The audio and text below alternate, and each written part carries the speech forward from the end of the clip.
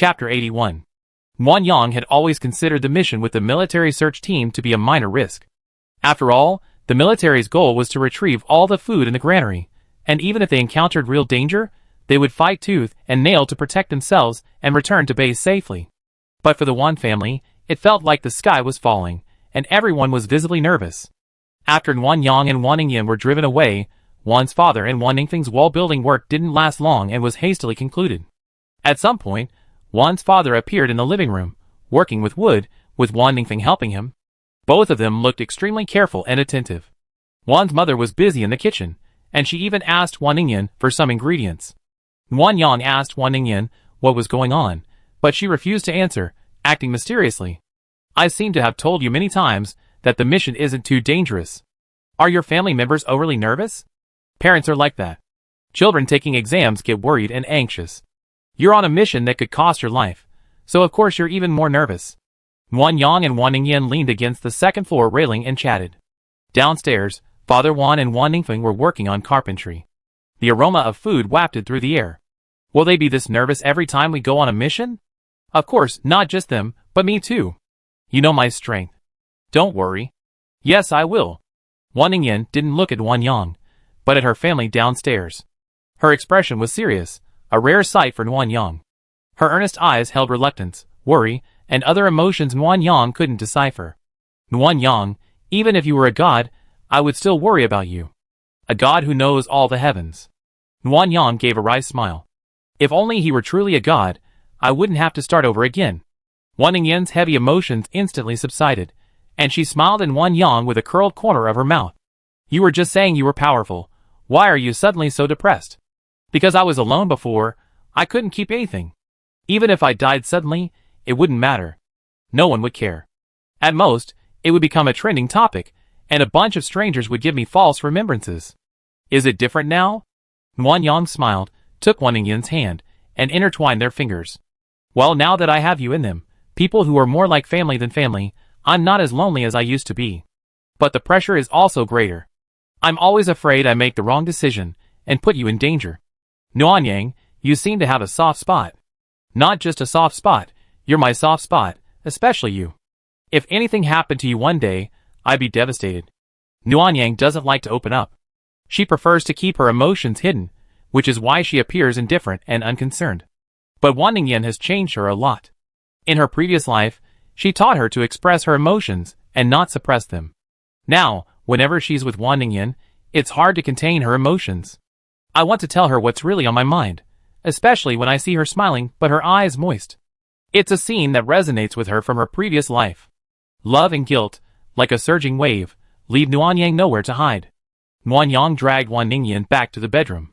As soon as the door closed, he pressed her against it, eagerly yet restrainedly kissing her, one after another, landing on her forehead, the corners of her eyes, the tip of her nose, and her lips.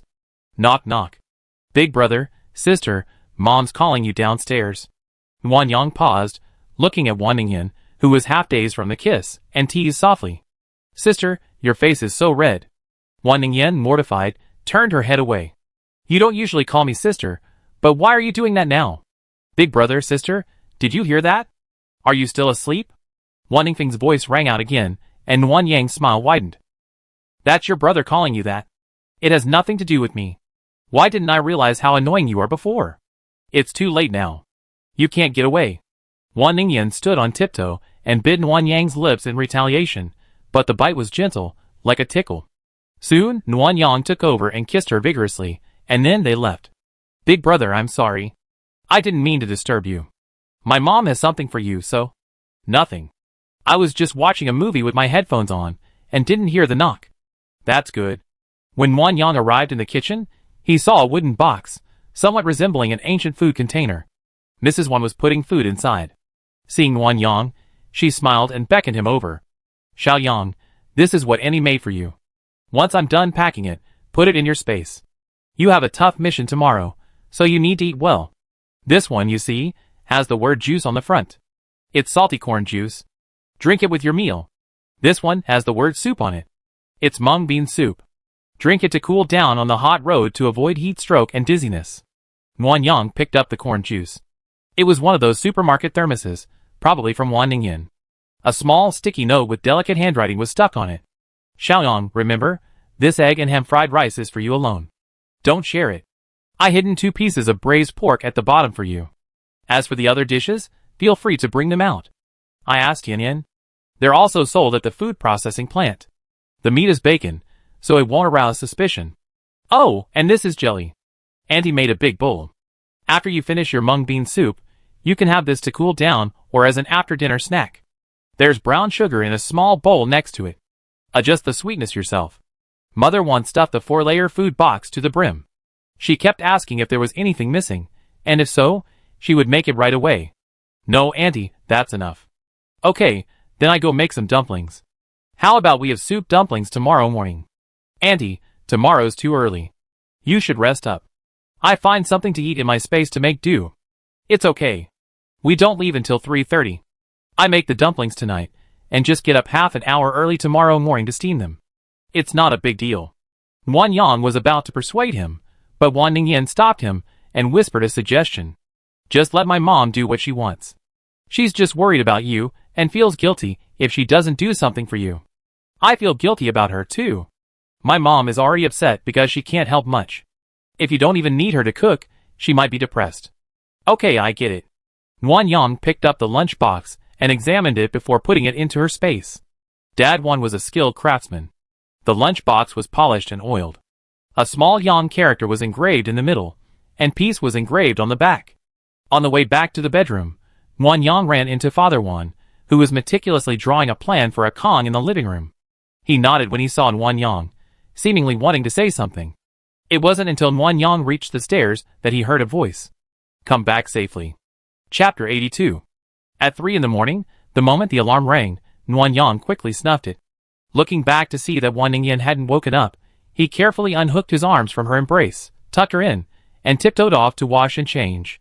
Wan Ningyan had been unusually clingy last night, kissing him repeatedly. Wan Yang, fearing he might overstep his bounds, feigned sleepiness. Even with his eyes closed, he could still feel her fingers carefully caressing his face and hear her words, I see you off tomorrow morning. Wan Yang didn't want Wan Ningyan to wake him up so early, so he secretly turned off her phone, leaving only a small alarm. Wan Yang changed into his combat uniform and tiptoed to the bedside. He touched Wan Ningyan's cheek with his index finger and whispered an apology. You're sleeping so soundly, I don't want to wake you. But please don't be angry with me. Wan Yang's only response was the sound of steady breathing, but that didn't stop him from feeling happy. He squinted his lips and gazed at the sleeping beauty for a long moment before reluctantly leaving. Before leaving, he carefully adjusted the curtains. At this hour, the sky was beginning to brighten, and Wan Yang didn't want the light that came in too early to disturb Wan Ningyan's sweet dreams. He quietly went downstairs and unexpectedly saw Father Wan in the living room, hunched over the table, carefully drawing something. Uncle, why are you up so early? Xiaoyang, you're up. I'm just old and don't get enough sleep. I might as well get up and draw. Don't worry about me. Jinyu made breakfast. Go eat some. Okay. He entered the kitchen, filled with smoke and the aroma of steamed buns. Mother Wan was making porridge. Seeing Wan Yang, she quickened her pace. Xiaoyang, let's have a light breakfast. I made millet porridge. It's too greasy, and I'm afraid it upset you and affect your mission. Sure, thank you for your trouble, Auntie. Why bother making a meal? Just sit outside. It be ready soon. Yes. Breakfast was a tray of steamed dumplings with millet porridge, a few dishes of pickled vegetables, and a peeled salted duck egg. Worried that Nanyang wasn't getting enough nutrition, Wan's mother also steamed a bowl of egg custard with a few drops of sesame oil. It was incredibly fragrant. Nanyang had only heard of and seen steamed egg custard, but had never tasted it. She wasn't particularly hungry, but she devoured her breakfast. Wan's mother sat quietly by, watching, occasionally adding more food to Nanyang's plate. The love and worry in her eyes practically overflowed. At 3:30, Chen Jun arrived promptly. Nanyang put on her tactical goggles and headed out with her AK. As she drove away, she could still see Wan's father and mother in the rearview mirror. They were standing by the road, watching her until their shadows grew smaller and smaller. Only then did Nanyang look away. They're very kind to you. If you didn't know better, you think they were your biological parents.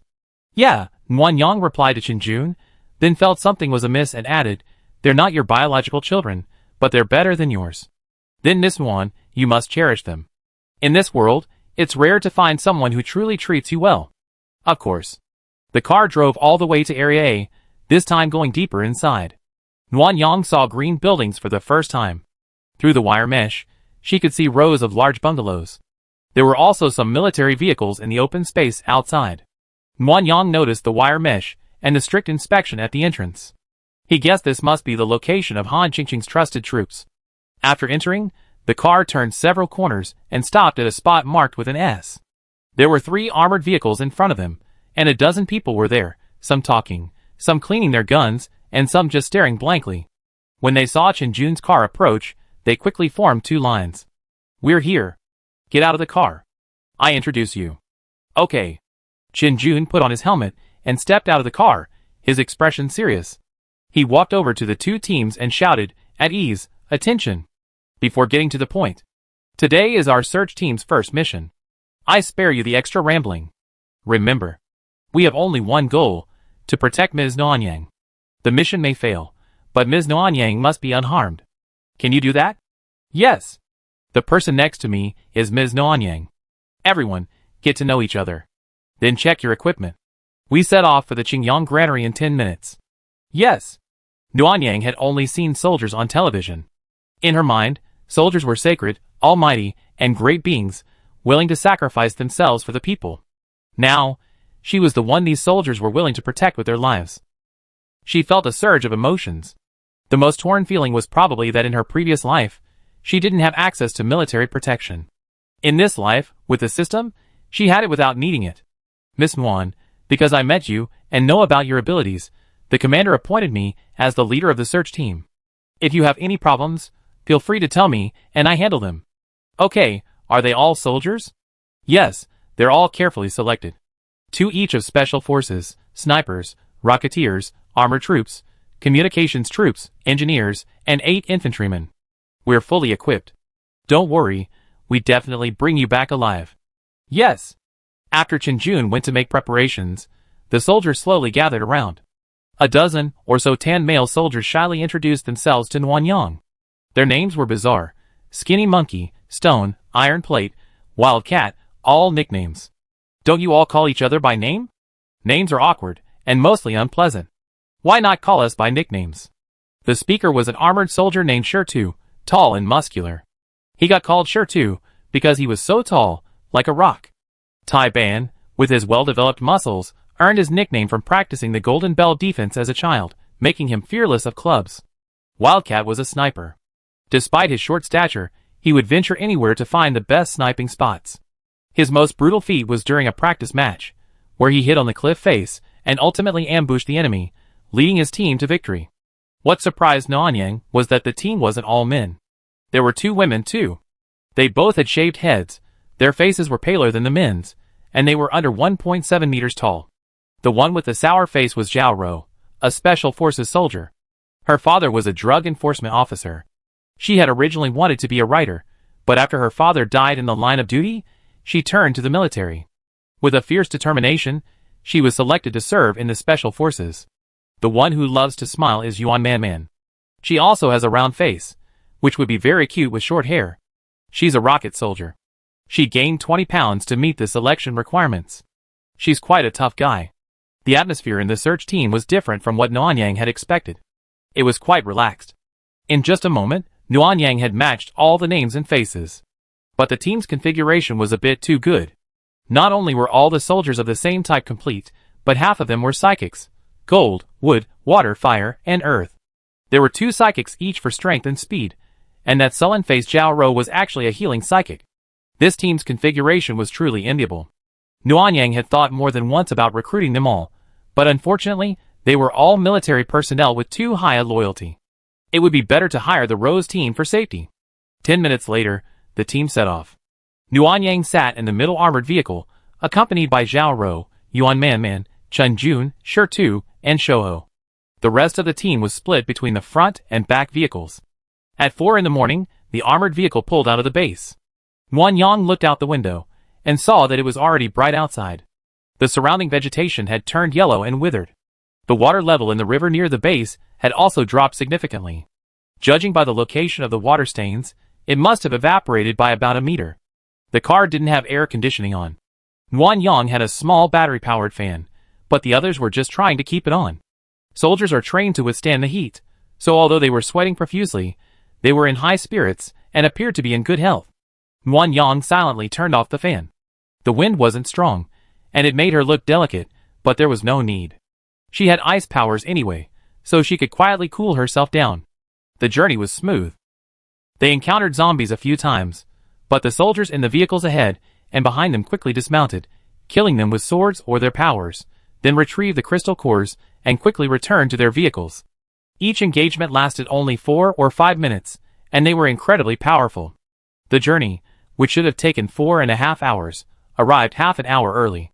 Nguyen Yang spotted a large sign in the distance, China National Grain and Oils Corporation Qingyang Branch Warehouse. Chapter 83. The granary's location was tricky. The road passed through an industrial area, then through the woods and over 2 mountains before reaching it. The granary covered nearly 500 mu, making it quite large among the granaries of 200 to 300 mu. The first thing that caught my eye was a row of large white dome tanks, with a large bungalow with black roofs and white walls behind them. The granary looked clean, with no signs of zombies. There were only some spots of dried blood on the ground. Nguyen Yang confirmed that the military had scouted the area beforehand. When the car stopped, only Skinny Monkey got out. Nguyen Yang looked curiously, and saw that Skinny Monkey had a gold-type ability, so his level was probably not high. It took a while for the iron lock to melt successfully. After signaling to the lead vehicle, 3 armored vehicles drove into the granary gate one after another. When Skinny Monkey returned to the car, he looked exhausted. Xiao Lu, can you tell me what level Skinny Monkey's ability is? Of course. Xiao Lu can see everyone's abilities and levels. Then help me take a look. 100 points per session. Host, are you confirming the payment? Nguyen Yang raised an eyebrow. If there weren't outsiders present, she'd have wanted to curse this idiotic system. Are you obsessed with money? You need points just to see an ability. We earn points in the mall too. Host, only 100 points is a steal. I tell you the ability levels of these people. Nguyen Yang took a deep breath and agreed. Ding. 100 points paid. Host, except for Zhao Rou, who has a level 2 healing ability, the rest of these people are all level 1.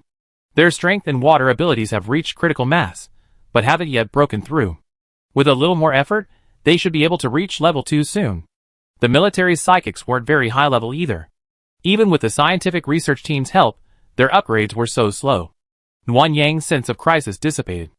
After all, he had level 7 ice and level 2 gold abilities, and Wan Ningyan was at the maximum level. It wouldn't be easy for them to catch up. The car stopped in front of a large cylindrical vat just inside the gate, with the word "wheat" written on it. Nguyen Yang had never seen a granary before, and it's fair to say that many people hadn't. National granaries are generally not open to the public. The few on-site interviews available online are only on specific open days, and photographs can only be taken and shared with permission. For this reason, Nguyen Yang's impression of granaries was that they resembled those in period dramas, large warehouses filled with bags of grain, moved when needed and left unused. In reality, modern granaries are quite advanced, with intelligent systems to assist with management. The large cylindrical vat Nguyen Yang was referring to is called a shallow circular silo. It utilizes intelligent management, including internal circulation temperature-controlled storage technology, intelligent silo ventilation, and intelligent controlled atmosphere storage to ensure food security. Miss Nguyen, there are 500 shallow round granaries, and 200 bungalow granaries here. It probably take 3 or 4 hours to harvest them all, which is very tiring. Why don't you have a meal and rest before you start working? It's so hot right now, Captain Chen, aren't you afraid the grain will spoil? Chen Jun smiled. It's okay. We've been here before, and turned on the granary's own photovoltaic power station. Now all the granaries have intelligent temperature control and ventilation, so the grain won't go bad. I just want to trouble you, Miss Nguyen, to check out the photovoltaic power station equipment after you harvest the grain. The base is running low on power, and it's really needed. Nguyen Yang agreed. She finally understood why Han Qincheng was so anxious. He was truly planning every step carefully. After getting off the car, the soldiers began setting up tents and preparing meals. Nguyen Yang had nothing to do, so she hid in the shade and watched them work. After all, they were a search team, so the rations they were given were pretty good. The staple food was rice, which was stewed in a pot. Another pot was used to stew vegetables, and the bottom of the pot was made of hot pot base. The water was added by the water-type mutant, the table was built by the earth-type mutant, and the firewood was lit by the fire-type mutant. In order to save supplies, the mutants were turned into cooks. Yuan Man was the stew chef. Besides some dried vegetables, mushrooms, and vermicelli noodles, she also chopped up a can of luncheon meat. Nuan Yang saw Chen Jun say something to her. Yuan Man glanced at her, then took out a bag of ham and cut it up and put it in. About 20 minutes later, Chen Jun came to call Nuan Yang for dinner. It was actually just a bowl of rice and a pot of stew. Even more embarrassing, everyone was squatting or sitting in the greenhouse, munching on compressed biscuits. This meal was actually made just for Nuan Yang. Captain Chen, aren't you going to eat? It's for you. We have biscuits and mineral water.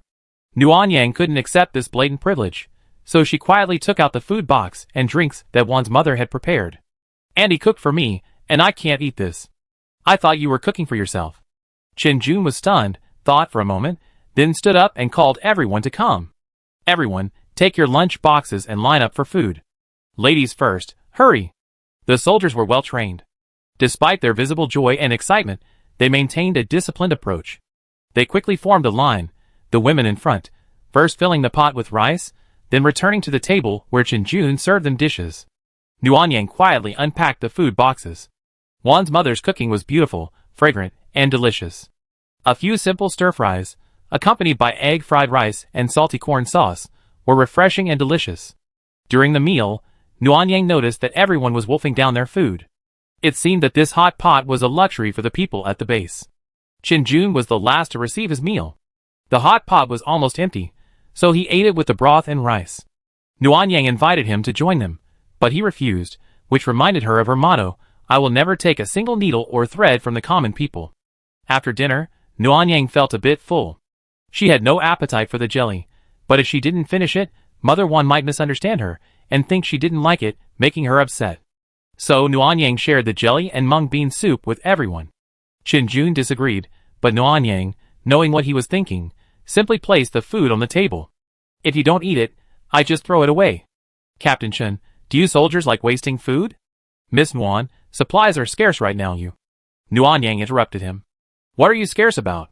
This huge granary will be enough to feed the base for years after we move it. And with such a demanding workload, it's good to have some jelly to cool down. Otherwise, what if you get a heat stroke? It delayed the mission. Under Nuan Yang's persuasion and the expectant looks from everyone, Chen Jun nodded. While everyone was eating the jelly, Nuan Yang took a stroll around the area to digest her food. Unexpectedly, Yuan Man came to see her, much to her surprise. Thank you for the jelly. I'm from Sichuan, and I haven't had it in ages. I'm so happy. You're welcome. I'm glad you like it. Yuan Man had a sweet smile and a good personality, making it hard to associate her with the rocket force. Nuan Yang chatted with her about Sichuan. Although they gathered and began work after just a few minutes, he learned a few things. For example, Han Qingcheng gave all the soldiers close to home equipment and supplies, asking them to bring their families to the base. This was also why Chen Jun was able to rescue his daughter. Those from further away had their locations reported by phone. No one at Yuan Man's home answered the phone, suggesting they were likely in danger. However, she was optimistic, believing that as long as there was no news, there was still hope for their survival. Chen Jun gave the team 5 minutes to pack up, then took Nuan Yang alone to the base of a shallow, round warehouse. Normal retrieval involves parking a large truck underneath and opening the top to pour the food out. The process is a bit slow, so I have everyone go to each warehouse and open the exits beforehand. We can just collect the food directly when the time comes. It'd be more efficient. What do you think, Miss Nuan? There are 500 shallow circular warehouses. Relying on manpower would take too long. Besides, some places still have bloodstains, while others appear to be bloodless. Perhaps zombies have walked through, carrying residual viruses. Direct contact with the food could contaminate it. Chen Jun's serious expression deepened. Clearly, this was something the military hadn't considered. Don't worry. I see if we can collect it directly. Collect directly? Chen Jun was incredulous.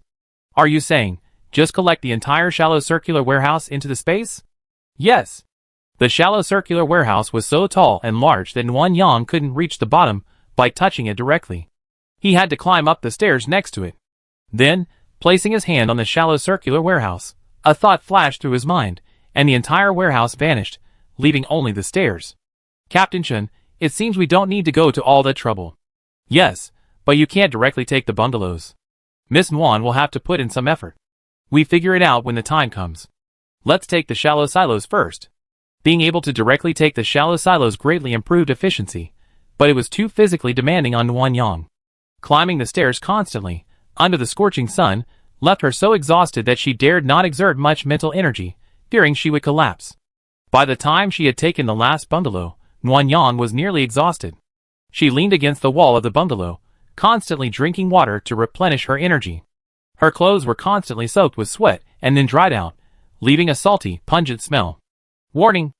Zombie wave incoming. A red line suddenly appeared in her tactical scope. Nguyen Yang abruptly stood up and looked ahead. The scope showed a dense mass of red dots approaching in the distance. Captain, zombies are coming. In the distance, Wildcat, with his gun mounted on a ladder, gestured repeatedly to everyone. Shirtu noticed and reported the situation.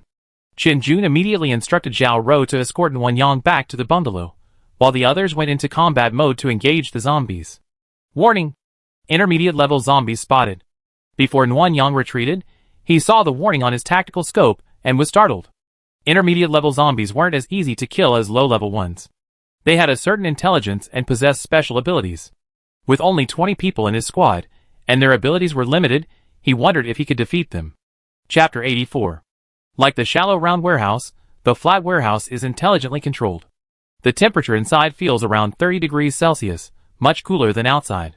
This is a boon for Nguyen Yang, as she no longer needs to use her powers to cool herself down. After resting for a while, she followed Zhao Rou's lead and found a vent to observe the situation outside. The zombie wave wasn't large.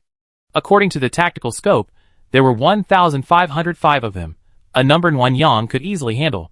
However, Nguyen Yang was a level 7 ice type, and those level 1 abilities in the team couldn't even create an ice spear formation.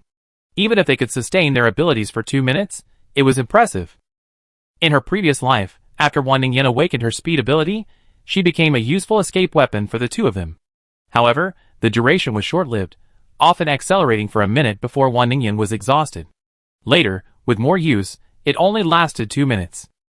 Thinking of this, Nguyen Yang worried for Chen Jun and the others. She secretly glanced at Zhao Rou, who was below her. Seeing her staring intently outside, she began to plan how to secretly help. The medium-sized zombie was enormous, as tall as a 3-story building. Nguyen Yang could clearly see its shape from a distance. Chen Jun and his men tried to blow the giant zombie's head off with their guns, but to no avail, leaving only bullet holes. Most terrifyingly, Nguyen Yang saw the bullet holes in the zombie's face slowly healing. A giant zombie with self-healing abilities. This was a tricky situation. Nguyen Yang began to consider whether to rescue the people later. Although they were all military personnel, she couldn't just stand by and watch them die, not to mention her desire to recruit a squad. After a minute of deliberation, the somewhat disorganized squad had found a way to annihilate the zombie horde.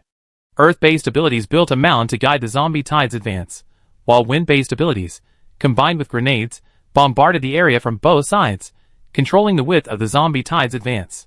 As the zombie horde swarmed from the center, Yuan Man and a male soldier named Zhu Gan, each carrying an RPG, instantly killed most of the zombies with 2 rounds. Nguyen Yang checked the data from the tactical scope. There were only 16 zombies left. That medium-sized zombie. Strange. Its body had clearly been blown in half, so why did the tactical scope show it was still alive? Could it be healing? Centering the view, Nguyen Yang saw that the zombie with a massive hole in its stomach was healing at an extremely fast rate. Within half a minute, the giant zombie stood up again, its dark green eyes filled with anger. It roared and began to run towards Chen Jun's team. Host, here's a mission. Mission? Xiao Lu, you're not asking me to kill this medium-sized zombie, are you? Wow. Host, you're so clever. Ding. New mission. Kill a medium-sized zombie within 24 hours. Accept it? No, I don't want to expose my abilities yet. Nguyen Yang felt the search team was quite strong, and it didn't seem necessary for him to expose his abilities directly to rescue them. Even if he couldn't defeat them, he could still escape. It would be better to keep his abilities hidden. Huh? This? Nguyen Yang heard a crackling sound coming from the system, and then Xiao Lu appeared again. Host, assisting others in a successful kill counts as completing the mission. Do you want to try? Assisting counts? Are you sure? Yes. I just checked the manual, it works. Got it.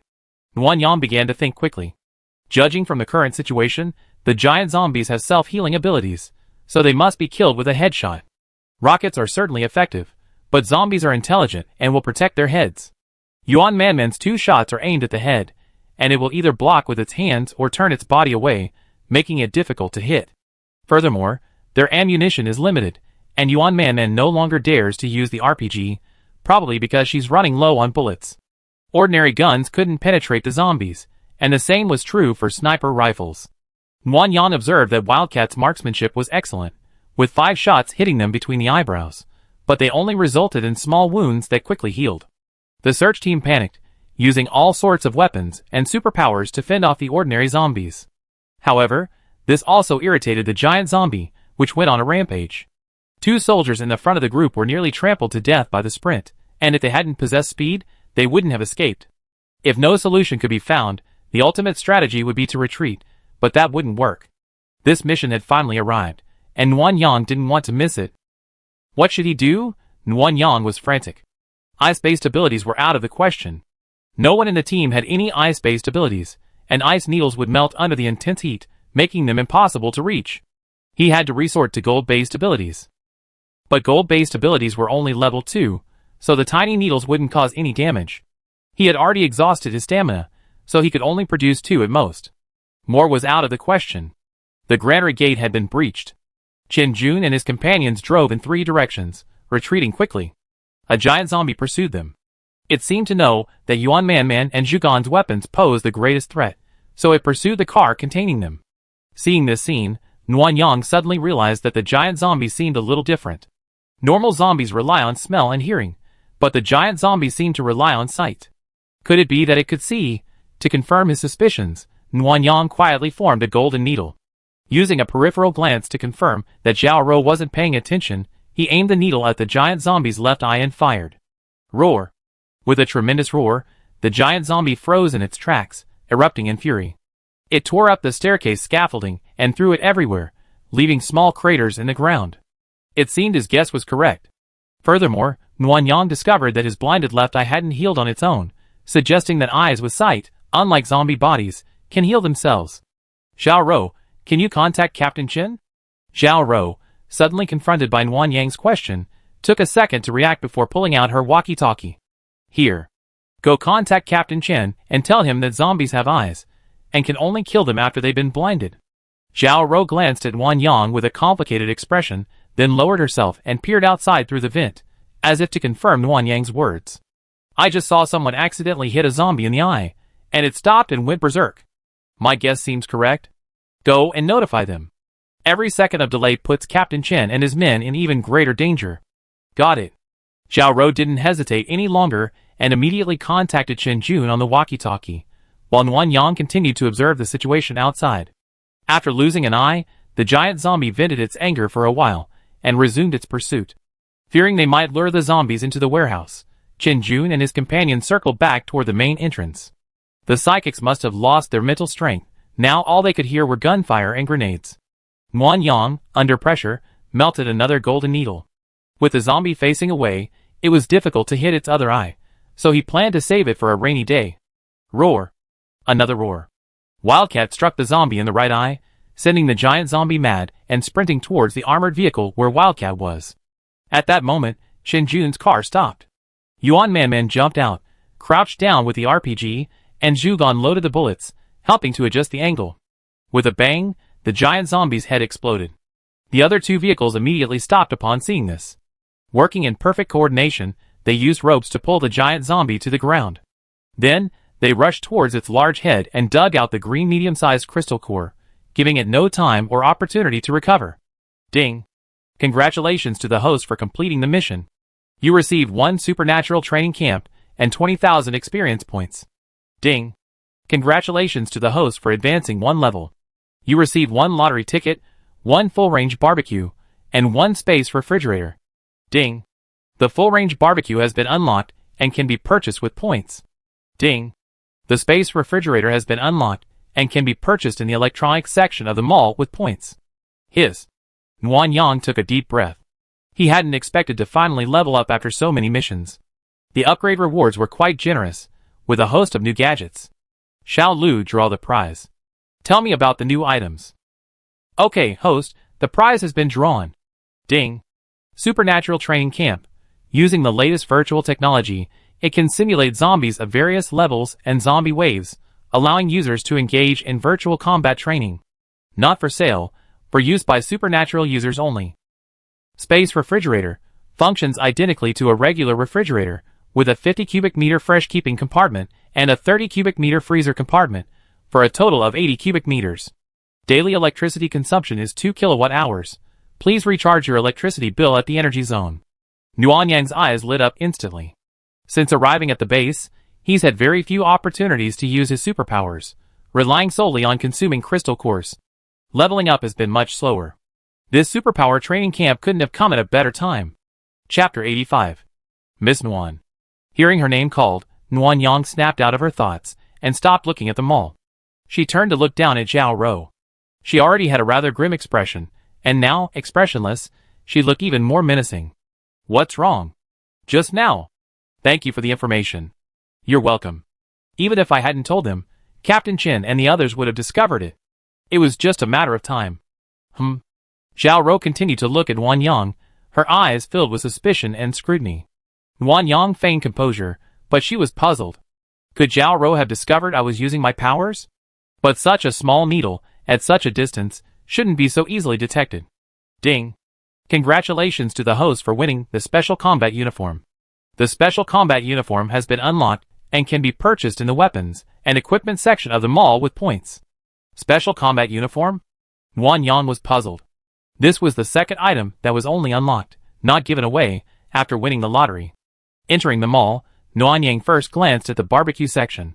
Like the hot pot section, it offered a la carte options, or you could purchase a grill pan and then choose to self-serve.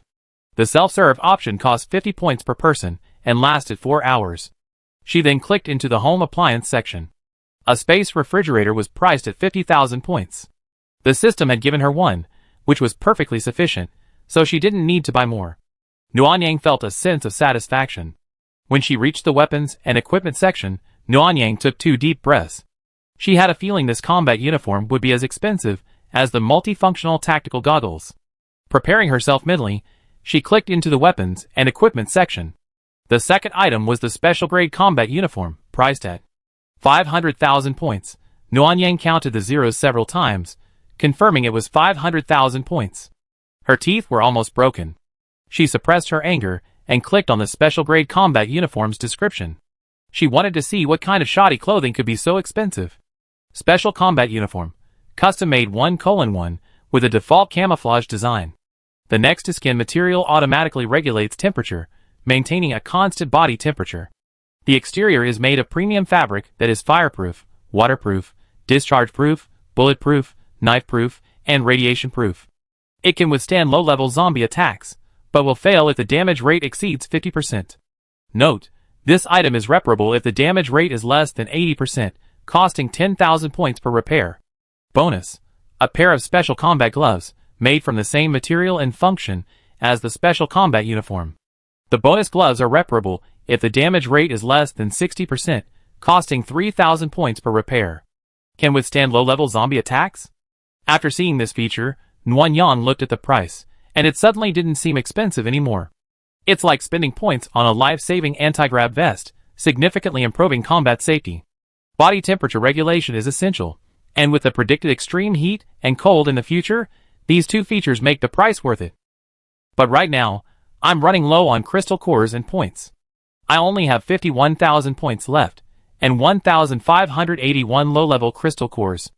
Even with a 30% off coupon, I can't even afford a set of special-grade combat uniforms, let alone one I want for Wan Ningyan. On top of that, Nuanyang needs to consume 5 crystal cores daily to boost his abilities, which is simply not enough. When I don't have any missions, I go kill some zombies and earn some crystal cores. Nuanyang was mentally calculating how to kill more zombies, when he heard footsteps, and Zhao Rou approached. Officer Zhao, is there something wrong? I'm a little curious. How could you see a zombie shot in the eye from such a distance? Your vision is incredible. So that's what he was curious about. Nguyen Yang breathed a sigh of relief, tapping his tactical goggles with his index finger. I need this to see clearly. With astigmatism, I'd be blind without it. Zhao Rou leaned forward slightly, carefully examining Nguyen Yang's tactical scope, taking a long moment before stepping back. Can you lend me your goggles? Nguyen Yang was startled. Were the military so perceptive? They spotted something wrong with their tactical scope right away. Miss Nguyen Yang. Skinny Monkey pushed the door open, a smile plastered across his sweaty face.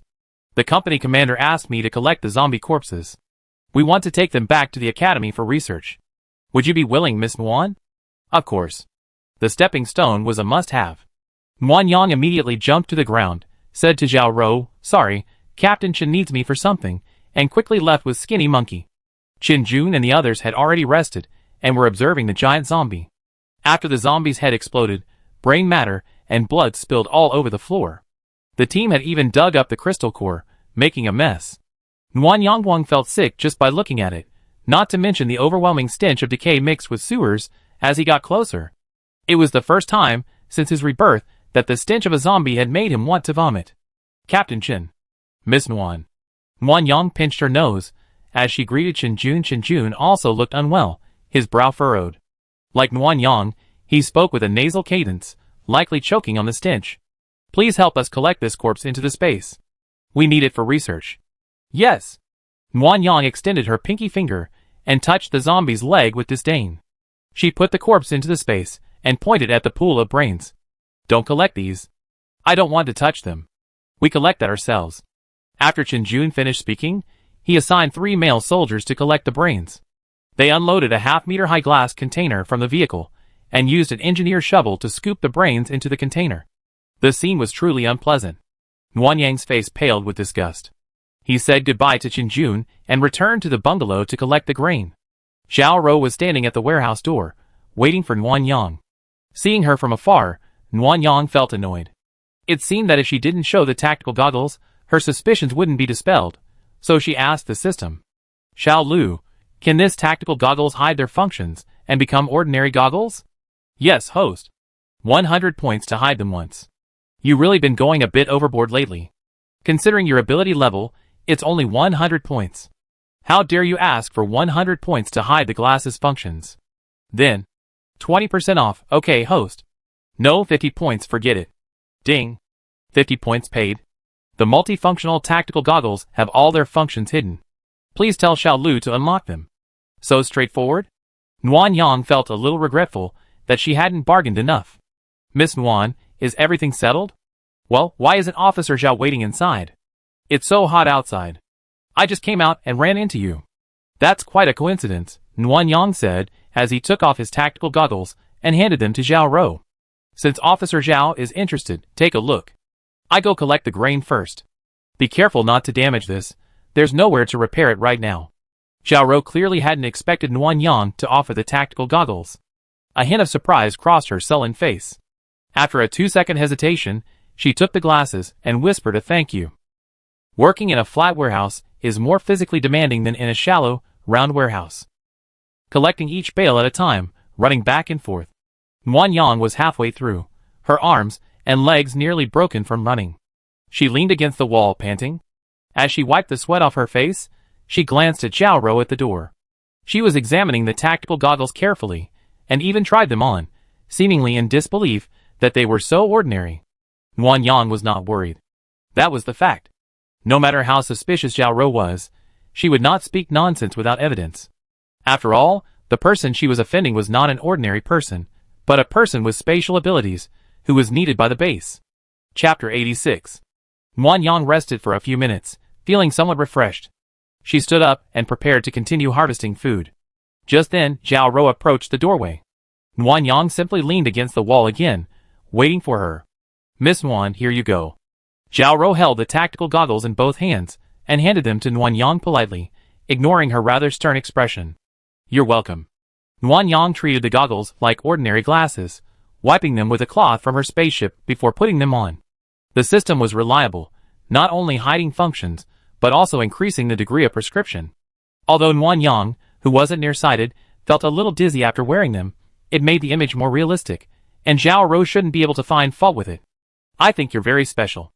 Nguyen Yang didn't understand what Zhao Rou was talking about, and looked at her in confusion.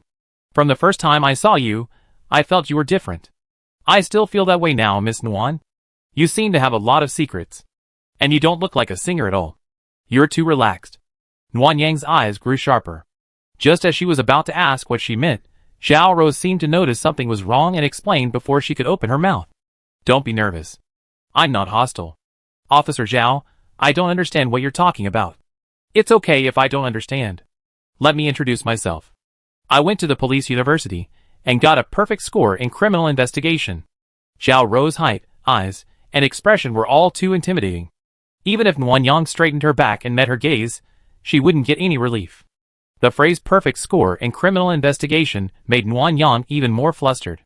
She didn't know if Zhao Rou had truly discovered something or was deliberately tricking her. Outside, there were noisy footsteps approaching. It must be Chen Jun and his men. Zhao Rou heard them and lowered her voice.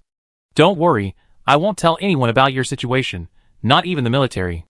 Then what's your purpose in saying all this? It's not the right time yet. I tell you when the time comes, Zhao Rou said, turning to leave. Chen Jun and his men just happened to come in. Nguyen Yang calmed down and discussed with Chen Jun how to improve grain harvesting efficiency. This is much more troublesome than the shallow round warehouse. You have to run back and forth and climb so many stairs. Running a few hundred times would be too much for anyone. How about we all take turns carrying you?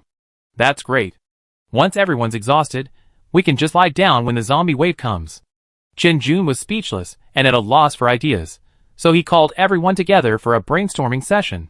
A group of soldiers wouldn't normally have such a mission. They suggested several unreliable methods, but they all seemed unreliable. Finally, Zhao Rou came up with a feasible and labor-saving method. Miss Nguyen's space has an office chair? If so, you can sit there, and we take turns pushing you. The chair has wheels, so it won't be strenuous, and it'd be faster than running back and forth on your own. After hearing this, Nguyen Yang felt like an idiot. She had forgotten she had her own space while trying to figure out a solution. Even without an office chair, a cart, wheelchair, large suitcase, or even a bicycle or electric scooter would work. Afterwards, Nguyen Yang found a comfortable-looking office chair in her space.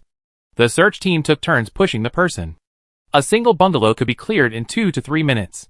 Even at this rate, it took nearly 8 hours to clear all the warehouses. Nguyen Yang stretched her arms out until they could barely lift them. Finally, after clearing the food power station, she slumped in the car, exhausted.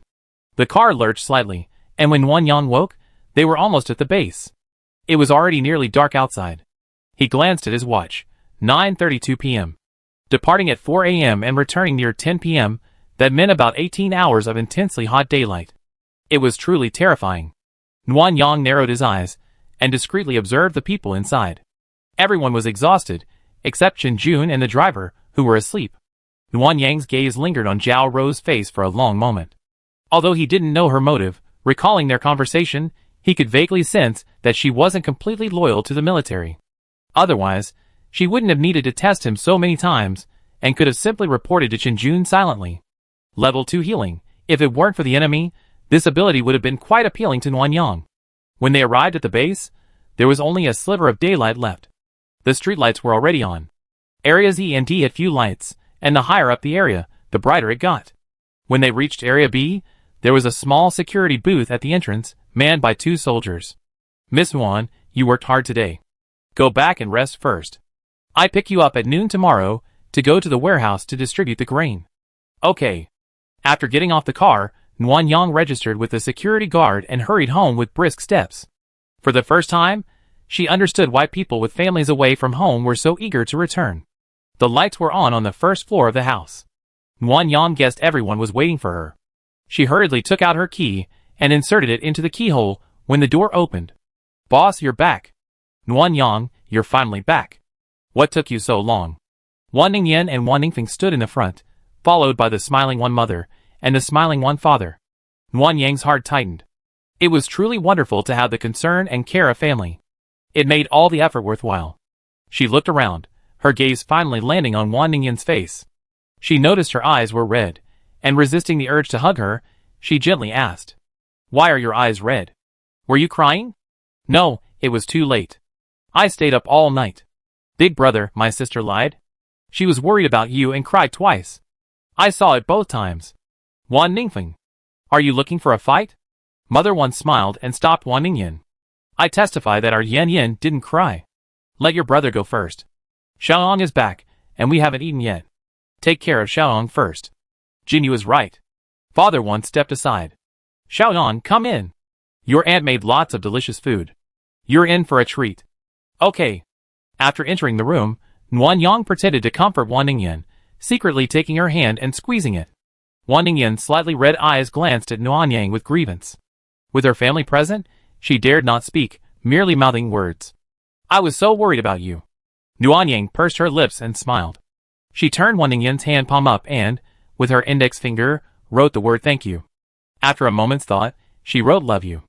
I love you too. Nuan Yang, reading the lip language, couldn't help but grin broadly, holding Wan Ningyan's hand even tighter. Xiaoyong, come, have some soup first. Mother Wan brought a bowl of golden brown chicken soup and a chicken drumstick. Thank you, Auntie. Why are you being so polite? Hurry and eat. Mother Wan cooked a variety of dishes. Besides the chicken soup, there were stir-fried pork liver, shredded pork with Beijing sauce, cola chicken wings, mapo tofu, and mashed baby bok choy with garlic. She also made lemon boneless chicken feet and cold noodles, which she refrigerated for Nuan Yang to enjoy to cool off. By the way, Auntie, speaking of refrigerators, I have a new one. Let me show you.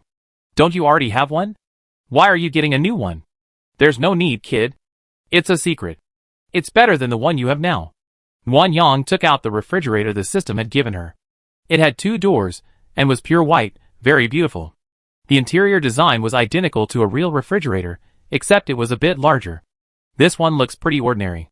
Mom, it's different, Wan Ningfeng said, pointing to the back of the refrigerator. Look, it's just like an air conditioner. There's no wiring at all, but it works. Indeed, Xiaoyong, what's the difference between this and a regular refrigerator? Auntie, move the things in the refrigerator in and let me see. Hearing this, Mother Wan took a bottle of milk and carefully placed it in the storage box on the side door of the refrigerator. The bottle of milk kept getting smaller and smaller, until it was the size of a fingernail.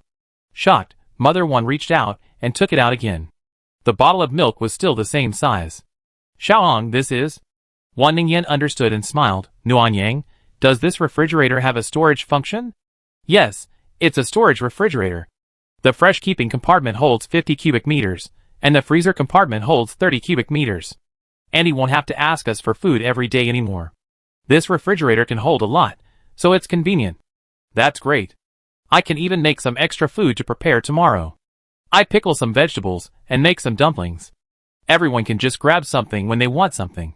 It's much easier. Mom, then you should research it carefully. Write down the ingredients you want, and we give them to you tomorrow.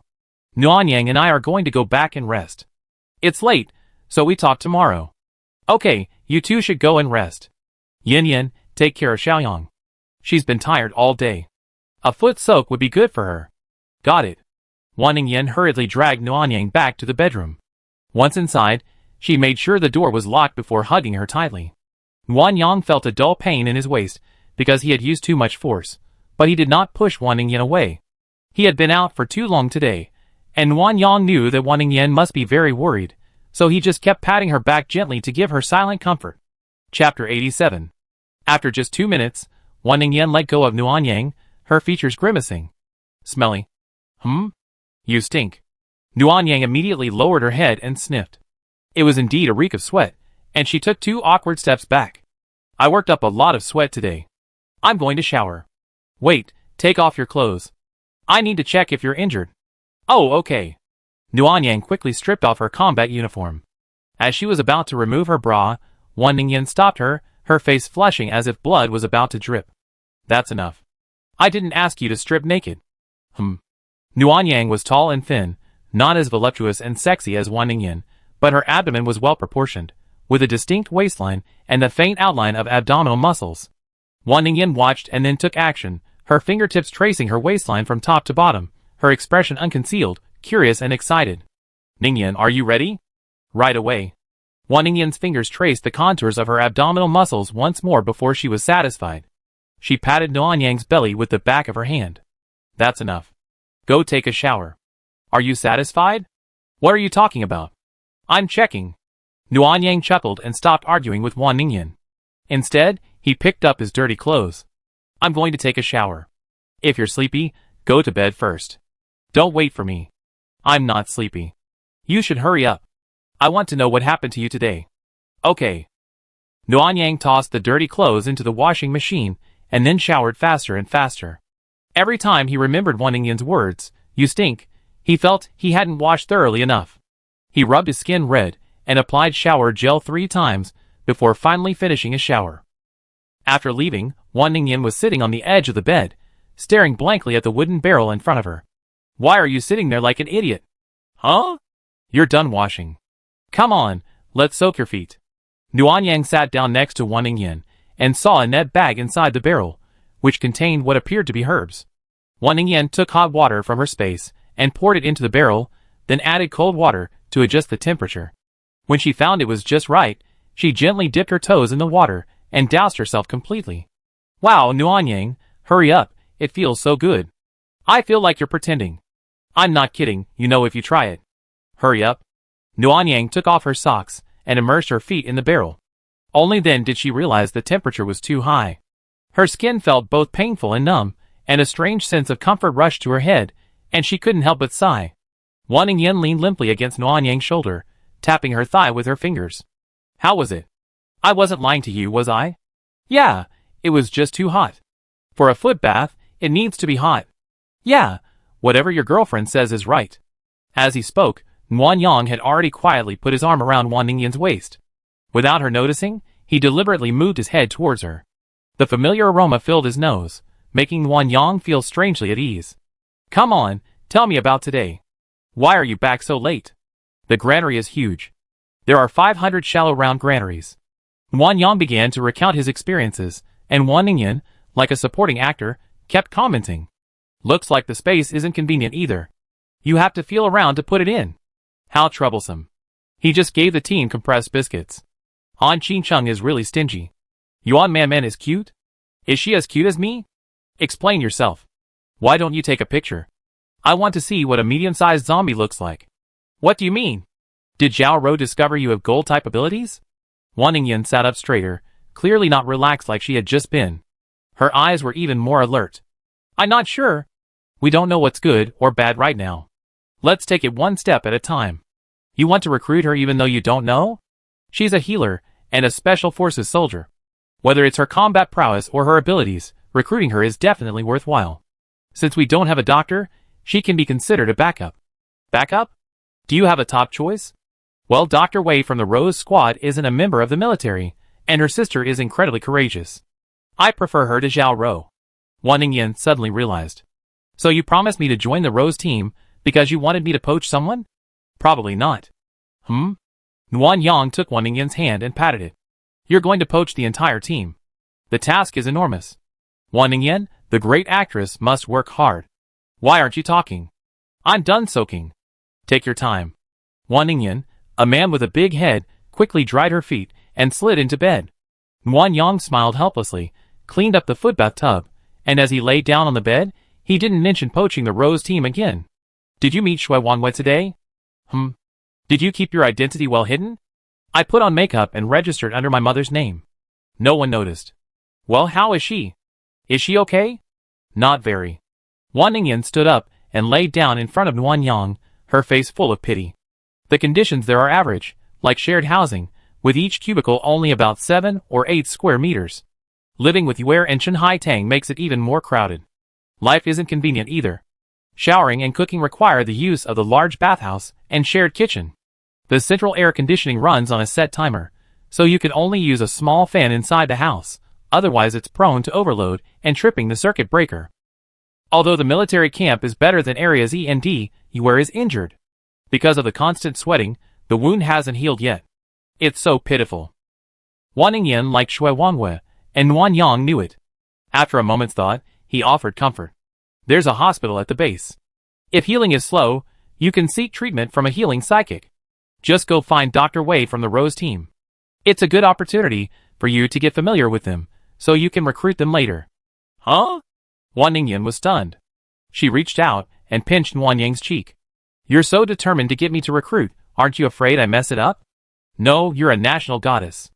Almost everyone in the country knows you. It would be a shame not to use your fame to recruit people.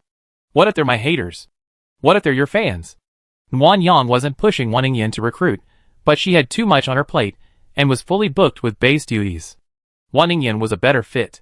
She also wanted to join the Rose team, where she could spend more time with them and recruit them more easily. Wan Ningyan bit her lower lip in thought. After a long pause, she expressed her thoughts. I want to join the team first, then take you to see Dr. Wei. I have a little excuse to start a conversation, and besides, just tell me if you have something to say. Don't you trust me? I'm saying, if the Rose team really recruits us, can we take you with us? Qin Jun and the others are good to you, but she's so young, orphaned, so pitiful. At least she'd be more comfortable with us. Just because you feel sorry for her? And a little selfish. Tell me.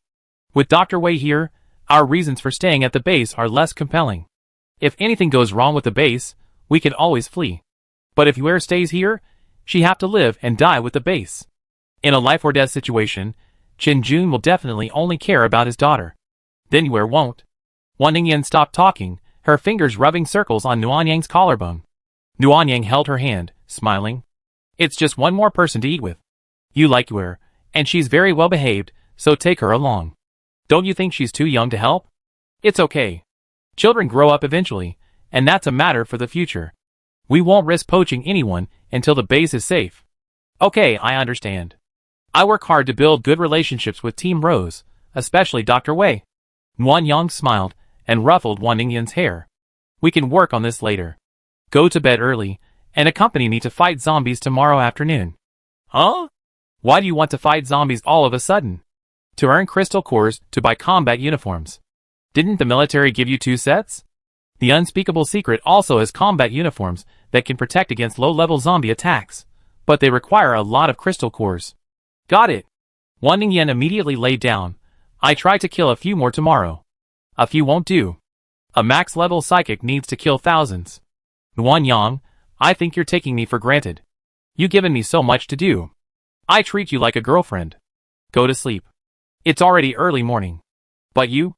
Well? Nguyen Yang silenced her mumbling lips and kissed her twice before releasing her. When Wan Ningyan tried to speak, she continued kissing her. After 5 or 6 kisses, Wan Ningyan finally calmed down, hummed, closed her eyes, and fell asleep. Chapter 88. At 9:30 in the morning, Nguyen Yang woke up hungry. Seeing Wan Ningyan still asleep, he quietly got up, washed up, and went straight downstairs. Mother Wan was in the living room, fiddling with a round, flat tool that Nguyen Yang had seen at street vendors. It was used to make pancakes and omelets. Annie, what are you doing? Xiaoan, wake up. Are you hungry? Auntie will make you some soft omelets. Auntie, you know how to do that? Mother Wan skillfully rolled out the dough and beat the eggs, smiling as she explained to Nguyen Yang. How could I? I just figured it out this morning.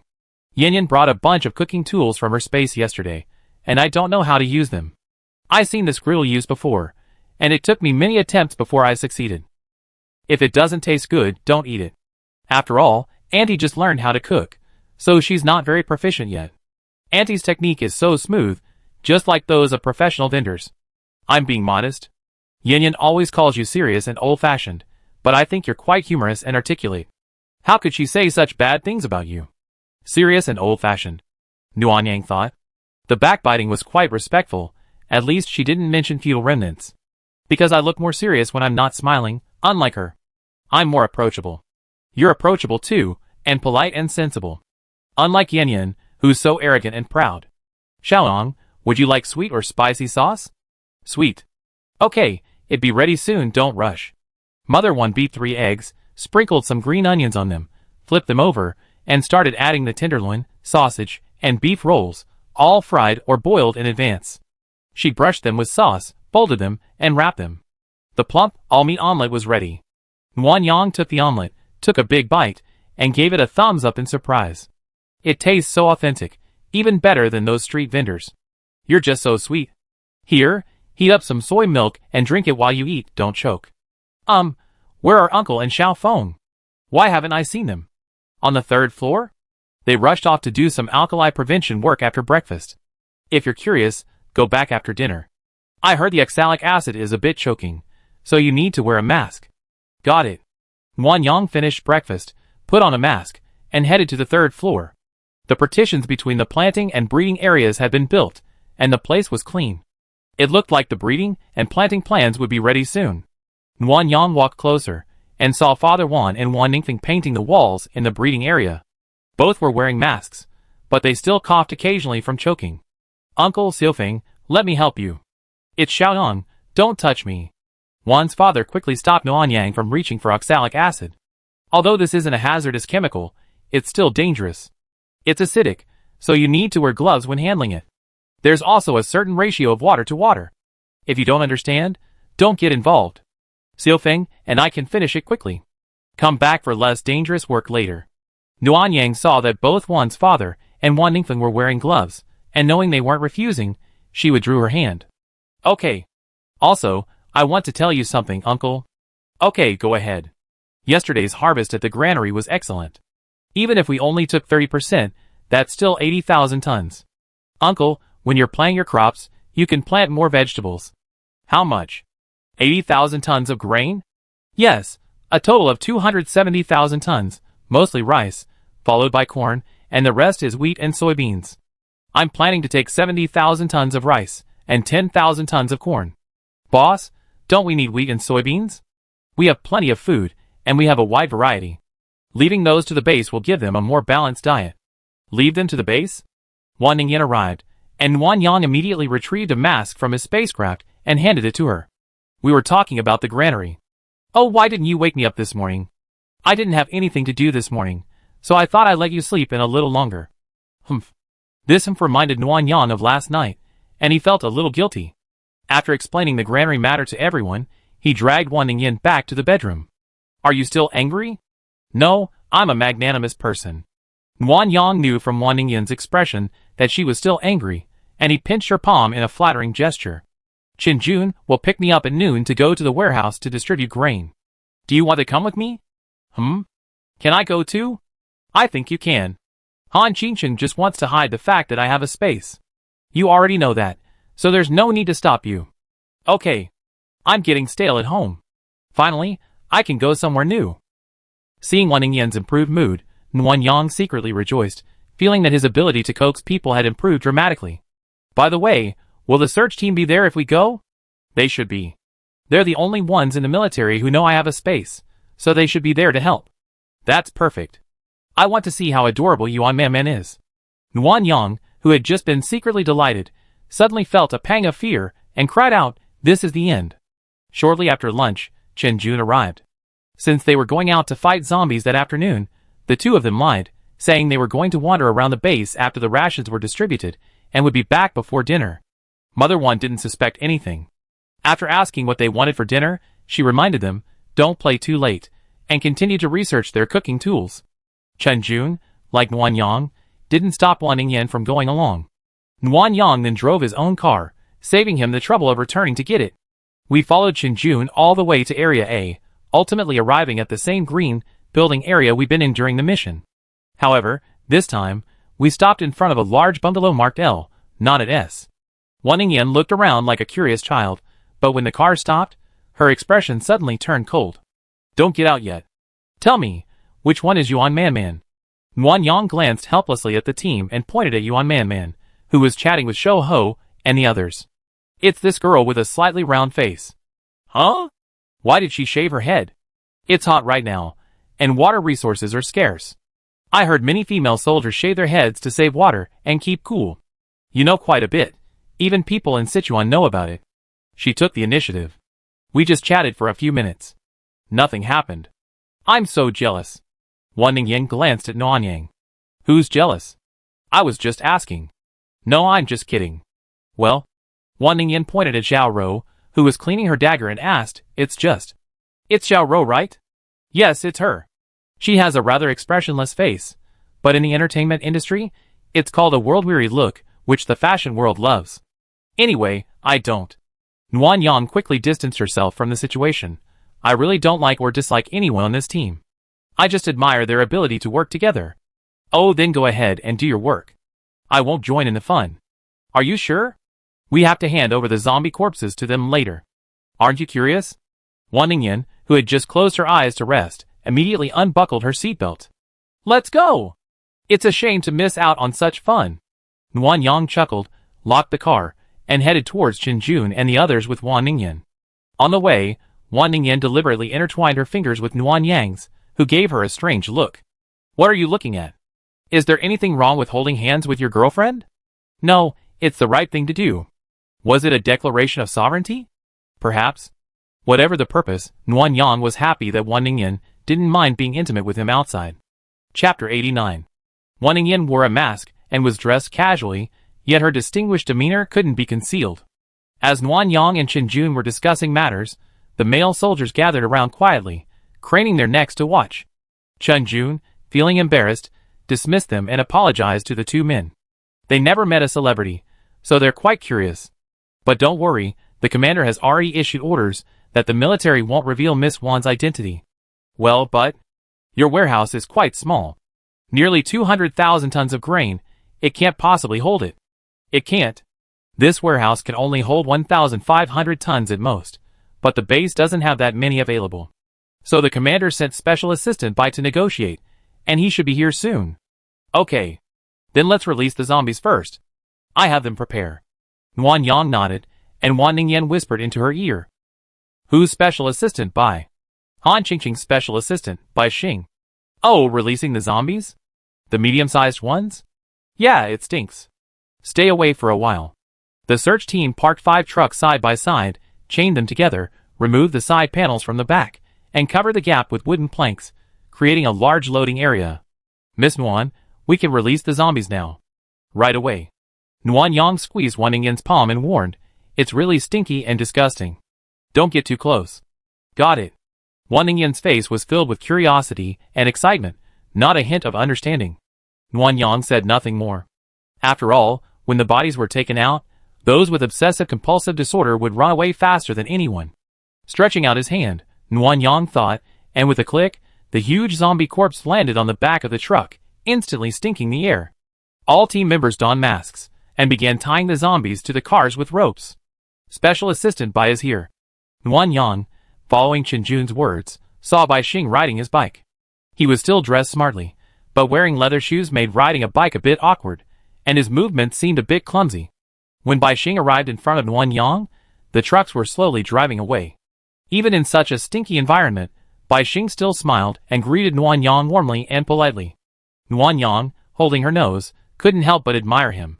What kind of cooperation is Special Assistant Bai here to discuss? Miss Nuan, I'm acting as the team leader to discuss the possibility of borrowing space for storage. The base is large, but as you know, with over 10,000 people, various facilities, and infrastructure, there's no more room or materials for large warehouses. So, I'd like to ask if you'd be willing to lend some of the space to the base. Of course. My abilities have upgraded, and the space is now 2 or 3 times larger. Lending you some of it won't hinder future missions, but it can't be free. Of course. You receive a 50% increase on the grain harvested this time, and all future supplies as space rental fees. As for the duration of use, we take 1,000 tons per month. After 15 years, the rental fees will be over.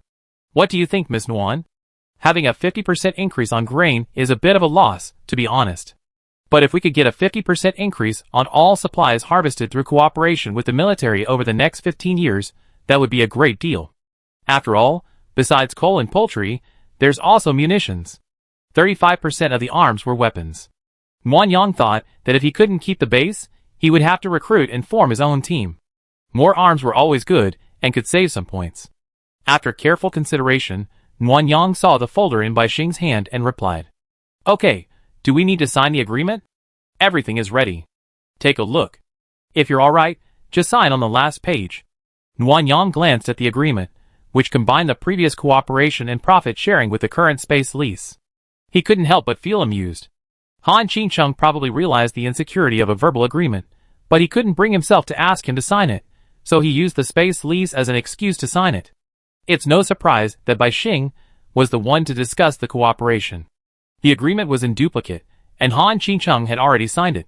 After Nuan Yang finished signing, he placed his copy in the space, and then went to the warehouse to retrieve the 1,000-ton grain silo. The grain was selected by Baixing: 500 tons of rice, 300 tons of corn, 100 tons of soybeans, and 100 tons of wheat, plus equipment for a small photovoltaic power station. Excuse me, Miss Nguyen.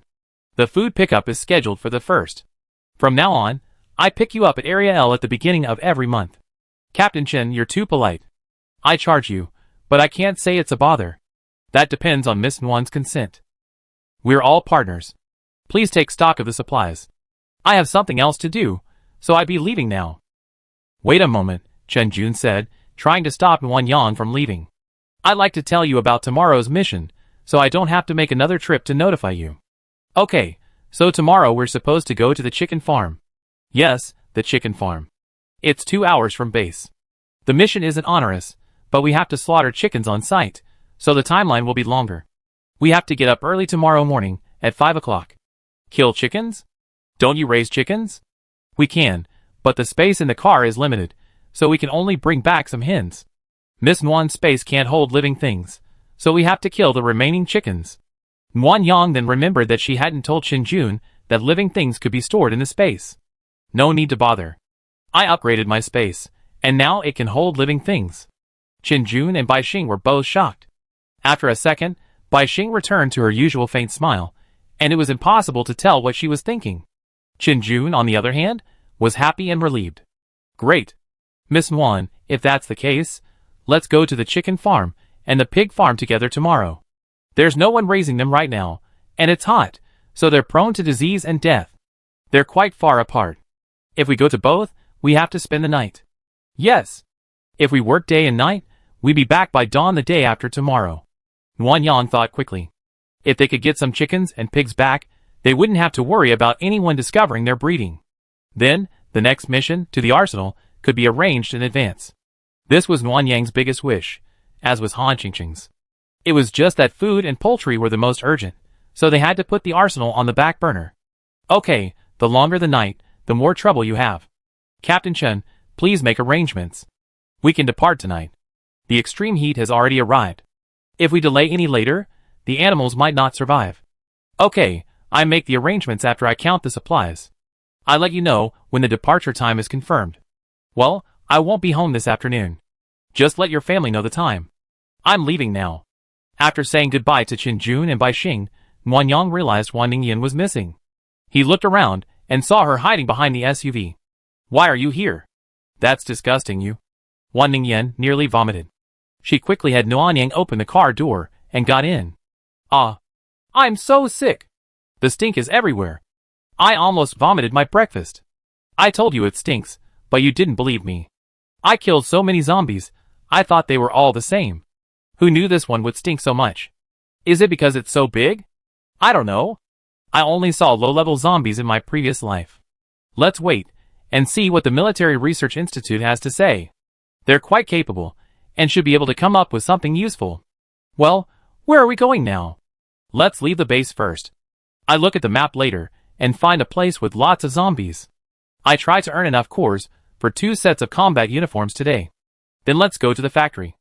A large factory can have hundreds or even thousands of employees, so there must be a lot of zombies. I was thinking of going to school, but now I think a factory seems more suitable. Besides, those factories are usually concentrated in the suburbs of cities. They have spacious areas, unlike the crowded buildings in the city. So what are we waiting for? Go, go! Go! Let me find you something to do first. Nguyen Yang handed the contract to Wan Ningyan and said, you can take a look at it on the way. I just glanced at it briefly, so I don't know if Han Qingqing is setting me up. Okay, leave it to me. You can drive. Chapter 90. After leaving the base, Nguyen Yang drove away and turned on stealth mode. He then discussed with Wan Ningyan and ultimately chose an industrial zone at the border of provinces N and B. The reasons were twofold. First, it was far from Province Z, a 2-hour flight away, and safe. Second, it was close to Sichuan and Chongqing, where there were many rabbit farms. After killing the zombies, they could try their luck at a nearby rabbit farm. On the way, Wan Ningyan carefully reviewed the agreement and discovered a problem. It's a 15-year lease, but the military can choose to end it early. That means they can terminate it at any time after they build the warehouse. Given Han Qingqing's style, if conditions weren't prohibitive, he'd rather let the grain rot than leave it with me. With the grain in our hands, he's essentially being controlled. I understand his reluctance, but I'm curious. The weather will make planting difficult, and storage even more challenging. For survival, the grain should be placed in your space. Why do you insist on taking it back? Didn't I already agree to let my parents be hostages? What else is there to worry about? I think there are 2 reasons. One is that they're worried that we have enough supplies, and take our own and leave the base, leaving them without the ability to preserve it themselves. There are so many supplies, but I'm different, which is like making a wedding dress for me. Secondly, I suspect I'm hiding something. Hidden? Hiding what? Strength. What you just said reminds me of Zhao Rou. Perhaps Zhao Rou was sent by Han Qingcheng to test me, thinking I'm hiding something. Yuan Manman told me before that when the zombie outbreak occurred, Han Qingcheng gave all soldiers the opportunity to return home to retrieve their families, but only those close to home could go. Those further away were only given the base's location by phone. Even soldiers couldn't guarantee they could retrieve their families over long distances, yet we 2 women were able to find our families and arrive safely at the base. Although you didn't reveal your home's location, if you consider the timing, you see something's wrong. I was negligent. Wan Ningyan slapped the contract in frustration. I'm so tired. All this scheming and hiding things all the time. I'm tired too. Once we find Dr. Wei, we just run. If the military behaves, let's wait until the extreme cold ends. First, I want to find out if there are any natural disasters. Second, elderly people can't handle this extreme heat and cold. Don't let your parents suffer in this awful weather. Third, you might not be able to recruit the Rose Squad. Even if you can, we need time to see if they're trustworthy. You don't object? I thought you advocate for the military to stay permanently at the base if there's no problem. My thoughts change as things develop. Besides, I agree with you. All I want is to live happily with you. Is that a confession? Nguyen Yang smiled, switching the mode to autopilot, then took Wan Ningyan's left hand, looking incredibly serious. It's a confession, Ningyan. I want to be with you forever, ideally in the next life, and the next forever. Wan Ningyan bit her lower lip, her eyes slightly red, but a look of worry hung on her face. Nguyen Yang, although I'm happy, but... Aren't you afraid of heights? We're flying so high, aren't you afraid? Huh? Nguyen Yang glanced at the screen hastily. The altitude had reached 1,000 meters.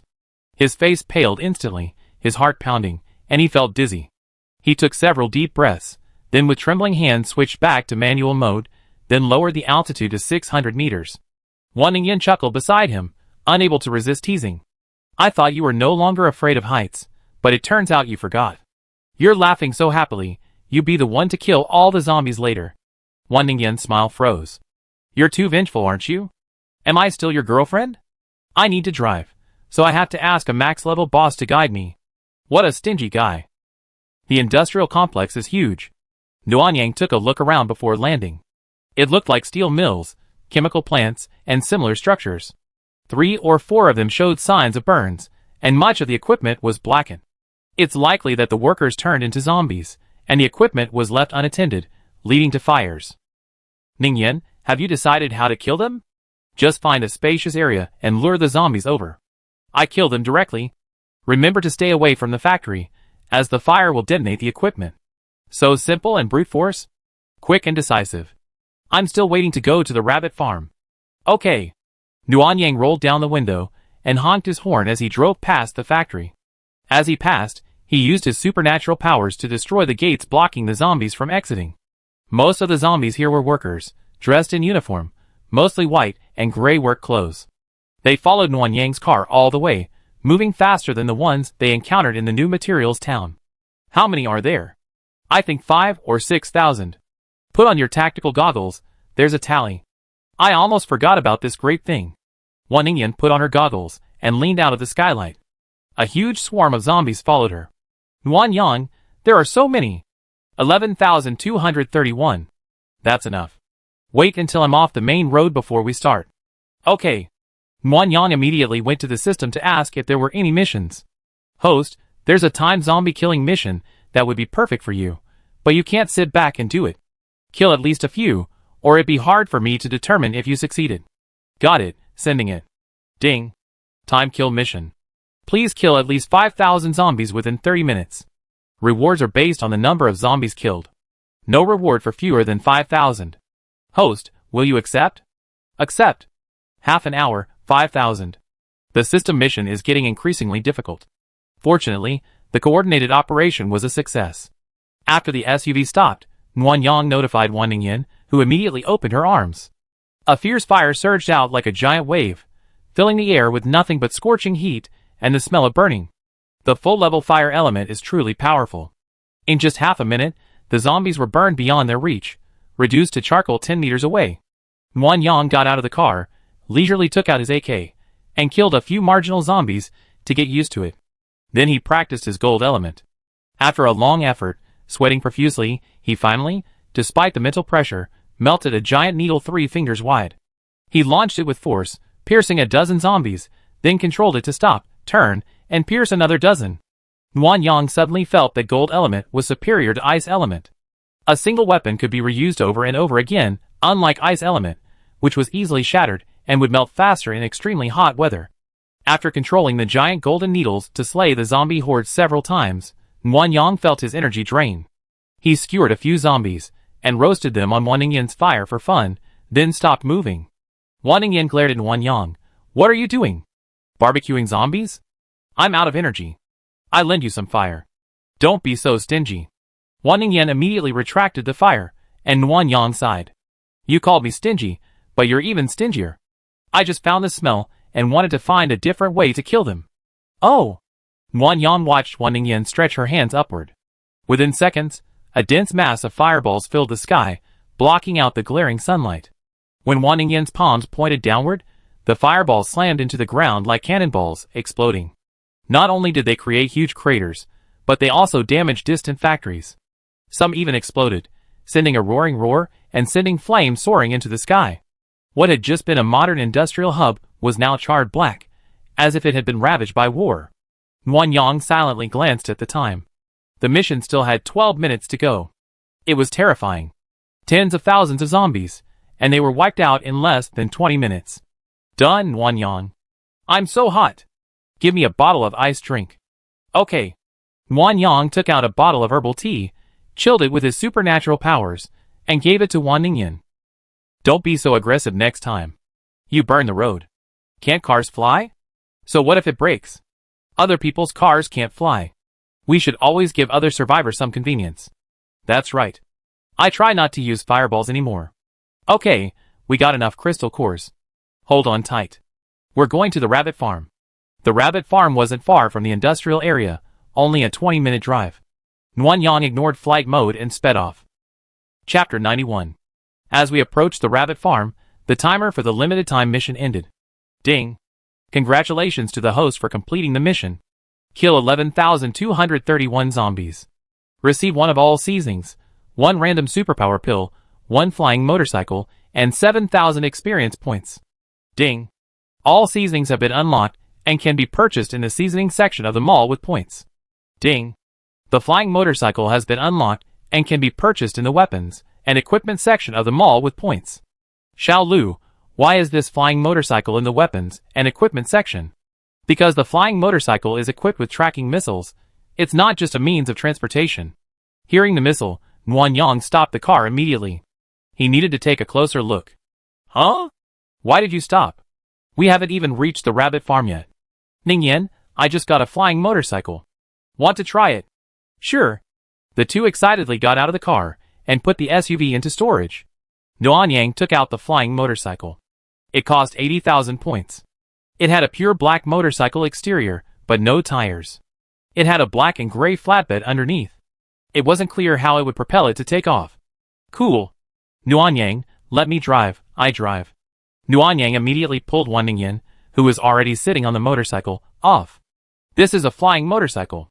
If you don't operate it properly, you die if you fall from midair." "Why? I'm a very good driver." "Wan Ningyan, tell me that again." "Humph. You won't let me drive, so what's the point of trying it? It has tracking missiles. That's the main thing." Nguyen sat on the motorcycle. His first impression was the comfortable seat. After pressing the start button, a virtual panel appeared in the front, just like an off-road vehicle, showing the motorcycle's own configuration and weapons and equipment. The flying motorcycle can fly up to 150 meters, and is equipped with up to 4 homing missiles. Switching to attack mode automatically locks onto an enemy. Once the user identifies the enemy, the homing missiles are released. No matter how the enemy hides, the missiles will track them until they are successfully hit. That's not right. I remember homing missiles. They're quite large. Can this motorcycle hold 4? Well, it's a secret product, after all. Wan Yin excitedly sat down behind Wan Yang and hugged her waist. Then let's find a place to test the missiles? Let me see if they're expensive first. Wan Yang clicked on the homing missile configuration page. Missiles were available for purchase on the right. One homing missile cost 8,000 points. It's a little pricey. I use it next time I go out to kill zombies. Expensive? How are the points calculated? 8,000 points equals 80 low-level zombies. It's just 80 zombies. Give it a try. At worst, I kill more next time. Wan Yin was not only charming, but also kissed Wan Yang on the cheek. Wan Yang, overwhelmed by her sugar-coated bullet, couldn't handle it, so he agreed. Then let's fly to the rabbit farm. If there are any zombies, we bomb them with missiles. Okay. Wan Yang bought 4 tracking missiles, and then piloted the flying motorcycle according to the instructions. The initial altitude is 1 meter. A glass cover automatically appears on the motorcycle, covering the 2 of them. When accelerating, raise the front of the motorcycle to climb. To land, just slow down and descend. It's quite simple to operate. This is more exciting than an off-road vehicle. The view is better, too. It's like a sightseeing car. If you like, we can go out on motorcycles later. It's electric, unlike off-road vehicles that use gasoline, which is expensive. Don't off-road vehicles have electric mode? You have to switch to gasoline mode when flying. No wonder. 5 minutes later, the 2 arrived at the rabbit farm, but the situation was a bit dire. There were a lot of yellow dots, 2 red dots, and a bunch of blue dots below. Ningyan, put on your tactical scope and take a look below.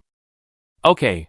Wan Ningyan put on her tactical scope and looked down, taking a long moment to confirm the information. It's rabbit zombies, 5,230 of them, all over the mountain. There are 2 survivors in the 3 brick houses below, and 42 normal rabbits. Host, I have a special mission. Please kill a zombie rabbit within 1 hour. Accept it? Accept it. Ningyan, hold on tight. When we get to the far right edge, open the small window and drop the music box down. This will gather the zombie rabbits together so I can bomb them. Okay. Nuanyang flew from the center of the rabbit farm to the far right at a height of 10 meters, observing the zombie rabbit's appearance. Unlike zombie cats, zombie rabbits' fur wasn't like steel needles, but rather soft and fluffy. However, their muscles were quite developed, and they were large, somewhat like kangaroos. Seeing Nuanyang's motorcycle, their red eyes, bared 3-lobed mouths, and fangs were particularly terrifying. A series of thumping sounds echoed from the ground.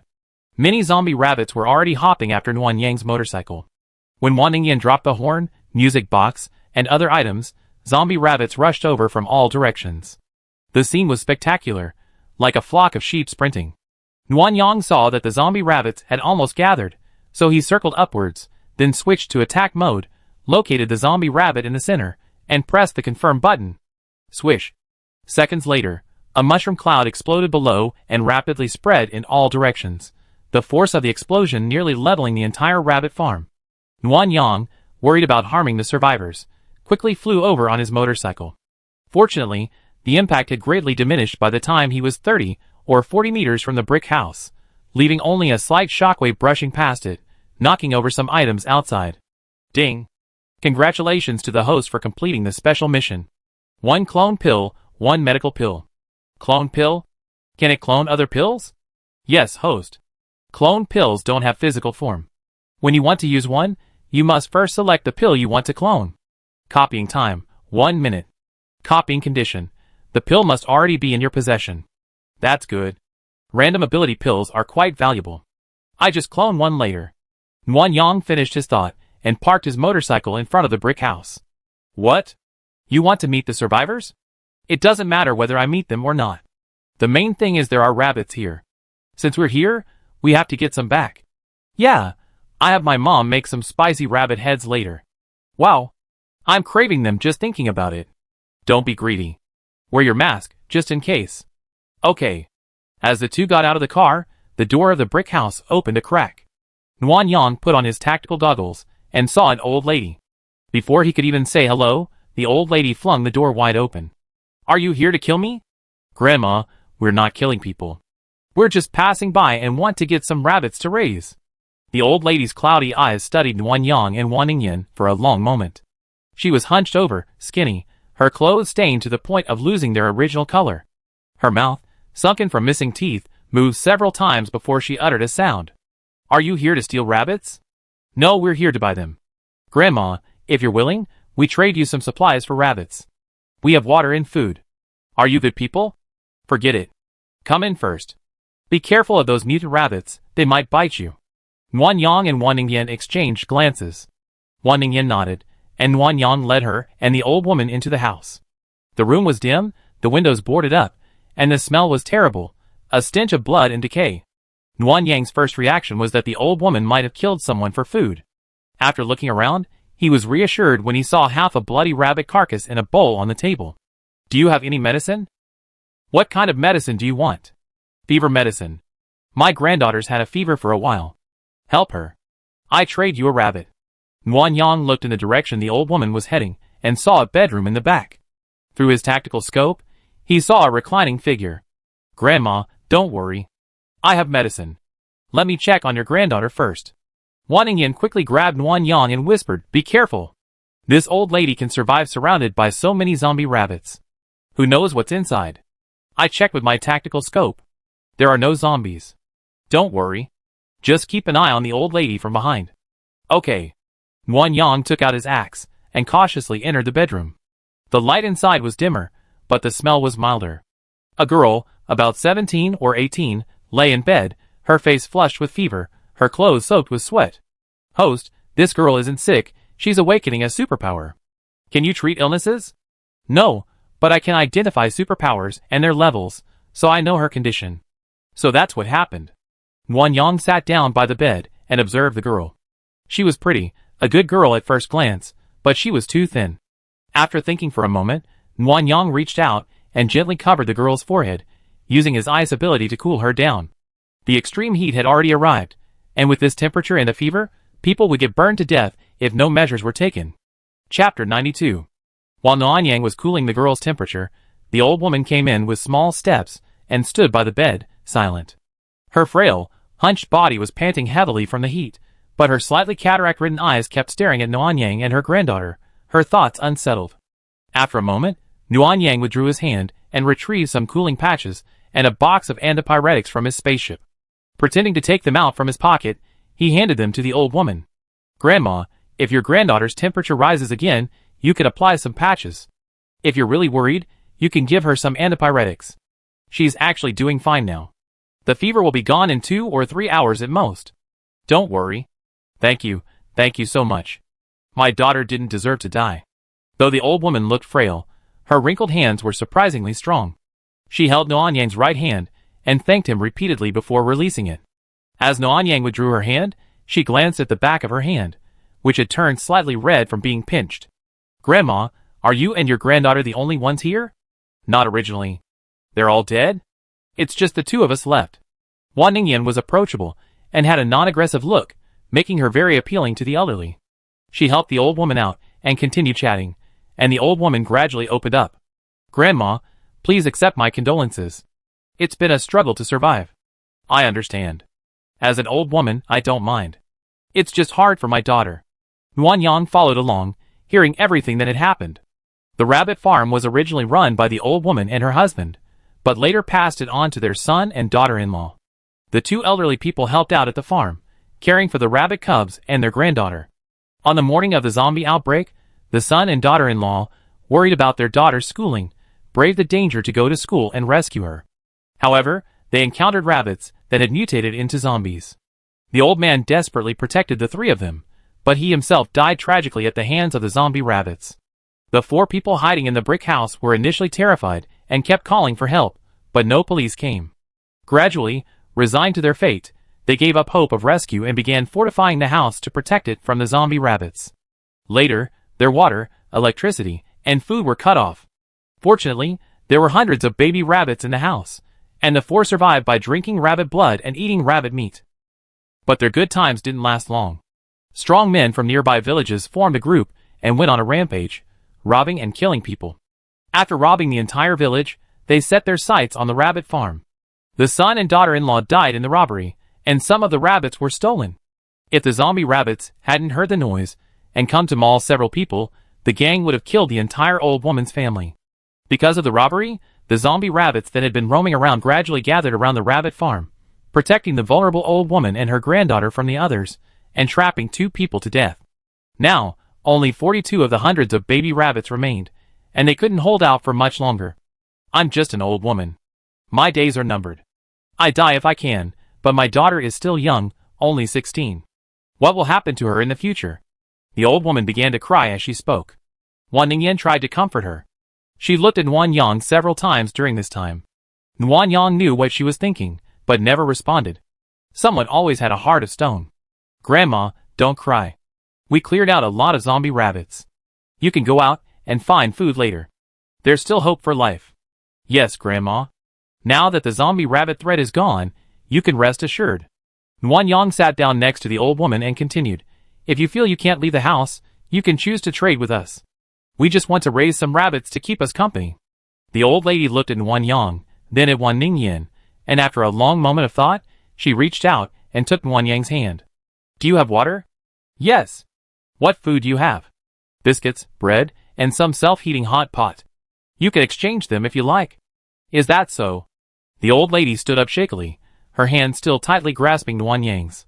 She took 2 steps, and suddenly knelt down. Grandma, what are you doing? Grandma, please get up. We can talk it over. You too. I give you the rabbits. Take my granddaughter away. I don't ask for much. Just some clean water, and a meal every day. I treat my daughter like a servant. She's very well behaved. She's been obedient since she was young. She's a good student and diligent. She do whatever you tell her to do. If she's not understanding, just give her a beating. As long as she lives, anything's fine. Please, I count out to you. Grandma, you can't. Grandma, please get up first. Wan Yang and Wan Ningyan struggled to help the grandmother up. Afraid she'd kneel again, they said they discussed things first and asked her to wait. After leaving the house, Wan Yang didn't express his thoughts, but instead asked Wan Ningyan first. What are you thinking? Wan Ningyan glanced at the old woman in the room and sighed. Although it's tragic, common sense tells me I can't take her granddaughter with me. After all, she came from unknown sources, and I don't know if she's good or bad. Bringing her back rashly would be dangerous. Besides, I can't really take her granddaughter and abandon her. But it's the end of the world now, and everyone's barely getting enough to eat. Taking an elderly person who can't help back home would arouse suspicion. My choice is the same as yours, but my thinking is a little different. How is it different? An old lady and a little child are actually quite easy to manage. Even if both of us aren't home, your brother can handle 2 of them, so I'm not worried about the danger. I don't want to take them with me today for 2 reasons. First, your parents don't know we sneaked out, and it would be hard to explain if we took 2 of them back. After all, we didn't even take Shui Wangwe, whom we personally rescued, back home, so they won't be able to get a spot. Second, I want to wait until the little girl's powers awaken before making a decision. The old man can't expect them to contribute to the family anymore, so the little girl has to be useful to us. Are there any other powers that are useful? Speed, strength, and so on. I have speed increasing pills and strength pills. I don't need those kinds of powers. Oh, if her powers are just average, then. Really? Well, I tell her how to upgrade when the time comes. I also leave her some crystal cores, weapons, and food. We can't just do charity work. Since she's a poor person, we can just take her home and raise her. Wan Ningyan sighed again. Wan Yang stroked her hair, soothing her. We're not saviors. We can only live selfishly. I know, it's just so sad. They're clearly trying to survive. Don't be so pessimistic. As long as their powers are useful, won't they be able to come with us? Well, when will you come again? The military's next mission is quite urgent. It'd take at least a day, and I need some rest. Let's come back the day after tomorrow. Okay. Back inside, the 2 shared their thoughts with the old woman. Her wrinkled face looked even more pitiful with sadness. She held Wan Ningyan's hand and begged. Are you afraid I go with you? If I don't go, I just wait here to die. Nanan is really well behaved and eats little. 1 meal a day is enough. Just 1 meal is enough.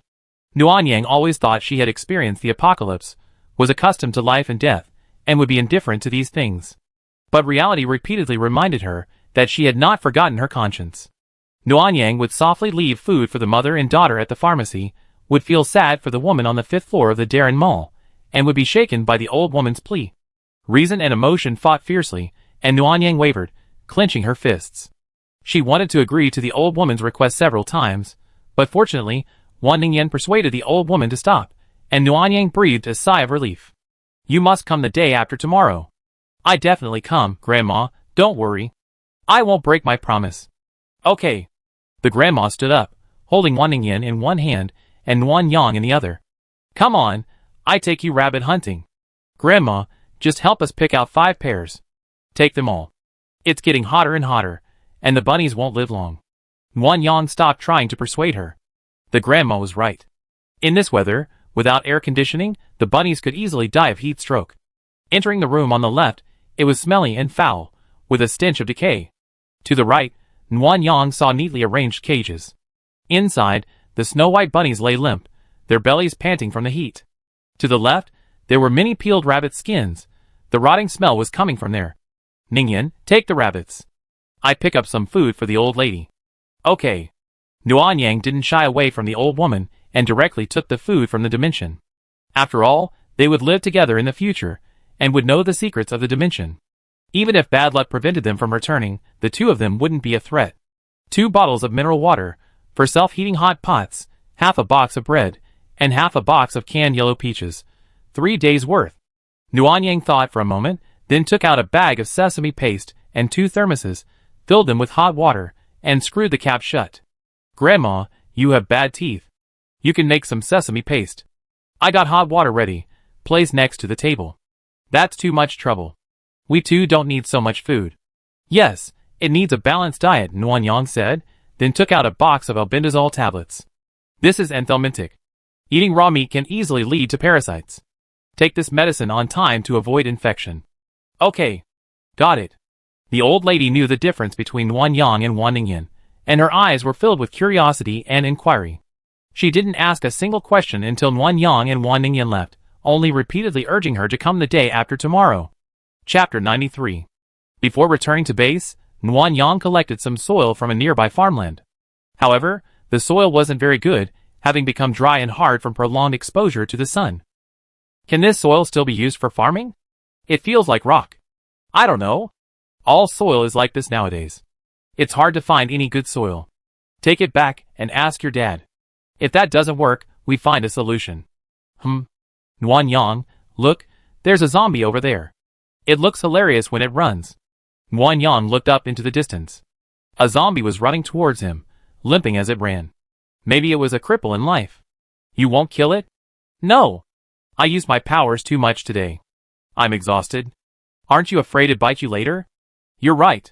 Wan Ningyan patted the soil in her hands, got up, and sat in the passenger seat. She rolled down the window and boasted, now it can't bite me. What could Nuanyang say? He could only pamper his girlfriend when she was lazy.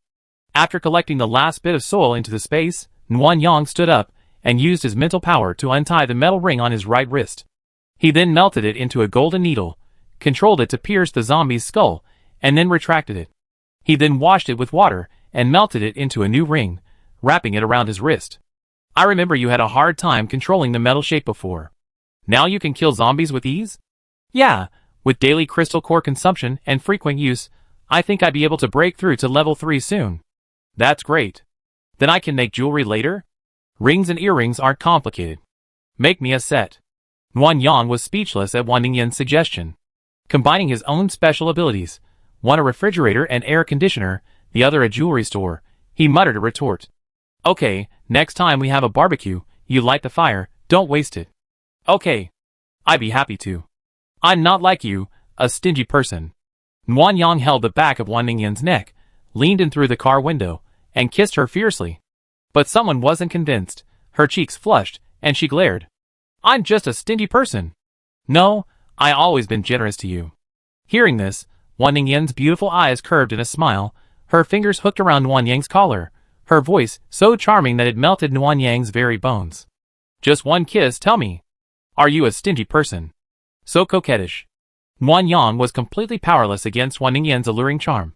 He leaned in again and kissed her rosy, plump lips, like a freshly ripened summer peach. Just a light sip was enough to taste the sweetness. Roar, roar, roar! A zombie growled, and Nuan Yang immediately let go of Wan Ningyan and looked around, spotting a zombie running towards him not far away. You ruined the fun. Nuan Yang hadn't even made a move when he heard Wan Ningyan curse. A tiny flame shot out from her fingertips, and with a flick, the zombie instantly ignited. In a moment, the zombie slowly stopped, burned to charcoal, and slowly fell. Your fire is like Taishang Laoju and Samadhi True Fire. Quite powerful. Of course, but the military has a crackling power that seems even more powerful. Crackling? Yes, let's go. Let's talk while we drive. Okay. Nuan Yang quickly got in the car, activated stealth mode, and flew all the way to the base. During the trip, Wan Ningyan explained the situation of the military's superpowers, most of which Shui Wangwei had heard from Chen Haitang. The most common superpowers in the military were water, fire, earth, ice, wind, speed, and strength.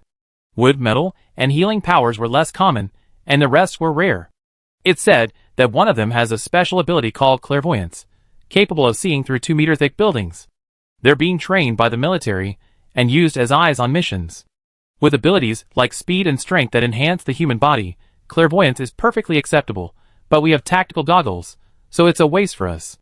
There's also a special ability that acts like a support, enhancing the abilities of other psychics. That's interesting. I wonder if it can enhance a maxed-out psychic ability. If so, it would be like adding wings to a tiger. The most interesting one was the one I saw. His entire body seemed to be covered in electricity, crackling with sounds. He picked up the fan plug, and it started to work. It's spinning like a power bank.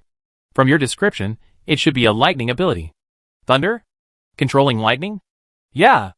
Wan Ningyan let out an envious look. That's great. Fighting zombies won't be a shower of sparks and lightning. So cool. I want it. A fire ability almost burned itself to death. If you had a lightning ability, you probably electrocute yourself. Hey. Wan Ningyan pinched Nuan Yang's chin and rocked it back and forth. You have a sharp tongue. You're really badass. Be careful you lose your girlfriend. Nuan Yang stopped complaining and let Wan Ningyan play with her chin. She knew better than to be stubborn when she needed to be submissive. As they neared the base, Nuan Yang, following the surveillance footage, chose a deserted spot to land, cancelled stealth mode, and returned to the train. It was still early, 5:14 p.m., and Nuan Yang wanted to see the military's ability users in person. Ningyan, do you want to stop by and see where? Okay, why not bring Yuer back for dinner? She's usually alone, eating bread and biscuits, which are too unnutritious and not conducive to her recovery. Alone? Doesn't Chen Haitang live with her? Chen Jun sent his daughter to the patrol team. The first month is an internship. She'd be on patrol from 8:30 a.m. to 9 p.m. every day. Only after passing the assessment can she officially become a patrol team member and work an 8-hour shift. Chen Jun is willing to do that. Wan Yang drove all the way to Area C. After registering at the gate, he and Wan Ningyan walked in. Since they weren't allowed to drive inside, they parked at the gate. The first place they passed was the men's barracks.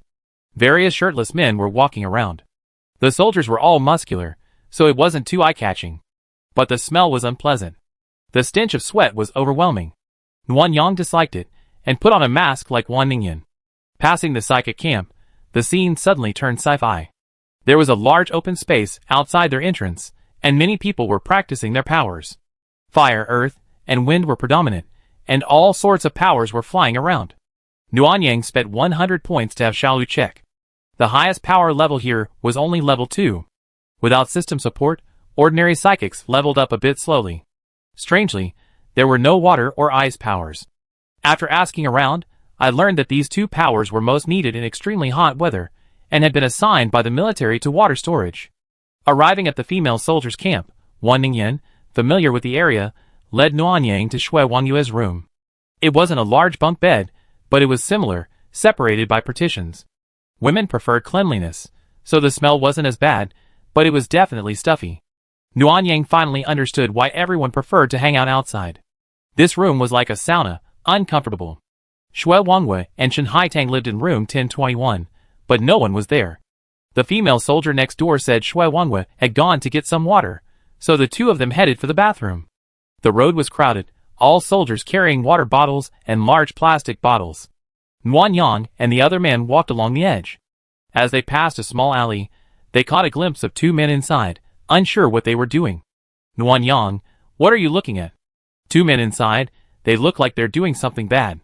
Wan Ningyan leaned over to take a look, her eyes suddenly widening as she anxiously ran inside. Wan Yang immediately followed, initially confused, until she saw Shui Wangwei across from the two men. One man's hands were pinching her breasts, while the other was touching her face. She instantly flew into a rage. What are you doing? Get out of here! Wan Ningyan forcefully pushed the two men aside and lifted Shui Wangwei into her arms to examine her.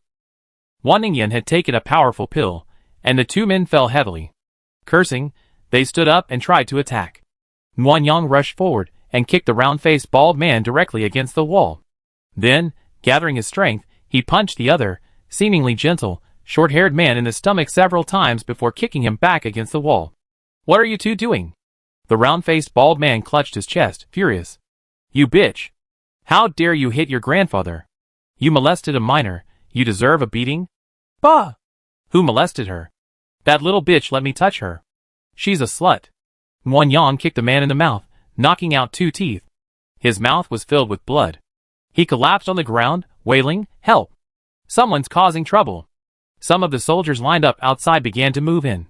Wan Yang ignored her, and squatted beside Wan Ningyan. Shui Wangwei was thinner than before, her hair was greasy, and her clothes were too big, making her look even smaller. She blinked and leaned in Wan Ningyan's arms, but she didn't look afraid. Tell me what those two did to you. Let me touch you. Shui Wangwei held up the small bottle in her hand, so you can get some water. Wan Yang and Wan Ningyan instantly understood and exchanged glances. Wan Ningyan, taking Wan Yang's cue, continued asking, was it just the two of them? Or were there others? How long has it been going on? No, Shui Wangwei shook her head, looking at the two again with confusion in her eyes. Why did sister hit them? They're angry, so Yuer can't get water, and sister Haigang has no water when she gets home. Don't worry about that. Just tell me, how long have they been doing this to you? 4, 5, 6 days. Assholes. Wan Ningyan cursed under her breath, suppressing her anger and speaking as gently as possible. Where does Chen Haitang know about this? You can't tell me. I told you not to get water for Yuer. Then where did they touch you? Did they do anything strange to you? You touched my face, my breasts, and here. Shui Wangwei pointed between her legs. Wan Ningyan couldn't hold back any longer, her hands ignited with flames, and she wanted to kill the two. Wan Yang saw many people approaching and quickly stopped Wan Ningyan, freezing her flames with ice. Don't be impulsive, they're coming. Wan Yang, I can't stand it. I'm going to kill these two scumbags. Me too. But now's not the right time. Hand them over to the military first, then take Yuer home. If the military doesn't behave, we settle our families down and then come back. Wan Ningyan's eyes were red, but she slowly calmed down, cursing through gritted teeth. Okay, if Han Qingcheng doesn't behave, I burn this rotten base down. Okay, I go with you. Chapter 94. The soldiers who came to watch the fun were both male and female, mostly male. At the front was a dark, stocky soldier with thick eyebrows. He looked upright, but what he said displeased Wan Yang. Are you two from Area C? Why are you hitting people? They both deserve a beating. The thick-browed soldier frowned, his tone displeased. Area C is a military camp. You're going too far by stirring up trouble here. Apologize and leave now. If you're caught by the patrol, you'll be forced to do hard labor. Why? The round-faced, bald man spat blood on the ground, staggered to his feet, and cursed Wan Yang, covering his face. You bitch! How dare you hit me? Don't you respect our 95th Regiment? Hey! How dare you talk like that? The thick-browed soldier immediately intervened. There's a regimental rule. You can't use your military status to bully others. They hit me, and not only did you not call the patrol, you actually apologized and let them go. Now you can't even scold them. What? People are shitting and pissing on our military, and you're still holding it in? Are you men? That's right. The short-haired, refined man also stood up. He looked badly beaten by Wan Yang. He kept hunched over, clutching his abdomen, and his voice was weak. This bitch. That's too harsh. Why just let her go? You should at least pay me 500 points. How can you two be so foul-mouthed? When did the 95th Regiment ever have such vulgar people like you? We haven't even figured things out yet, and you're asking for 500 points? Are you extorting me? Two grown men being beaten to tears and cursing in the street by a woman is hilarious. A few disgruntled female soldiers nearby called out to the two scumbags, and Nuan Yang's gloomy expression softened. If she hadn't been afraid of a big commotion here, and the Wan family members were kidnapped by the scheming Han Qingcheng before she could even get back, she wouldn't have tolerated it. Nuan Yang listened to the argument, and as the situation intensified, he pulled down his mask and explained the situation to the female soldiers who were trying to help. These 2 male soldiers molested my underage sister, and we caught them red-handed. What should we do? What? Molesting a minor? The moment these words were spoken, the previously noisy crowd fell silent, staring at the 2 men with wide eyes in shock. They didn't seem to care, but the round-faced, bald man was even more arrogant, holding his head high with no remorse at all. What are you looking at? I didn't molest her. Her sister consented, and you're screaming. Before he could even utter the word sell, Nuan Yang rushed over and threw the round-faced, bald man to the ground with an over-the-shoulder throw, breaking his right arm with the force of his force. Ah! Are you dead? Help me. It hurts. Damn. Get out of my hands. You bitch. Shut up. Nuan Yang stomped hard on the bald man's face and glared at the short-haired gentleman. Startled, the gentleman stumbled back and fell to the ground, his words stammering as he apologized. Madam, the thick-browed soldier changed his demeanor, apologizing. Hand them over to the military. We handle them. Okay. Nuan Yang loosened his grip and let the man go. Captain Chen Jun, do you know him? The thick-browed soldier seemed a little surprised by Nuan Yang's words, and hesitated for 2 seconds before nodding. Tell Captain Chen for me to tell him I taken Shui Wang Wei.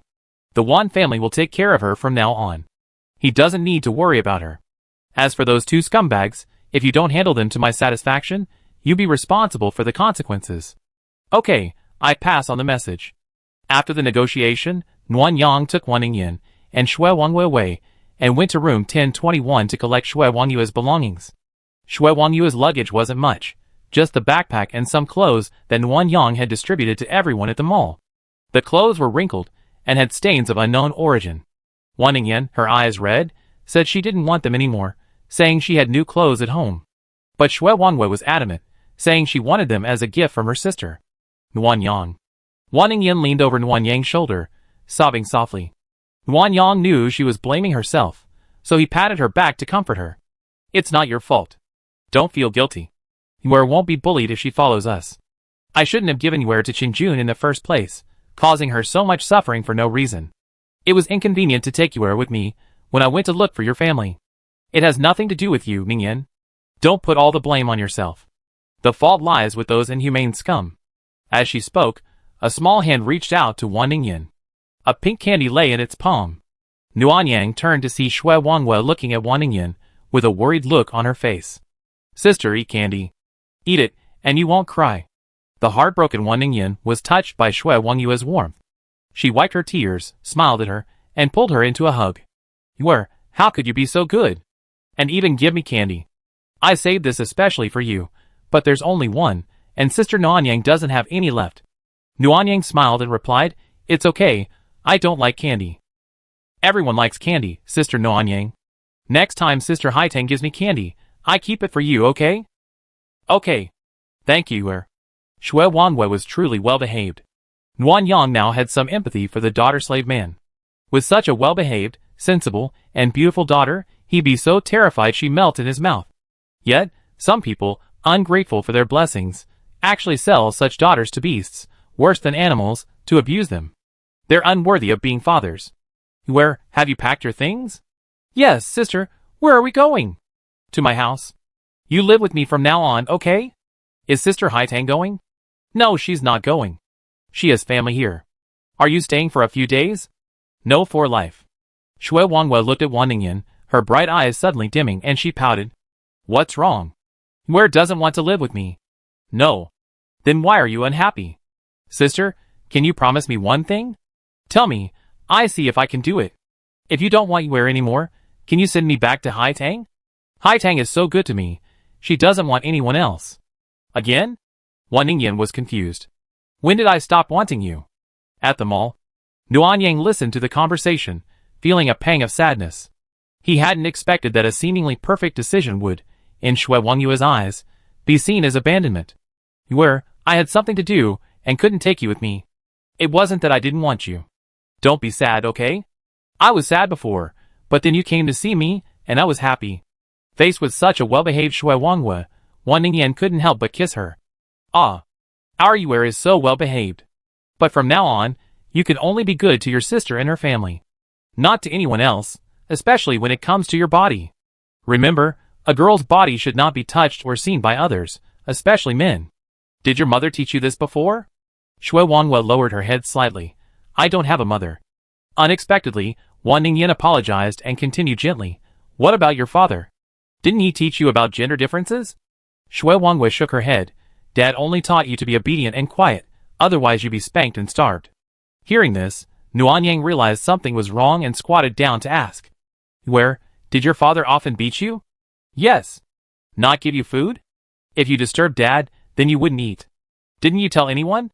Neighbors, grandparents, teachers, anyone. I don't want to tell. I told him once, but the police came looking for Dad. After they left, Dad beat me even harder. I was afraid of the pain. Domestic violence, abuse, lack of sex education, selling his daughter. Nuanyang didn't know what to say. He sighed and patted Wan Ningyan, whose eyes were moistening again. Let's go, take Yue home. Yeah. Home. Wan Ningyan was heartbroken and held Shui Wangwe in her arms the entire way, while Nuanyang carried the backpack. After getting in the car, Wan Ningyan sat with her in the back seat. Shui Wangwe was nervous and apologetic, afraid to even touch the seat for fear of getting it dirty. It's okay, just wash it if it gets dirty. Water is so precious these days. There's plenty of water at home, so don't worry. But don't tell anyone. Don't tell anyone about anything going on at home. Can Yue do that? Yes. Yue, don't tell anyone. So good. Back home, Dad Wan was helping Mom Wan cook, and Wan Ningfeng was studying his saber and helmet. Seeing Wan Ningyan return with Shui Wangwe, they all gathered around. The Wan family had heard of Shui Wangwe. Wan Ningyan had talked to them about him before. Now that they saw him in person, Father and Mother Wan were mostly distressed.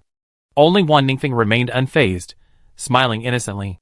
Sister, is Yue part of our family from now on? Yes, we decided to adopt her. Great. Then I'm your big brother, little Yue. Come. Call me brother. Shui Wangwe looked timidly at Wan Ningyan, her eyes seeking help. Wan Ningyan smiled and introduced her.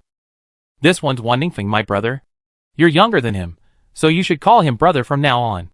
These two are my parents, so just call them uncle and aunt. How can that be possible? Mother Wan was unhappy. We decided to adopt her, so we're family now. You have to call her mom. Calling her aunt is too awkward. Mom, Yue isn't a child. She remembers her parents. How can you just ask her to change her name? You have to ask her if she wants to.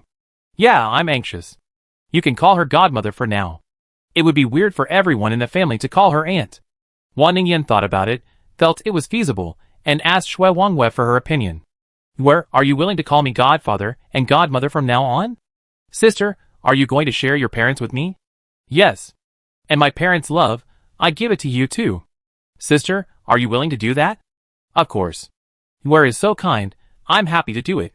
Shui Wangyue's timid face revealed a shy smile. Hiding in Wan Ningyan's arms, she looked at Wan's father, Wan's mother, and Wan Ningfeng, whispering godfather, godmother, brother twice. Hee hee. Yue is so good. Brother will take you out to play from now on. Oh. Lil Yue is so cute and beautiful. Old Wan, do you think her face looks like Yin Yan's when she was little? Father Wan, who had been laughing nearby, nodded and suggested, since you already changed your name, why not change it too? Wan Yue from now on? Ah? Dad, there's no need to change your name. We're all children of the Wan family. If we don't change her name, people will gossip when they hear she's not surnamed Wan. And when she grows up, she feel like an outsider, which isn't good. I agree with old Wan. Besides, her father is a jerk. What's the point of inheriting a jerk surname? Wan Ningyan looked at Wan Yang uncertainly. Wan Yang smiled at her, agreeing with Father Wan and Mother Wan's opinion. Then, is Yue willing? How about calling her Wan Yue from now on? Okay. Getting a positive answer, Father Wan and Mother Wan smiled even more happily. Wan Ningfeng was even more of a repeater, coaxing Wan Yue to call him brother over and over again, his eyes narrowed with laughter. Seeing no one showed any sign of stopping, Nuan Yang coughed lightly and reminded them. It's getting late. We need to take Yue to a bath. Auntie, please prepare more dinner too. Yue is weak and needs some nourishment. Yes, yes, yes. I make some porridge. The child hasn't eaten meat for so long, so she needs to slowly nourish her stomach or she get diarrhea. Old Wan, help me peel the preserved eggs. I'm making preserved egg and lean meat porridge. Okay, I help you. Xiaofeng, go tidy up the bedroom on the first floor and make it Yuer's bedroom. Don't worry, I make sure it's clean.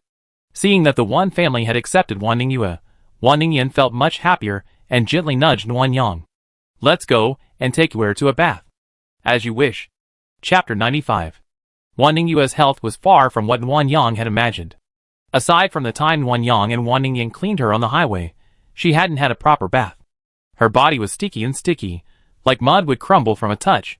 Her wounds had healed under these conditions, but not well. Several were red and swollen, looking like they were about to fester. I take Yuer to the hospital tomorrow. This injury can't be delayed any longer. No need. Wan Yang simply pulled out a medical pill. Yuer, open your mouth. Aren't pills scarce? No matter how scarce they are, they're not as important as family. Besides, if you develop another illness, you definitely feel sad and blame yourself. I don't want to see you like that. How are you so nice? Wan Ningyan said, leaning close to Wan Yang's ear. If you weren't here, I would have kissed your lips until they were swollen. Wan Yang chuckled, wrapped his arm around Wan Ningyan's waist, and whispered in her ear. There's plenty of time tonight. I'd be waiting for you. Be serious. Wan Ningyan grumbled, her expression as if Wan Yang were a scoundrel. She dodged Wan Yang's embrace, and walked over to Wan Ningyue to check if her wound had healed. You were the one who started it. What are you mumbling about? Nothing. Yuer's wounds are healed. I take her to the bathroom. Don't come here, the place is small. Find some baby clothes and decorate Yuer's bedroom. Make it less dull and brighter. Wan Ningyan rambled on, and Wan Yang took note of everything. Then he began searching through his space for clothes, from inside out. He put together 10 sets of clothes, and placed them in the dressing room, before going downstairs. Wan Ningfeng cleaned diligently, completely immersed in the joy of being a big brother. He also watched Wan Yang decorate the room. Big brother, girls like pink. Your blue duvet cover doesn't look good. Get a pink one, preferably one with cartoon patterns. This desk isn't good. Do you have a pink and white one? It also needs an eye protection lamp, otherwise it causes myopia. There's space here too. Put some stuffed toys. Little girls love toys. Put a mat underneath so they can sit and play. Wan Yang felt a little annoyed by Wan Ningfeng's nagging. These two siblings were worthy of being siblings. They both loved to nag. Wan Yang waved his hand, and laid out a pile of pink items suitable for girls in the open space. You decorate. I just need to see your mom for something. Okay, I do it. Wan Ningfeng cheerfully began to decorate the room. The sight of such a large man squatting next to a pile of pink items was rather eerie. Wan Yang thought of the word, sister complex. In the kitchen, Father Wan was watching the fire, while Mother Wan was busy making dumplings. Seeing Wan Yang, they immediately washed their hands, and pulled her over to the left counter. 3 wooden lunch boxes, and a pile of thermoses sat on top. Wan Yang knew immediately that Mother Wan had prepared food for her again. Xiao Yang, you arrived just in time. Captain Chen informed us this afternoon that we'd be leaving for a mission at 12 p.m. tonight, and won't be back until noon the day after tomorrow at the latest. I don't have enough time, so I prepared a simple meal. If you don't have enough to eat outside, is there anything to eat in the space? Auntie, there's plenty of food in the space. Don't worry. If you don't have time to cook, don't bother. I make do with a couple of bites. What nonsense! You need a balanced diet, otherwise you won't have the energy to fight the zombies. Mother Wan completely rejected Wan Yang's absurdity. She opened the 3 lunch boxes, and carefully instructed them to be careful. Everything here is breakfast. The bottom layer is filled with steamed buns, pickled mustard greens, red bean paste, and snow vegetable fillings. The middle layer is filled with soft egg pancakes and steamed cakes. The top layer is filled with beef and cabbage dumplings. They're still cooking. I put them in for you when they're ready. These 2 are meals, with both meat and vegetables. If you're busy, you can just have the omelet rice. There are 2 packets of ketchup in the box, you can add more.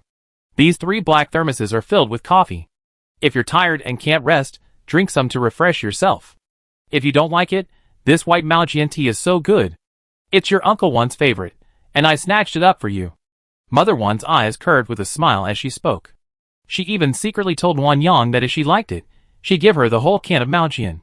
Auntie, aren't you afraid Uncle Wan will be angry? He wouldn't dare, said Mother Wan. Then, as if remembering something, she glanced at Wan Yang and asked, come to think of it, It's so awkward for you to keep calling them aunt and uncle. Xiaoyang, why don't you become our goddaughter? Just like you are, you can call them godfather and godmother. How intimate. No. Huh? Mother One hadn't expected Nuanyang to resist. She felt a little awkward and gave 2 awkward laughs. Auntie is a bit abrupt, Xiaoyang. Don't be angry. I won't mention it again. Auntie, that's not what I meant. Nuanyang regretted her abrupt refusal. She should have been more tactful. Now it seemed like she heard Mother One. But she had no choice. Her first reaction was to acknowledge them as her godfather and godmother. Then she and Wan Ningyan would become sisters. Dating would be incest. This was absolutely unacceptable. It's okay. Auntie was just too happy today, and it got to her head. Hey, the dumplings look like they're done. Auntie's going to serve them up. Nuanyang was about to say something when the doorbell rang. It was Bai Xing, Chen Jun, and the others. Nuanyang opened the door, but without inviting them in, she simply stood there watching them. Nuanyang could guess their purpose, but she was surprised to see Chen Haitang among the soldiers following behind. She was much tanned, her face covered in sweat, and she looked unhappy. Special Assistant Bai, Captain Chen, how did you find the time to come to me? Miss Nuan, I'm here to apologize on behalf of Regimental Commander Han. This time, Bai Xing's expression wasn't a faint smile. Instead, he wore an apologetic expression, frowning slightly. He clapped his hands softly. 2 soldiers came forward, each holding a wooden box. When they opened it, they revealed the heads of those 2 scumbags. Xiaoyang, are there guests? Why don't you come in and sit down? Auntie, please don't come over. There are some things you shouldn't see. Nuanyang stood at the doorway, dissuading Father and Mother Wan from entering. The 2 soldiers tactfully closed the box and returned to their seats. Miss Nuan, those 2 aren't from the 95th Regiment. They're recruited psychics. However, this was also our negligence.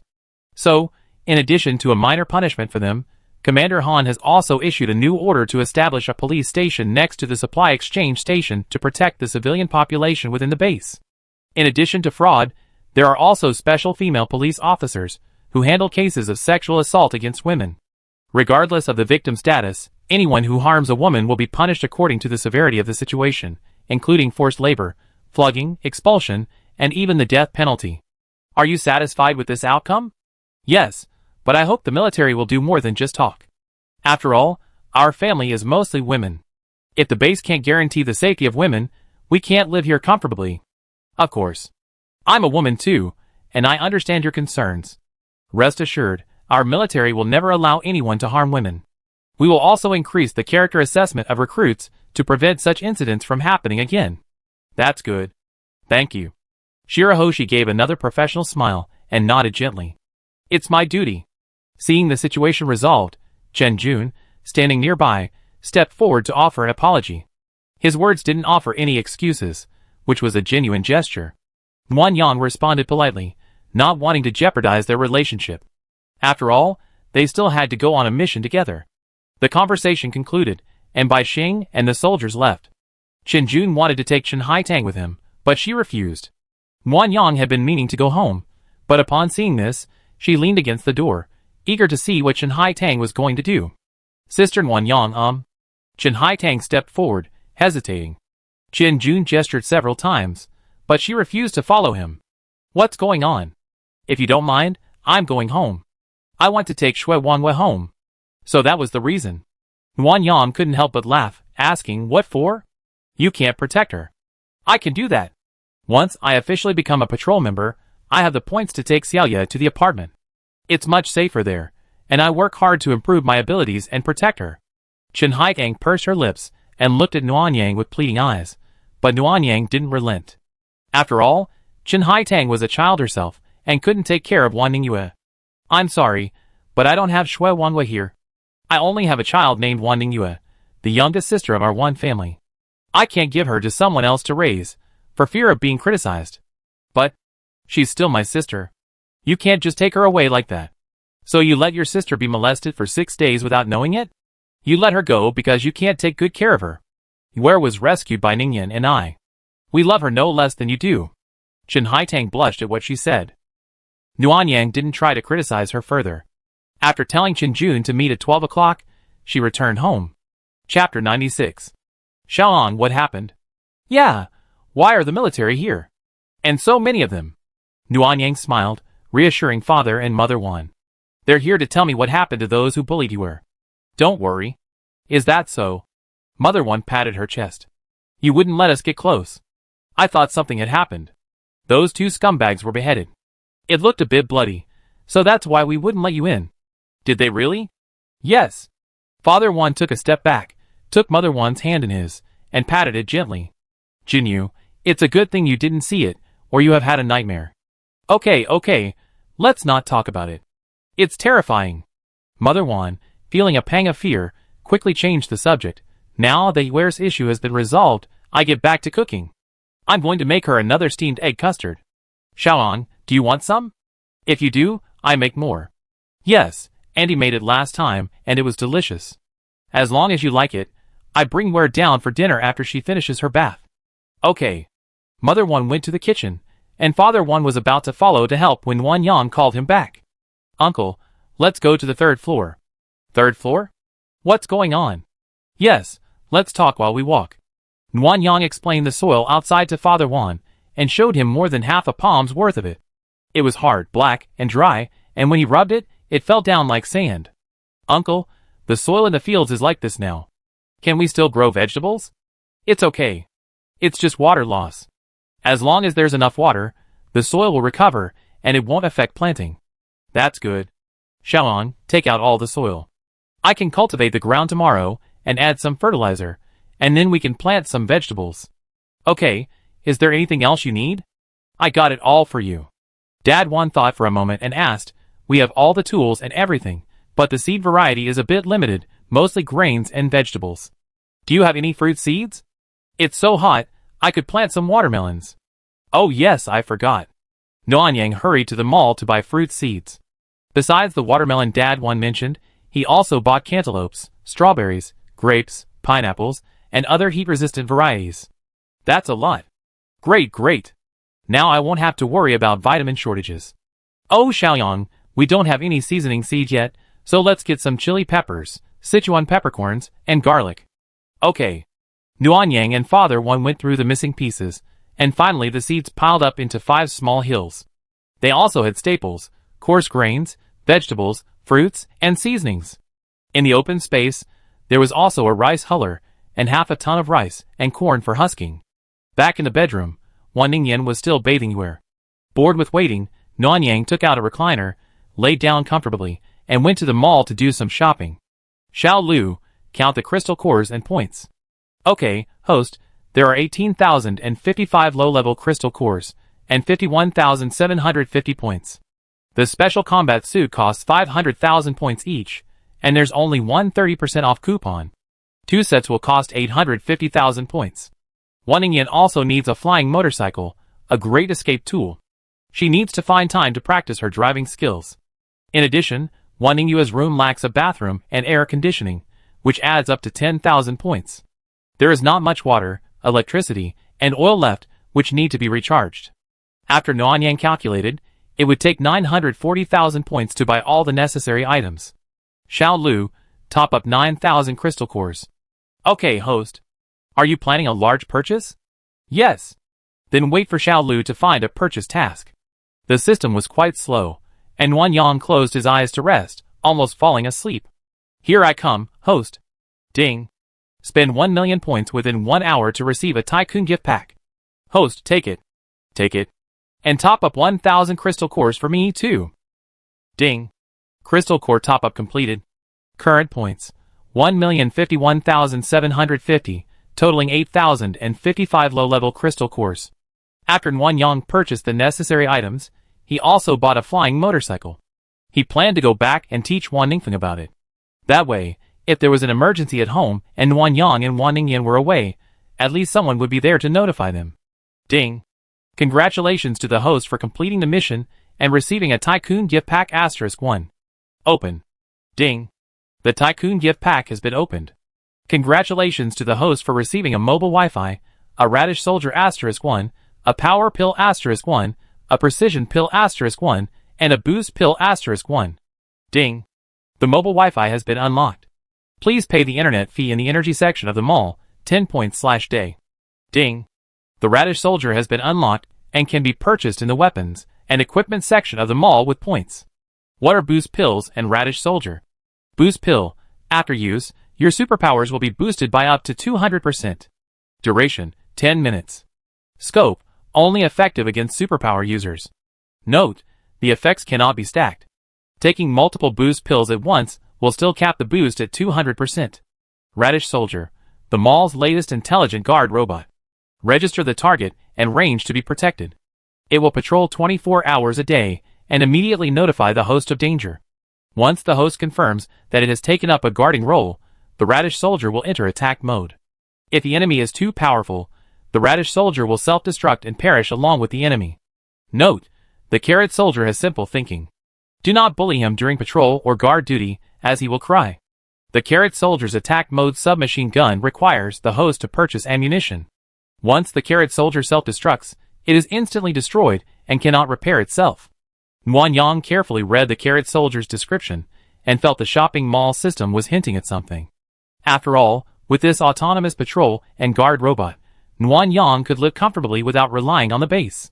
It was also very affordable, 10,000 points for one, and 20% off if you buy 10. Kill a few more zombies, and you have a whole army of carrots.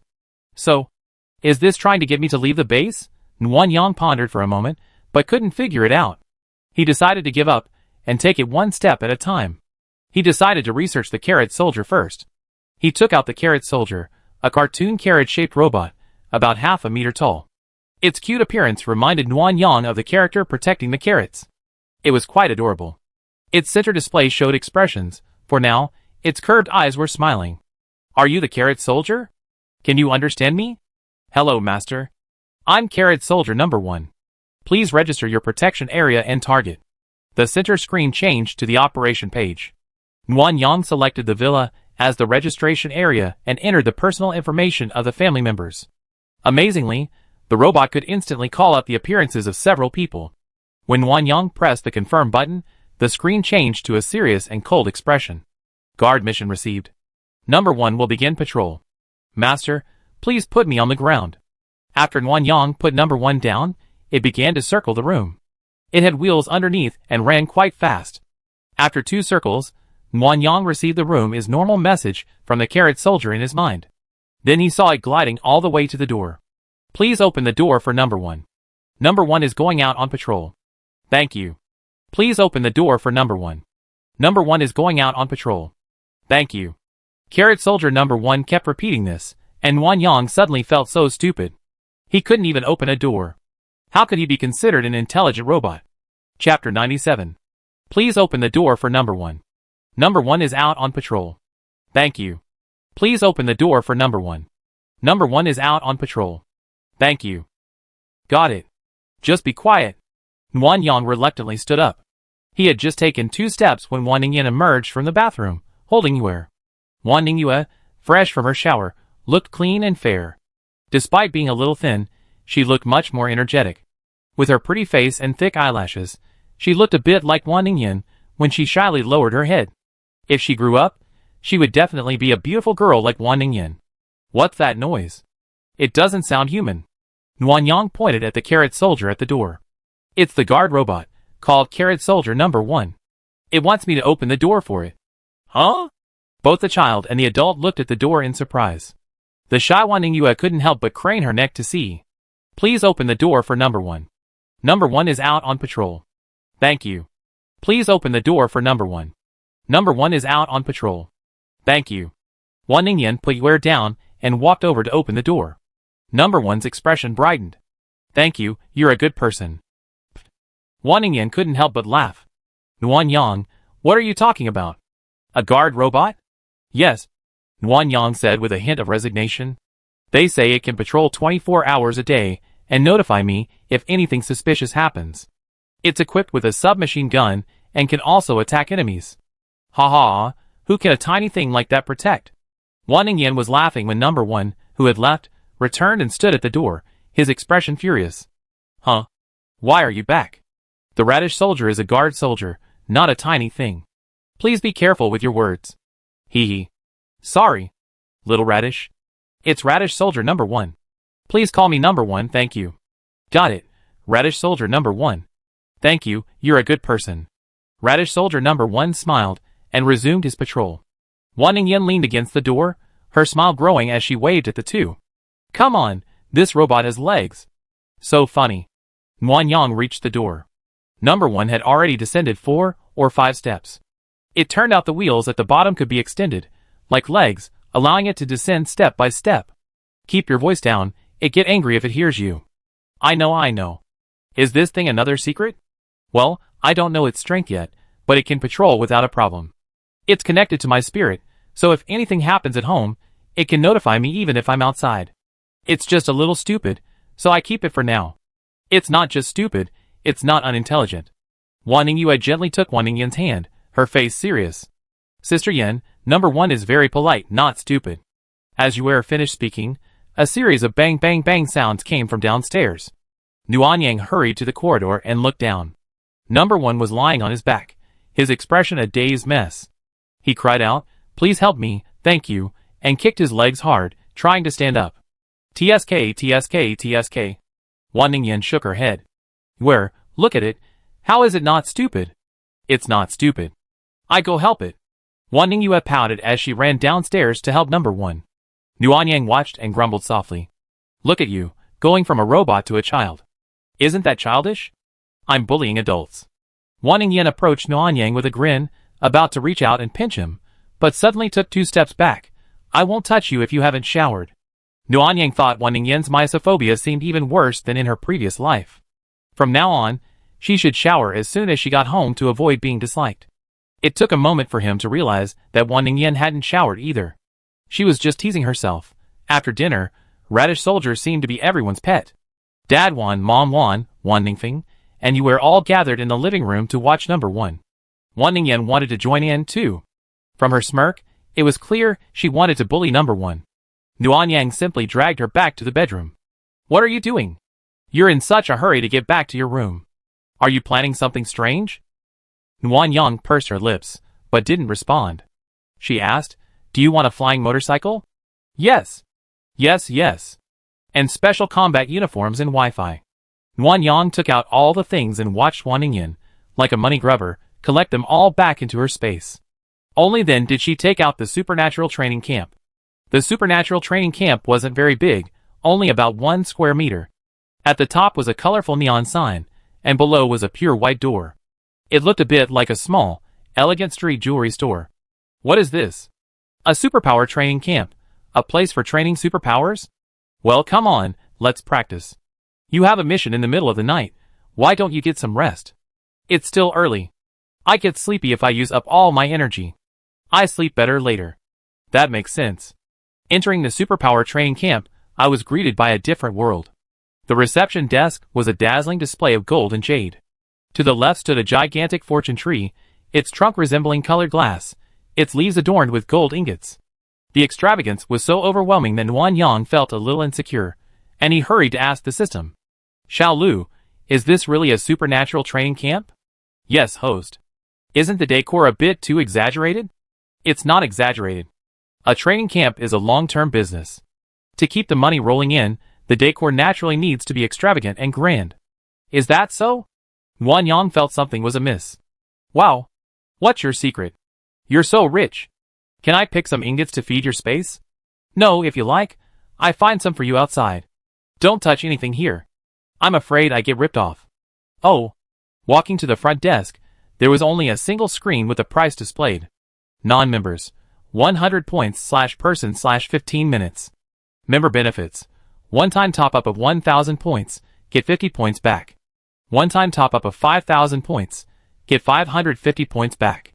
One-time top-up of 10,000 points, get 1,200 points back. I think membership is a good deal. Let's just top up 10,000 points. It's only 100 crystal cores, not expensive. Okay, I take your word for it. Nguyen Yang followed the prompts and registered as a member. After paying 100 crystal cores, a gleaming golden membership card emerged from a small slit at the bottom of the screen. Supreme VIP was written on the back, and number 001, points balance 11,200 was written on the front.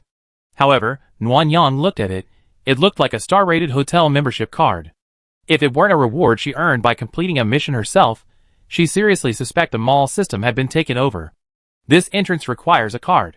Hurry up, Nuanyang. Coming. I inserted my membership card into the slot, and the glass door opened. Inside, I was greeted by a vast expanse of white, a vast expanse of emptiness. Just as Nuanyang was wondering, a large virtual screen suddenly appeared before him. The top row read Superpower Training Camp Difficulty Selection, followed by Easy, Normal, General, Hard, Hell. Nuanyang was still debating which level to choose when, with a sudden beep, Wan Ningyan pressed Hell, her eyes widening. You chose something so difficult? I have maxed out my superpowers, so of course I want to challenge the highest difficulty. Alright, Nuanyang silently shut up. His girlfriend only cares about him, not her superpowers, which are only level 7. What can he do? Just spoil her. The virtual screen shifted, fading to a pure black background. A few words slowly appeared in blood. 2 warriors, begin the challenge. Suddenly, the virtual screen vanished, and darkness fell all around. Nuanyang, I'm scared. Don't be afraid, I'm here. Nuanyang held Wan Ningyan's hand tightly, soothing her until light slowly appeared before his eyes. A rooster crowed, and the surroundings quickly brightened. The scenery changed, resembling a rural village. Aside from 2 brick houses and a chicken coop, the rest was fields. The door to the house was ajar. Nuanyang was about to take Wan Ningyan to check when 2 zombies suddenly burst out and ran towards them. Nuanyang and Wan Ningyan immediately let go and began to use their supernatural powers to kill them. Because they were so close, the zombies fell to the ground only a meter away from them. This is too scary, like a haunted house.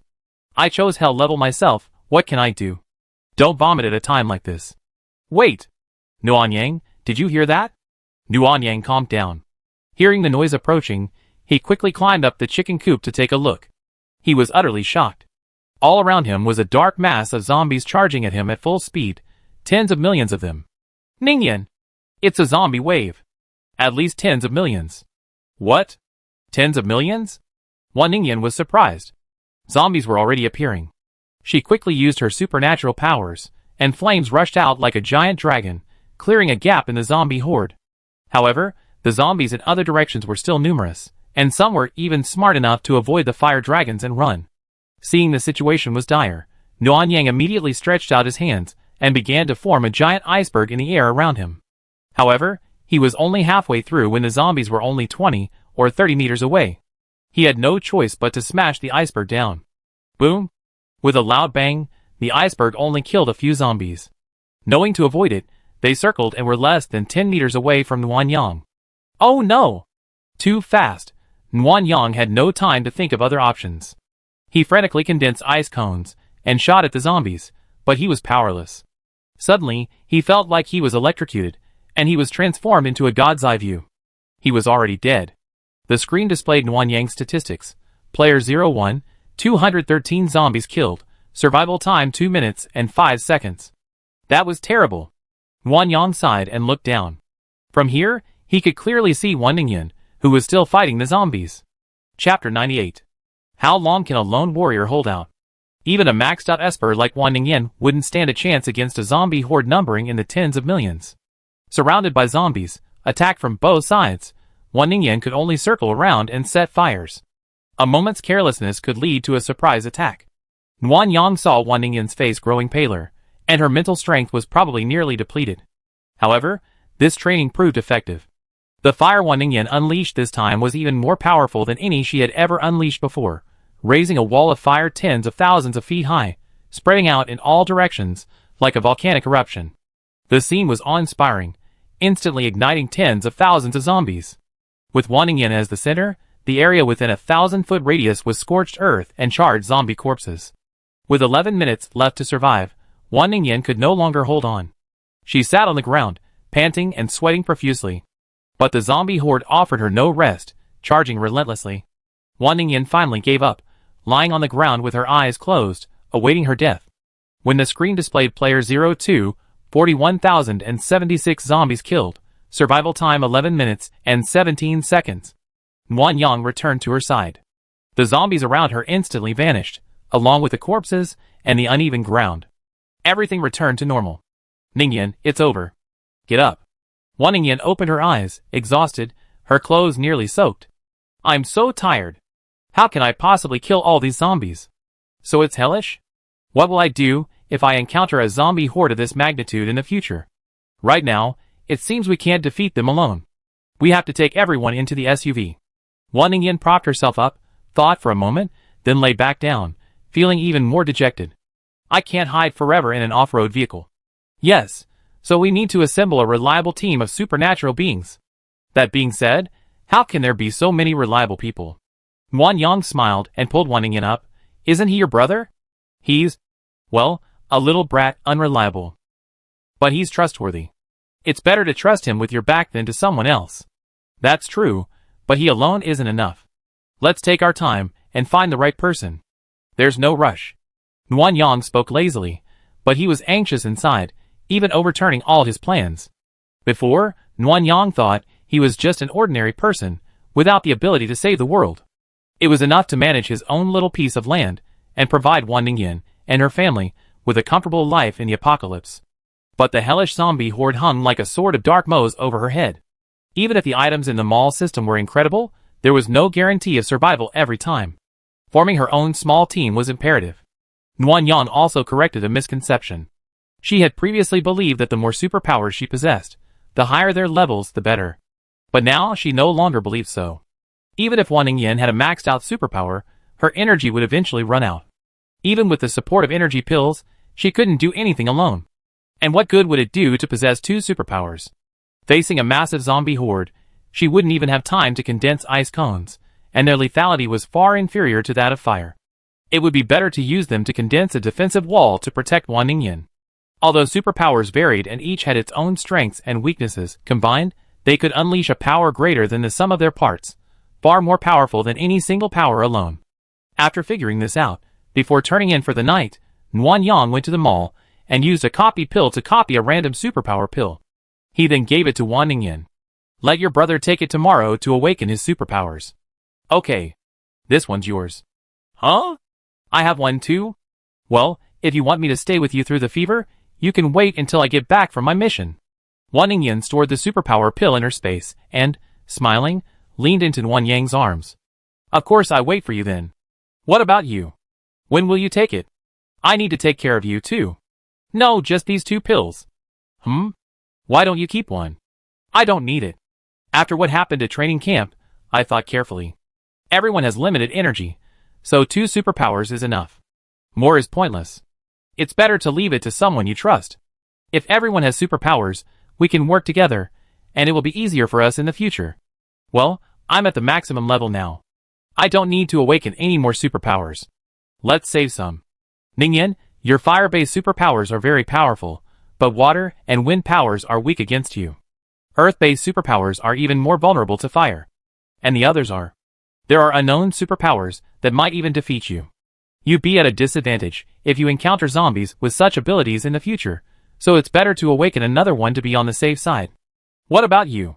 Are you really not planning on awakening another superpower? I was embarrassed to say it when I saw that stat, but Ice-type is so weak in combat. Well, Ice-type is more of a support, so I plan to focus on Gold-type. Also, I have a superpower looting pill. If I come across a good superpower in the future, I just grab it. Don't worry about me. There's such a thing. Wan Yang watched Wan Ningyan yawn and smiled, urging her to go to sleep, but Wan Ningyan refused, trying to keep her eyes open. I missed seeing you off last time, so I can't miss it again this time. It's okay. Go to sleep if you're tired. No, just stay up until midnight. I can hold on. Whatever. I'm going to sleep first. Wan Yang thought that if he didn't talk to Wan Ningyan, she would get bored and sleepy enough to fall asleep. But when the alarm went off, Wan Ningyan was awake, looking a little tired, apparently having been up all night. Ningyan. What's wrong? Don't want to get up? Wan Yang shook his head and pulled her into a hug. I suddenly felt so happy. Someone loves me, waits for me, and cares about me. Then you found a treasure. Why don't you marry me now? I dream about it. Wan Yang leaned over and kissed Wan Ningyan on the lips. Did you know, your mother wants to adopt me as her goddaughter today? I was so scared. Huh? You didn't agree. I'm not stupid. How could I dare agree? Wan Ningyan breathed a sigh of relief, put her arm around Wan Yang's neck, and said with a smile, It's okay to agree. It feels like a betrayal. It's much more exciting than having an affair. Aren't you afraid of us? Will it scare your parents into falling sick when you reveal it? Just kidding. But seriously, when are you going to reveal it? I can't stand Wan Ningfeng's constant threats. Just his threats? Wan Ningyan turned her head away and snorted. You can say it if you want. Nuan Yang knew exactly what Wan Ningyan was thinking. After that mission, she was clearly worried, but she couldn't get too close to him. She could only watch from a distance, trying to suppress her inner urges, fearing that her parents would notice something was wrong. It would be excruciating for anyone. Ningyan, there's been so much going on lately, and I don't want to be honest with your family right now. What if your parents don't agree, and I have to go on another mission, leaving you to face this all alone? I can't bear it. Wait a little longer. Once the Arsenal mission is over and the military's next mission isn't as urgent, we can go public, okay? Wan Ningyan raised an eyebrow, feigning indifference. Whatever you want. I'm not in a hurry. Okay, you're not, Don't worry. I advise you to get up quickly. It's getting late. I'll be right up. Nuan Yang quickly got up and changed into his special combat uniform. There was a small temperature control panel on the inside of his chest. He selected 26 degrees, and his entire body felt a comfortable, cool constant. Outside the room, the oppressive heat hit him. Aside from his exposed head, the rest of his body felt completely cool. The effect was excellent. Ningyan, if you go out, remember to wear this. It's very useful, and will prevent you from getting a heat stroke again. I know. Just take care of yourself. Don't worry, I'll be back safely. Wan Ningyan wasn't the only one on the mission to escort Nuan Yang.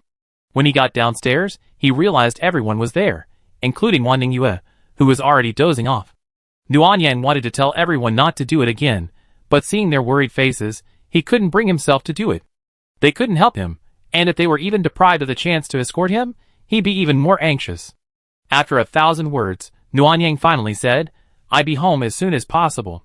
Sitting in the car, gazing at the night sky, Nuan Yang recalled his childhood in the orphanage.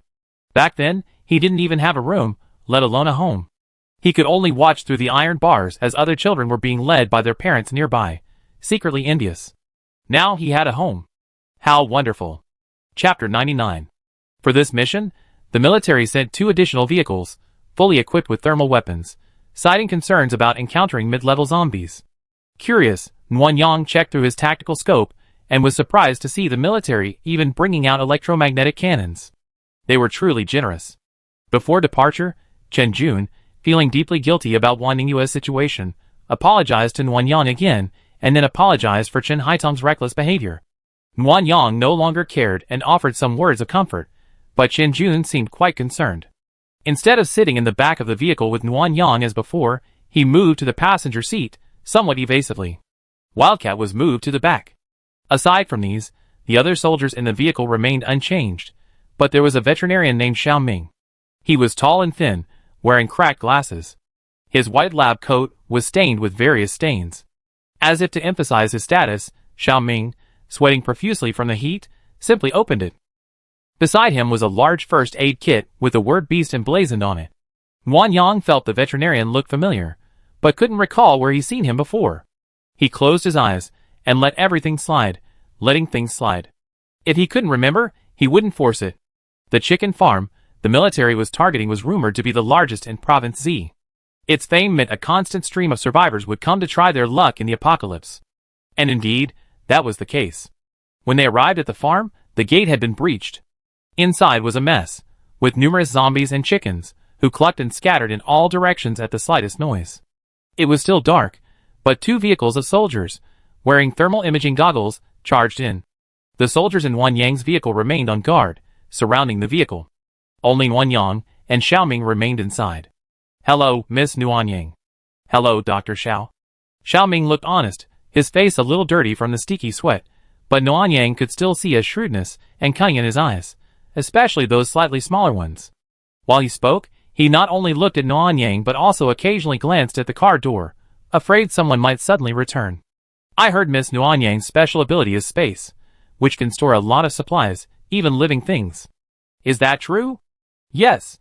That's amazing. That would make it much easier than for us ordinary people to find supplies. Yes. That's great. With such a powerful special ability, Miss Nuan Yang must have joined the team, right? I wonder which one. No. Xiao Ming was just trying to find something to talk about. The military had asked him to come along, so they must have told him about Nuanyang's situation in advance. There was no need to pry here, so Nuanyang treated him with a cold attitude. Seeing this, Xiaoming adjusted his glasses and fell silent. However, his small eyes were restless, darting everywhere, from Nuanyang to the outside of the car, without stopping. After nearly an hour, Chen Jun returned. The chicken farm had not only been cleared of zombies, but most of the chickens had been captured. However, he asked Xiaoming to check the chickens' health first. Sick birds needed to be culled, otherwise they could easily infect the entire flock. Xiaoming was no longer the shifty look he had in the car. He lowered his head slightly, spoke softly and politely, and kept his eyes focused, looking like a gentleman with a modest demeanor.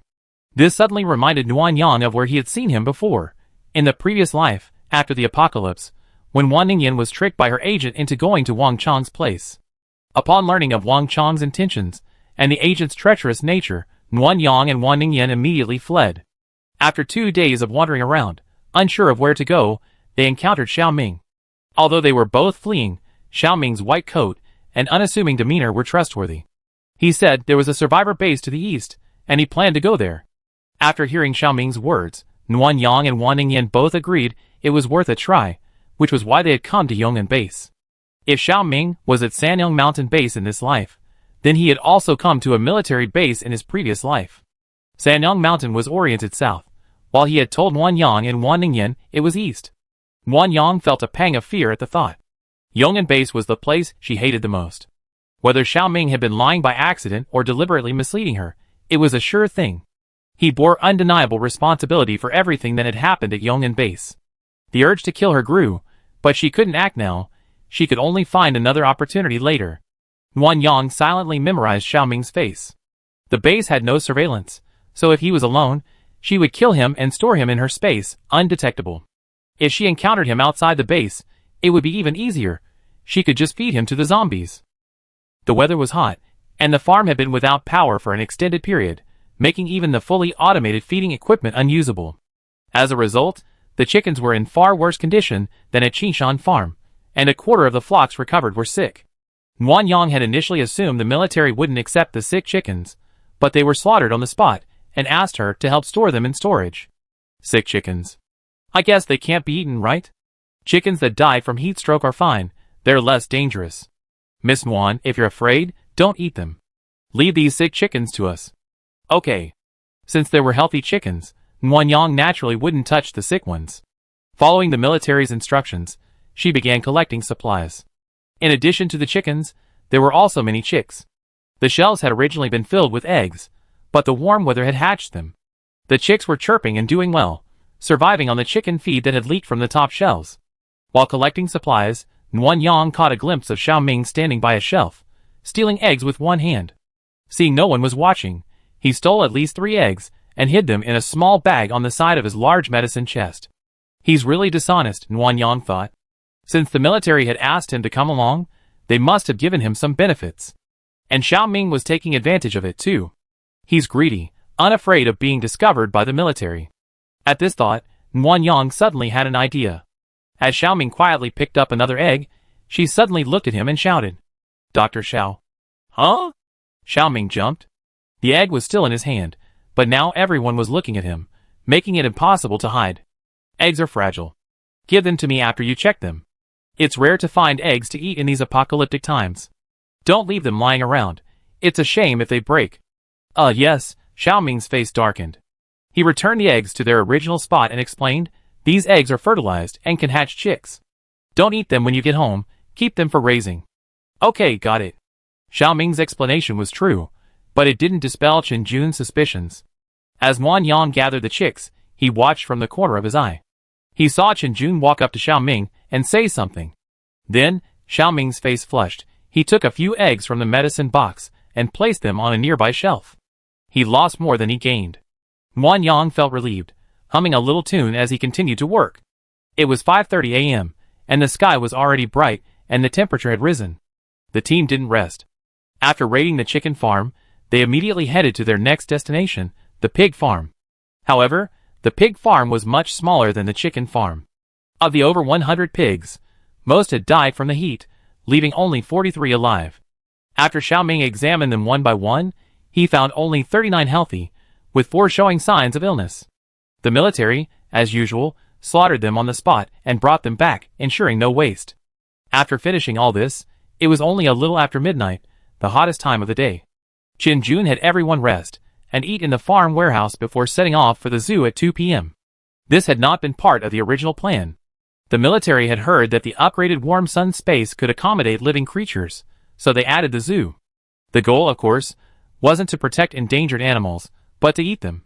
Horses, cattle, fish, birds, pufferfish, tigers, giraffes were all targets. The military had already drawn up a list, but hadn't yet touched upon any of them. The firearms were also prepared for this purpose. Wang Yang had no objection to this. It was the end of the world, and people would eat each other when supplies were scarce.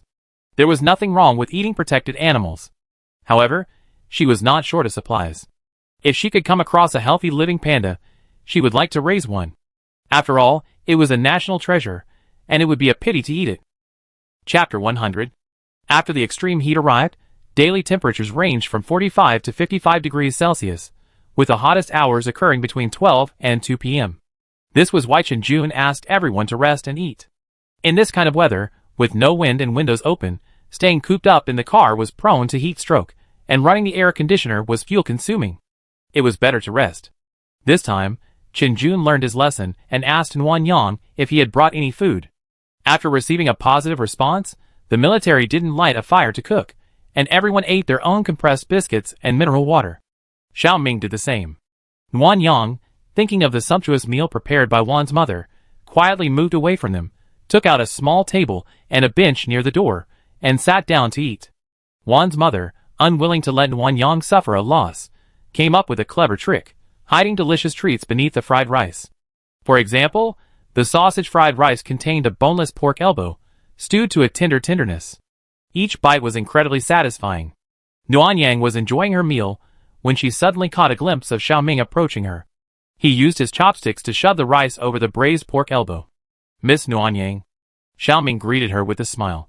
Since they were quite close, Wang Yang could smell his sweat and bad breath, and she frowned unhappily. "What's the matter?" "It's just a little." Xiao Ming squatted down beside Wang Yang, making the stench even more pronounced. To spare herself the discomfort, she took out a small stool and placed it to the right of the table. "Sit down and talk." "Okay, thank you."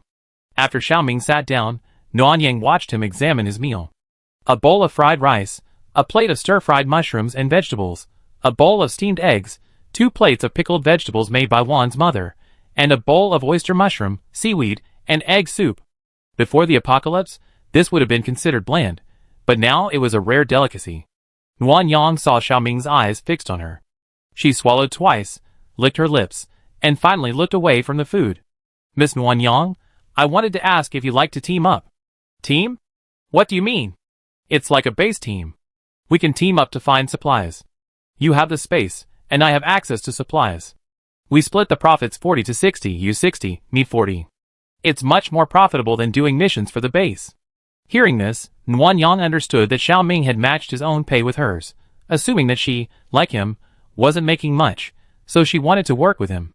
Wang Yang didn't show any strange expression, but asked in confusion. "The area around the base has been completely plundered by the squad. There's no need for any supplies. It's safer to stay with the base than to form a team.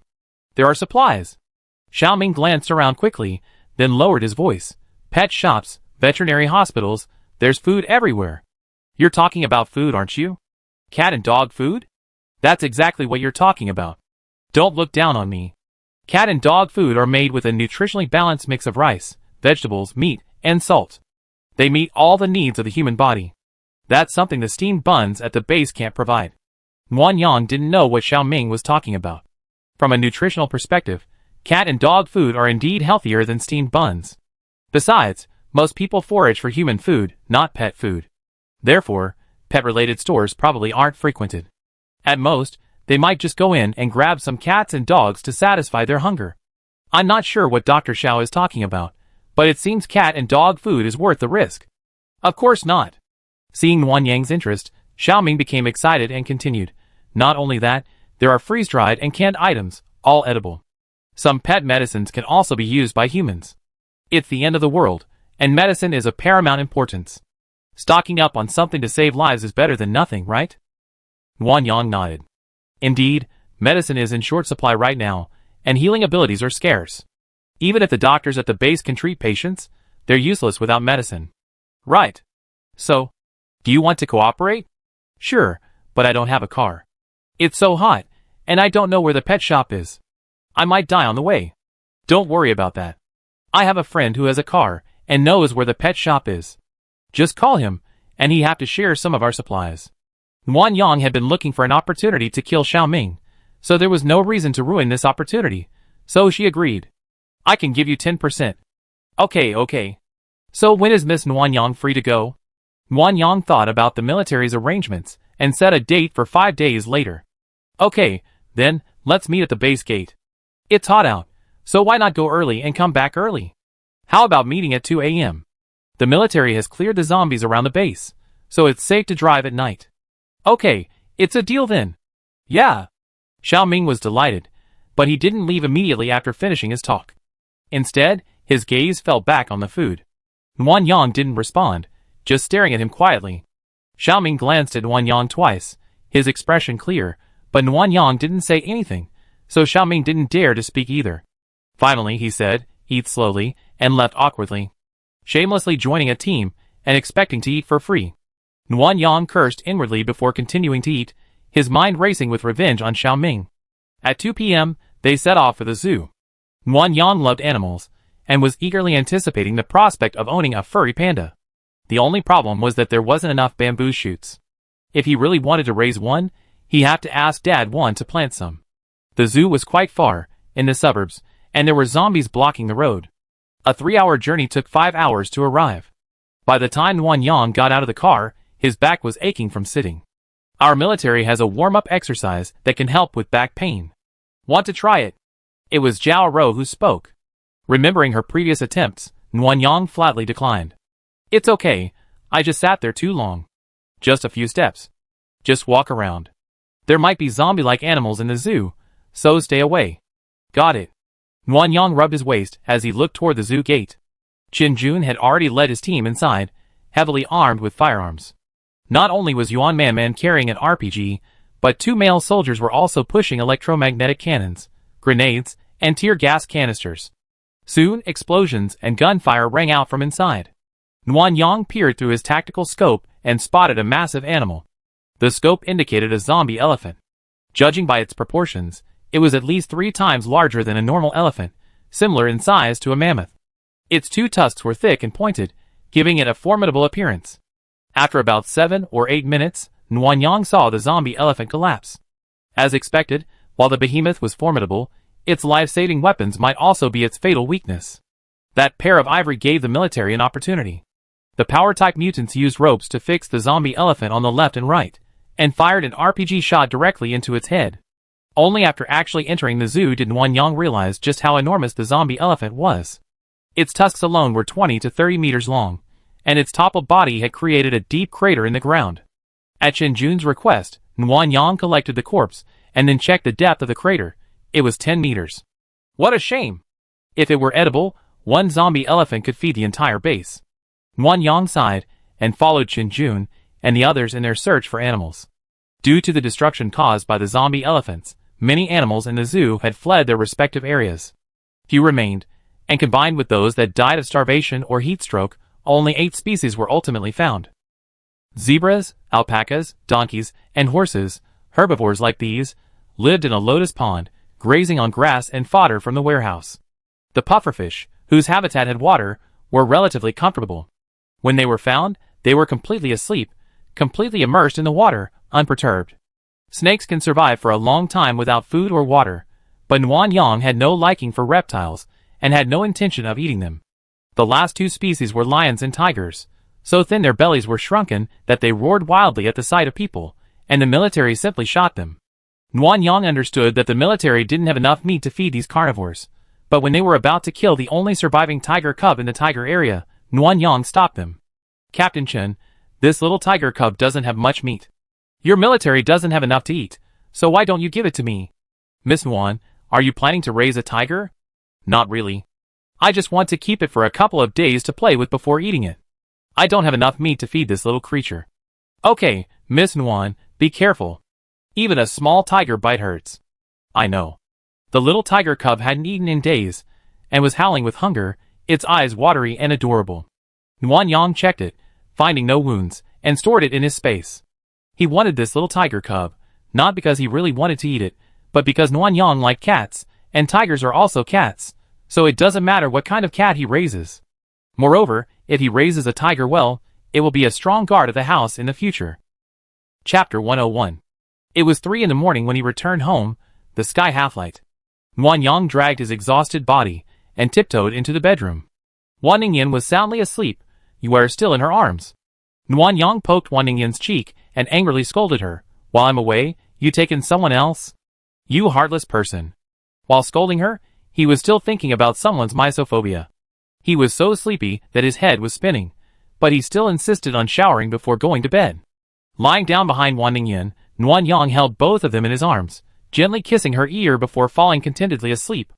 He slept until the afternoon. His nose itched, and Nguyen Yang tried to avoid it several times without success. Reluctantly, he opened his eyes to see Wan Ningyan smiling at him. Sister Nguyen Yang, you're awake. Well, you little rascal, why are you disturbing my sleep? Sister Yen asked me to call you. It's already 2 in the afternoon, and I was worried you'd be hungry. Hearing that it was Wan Ningyan who asked you where to wake her, Nguyen Yang pulled herself up and looked around, but she couldn't see Wan Ningyan. A sudden sense of emptiness settled inside her. Where's your sister Yen? Why isn't she here? Sister Yen is on the 3rd floor. There are so many little rabbits. I'm watching. Okay, go play. I get up right away. Then I tell Godmother she left some food for you. Okay. Sorry to bother you here.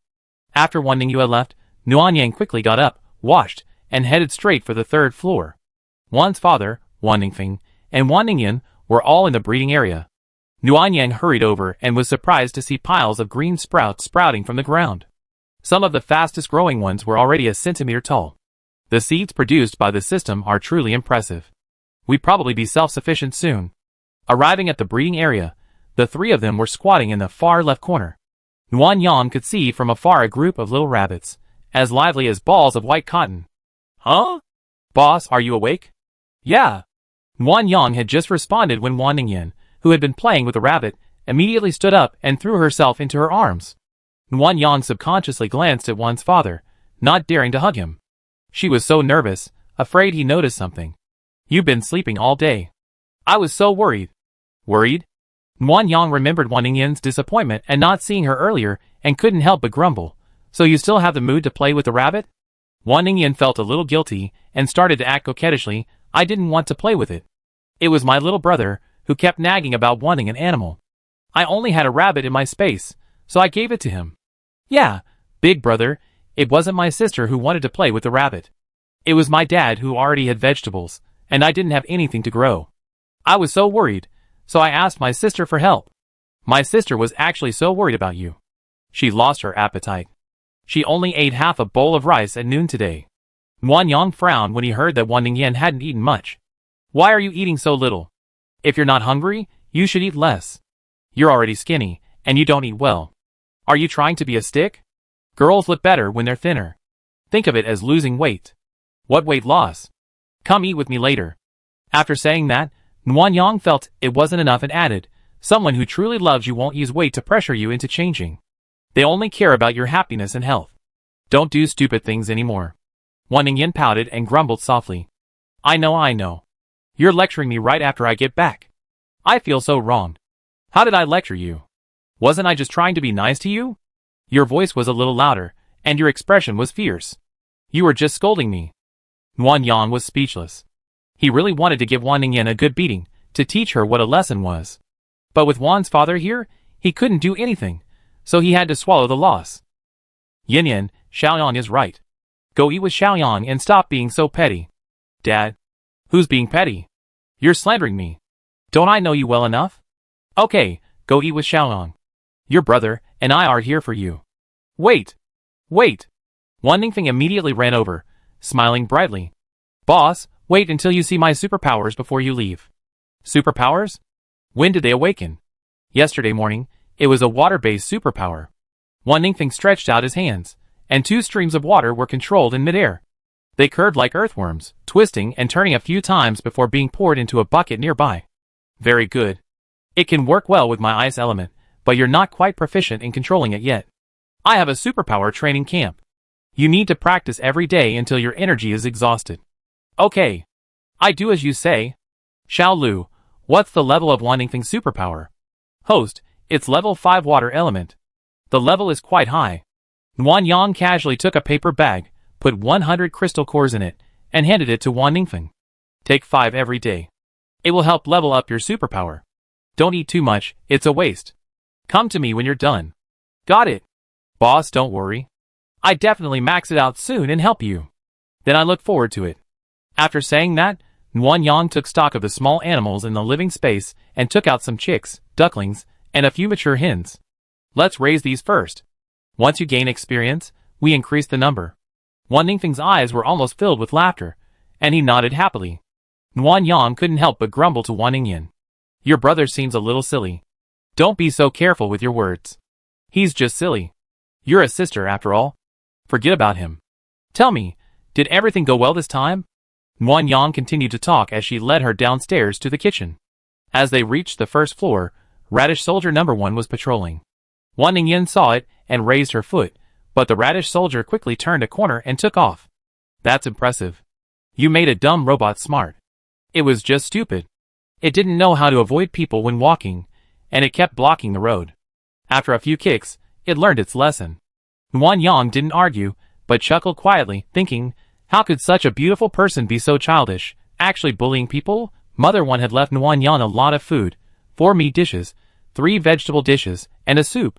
This completely changed Wan Yang's understanding of leaving food for others. Still feeling it wasn't enough, Mother One went to the refrigerator and pulled out a portion of raw marinated shrimp. Andy, it's too much.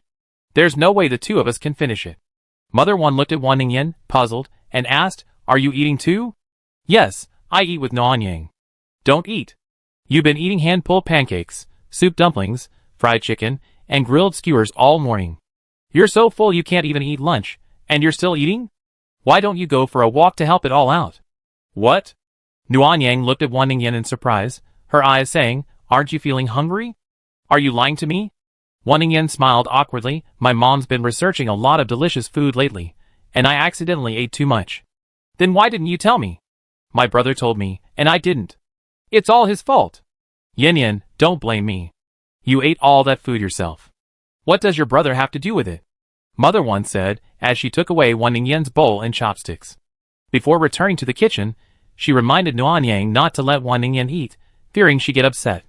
Wan Yang, it's no different if I sit here with you. Just eat.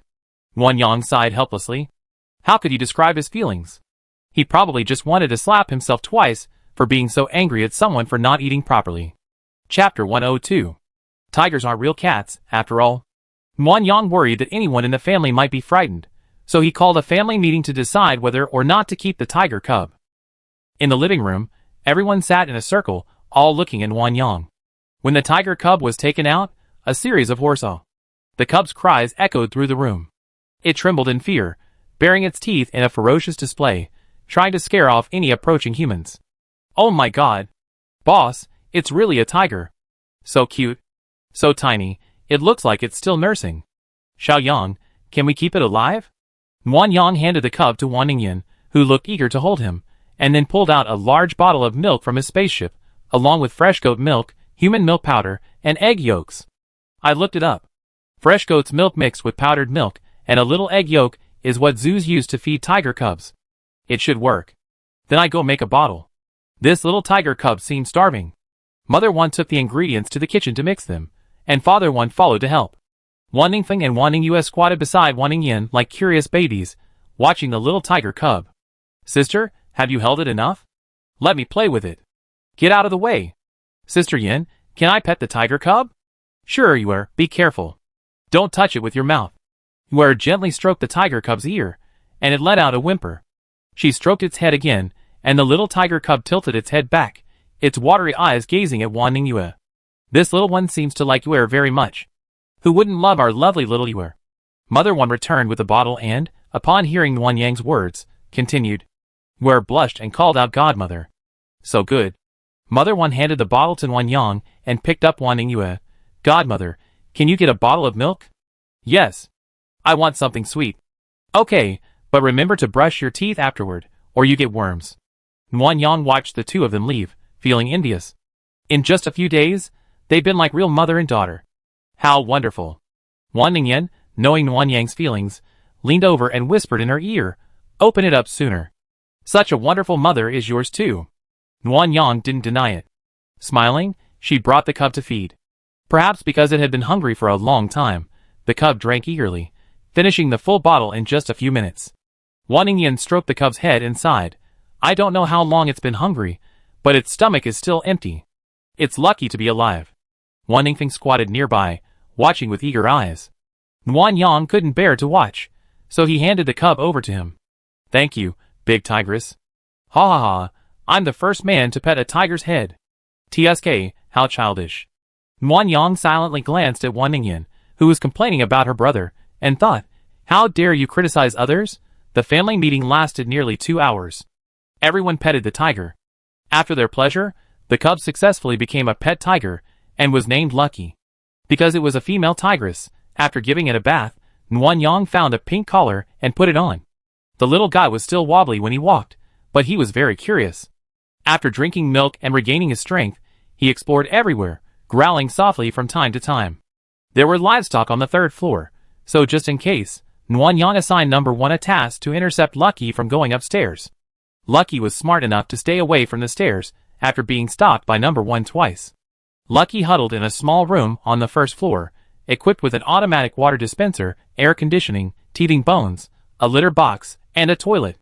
Wan Yang thought he was being very considerate, but Lucky continued to stay in Wan Yue's room every night until one day, when Yue got a girlfriend, and Lucky was kicked out of the bedroom and slept alone. After a long day and night, Wan Yang finished dealing with the tiger cubs and went to sleep again. The next morning, he had to go to the base to distribute supplies and visit the rabbit farm. The next morning, as Wan Yang and Wan Ningyan finished breakfast and prepared to leave, Wan Ningyan used the same excuse as before, saying she would go to the base to explore after distributing the supplies, and would be back at noon. We already toured this base several times. How come you're not tired of it yet? Aren't you tired of it? Aren't you tired of it? Mom, we need to explore the base more. If we come across something nasty we don't know about, we can prepare to flee. If Xiaoyang says so, I believe you. You probably just want to have fun. Let's go! Be back before midnight. Speechless, Wan Ningyan sullenly sat in the passenger seat and asked, do I look so unreliable? Why do you trust me and not me? Maybe. A mother knows a daughter best. I think she's partial. My mom only has eyes for you, and you wear right now. That's right. How could she cook so much food for someone, and make them eat so much that they can't even eat? At the mention of this, Wan Ningyan felt guilty and closed her eyes, pretending to sleep. I suddenly feel sleepy. I'm going to get some sleep. Wan Yang said nothing more, silently turning up the air conditioner by 1 degree, worried that Wan Ningyan would catch a cold. The breeding area of the base is behind the hospital, about 10 minutes away. Not only are there all new cement houses, but the photovoltaic power station from the granary has also been moved in. You can imagine how much importance it attaches to it. Special Assistant Bai Xing was once again the one who came to negotiate the distribution of supplies, with Qin Jun assisting, directing the search team members to assign areas to the animals. Wan Yang had plenty of chickens and pigs, but she only requested a few of each for reserves. She primarily wanted to divide up the ones in the zoo. Wan Yang kept at least 1 male and 1 female of each species, excluding the reptiles. She didn't take any tigers or lions alive, either. She wasn't interested in wild game, so she requested a few horses and donkeys, hoping to domesticate them for labor later. These animals are divided by weight. Why don't you weigh them? 1 horse is worth 150 chickens, and that's a healthy horse. After so long in the apocalypse, it's already emaciated. How can it still be worth so many chickens? And hens lay eggs, so what can horses do? What a loss. Wan Ningyan muttered in the passenger seat, pointing out all the injustices. Seeing Wan Yang didn't react, she angrily slapped her on the shoulder. You blockhead, we're losing money. Show some reaction. Ms. Wan, you've taken several powerful pills. Hold back and don't break my bones. I just hit her lightly. Stop slandering me. And don't change the subject. Wan Yang, Helpless, explained gently, the harvest wasn't great this time.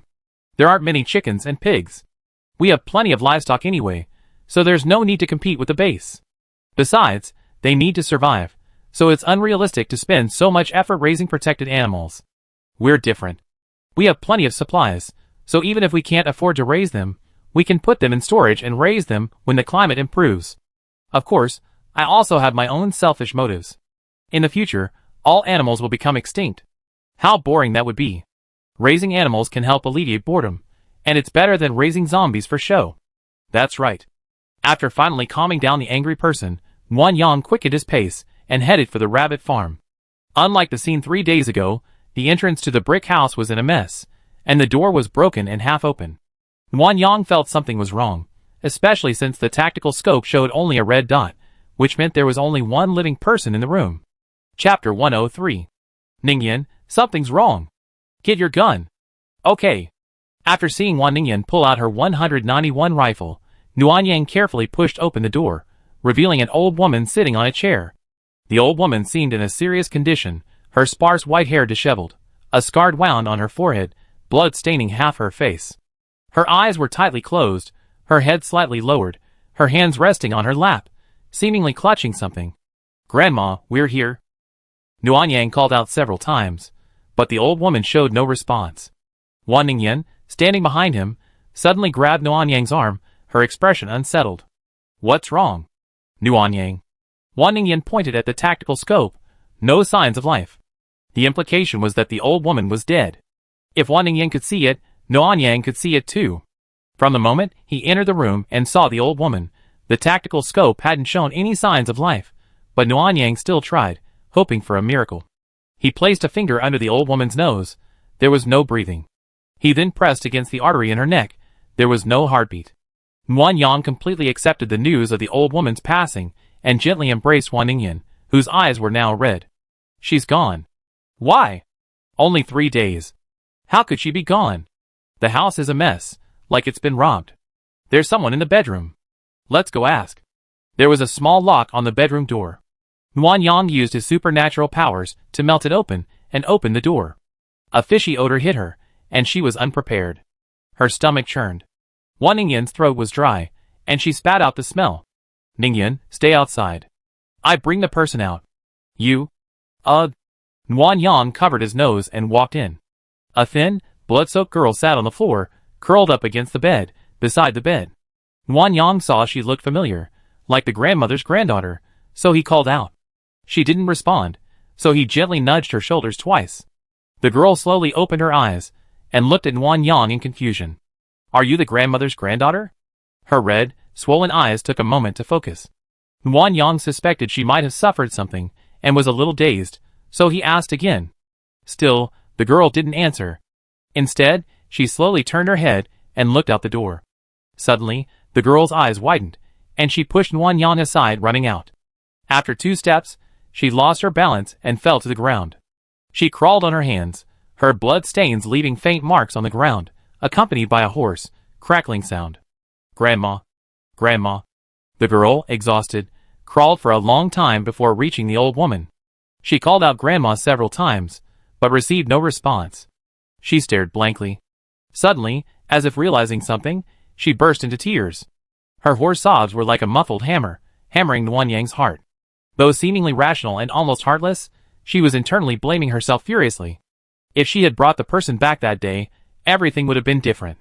Nuanyang had long been accustomed to death, but humans were not plants. How could they be as hard as stone, without any compassion?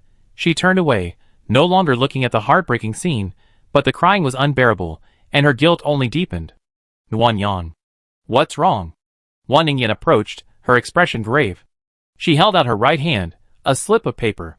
"Look at what the old lady is holding." Nuanyang took the note and opened it. Written on it were 4 dark red characters, Dai Nyanyan. Aside from Nyanyan, the other 2 seemed to have typos. Nuanyang pondered for a moment, then looked at the girl, who was nearly choking with tears, and tentatively called out, "Nyanyan?" The girl slowly turned her head, looking at the 2 of them in despair. Her dry, cracked mouth parted, only uttering 2 monosyllables. "Take Nyanyan away. The old lady's granddaughter should be called Yen Yen." Wan Ningyan took the note and examined it carefully, feeling even more distressed. The old lady can write her granddaughter's name. The elderly woman, with little education, could write her granddaughter's name. Before her death, she even wrote a plea in blood, just as she had disregarded her dignity when she knelt and begged Nguyen Yang to take her granddaughter away. The old lady had never cared about herself. Her only hope was that her granddaughter could live. Nguyen Yang took a deep breath and patted Wan Ningyan's shoulder. Now's not the time to be sad. Take care of her first, find out what happened, and then make plans. Wan Ningyan nodded and went to check on the girl for any injuries. Nguyen Yang closed the door and turned on the air conditioner, quickly cooling the stuffy room. The girl seemed to notice something was wrong. Her red, swollen eyes glanced around, finally landing on the brand new, awkward air conditioner. She stared at it, lost in thought. Are you injured? Wan Ningyan shook her head. Some bruises, but no wounds. With all that blood, there shouldn't be any. Wait until she's calmer, then ask. But there's something strange about it. What's strange? Come here. After Nguyen Yang walked over, Wan Ningyan pulled the girl's clothes down, revealing her back. On her right scapula, there was a green mark, resembling a vine with a pink bud at the top. Tattoo? Living. Living? Look carefully. Wan Ningyan instructed, extending her finger. Before she could touch the mark, the pink bud suddenly dodged to the left. As her finger followed it, it dodged to the right again. Nguyen Yang had never seen such a miraculous sight before, and unsure what was going on, she consulted the system. Host, this is a mutant. She awakened her with type ability by drinking the blood of a rabbit that was transforming into a zombie. Therefore, she has an additional plant-type mutant besides the normal Wood-type ability. This is extremely rare. Altered form. So this form can only be obtained by drinking the blood of mutating zombies? Normal mutants can only be obtained by consuming a crystal core for the first time to awaken their powers. Those with mutants are somewhere between zombies and humans, so the chance of obtaining one is extremely low. For someone like her who awakens by drinking zombie blood, the chance is even lower, 1 in a billion. 1 in a billion. It's pure luck. So what is her mutant? Are there any precautions? Her mutant is a blood-eating vine, which feeds on zombies or human blood and flesh. This type of mutant is in its juvenile state before level 5, timid and weak in attack. Once it reaches level 5 and matures, it becomes incredibly ferocious, the absolute top tier among mutants. However, the young must be well protected and fed, as the mutant is the psychic's second life, linked to their heart. If the mutant dies before reaching maturity, the psychic will also die. What happens after maturity? After the mutant matures, its vitality is incredibly strong, making it difficult to kill unless the psychic dies. However, they possess a sense of their own and will proactively protect the psychic. Top-tier mutants, like the man-eating blood vine, are incredibly powerful, making it nearly impossible to avoid them and kill the psychic. Almost impossible? It's a plant, fire should kill it. The mature man-eating blood vine is fireproof. Its vines secrete sap to protect it, and even if burned, new vines will quickly grow. This powerful attack made Nguyen Yang regret it even more. If he had known, he would have taken the person back, and the old lady wouldn't have had to endure this ordeal. Host, a reminder, this person is very weak. The juveniles don't even have the strength to emerge from their skin. If you don't take good care of them, they die. Understood. Nguyen Yang immediately took out a small table and laid out various food and water. Yin yin? The girl turned away blankly. Nguyen Yang opened a bottle of mineral water and handed it to her. The dead cannot be resurrected. My condolences. Replenish your energy and tell us what happened. We definitely help you if we can. The girl didn't take the water. She looked back and forth between the two of them, a look on her face that Nguyen Yang couldn't interpret. You have flying cars. Missiles. It was an affirmative statement, not a question. Nguyen Yang thought about it, and it was probably because the old lady had seen that damn zombie rabbit. Yes, it's a flying motorcycle and a tracking missile. The girl's eyes instantly filled with tears. She asked, food? Did you give it to me? Yes, I traded it for a rabbit with your grandma and promised her I'd come back in 3 days. Grandma didn't lie to me. Her voice was hoarse and filled with tears. Wan Ningyan couldn't bear it any longer and took the mineral water and force-fed her some. Your grandma wants you to live. Don't ruin yourself. Eat something. But grandma is dead. Then you have to live even more. Your grandma wanted you to live until her death. You can't let her down. Wan Ningyan unfolded the note and showed it to the girl. She broke down, sobbing and stuffing food into her mouth. Her miserable appearance was too much for Wan Ningyan to bear, so she stood silently by her side. Wan Yang felt sorry for her, but she was afraid the girl would choke, so she quietly crouched beside her, patting her back from time to soothe her. Chapter 104. After finishing the meal, Wan Yang, unsure if the girl was full, asked. The girl nodded subconsciously, glanced at Wan Yang, and then quickly shook her head frantically. Tell the truth. The girl paused, not daring to eat the food bulging in her mouth. Her eyes were filled with hesitation and evasion, a wavering uncertainty. Your grandmother entrusted you to us. From now on, you're family. You shouldn't lie to family. Wan Yang's words brought tears to the girl's eyes again. She wiped away the tears with the back of her hand, spreading the blood on her face, making it dirtier and dirtier. Wan Yang took out a wet wipe and told the girl to stay still. He wiped for a long time, revealing her cute and obedient face beneath the blood. What's your name? Wen Yinru. What's with the blood? The mention of blood brought Wen Yinru's tears back. Wan Yang sighed and wiped her tears with a tissue, offering solace. Are you going to keep crying? Don't you want to tell us what happened? And ask us for revenge? Revenge? Wen Yinru's voice was still hoarse, and she stared at Wan Yang, as if trying to confirm whether she was joking or genuinely wanted to help her. Yes, revenge. You must have run into some bad guys. I take you to kill them. How about that? There are a lot of people, and they have knives. Don't be afraid. I have a gun.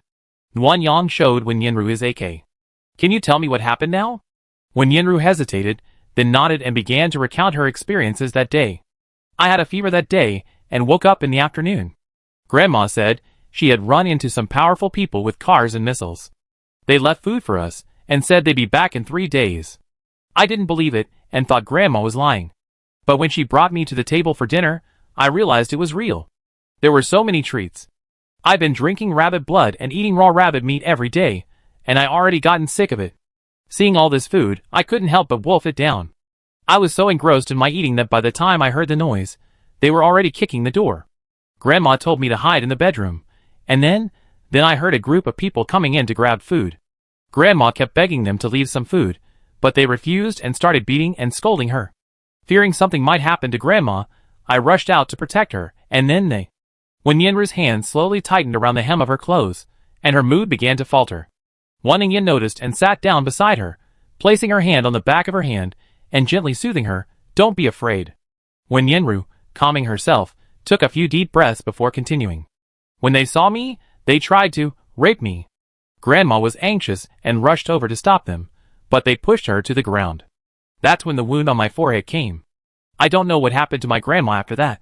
I was resisting them, but they said the more I resisted, the more excited they got. I was on the verge of collapse, and didn't know how to escape. Suddenly, a flood of rabbit blood poured down, covering me and making me smelly and sticky. The gang was furious, cursing and calling me unlucky. I saw it was my grandma who had poured the rabbit blood. She was holding the bucket she usually used for bloodletting. The gang saw it, let me go, and started beating her for a long time. I hugged her and begged them to stop, but they kicked me several more times to vent their anger before taking their things and leaving. After they left, there was no food left in the house, only a few scraps. Grandma said it was okay, and that you would come in 3 days. She let me hide in the bedroom, and gave me all the remaining food. I refused, but Grandma said she had more food. She also told me not to take off my dirty clothes, saying the dirtier and stinkier I was, the less likely those men would attack me. The baby rabbits were given to Nanyang and her family, and the remaining scraps were given to her granddaughter. Grandma probably starved to death. The thought of this made Nanyang feel bad. She thought she had left enough food for the old lady's family, but she forgot that they were just the 2 fragile grandparents. Killing the zombie rabbits would make such a noise that it would easily attract people nearby and cause trouble. Nanyang, get the bathroom out. Let Nyan wash up. Once she's clean, we can bury Grandma, and then we go get back at those bastards. Okay, Nanyang wiped the tears from Wen Yinru's eyes. Be strong. Your grandma wouldn't want to see you cry. Nanyang took out the portable bathroom and brought Wen Yinru some clothes and toiletries. Wen Yinru was utterly shocked. She looked at Nanyang, hesitating for a moment before timidly asking, Are you gods? Do we look alike? Wen Yinru glanced at Wan Yang and Wan Ningyan, nodded, then shook her head. You look like a god, and that sister looks like a celebrity. Oh! Wan Ningyan leaned against the door, a beautiful smile on her face. Which celebrity do you think I look like? Wan Ningyan, especially when she smiles. Wen Yinru thought for a moment and added, "You're just a little fatter than her." Nuan Yang couldn't help but burst out laughing. Wan Ningyan glared at her, and then led Wen Yinru into the bathroom. "Hurry up and shower. Afterwards, we go get revenge." "Okay." After leaving the bathroom, Wan Ningyan twisted Nuan Yang's ear, furious. "You actually laughed at me. You said you didn't care about my weight, but you laughed at me behind my back." "Not behind my back, I laughed at you in front of you." "You still say that?" Wan Ningyan was short, and she stood on tiptoe, trying to twist Nuan Yang's ear upwards. After all, twisting it in circles really hurts. Wan Ningyan was reluctant, but Nuan Yang also stood on tiptoe, making it difficult for her to twist it upwards. She even accidentally fell into Nuan Yang's arms, and Nuan Yang took the opportunity to hug her, begging for mercy. "Sorry, I just think Wen Yinru is too honest, not making fun of you for being fat." "Don't hug me." "Let me go." "How about I tell you about Wen Yinru's abilities in exchange for your not getting angry?" Wan Ningyan stopped struggling and snorted, "Go ahead." "I want to hear it first." Nuan Yang told Wan Ningyan everything about Wen Yinru's abilities, and her altered form, and her eyes widened. "That blood vine isn't even afraid of my fire?" "Yes, but don't tell Wen Yinru yet. The mutant is so powerful after reaching maturity that it's a potential threat to us. We have to observe her first after we bring her back. If she shows any signs of trouble, we find a way to have her move out." "Okay, then let her live with you. Where's young, so she won't be too defensive. I talk to her later, and have her help keep an eye on her, and deal with any unusual issues. Where's not very discerning and is timid. Be gentle when you speak, don't scare her." "I know. Also, how are you going to bury the old lady? In this weather, she rot quickly if she's not buried." Nuan Yang pondered for a moment, and came up with two options. "In our country, we emphasize resting in peace. We could just bury her in a grave. However, it's the end of the world now. If Wen Yinru leaves, she might never be able to return to visit. So, there's another option, cremation. I need your fire ability. After the cremation, I can take some of the ashes, and place them in a diamond using space-time. Wen Yinru can then carry them with her." The second option was something Nuan Yang had read about in the news. She had also wanted to place the dean's mother's ashes in a diamond, but she couldn't afford diamonds, let alone the high production costs. The second option is better. The child's family has all passed away. She must be very lonely. Having her grandmother by her side would make her feel better. Well, it all depends on her choice. After taking a shower, Wen Yinru dressed in a white t-shirt and shorts. Her dark hair was loose, highlighting her exceptionally fair skin. Her cheeks were so thin they were a little concave, and her arms and legs were too slender, but she still had that girl-next-door aura. She wasn't striking at first glance, but she was very appealing, the type that grew on you the more you looked at her. Nuan Yang told Wen Yinru both burial options, and she chose the second without hesitation. When she received the diamond pendant containing her grandmother's ashes, Wen Yinru knelt and kowtowed to them. "From now on, my life belongs to you two benefactors. I do whatever you tell me to do." "In that case, then get up." Wan Ningyan helped the man up and said sternly, "From now on, you're a member of our family. You're not allowed to kneel down casually. Do you understand?" Okay, get in the car.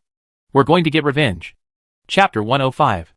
Wen Yinru didn't know the exact location of the group, so Nuan Yang could only search for survivors nearby based on the number of people. The first place they visited was a large bungalow where 3 familiar farming families had gathered to survive. The stench was overwhelming, and the people inside looked sallow, thin, and dry-mouthed with cracked lips. Nuan Yang urged them to search the area for a survivor base, saying that staying where they were would only lead to death. When they left without leaving any supplies, which Wan Ningyan found strange. "They're starving to the point of being skin and bones. It's okay to leave them a little food, right? They can't even reach Sanyang Mountain on foot. They're cannibals." "Cannibals? How can you tell?" Several elderly people had their legs and shoulders wrapped in cloth strips, blood seeping out. If they weren't cannibals, they wouldn't have gathered during the zombie outbreak. How could so many people be injured, and all of them elderly people?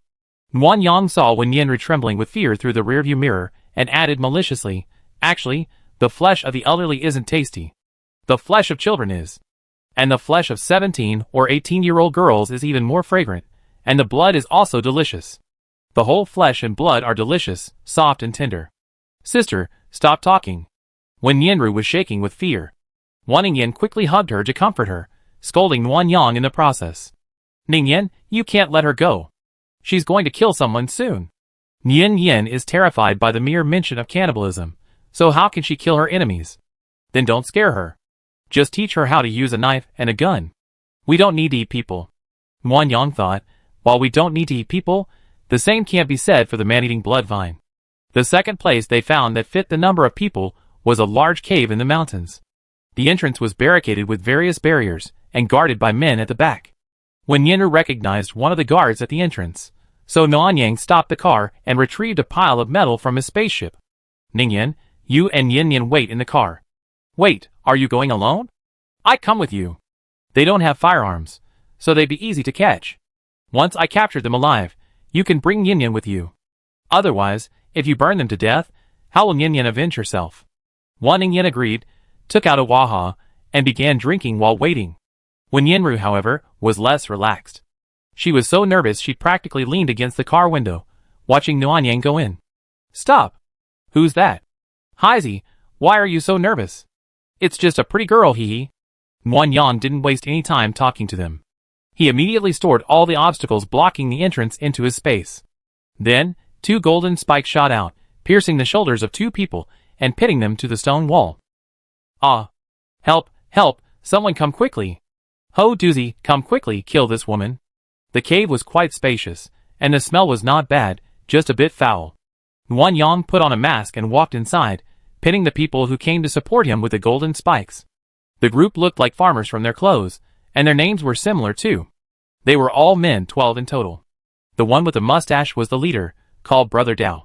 When Nuanyang found him, he was still wearing pants. A naked little boy was huddled on the stone bed, crying and sobbing. Further in, there is a fork in the road. On the left is where they store supplies. As soon as Nuanyang went in, he saw the sesame paste prepared for the old lady. The bag was opened, and most of the food inside was missing. Nuanyang gritted his teeth, swallowing his anger, and went to the right. 8 naked men and women lay there, mostly women.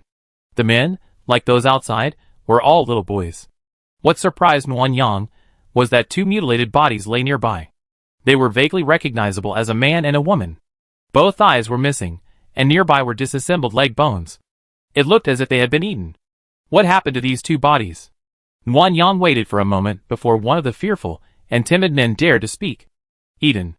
As expected, Nuanyang sighed deeply, searched for clothes, and brought some food to the men. He then called Wan Ningyan and the others over. Be prepared, it's going to be brutal in there. Yin Yin, if you get scared, just call me sister. Yes. Entering the cave, one could hear the wailing of various men, all pinned down by golden spikes, unable to move. Further inside, the men and women who had been used as sex slaves were dressed and eating. They looked hungry for a long time. If it weren't for the old lady's protection, then Yin Yin. Wan Ningyan, as an actress, has always been very sentimental. Nuanyang knew she was upset, so he deliberately gave her a task. Take Yin Yin and kill those people outside. Let Yin Yin do it. She has to get over the killing hurdle. As for those people inside, I want to leave all the food in the cave with them, give them some medicine, and reinforce the cave entrance before we leave. They can rest and recuperate in peace. What do you think? Anything else? Wan Ningyan's attention was indeed diverted by Nuanyang. She pursed her lips, thought for a moment, and shook her head. It's nothing. Just leave some more fruits and vegetables. Okay. Wan Ningyan led Wen Yinru, whose face had turned pale with fear, out. Nuanyang crouched down after they had left and examined them to determine what medicine to give them. After a while, Nuanyang suddenly heard Wan Ningyan calling him and immediately rushed out. What's wrong? Look! Following Wan Ningyan's finger, Nuanyang saw Wen Yinru sitting on the ground. Emerald green vines and pink buds were rubbing against her face, but Wen Yinru was too frightened to move. Yin Yin, this is your mutant. Don't be afraid. Nuanyang walked over to her and squatted down. The vine, as if startled, immediately hid under her clothes, leaving only its pink buds poking out, as if observing Nuanyang. This one's really timid. Just now, when I wanted to observe it, it hid there too, and only came out when it was far away. Wan Ningyan said, as she approached Wen Yinru and pressed down on Dao Ji's thigh, who was pinned to the ground. There are 4 small blood holes here, made by the blood vine. It wants to eat, but can't bite. It's trying to persuade Yin Yin to feed it meat, but Yin Yin doesn't dare. I am scared.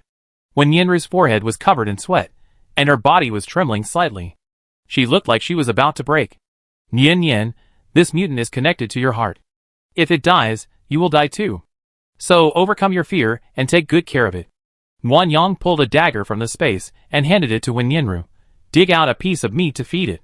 It happens to be your enemy. Isn't revenge for Grandma what you want? Wen Yinru picked up the knife, her hand shaking violently. As soon as the tip of the knife touched Brother Dao's skin, Brother Dao started cursing, and the others quickly joined in the abuse. Shut up. Wan Yang stood up and walked over to Dao Ji's head. He tried to hit Wan Yang with his hand, but Wan Yang disarmed him with an axe. He threw the detached arm in front of Wen Yinru, frightening her so much that she dropped her dagger. However, the man-eating blood vine, sensing the scent of blood, grew bolder, poking out its pink buds and sniffing the air.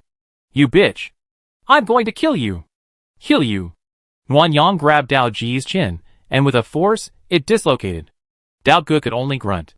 Then, he took out a small knife and stabbed it in his mouth, severing a bloody tongue. Wan Yang poked at it with the tip of the knife, holding it up to examine it, his words filled with threats. Anyone else want their tongue cut out? Tell me, and I satisfy you. The crowd fell silent. Even the most vicious scum fears injury and death. Wan Yang, seeing his threat had worked, returned to Wen Yinru's side. The man-eating blood vine seemed still afraid, twisting and turning, its pink bud moving closer to the tip of the knife in Wan Yang's hand. Wan Yang saw its intention, and raised the knife in front of it. The pink bud twisted upward twice, as if looking at Wan Yang. Stop looking.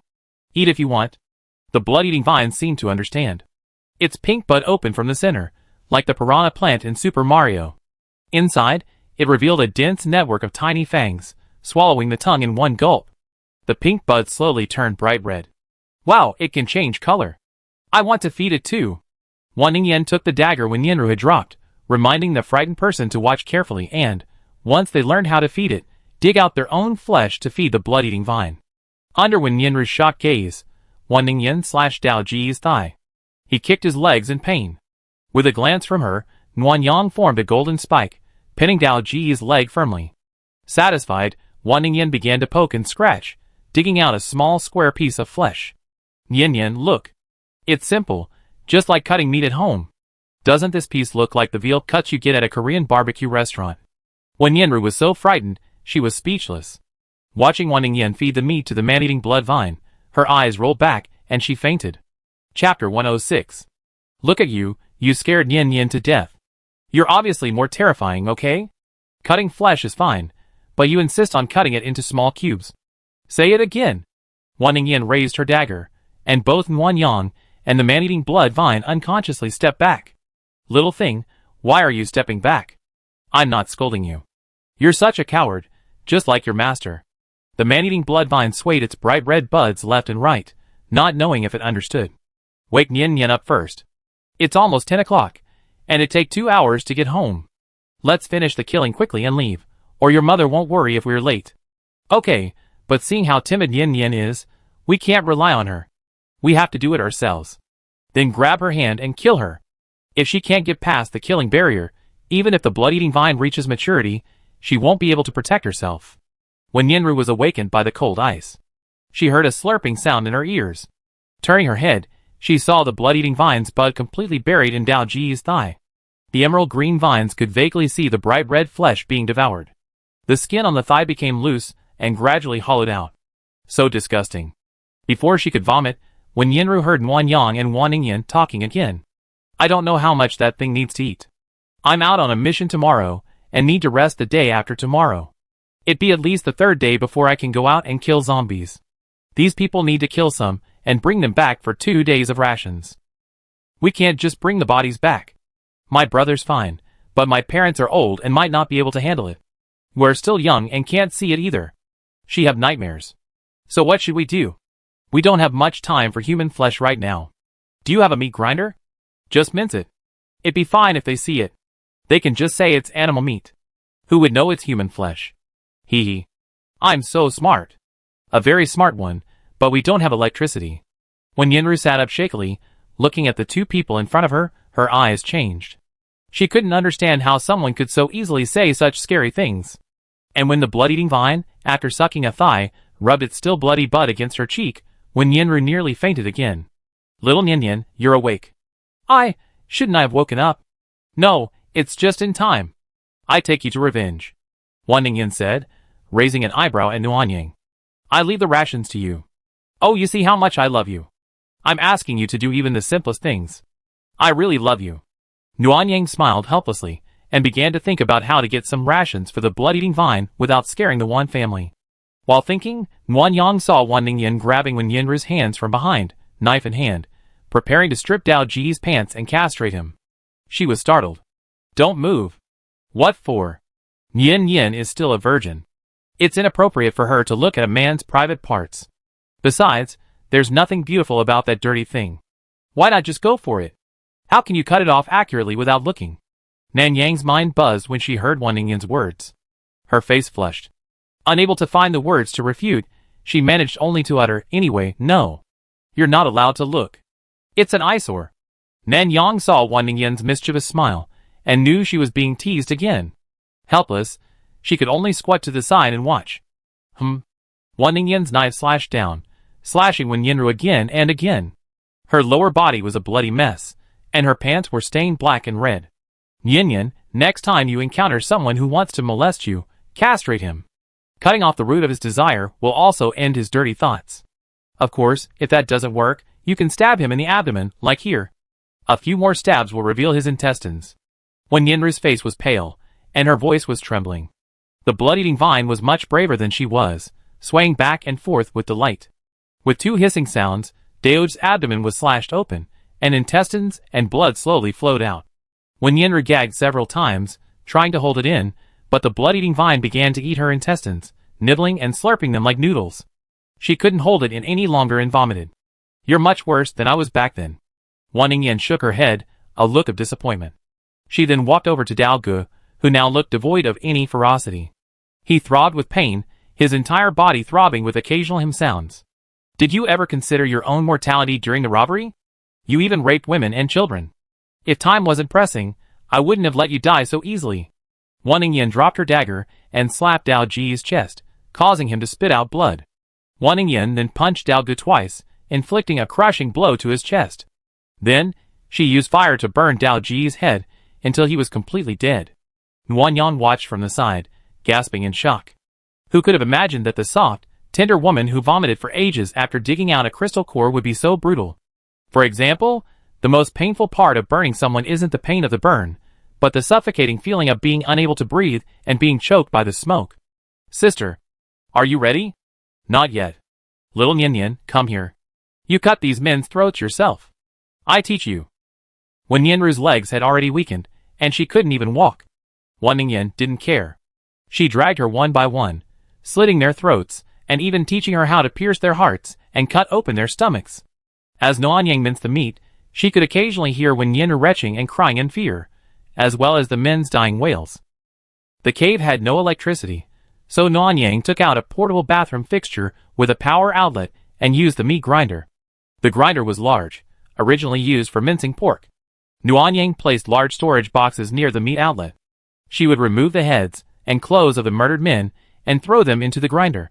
In the end, she had 23 boxes filled with minced meat, which Wan Ningyan stored in her storage space. Yin, if that blood-eating vine gets hungry, ask your sister Yin for food. Don't be so tolerant. If it starves to death, you die too. Remember? Remember. Remember. Then wash your hands and face and go back. When Yenru's hands and face were stained with blood, they needed to wash, and so did the blood-eating vine. The emerald green vines were bloody. Fortunately, the little creature recognized people and was no longer afraid, so they could wash it clean. Nuanyang and Wan Ningyan were also stained with blood.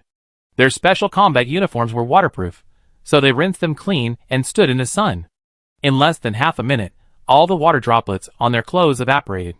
Before leaving, Nuanyang placed some dried vegetables and long-lasting fruit at the door. He then removed the original barrier and added 2 large stones for reinforcement. Ningyan, tell Yin about your family and everything going on. We need to coordinate our statements when we get to the base gate. We can't hand Yin over to the military's supernatural battalion. Can't we just let Yin hide in the back of the car? You can hide for a while, but not forever. There's a guard at the entrance to Area B, and patrols inside. If someone were to find out there's someone else at home, it would still be troublesome. Okay, ordinary wood-based abilities just control plant growth, so they're not lethal. Han Qingcheng wouldn't insist on using Yin Yin. Yeah, I thought so too. Oh, and teach Yin Yin how to use her mental power to control the blood-eating vines.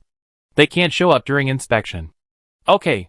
Wan Ningyan explained her family situation to Wen Yinru, including Wan Yang's secret possessions, and then taught her how to use her mental power.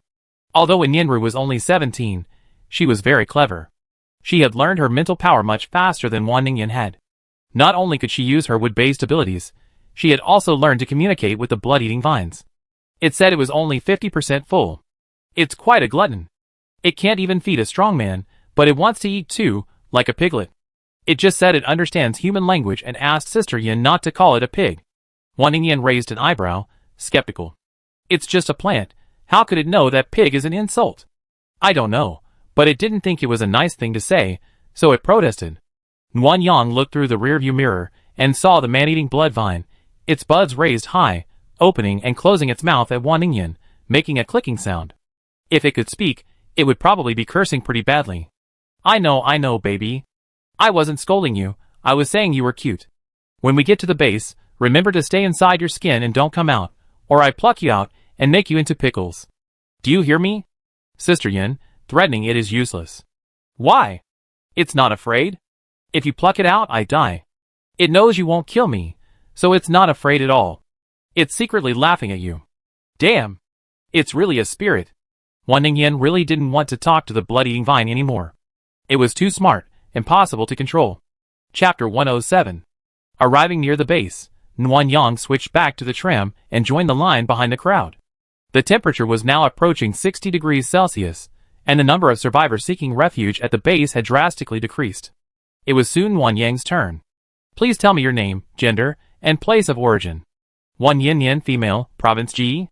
Okay, let's go through the inspection. The zombie virus test was normal, and the ability check showed a light. When Yinru honestly disclosed her wood-type ability, and the female soldier in charge of registration was pleasantly surprised. Our base is in dire need of wood-type abilities.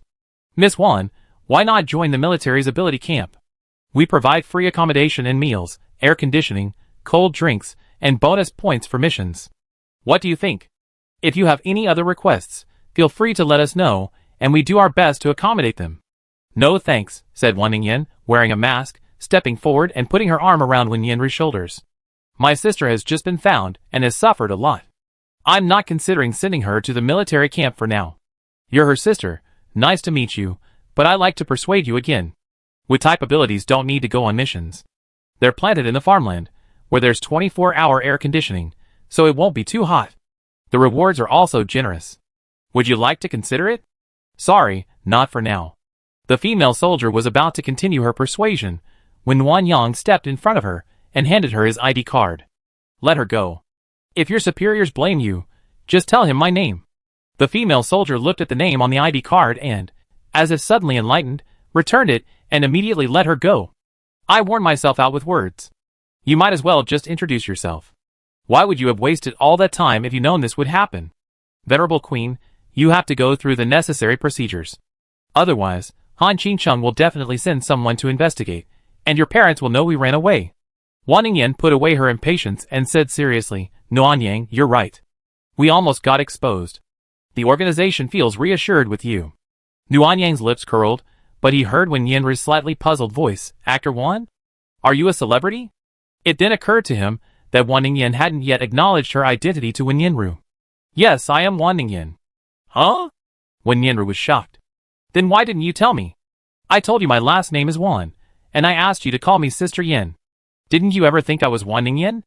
I thought your name was Wan Yin. Nuan Yang couldn't help but laugh. Wen Yinru, that child, stupid you know, but she learned mental abilities quickly. And smart, she couldn't guess that Wan Ningyan was the real Wan Ningyan. What a contrast. As the car entered Area B, Nuan Yang saw Wan's mother and Wan Ningyu appearing out the door. It was already 12:30, half an hour later than the agreed time. Nuan Yang thought, Wan's mother must be worried. Xiaoang, where's Yin Yin? In the back seat, Auntie, don't worry, we're fine. Why not? You're never this late, I thought. Mother Wan paused mid-sentence, looking at the girl beside Wan Ningyan, puzzled. Who is this? Mom, this is Wen Yinru. Little Nyan, let's go inside and talk. Oh, okay. Where, go get my godfather and brother downstairs. I know. Wan Ningyu trotted into the house, leaving the door open. Lucky saw her and tried to leave, but Carrot Soldier number 1 blocked the doorway, repeating, It's dangerous outside, get back home. Wen Yinru watched all this, feeling uneasy and curious. As she sat on the sofa, she couldn't believe it. Wow! A guest! Wan Ningfeng scurried downstairs, his clothes still stained with chicken and rabbit feathers. Wan Ningfeng, watch your words. Guest, not family, Nian Yin is your sister from now on. Sister? Where did you kidnap her? What a pretty girl. I can't believe I have 2 sisters. She's a friend of Wan Yang's. Wan Yang nodded. I ran into a friend I used to know a few days ago, and I went to visit her again today. Nian Yin was the only one left at home, so I brought her back. Uncle and aunt, I apologize for taking the initiative. Wan's father quickly waved his hands. What do you mean by taking the initiative? You shouldn't just watch your friend's child suffer. That's right. You're the one who didn't save Auntie. Wan Yang expected the Wan family to accept Wen Yinru. While kindness isn't considered a good quality in the apocalypse, and can easily lead to death, losing it under the protection of Wan Yang's powerful system is truly terrifying. Nian Yin will live with Yue from now on. Yue, are you okay with that? Of course I do. I like Sister Nian Yin. Wan Ningyan picked Yue up disapprovingly. You're already in love after just meeting? You're so fickle. Yue loves Sister Yin the most, Mua. This harmonious scene brought back memories for Wen Yinru. Wan Yang called Wen Yinru, whose eyes were already wet, to check out the room. Before leaving, he pointed behind her and reminded Wan Ningyan to tell everyone about the mutants. Wan Ningyue's room was a vibrant pink. Wan Ningfeng had spent an entire afternoon decorating it, meticulously detailing everything. For example, even with the built-in bathroom, Yue had her own Hello Kitty dressing table. You live here from now on. Yue is young, only 12, but very sensible. Don't bully her. No, I won't bully children. Just kidding. What kind of clothes do you like? I get you some, and some underwear. Anything casual will do. Wan Yang wasn't good with fashion. After all, she grew up in an orphanage and wore whatever was available. Even as a singer, her clothes were designed by a stylist. She had no personal aesthetic sense, so she picked out some simple pieces for Wen Yinru from her space, planning to have Wan Ningyan find her some clothes later. Young people should dress nicely, not dull. See if there's anything else you need. Don't be shy. Most of the things in my space are free purchases. It's better to use them if you don't spend any money. After hearing this, Wen Yinru spoke cautiously. I want a diary and a pen. Okay. After pulling out a new stack of diaries and pens from her space, Wan Yang also pulled out a tablet and a phone. We have Wi-Fi at home. When you're bored, you can play games and watch movies. There's Wi-Fi? Yes, but the internet outside is down, so you can't match up with teammates or opponents in online games. That's pretty good. Wen Yinru whispered softly, tears welling up in her eyes. Wan Yang handed her a tissue. Go ahead and cry if you want. Let it out before you go out for dinner. I'm sorry. I just feel bad thinking about how Grandma almost had to live a life like this. Wan Yang wanted to comfort her, but he didn't know how. Should he say the dead can't be brought back to life? Or should the living be looking forward? Light-hearted words couldn't ease the pain of losing a loved one, just as Wan Yang herself couldn't get over the death of the dean's mother. She kept thinking that if she had debuted earlier and made some money, perhaps things would have been different. Life is always full of regrets, and the arrival of the apocalypse makes regrets even more prevalent. Chapter 108. During lunch, Wen Yinru's mutant form didn't appear, seemingly afraid of strangers. Apart from that, there was nothing unusual. Wen Yinru, however, still couldn't eat meat and felt a bit nauseous. Because Wen Yinru was already 17, a grown-up child, the Wan family didn't recognize her as a relative like Yue did. Instead, they treated her like Nuan Yang, a family member, though with a sense of distance in terms of address. Wen Yinru, possessing a wood-type ability, was assigned to grow vegetables with Father Wan. Nuan Yang also gave her a crystal core, hoping she would upgrade quickly and help her mutant form survive its fragile larval stage. After finishing everything, Nuan Yang returned to the bedroom and laid down on the sofa, feeling dejected and uncomfortable. What's wrong? Nothing, just a little tired. Wan Ningyan sat down on the sofa, letting Nuan Yang rest her head on her thighs. After a moment, her fingers restlessly rubbed Nuan Yang's lips. Nuan Yang was already a little upset and bit the offending finger, but Wan Ningyan started acting up. Her eyes instantly moistened, and she cried out in frustration, "It hurts. I didn't use much force. It hurts. Look, the teeth marks are still there." Wan Ningyan held her finger up to Nuan Yang. It was spotless, not even a speck of saliva on it. You actor's strong sense of conviction is just a lie. You singers are no different. You clearly have something on your mind, but you won't tell me. You barely ate lunch. Do you really think I can't tell? So Ningyan saw it. Nuan Yang pulled himself up and kissed her gently on the lips. Sorry, I didn't mean to hide it from you. I just wanted to adjust myself. Adjust what? Where do you feel uncomfortable? Here. Nuan Yang pressed Wan Ningyan's hand to her heart. I always feel like I lived a second life and have more experience than you, so I try to think everything through, afraid of making mistakes. What happened to Nian Yin's family is making me sad. You were so selfishly calculating, and yet, in the end, you still ended up killing the old lady. If I had brought them back then, Nian Yin wouldn't have become an orphan like me. Why do you think that? Wan Ningyan held Nuan Yang's face in her hands, her thick eyelashes trembling. Her beautiful eyes reflected Nuan Yang's distressed, haggard face. What did you tell me when you got into trouble? Don't put all the blame on yourself. Why can't you figure it out now that it's your turn? If you had the ability to predict the future, you definitely wouldn't have let Nian Yin become an orphan. But the reality is, you don't. Even if you had a secret to help you, you can't be a savior who can control everything. If you're really that powerful, why don't you have the zombie virus serum to save the infected? Why don't you have the equipment to treat this? Will the scorching heat return to normal? You're just an ordinary person, just a few more magical items than us. Can you please not carry so much? And, can you please stop leaving me out? We're clearly in a relationship, yet you never tell me what's bothering you. Do you think I can't help you? Wan Ningyan's words, every word, hammered in Wan Yang's heart. He felt relieved, then filled with regret and sorrow. By the end, he was completely anxious and hurriedly explained.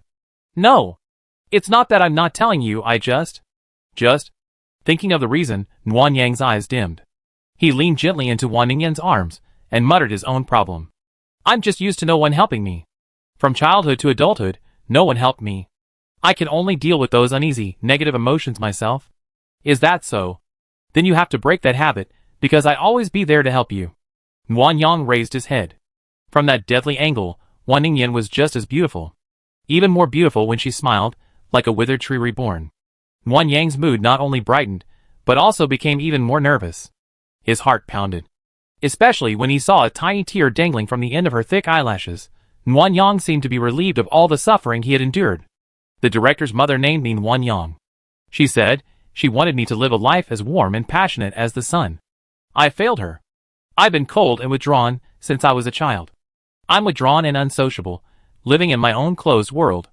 But luckily, I fell in love with the real sun, and that sun happens to love me back. I'm the happiest person in the world, right? Wan Ningyan's smile widened. The tears that had wet her eyelashes didn't fall, but were swept away by the tip of Nuan Yang's tongue.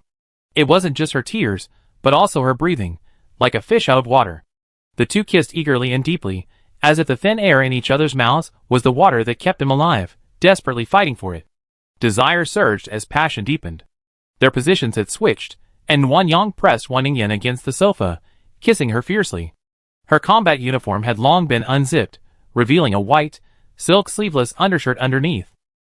As Nuan Yang's hand caressed it, he knew it was Wan Ningyan's personal attire. Such fine quality wouldn't be found in the wholesale market, and likely never would be.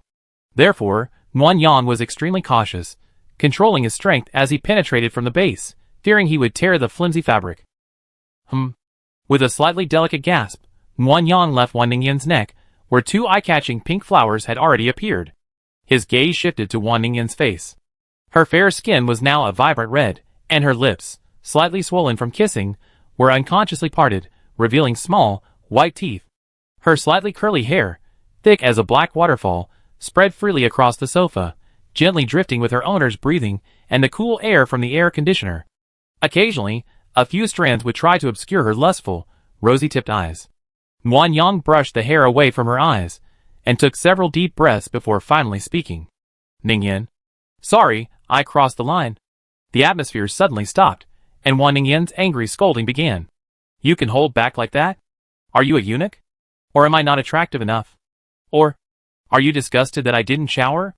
Nuan Yang zipped her up, feeling guilty and flattering, and smiled sheepishly. Don't be angry. We agreed to meet the parents first. Humph. Then why don't you get out of the way? How long do you want to keep me down? You old fogey. No matter how Wan Ningyan scolded her, Nuan Yang remained silent. This was a hurdle she couldn't get over, and she was guilty. When Wan Ningyan recovered from her lust, she suddenly leaned in close to Nuan Yang. Her soft hand slipped into Nuan Yang's still unzipped combat uniform, kneading his firm abdomen through the fabric. Tell me honestly, did you feel anything? Understanding Wan Ningyan's question, Nuan Yang blushed from ear to ear, pursed her lips, and nodded shyly. Then how about I put out the fire for you? Nuan Yang's face flushed even more, and he swallowed, but he didn't resist and nodded. Why don't you meet the parents first? I'm an orphan, I don't have any parents, so I just need their consent. You? Wan Ningyan was speechless, pinching Nuan Yang's cheeks furiously. You're such a rule-abiding, old-fashioned person.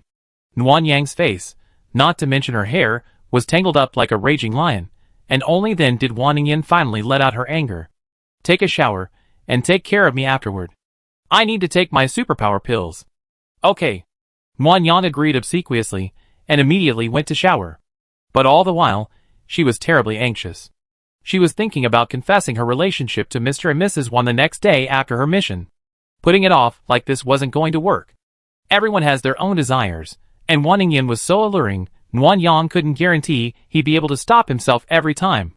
Chapter 109. After a shower, Wan Ningyan changed into a deep V pajamas in a light pink color. Lying on the bed, her towering figure was clearly visible.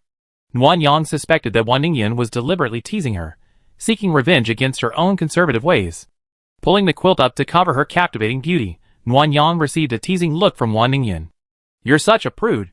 Why don't you sleep on the sofa from now on, lest you overstep your bounds again? Nuan Yang glanced at Wan Ningyan and lowered his eyes. Two different things. TSK. Why don't you go to bed? You already taken the superpower pills, and you want to run a fever awake? That's much more uncomfortable than running a fever while asleep. I know, shut up. If it weren't for you, I have fallen asleep long ago. Wan Ningyan, fearing the discomfort, immediately closed her eyes and tried to fall asleep, not forgetting to blame Nuan Yang. True to the principle of one bladder, one burden, Nuan Yang smiled and took the blame. He sat down beside the bed, holding Wan Ningyan's soft, smooth hand, caressing it and feeling her body temperature. In just half a minute, Wan Ningyan's temperature began to rise.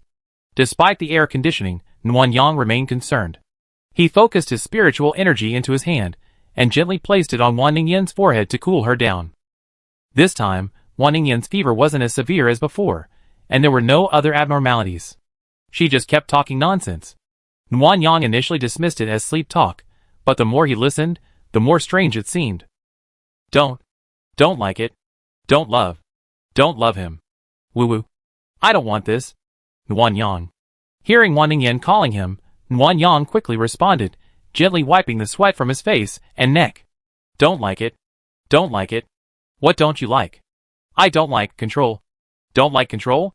Nuan Yang was completely confused. He continued asking, but Wan Ningyan only hummed twice and fell into a quiet sleep again. Nuan Yang had no choice but to stay by her side, waiting for her to wake up. The high fever lasted for 2 hours before slowly subsiding. By the time Wan Ningyan opened her eyes, it was already half an hour later. Water. Helping her sit up, Nuan Yang carefully fed her water while asking the system to check her abilities. Host, it's the psychic ability to control zombies, and it's at the maximum level. Maximum level? Are you sure? It's at the maximum level. Miss Wan is incredibly lucky. Outrageous. This is outrageous. How could Wan Ningyan's abilities be at the maximum level the moment she awakened? Nuan Yang was deeply suspicious, even wondering if this was all a mistake made by the gods in heaven. They were supposed to resurrect Wan Ningyan and bind her to the system, but their hands were shaking and they chose him instead. Otherwise, there was no way to explain such incredible luck. Nuan Yang. Want more? Okay. After giving Wan Ningyan another glass of water, she regained her spirit. She immediately opened her palms and began to use her mental power. Nuan Yang held her hand, his words filled with envy and doting. Don't try it. It's a mental power, controlling zombies. We try it at the training camp later. Controlling zombies? The kind that allows you to control them? Yes. Wow. Then I could raise a zombie army, wouldn't that mean I could? Mental power is limited. You can't control it forever. Wan Ningyan hummed, lost in thought, then suddenly clapped her hands, a look of pride on her face. Wan Yang, I got it. What? Use your gold powers to make chains, and I manipulate the zombies into obedience, locking them up. Wouldn't that be safe? It could even be a perpetual motion machine. Let the zombies clear the land and cultivate the land, and when necessary, I can control them to resist the zombie horde. Kill two birds with one stone. Wan Yang's mouth twitched. While Wan Ningyan was right, was that something a normal person could imagine? You truly are the ultimate capitalist in the apocalypse. Just tell me if it's feasible. It's feasible. Let's try it later. My power level is not enough. No rush, my level isn't high enough either. Wan Yang looked at Wan Ningyan and said slowly, you're at the highest level, max level. Huh? Max level again? Yeah. Wow. I'm so lucky. Wan Ningyan excitedly hugged Wan Yang. Will you come with me to the training camp later? I want to see how good you are. Okay, let's get changed first. Wan Yang turned her head away awkwardly. Her pink, deep pajamas, darkened by sweat, clung to her skin, making her look even more erotic. You big pervert. Wan Yang, who had clearly been afraid to look directly at the beautiful woman, was inexplicably hit with a pillow by Wan Ningyan and accused of being a pervert. Wan Yang wanted to explain, but Wan Ningyan didn't give her a chance and scurried off to the bathroom to shower. Wan Yang waited and waited, but when she emerged, she was already dressed in combat uniform and tactical goggles, looking serious as if she were about to go to the battlefield. Get the training camp ready. I'm ready. Wan Yang pouted, but ultimately couldn't utter a word. He silently took out the supernatural training camp, bearing the accusation of being a pervert, and followed Wan Ningyan to challenge the hell-level difficulty again. This time, the location wasn't farmland, but a city. The sun slowly rose, and the low growls of zombies could be heard from the dilapidated high-rise buildings around them. With the experience gained from the first time, Wan Yang first used his gold-based abilities to form several sharp spears, surrounding himself and Wan Ningyan, with their tips pointing outward. He then began to form ice platforms within the inner circle. When the ice platforms reached nearly 2 meters, the ground began to tremble slightly, and the roars of zombies from the nearby high-rise buildings gradually grew louder. Ningyan, I leave it to you. I continue building the wall. Don't worry, baby. I protect you. Compared to his own nervousness, Wan Ningyan was far more relaxed. Wan Yang, thinking of her 2 maxed-out abilities, quietly kept quiet and worked. After all, she was so capable, and besides, being a freeloader wasn't bad either. Building a wall was much easier than killing zombies. The zombie army rushed out, and Wan Yang continued to thicken and raise the ice platforms and the wall while watching Wan Ningyan's work. Suddenly, all the approaching zombies froze. With a swish, like soldiers undergoing military training, they all turned and began to charge fiercely in the opposite direction, resisting the oncoming zombie tide. If one zombie was killed, another would be controlled. Therefore, within a 5-mile radius centered on Wan Yang and Wan Ningyan, the zombies could not get close, and they were locked in a fierce battle. But amidst the otherwise magnificent scene, a zombie suddenly walked into the flower bed and began digging, creating a huge hole. Wan Yang, look. I told you zombies can be perpetual motion machines. Ha ha ha. Outrageous, yet reasonable. Wan Yang silently gave a thumbs up. With her idea confirmed, Wan Ningyan drove the digging zombie back and continued to resist the zombie horde. Then she began to summon a rain of fire to kill the zombies. Wan Ningyan had to control the zombies while using her fire abilities. Her mental energy was being used faster than her first time at the training camp, and after 7 minutes, she began to struggle. Seeing this, Wan Yang stopped building the wall and instead sucked in metal from nearby buildings, fused it into a halberd, and began to control the zombies. A halberd can stab and cut, but it's far from enough to deal with the sheer number of zombies. Wan Yang was nearing his leveling threshold, and he wasn't focused on killing as many as possible. He simply wanted to maximize his gold abilities, allowing him to achieve a breakthrough sooner. After 5 minutes of perseverance, he encountered a barrier to his leveling. Wan Yang gritted his teeth and broke through the barrier. His gold abilities surged, allowing him to absorb more metal and fuse it with greater ease. He also gained control, allowing him to control 3 halberds at once. Suddenly, the zombie army that had previously held off the zombie tide collapsed, transforming into the front line, roaring as they charged towards the ice platform. Ningyan, take some crystal cores and rest. I take over. Okay. Wan Ningyan was exhausted. She just recovered from a fever, and her body hadn't fully recovered yet. She managed to use her powers for nearly 20 minutes, a feat she achieved. She sat on the ice platform, panting heavily. With the ice platform blocking the way, even if the zombie horde reached nearby, they couldn't harm them. Nuanyang abandoned the gold element and switched to the ice element, controlling his mental power and slowly killing the zombies. When the two had survived for 30 minutes, a sudden alarm blared. Nuanyang looked around in confusion and alarm. About 10 seconds later, a building to the east was smashed in half. Several giant mid-level zombies, each 100 meters tall, attacked, making the height of Nuanyang's ice platform insignificant. What the hell? How could anyone win this? Wan Ningyan cursed, completely giving up, and lay down on the ice platform, waiting to die. Nuanyang no longer had the energy to fight, so he laid down like her. As the shadow of the giant foot fell, Nuanyang and Wan Ningyan returned to the original selection interface. Chapter 110. This time supernatural training lasted longer than the first. Nuanyang and Wan Ningyan were both a little exhausted and collapsed on the sofa for a long rest before regaining some strength. Let's go, take Nian Nian to the hospital. Hospital?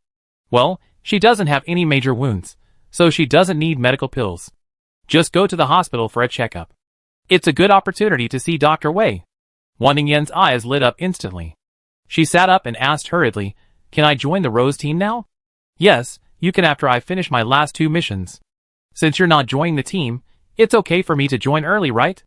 Joining means you be going on missions. I have to accompany you on a couple of trips to see how strong they are. Otherwise, I won't be able to rest assured. So we have to wait until all my urgent missions are completed. Otherwise, I won't have the time." Wan Ningyan thought for a moment, then suddenly came to her senses. The Rose Squad has reserves. If I could go on a mission directly, would you have asked me to not hide my abilities? You don't have to have abilities to go on a mission. Just say you can use a gun. Besides, they might have an assessment. When you get back from the hospital, I teach you Xingyiquan. You taken the Dolly pills, so even brute force will be enough. With your Xingyiquan foundation, getting a mission spot shouldn't be difficult. That's great, I'd be able to go on mission soon, too. It's a pity I have to hide it from my parents, otherwise I could come back and show off my points and spoils. Sigh. Watching Wan Ningyan's ups and downs, Nuanyang pinched her cheek. We talk about the future later. Hurry and get up. No. Wan Ningyan lay back down, lazily saying, "Go get Nian Nian. Just call me before you leave. I need to rest a little longer." Little lazybones, really not getting up. No. I'm tired. Nuanyang bent down and kissed the lazybones, whose eyes were already closed. Seeing she had no intention of getting up, he had no choice but to give in. I call you later, but don't fall asleep. I know you're so nagging. Nuanyang was left with no alternative but to tiptoe out, closing the door slowly, afraid to disturb Wan Ningyan, who wasn't asleep. Downstairs, Wan Ningyue was playing a game of chase with the tiger cub Xingyin. From time to time, the sound of silvery laughter and the tiger's excited roar could be heard. Be careful. Don't let Xingyin tickle you. I know. Sister Nuanyang, come play with us. You play, I have something to do upstairs. Watching Wan Ningyue playing carefree like a normal little girl, Nuanyang felt particularly relaxed, and a smile curled her lips as she made her way up to the 3rd floor. Hearing the sighs of the 3 people, Nuanyang approached curiously, noticing a dramatic change in the fields. Bright red chili peppers circled the field. Lush green rice stood over half a meter tall on the left. Nuanyang couldn't recognize much of the other crops, especially the ones with leaves poking out of the ground. He could only vaguely identify the green vines wrapped around the triangular wooden frame as tomatoes, as a few small green fruits had already formed. He also recognized watermelons. In the middle of the field, there was a patch of dark green vines, with small, fist-sized fruits bearing the same pattern as watermelons beneath the leaves. Big brother, look! With Nian Nian, the plants are growing so fast. Tomorrow we have big watermelons to eat. Wan's father smiled with narrowed eyes, speaking more seriously than Wan Ningfen, not necessarily that fast. Nian Nian's abilities are limited. They might not fully mature until the day after tomorrow. It's just these 2 days, anyway. Nian Nian is amazing. Soon I have my watermelon freedom. When Yenru, feeling a little embarrassed by the compliment, clasped her hands. Nuanyang changed the subject just in time.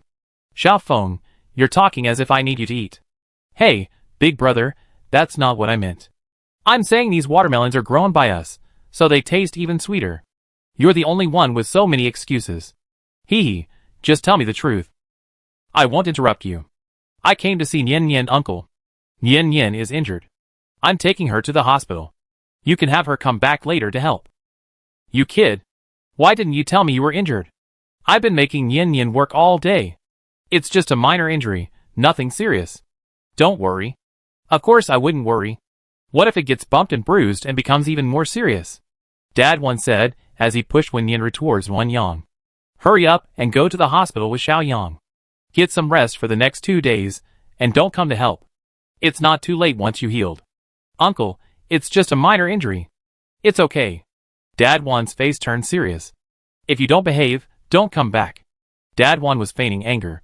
Wen Yanru didn't know, so she thought he was really angry, and her eyes were filled with panic. Wan Yang quickly took her away. On the way downstairs, he explained with a smile, repeatedly assuring her that Dad Wan was just overly worried. Only then did Wen Yanru feel slightly relieved. When they reached the first floor, Nguyen Yang was surprised to see Wan Ningyan playing Lucky with Yue. Wan Ningyan stopped playing when she saw Nguyen Yang and the others. Yue, I'm leaving now. Can you play by yourself? Okay. Wan Ningyan kissed Yue on the cheek and, as she stood up, retrieved an ice pack from her spaceship and gave it to Wen Yanru. Put it on to cool down. Don't get a heat stroke later. Thank you, Sister Yen. Under Wen Yanru's gaze, Wan Ningyan openly clasped her hands with Nguyen Yang. Let's go. Can we drive? I'm afraid Nian Nian will faint from the heat. You're just too lazy to walk. If you don't expose the truth, your partner might run away. Nguyen Yang glanced behind her, her face flushed with shock and embarrassment, and leaned close to Wan Ningyan's ear. You're so bold. Aren't you afraid Nian Nian will tell everyone about our relationship? Then just admit it. I'm not like someone who has the will but not the guts. You're so brave. Why don't you tell your mother about your sneaking out? Wan Ningyan glared at Wan Yang and mimicked her tone, because these are two completely different things. Learn to put it into practice. Nguyen Yang sighed inwardly, not delving into the matter. After all, she wouldn't get any good out of arguing. The SUV drove slowly along the road. The original asphalt road had been torn up and replaced with concrete, and the few trees lining the road were bare and lifeless. Pedestrians were few and far between. The few who did were either transporting goods for the base or setting up stalls on the street. When Yanru was visiting the base for the first time, and her face was practically pressed against the car window. Wan Ningyan acted as tour guide, explaining everything along the way. Arriving at the hospital gate, the two repeatedly reminded Wen Yanru to control her mutant form before exiting the car and entering. The hospital was one of the few places in the base with adequate air conditioning, maintaining a temperature of 23 to 26 degrees Celsius. A special soldier guarded the entrance, prohibiting those who were not ill from using the air conditioning. After checking their ID badges, the guard directed them to the registration area. Nguyen Yang took his points card and Wan Ningyan's ID badge to register, while Wan Ningyan waited behind with Wen Yanru. The hospital was packed. I heard most of them were fainting from the heat, so Nguyen Yang waited in line for a while before it was his turn. Do you want to see a regular doctor or a supernatural doctor? Supernatural. The registration fee for a supernatural doctor is 5 times the regular doctor's, a total of 5 points. Are you sure? Yes. The female nurse took Nguyen Yang's ID card and points card and began to work. Nguyen Yang took the opportunity to look around. It looked very similar to a pre-apocalyptic hospital, but the registration card was made of wood, with supernatural engraved on it, and the number 15 below. When Nguyen Yang took it, he could still smell the faint smell of disinfectant. Hello, where should I go to see a doctor? Go to building 2, that's the dedicated supernatural doctor area. Just go in and wait for your number to be called. Okay, thank you. When Nguyen Yang led the two to building 2, they found that there weren't many patients waiting inside, only 7. They all looked injured and bleeding, and one had a half-broken arm. There were 12 healing doctors, so it seemed there shouldn't be a wait, as there were plenty of doctors. It was strange. Just ask around and you find out. Wait.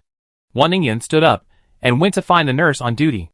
Even with a mask on, she was still sociable and effortless, her manners and movements like those of a well-educated upper-class person, making the nurse laugh non-stop. Soon, even the soldiers at the door were chatting animatedly. Nguyen Yang saw the shy smiles of the 2 male soldiers and felt a strange pang of jealousy. He thought it would be better to find out on his own later. It would only take some time. Got it. Number 7 should be Dr. Wei Mingxue.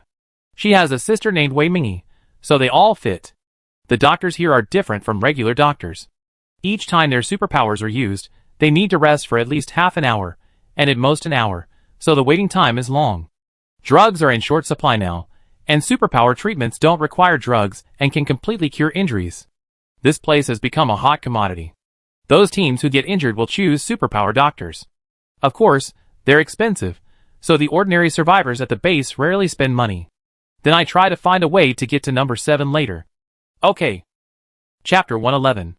After waiting for almost an hour, Clinic 7 called number 12. A young man, covered in bruises and limping, stood up.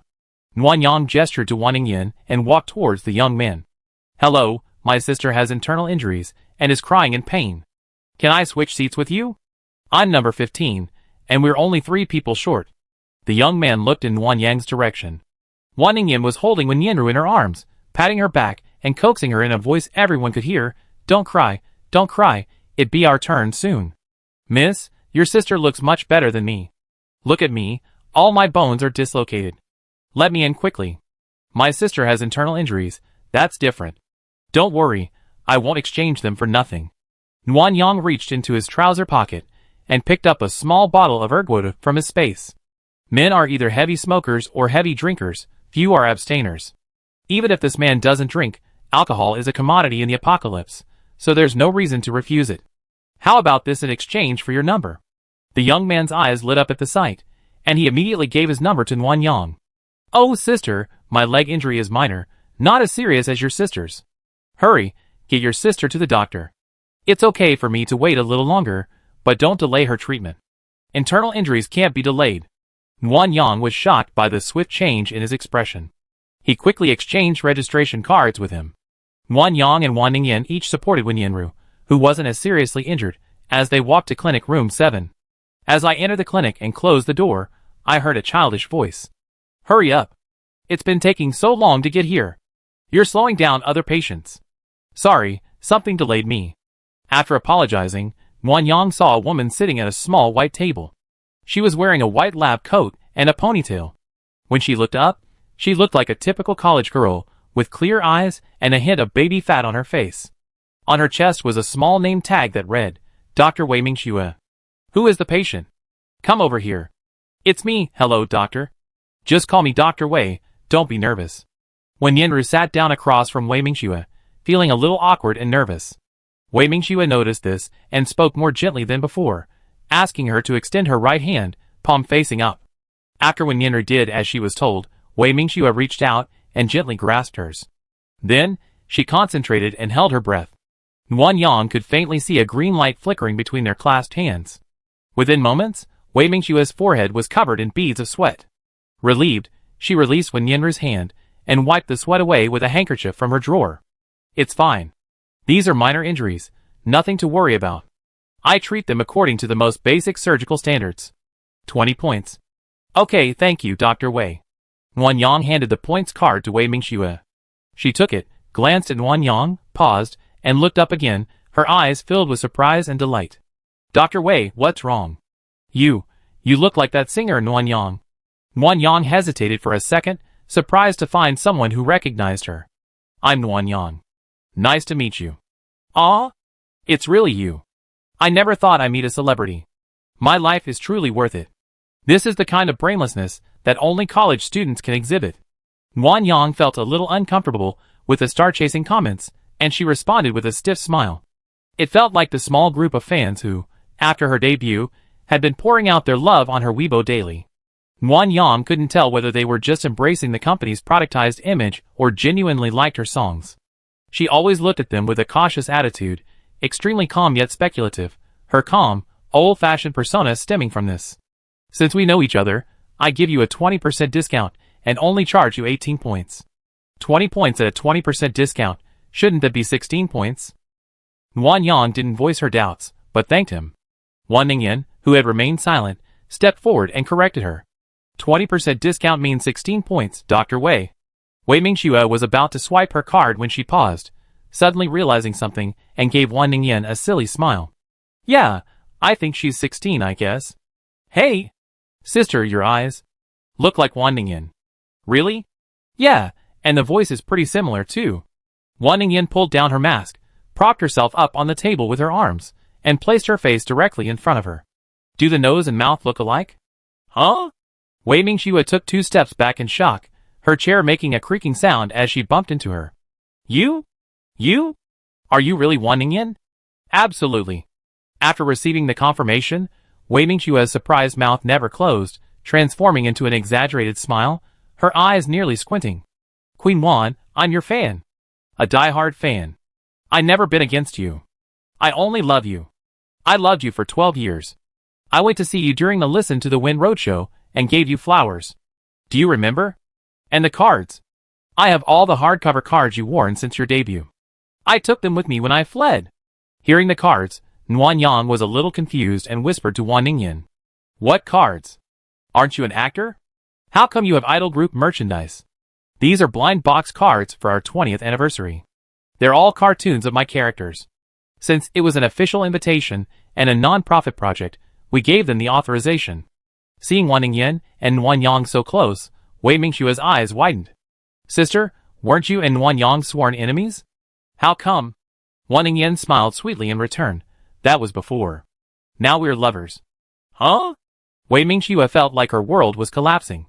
The joy of meeting her idol in the apocalypse, coupled with the despair of hearing about her idol's romance, sent her spiraling, unable to believe it for a long time. Aren't you straight? I've seen so many rumors about you, with male singers, actors, directors. I only deny the ones with bad reputations. My agent won't let me deny them, saying it's desensitization. I never dated anyone. Nguyen Yang is my first love. Oh, that? Then why are you targeting her? Wan Ningyan tossed her hair, her tone rising. Interest. Not only Wei Mingxue and Wen Yanru, but also Nguyen Yang was shocked by this answer. But after thinking it over, they felt it was wrong and silently decided to interrogate Wan Ningyan when they got home that night. Wei Mingxue sat in her chair for a long time, her expression changing over and over. Suddenly, as if making up her mind, she stood up and gave Wan Ningyan a cheering gesture. Sister, no matter what you decide, I support you. Little Fireworks will always trust you and have your back. It's the end of the world. My celebrity status is long gone. Why would I need your support? Dr. Wei, just treat me like an ordinary person. That's what I said. Wei Mingxue became shy, a faint blush rising on her face. Sister, you're so beautiful, I can't even look at you. How can I be an ordinary person? Wouldn't it be better to just spend more time with you? Wan Ningyan said, stepping forward and hugging Wei Mingxue. Dr. Wei, thank you for liking me. Let's just be friends from now on. Wan Ningyan was a natural star. Not only was she eloquent, but she also had superb facial control. With a wink, Wei Mingxue smiled and nodded innocently. In the end, she even waived the 16-point consultation fee, only asking for her autograph. Chapter 112. Why did you target me? Didn't I tell you the reason in my last life? I did, but I felt it was fake. I want to hear your reason in this life. My mother worked so hard cooking. As her daughter, I should help her out. Filial piety comes first. Bye, I'm going to get busy. Nguyen Yang watched Wan Ningyan trot to the kitchen, his eyes narrowed, and he became even more certain that something was wrong. Ningyan, don't tell anyone about my relationship with Ningyan. I know, and I won't say a word. Wen Yanru made a solemn promise, then softened her voice. Sister Nguyen Yang, could you please tell Uncle that my injuries are healed and I can help out without needing to rest? There's no rush for work. 2 days off is just the right time to recuperate. You're too thin. If you're bored, go out for a walk. As Nguyen Yang spoke, she noticed Wan Ningyu playing carrot soldiers nearby and added, if you want to go out, you should bring your sister Yin with you. Don't go out alone, and don't take Yuer with you. Area B has patrols, but other places aren't as safe as you think. Got it. After giving her instructions, Nguyen Yang headed for the kitchen. Before she even got close, she heard Wan's mother's disapproving voice. This dough needs to rise. Why are you peeling off the film? And this? We're eating the leaves, and you threw them away. What a waste of food. Get out, get out. Don't make trouble here. Xiaoyang has a mission tomorrow, and this lunch needs to be ready quickly. What will she eat if you keep messing with her? Just as Nguyen Yang reached the door, Wan Ningyan was pushed out by her mother. As if she had found a lifeline, her mother pushed Wan Ningyan towards Nguyen Yang. Xiaoyang, you're just in time. Take this troublemaker away. He's causing more trouble. Mom, I'm not good at this. I can make sashimi and sushi. Eating too much seafood can give me gout. I can make sushi too. No need to bother you. Mom. Wan Ningyan was about to try again, but Nuanyang reached out and grabbed her wrist, pulling her into his arms with a force. He gave Wan's mother a harmless smile. Auntie, just focus on cooking. I take Ningyan out to play for a while. That's perfect. You young people should have more fun. Go ahead. Okay, goodbye, Auntie. As soon as Wan's mother entered the kitchen, Nuanyang immediately put on a sinister smile. Without saying a word, he stared at Wan Ningyan, making her scalp tingle. What are you doing? So scary. Still hiding? Who's hiding? He was unjustified but still confident. Nuanyang didn't waste any more words. He bent down, hugged Wan Ningyan's legs, and then stood up, hoisting her onto his shoulders. Ah! What are you doing? Put me down. Damn, Nuanyang, you're going too far. You're restricting my personal freedom. I'm going to sue you. Amid Wan Ningyan's nagging curses, and Yin Yin's curious gazes, Nuanyang led her back to the bedroom and gently laid her on the bed. Freed, Wan Ningyan rubbed her waist, tears welling in her eyes, as she complained. You're so unkind. You hurt me so much. Stop pretending. Tell me, why did you target me? Wan Ningyan curled her lips and mumbled, There's nothing to say. Really not? I already said it in my last life. Why are you making me say it again? As Wan Ningyan finished speaking, Nuanyang leaned down and kissed her lips, biting them as he left. I thought you were so tough, but you're actually quite soft. What? Wan Ningyan blushed and tried to run, but just as she stood up, Nuanyang pulled her into his arms, holding her tightly. Ningyan, I won't force you, but we have plenty of time.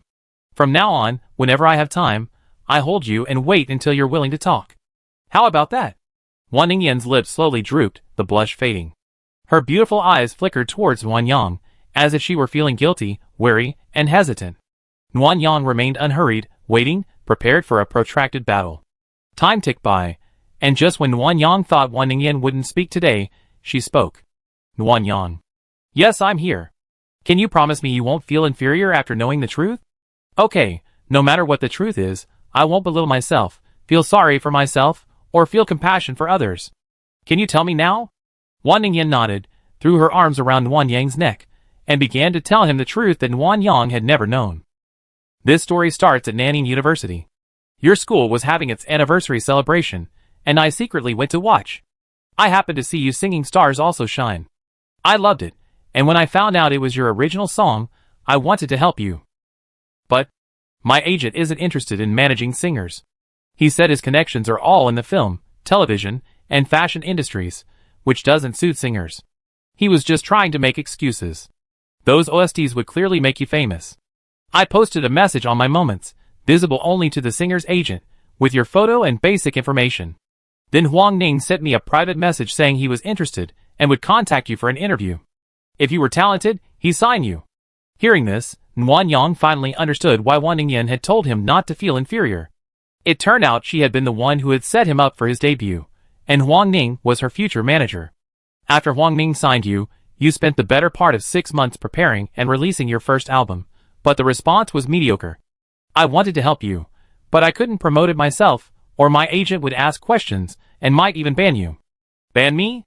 Has he done that before? Well, when filming, many small supporting roles are cast in acting students, either current or recently graduated. I think young people are energetic, and I enjoy spending time with them. But if I get too close, my agent gets angry, suspecting I'm romantically involved. Regardless of gender, they secretly try to stop me, and 2 of my students haven't gotten any roles since. After struggling in the industry for several years, he finally decided to quit, and sent me a private message saying goodbye. I only found out about this when he said goodbye. Just because I suspected you were in a relationship, you're doing this. Don't you think it's too much? Well, I can't help it. He helped me debut, and made me a big star. He took care of me both professionally and personally. In my heart, he's like a half-father. I can't be angry with him, and I don't even have the guts to say harsh words. I can only be careful not to get too close to those young actors. Thinking of Wan Ningyan, who cried miserably after learning her agent had sold her out in her previous life, Nuanyang simply sighed, and didn't continue to discuss the agent's right or wrong. Then why are you targeting me? Aren't you trying to help me with publicity? I asked Huang Ning what to do if I can't publicly promote you, and he told me to target you, saying that as long as it's not excessive, it can help you gain more publicity. Even if you're not popular, you're still popular. Besides, if it's just a minor incident, my agent won't care.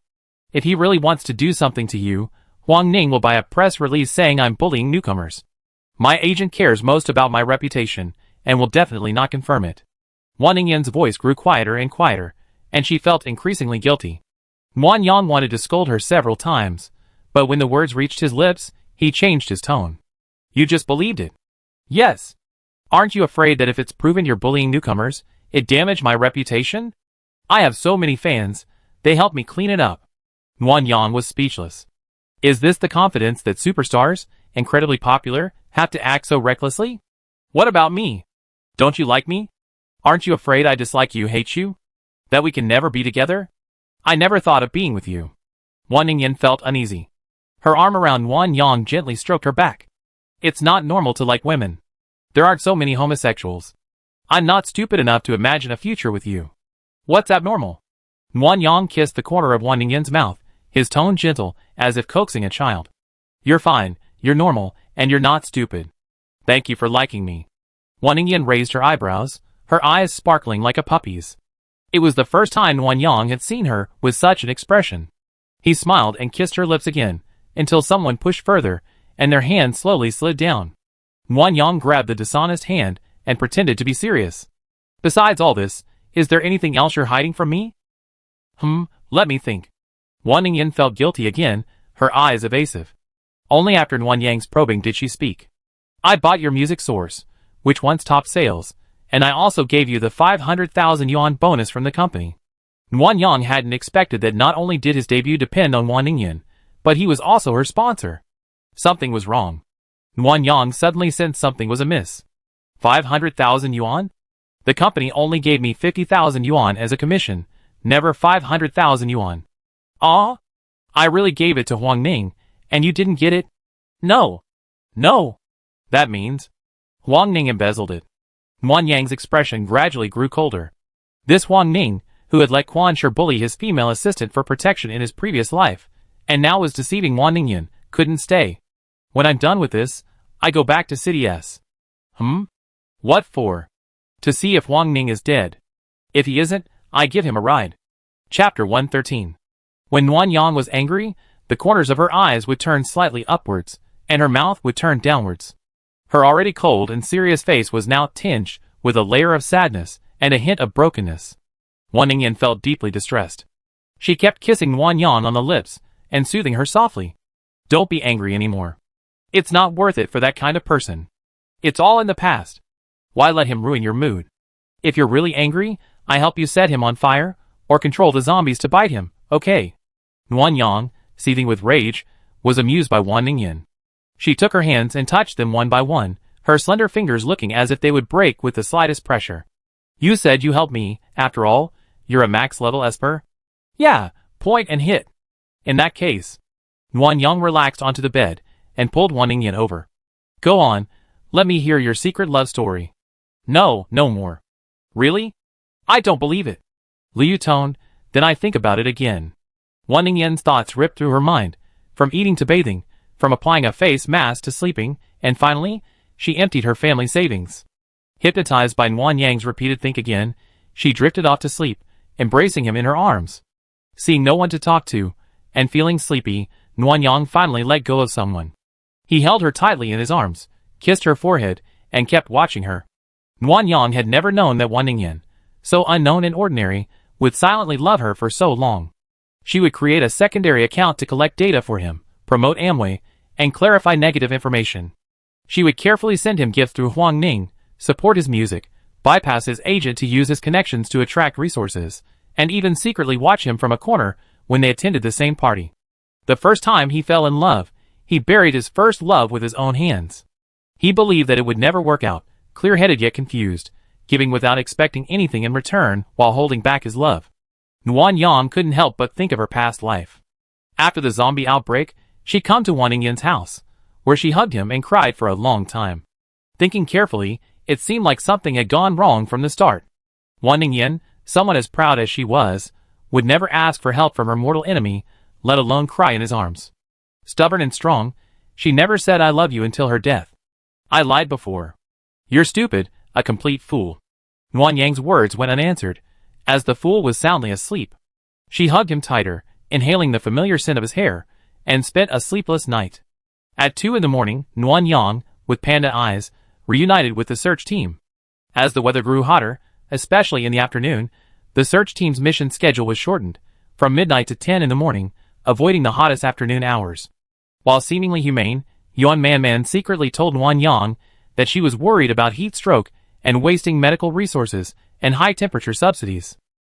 I heard that if soldiers fell ill due to the hot weather during their mission, they would receive free medical treatment and a high-temperature allowance, including mung bean soup, ice cubes, and fried rice with meat oil. The meat was brought back by Nguyen Yang and her team from their previous mission. It wouldn't stay fresh for long in the refrigerator, so the chefs used it to make oil, and the remaining residue was used to cook. The resulting meat oil, like lard, could be stored for a longer time in the refrigerator and added flavor to any dish.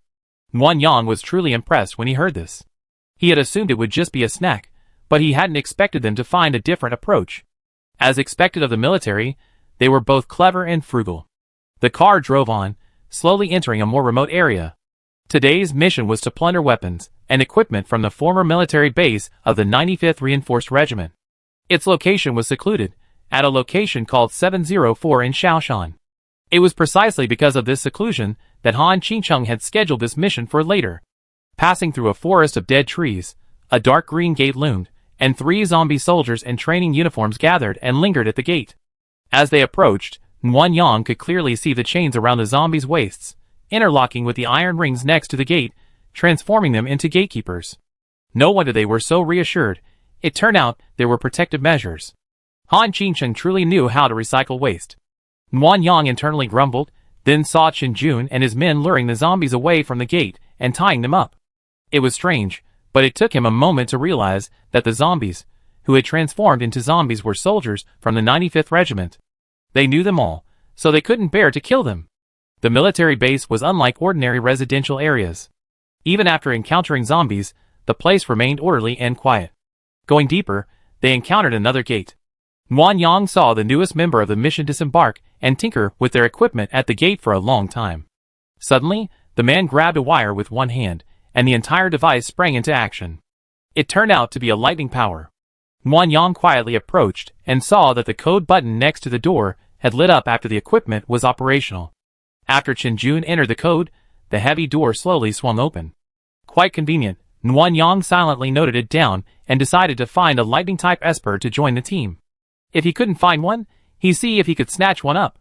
The 95th Reinforced Regiment was well equipped and advanced. Vehicles, helicopters, heavy weapons, ammunition, everything was available, including the Type 191 rifle Chen Jun had coveted. Recognizing that his AK was already obsolete, Nguyen Yang decided to snag some better guns from the military, along with tear gas and smoke bombs. As for larger items, like helicopters and rocket launchers, forget it. The vehicles sold in the mall were safer than the military ones, and also came with weapons. There was no need to ask for those, which would make Han Qingcheng think he was overconfident. The whole process went smoothly. Nguyen Yang trotted back and forth for nearly 4 hours, emptying the entire arsenal. It's 8:30 now, everyone. Rest here for half an hour, then return. Yes. The military's rest break essentially consisted of preparing breakfast. This time, there was rice, pickled meat, beans, and some pickles. Compared to the compressed biscuits and mineral water of previous trips, it was a step up in quality. Nguyen Yang's breakfast was still more substantial than the military's, so she quietly sat down in a corner to eat alone. The atmosphere today was noticeably better than before. Even Chen Jun joked with the team members for once. Nguyen Yang gnawed on the ribs, watching everyone. She felt more relaxed than before, especially after this mission. She didn't have to go out so frequently, giving her more time to address her coming out issues, which made her feel even better. Suddenly, through her tactical scope, she caught a glimpse of a small purple dot in the distance. A small purple dot? What was that? Nguyen Yang looked up the meaning of the colors on her tactical scope and discovered they represented insects. She dismissed it as unimportant. Insects, after all, live underground, where the temperature isn't that high, so it's normal for them to survive. After the break, the search team returned along the same route. Nguyen Yang, who was taking a nap, received a warning from his tactical scope and discovered that those purple dots were actually mutant ants. Chapter 114. Nguyen Yang frowned, wondering how to notify Qin Jun and the others when the car screeched to a halt. With a sharp whistle, the 3 soldiers inside immediately shifted from their closed-eye resting state to combat stance, grabbing the rifles leaning against their legs. The mutant ants were getting closer, and Nguyen Yang could clearly see them through his tactical scope. They were much larger than ordinary ants, their fronts the size of a fist, their backs bulging like small watermelons. Their mandibles were like 2 steel pincers, their inner sides jagged and their ends sharp. A bite would likely tear off flesh and skin. Qin Jun led a small team forward to test the waters, and fired a shot. The ant's lower body exploded, sending a white-green liquid bubbling and sizzling all over the ground. The mutant ants seemed easy to kill, but killing thousands of them would take some effort. So, after capturing a few, Qin Jun signaled to retreat. Suddenly, Shirtu screamed. Ah! Qin Jun and his men immediately turned back. It was unclear what they had discovered. Nguyen Yang only saw them killing ants while pulling Shirtu backward. When they reached the car, a soldier handed them a large knife. Qin Jun took it and, without hesitation, chopped off Shitu's bitten left foot. Zhao Ro, Shirtu is in your care. Stop his bleeding. Check if he's infected with the zombie virus. If he is, you know what to do. Understood? Everyone, retreat. Return to base immediately. Yes. Shirtu, his lips pale from the pain, was carried into the car where Nguyen Yang was. Yuan Manman and Skinny held Shitu's body still while Zhao Ro used her supernatural powers to heal him. The bleeding quickly stopped on the limb, which was now bare flesh and bone. Slowly, new flesh began to grow. Nguyen Yang was more and more shocked as she watched. She had never known that healing powers could actually regenerate a severed limb. Shitu's left leg sprouted a foot as small as a baby's. With the supernatural power Zhao Ro channeled into it, it grew little by little. When it reached the size of a teenager's foot, Zhao Ro passed away. Let me rest for a while. I don't have any superpowers anymore. Don't worry, I promise you be alive and kicking by the time you get to the base. With Sister Ro here, how could I not be worried? Still laughing? You're lucky this time. The ants don't have the zombie virus, otherwise I wouldn't be able to save you. I know, but this little thing is really vicious. The liquid in its butt is corrosive. It hurt me so much. Shirtu had regained his usual lively demeanor, his dark face revealing white teeth. He chatted with everyone. Suddenly, he and Skinny started punching each other. Nguyen Yang didn't bother to watch this kind of brotherly communication between men, a way women couldn't understand. After a thoughtful glance at Zhao Ro, he turned and looked out the car window. The mutant ants were increasing in number. For some reason, they hadn't been there when we first arrived, but now they were everywhere. Their fighting power was just as strong as before the apocalypse. They were willing to devour any food, no matter how many times larger it was. The 3 zombie soldiers, previously locked away at the gate, were quickly devoured by the mutant ants, leaving only their skeletons and crystal cores. Stone's severed left foot was also quickly submerged in the ant swarm and vanished. Soon, the lead vehicle abruptly stopped, and a call for help came over the radio. Captain Chen, tires corroded, please give instructions.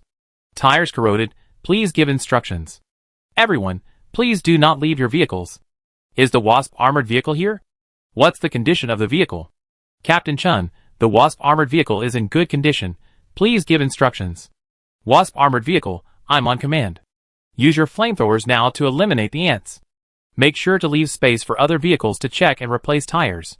Mission accomplished. All fire-type psychics, I'm on command. Get ready. Disembark and provide support as soon as you find a safe area. After listening to Qin Jun's instructions, Nguyen Yang adjusted her glasses, switched to full perspective, and observed the situation outside the car. Fire is the natural enemy of ants. After the flamethrowers were activated, they swirled in circles, incinerating the ant colony. Soon, a 3 to 4 meter safety zone was carved out around the convoy. Fire-based psychics saw the opportunity to disembark to provide support. Soon, soldiers with flamethrowers also disembarked. Within 3 minutes, the safety zone had expanded by nearly 10 meters. Qin Jun instructed everyone to disembark and inspect the vehicles. Nguyen Yang didn't need to get out of the car in this situation, but the system suddenly sent her a task. Host, kill a mutant ant within 5 minutes and receive a reward. Accept. Finally, a task arrived. Nguyen Yang excitedly disembarked, and Zhao Ro immediately followed. Miss Nguyen, we're here with the military.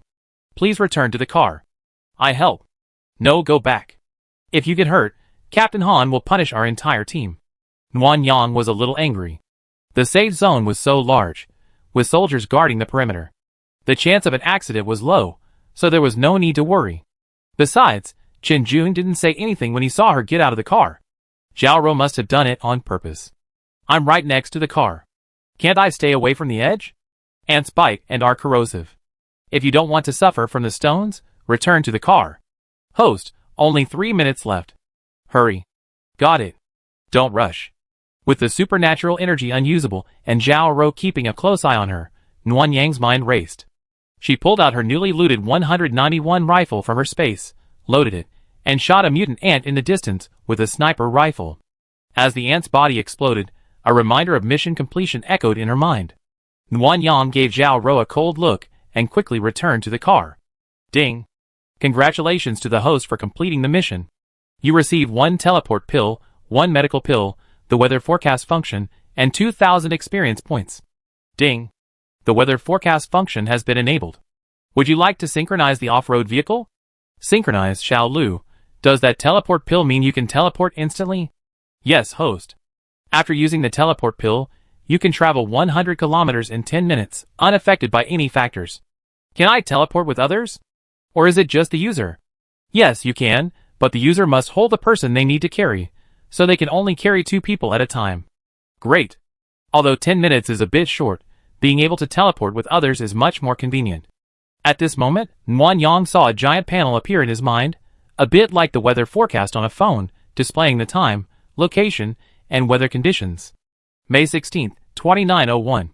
Address, Shaoshan. Weather, sunny, excellent air quality. Temperature, 48 to 55 degrees. UV intensity, red, extremely strong. 7-day forecast, May 17th, sunny, 49 to 56 degrees. May 18th, sunny, 50 to 57 degrees. Nuan Yang clicked on the forecast and found that it only showed the next 12 days, and those 12 days were all sunny. The weather got increasingly hotter as the days went on. On the 28th, the temperature reached a high of 60 degrees, which was almost unbearable for humans. Changing the routine of working from sunrise to sunset was imperative.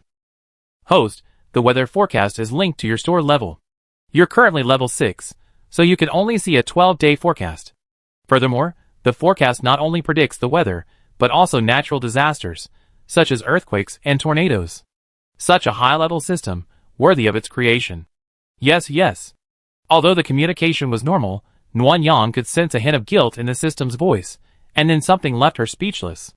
Host, to activate the natural disaster warning, you need to pay 5,000 points. You're such a jerk. Buy it. Ding.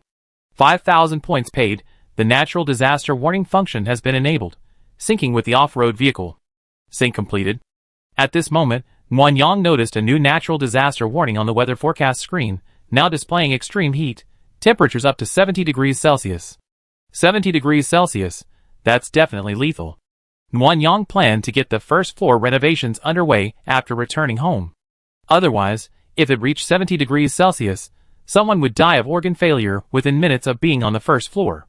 Chapter 115. The military spent the better part of an hour exterminating the mutant ants. By then, the temperature was gradually rising. Chen Jun, unconcerned with everyone's fatigue, ordered an immediate return to the Sanyang mountain base. Due to her disagreement with Zhao Rou, Nuan Yang remained silent along the way, feigning sleep with her eyes closed until she reached Area S within Area A, where she slowly opened them. Outside, Bai Xing was already waiting. Also arriving this time was the tall military leader Nuan Yang had met at the entrance when she first arrived at the base. Nearly 2 meters tall, and with a stern expression, he was even more intimidating than Han Qingcheng. Miss Nuan, nice to meet you. My name is Bai Mo, Deputy Commander of the 95th Reinforced Regiment. Hello, Deputy Commander Bai. So he was the Deputy Commander. Han Qingcheng hadn't expected to prioritize weaponry so much, assigning Bai Mo to handle the coordination. He seemed formidable, and his voice exuded an air of authority. Nuan Yang had a bad feeling her plan to snatch more weapons might be in vain. Miss Nuan, what are your thoughts on the weapons distribution this time? I'm actually not very familiar with these weapons and equipment. How about Deputy Captain Bai recommend some? A smile flashed across Bai Mo's serious face, and he led Nuan Yang to an armored vehicle. Miss Nuan, your family has 6 members, so we don't need too many vehicles. The military already sent us an assault vehicle, so let's take an anti-tank armored vehicle this time. I have it reinforced with steel plates before sending it to you. How's that? Okay, thank you, Deputy Captain Bai. You're welcome. I heard you encountered an unusual swarm of ants along the way. Yes, they bite, and their bodily fluids are corrosive. In that case, for light weapons, I suggest flamethrowers and submachine guns. They're simple, compact, and suitable for women. Heavy weapons include RPGs and mortars, which are relatively simple. I have the female soldiers teach you later. As for other heavy weapons, there's no need. First, weapons are primarily used to kill zombies, so large weapons are too cumbersome. Second, they're too lethal, making them unsuitable for small groups. Baimo ostensibly recommended weapons, but in reality, he was worried that Nguyen Yang might take large, heavy weapons, and use them against the base. Nguyen Yang saw through the situation, but didn't expose it. He quietly checked the unlocked weapons in the store system, and decided to focus on protection and ammunition. Heavy weapons are unnecessary. Besides armored vehicles, I want some 191mm rifles, submachine guns, flare guns, and pistols. I also like some combat uniforms, body armor, a bulletproof helmet, time bombs, grenades, and a blast shield. The rest should be ammunition. Miss Nguyen, are you sure you only need these? Of course. The base is so safe anyway. Why would we need all those heavy weapons? Ha ha ha. Baimo couldn't help but laugh. Ching Chung told me you're incredibly intelligent and courageous, and I'm right. Captain Han, you're too kind. I'm just trying to get more benefits for myself. Well, Miss Nguyen, don't worry. Once the weapons and equipment are counted, Captain Chin will take you to your share. Okay, thank you. You deserve it. As Baimo and Bai Xing left, Nguyen Yang watched their backs. Belatedly, she realized they both shared the surname Bai. Could they be siblings? After asking Chen Jun, she discovered that her suspicions were somewhat different. They were siblings, but Bai Xing was adopted by the Bai family. Miss Nguyen, do you have any other questions? No, I go home first. You guys are busy. There's no rush for the weapons. I collect them before the next mission. Well, I take you home then. No, I can go back on my own. It's not far. Chen Jun glanced at the weather and asked uncertainly, It's 2 o'clock in the afternoon, the hottest time of the day. It wouldn't be comfortable walking back. It's okay. I get some exercise after a stuffy day. Don't worry. Okay, excuse me. After saying goodbye to Chen Jun, Nguyen Yang began her slow journey home. Although she wore a temperature-controlled combat uniform and could use her ice powers to cool herself, her exposed face still felt uncomfortable. The air was scorching, and breathing it in made her entire chest feel incredibly hot. Nguyen Yang held up her parasol and donned her tactical goggles. As she walked, she used her X-ray function to observe the buildings she passed.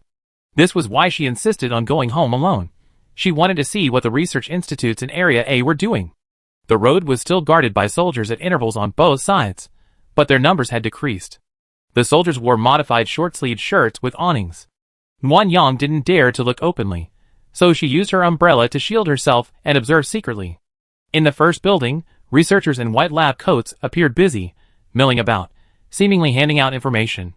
Some wore special glasses, observing, while others were slicing tissue. In the second building, Nguyen Yang spotted a giant zombie specimen, a large arm easily recognizable, soaking in a jar. Nearby were various zombie corpse specimens, some of which were organs. Some rooms were blurry, but I could vaguely see dissections taking place, while others were preparing potions. The third building was easy to spot. The researchers were mostly carrying food ingredients, and several rooms also contained hydroponic and soil-grown plants. It must be an agricultural research institute. These were the only 3 people she'd seen along the way. Nguyen Yang was thankful that at least she hadn't noticed anything strange going on at the base, and could now rest in peace for the time being. When she returned home, Nguyen Yang noticed something was amiss. No one was on the first floor, only the little tiger cub, Xingyun, came running to greet her with his short legs. Is anyone home? I'm back. Hearing Nguyen Yang's voice, Wan Ningfeng, Wan Ningyue, and when Yinru trotted down from the second floor, each one in a panic. Big brother, please save my sister? Sister Nguyen Yang, my godparents are punishing Sister Yin. Please help. Sister Nguyen Yang, I'm sorry, it's all my fault. The 3 chattered, each one their own, and Nguyen Yang silenced them with a hushed gesture. Stop. Speak one by one. Xiaofeng, you go first. Big brother, my parents know about you and my sister. Go save her. They called her into her room, and scolded her. Nuanyang's mind buzzed, her heart racing.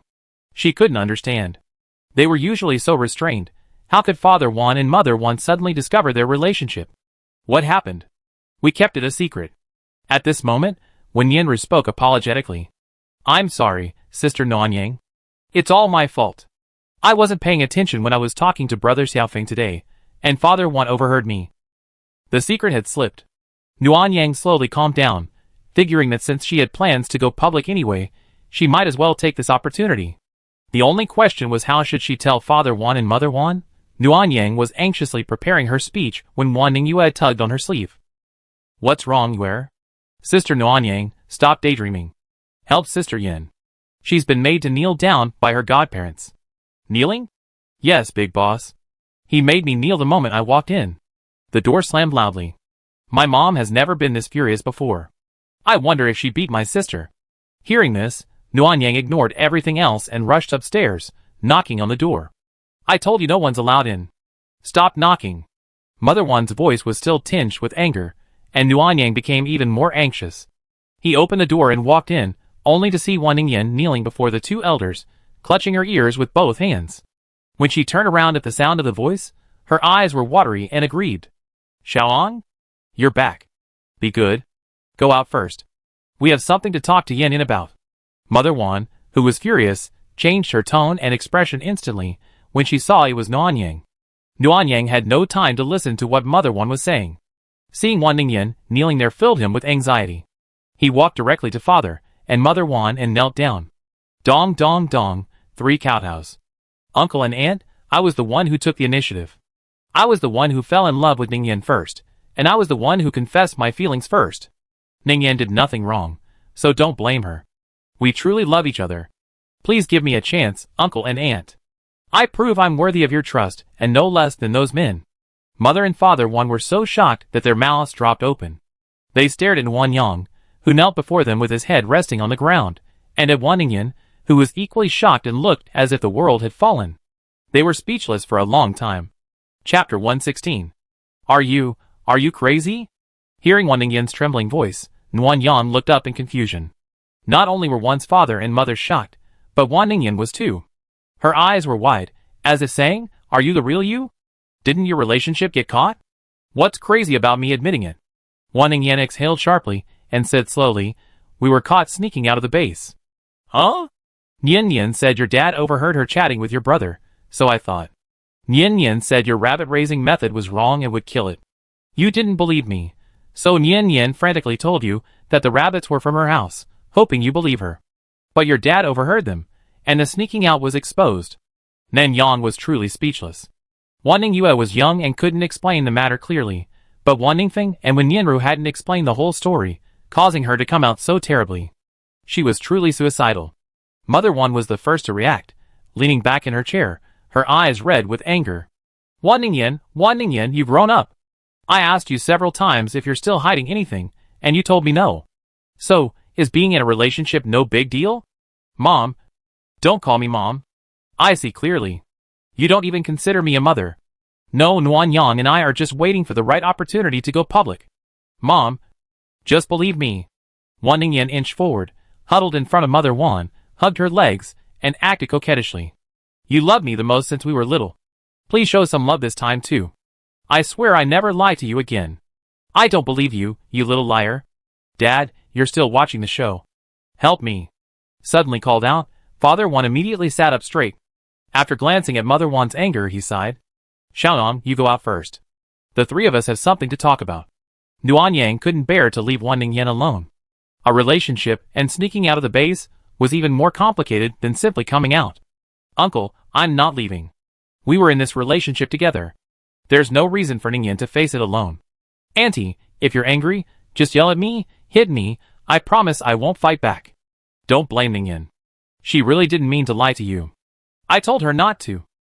Nuanyang, why are you taking all the blame on yourself? It's clearly. Wan Ningyan. Aren't you feeling confused enough?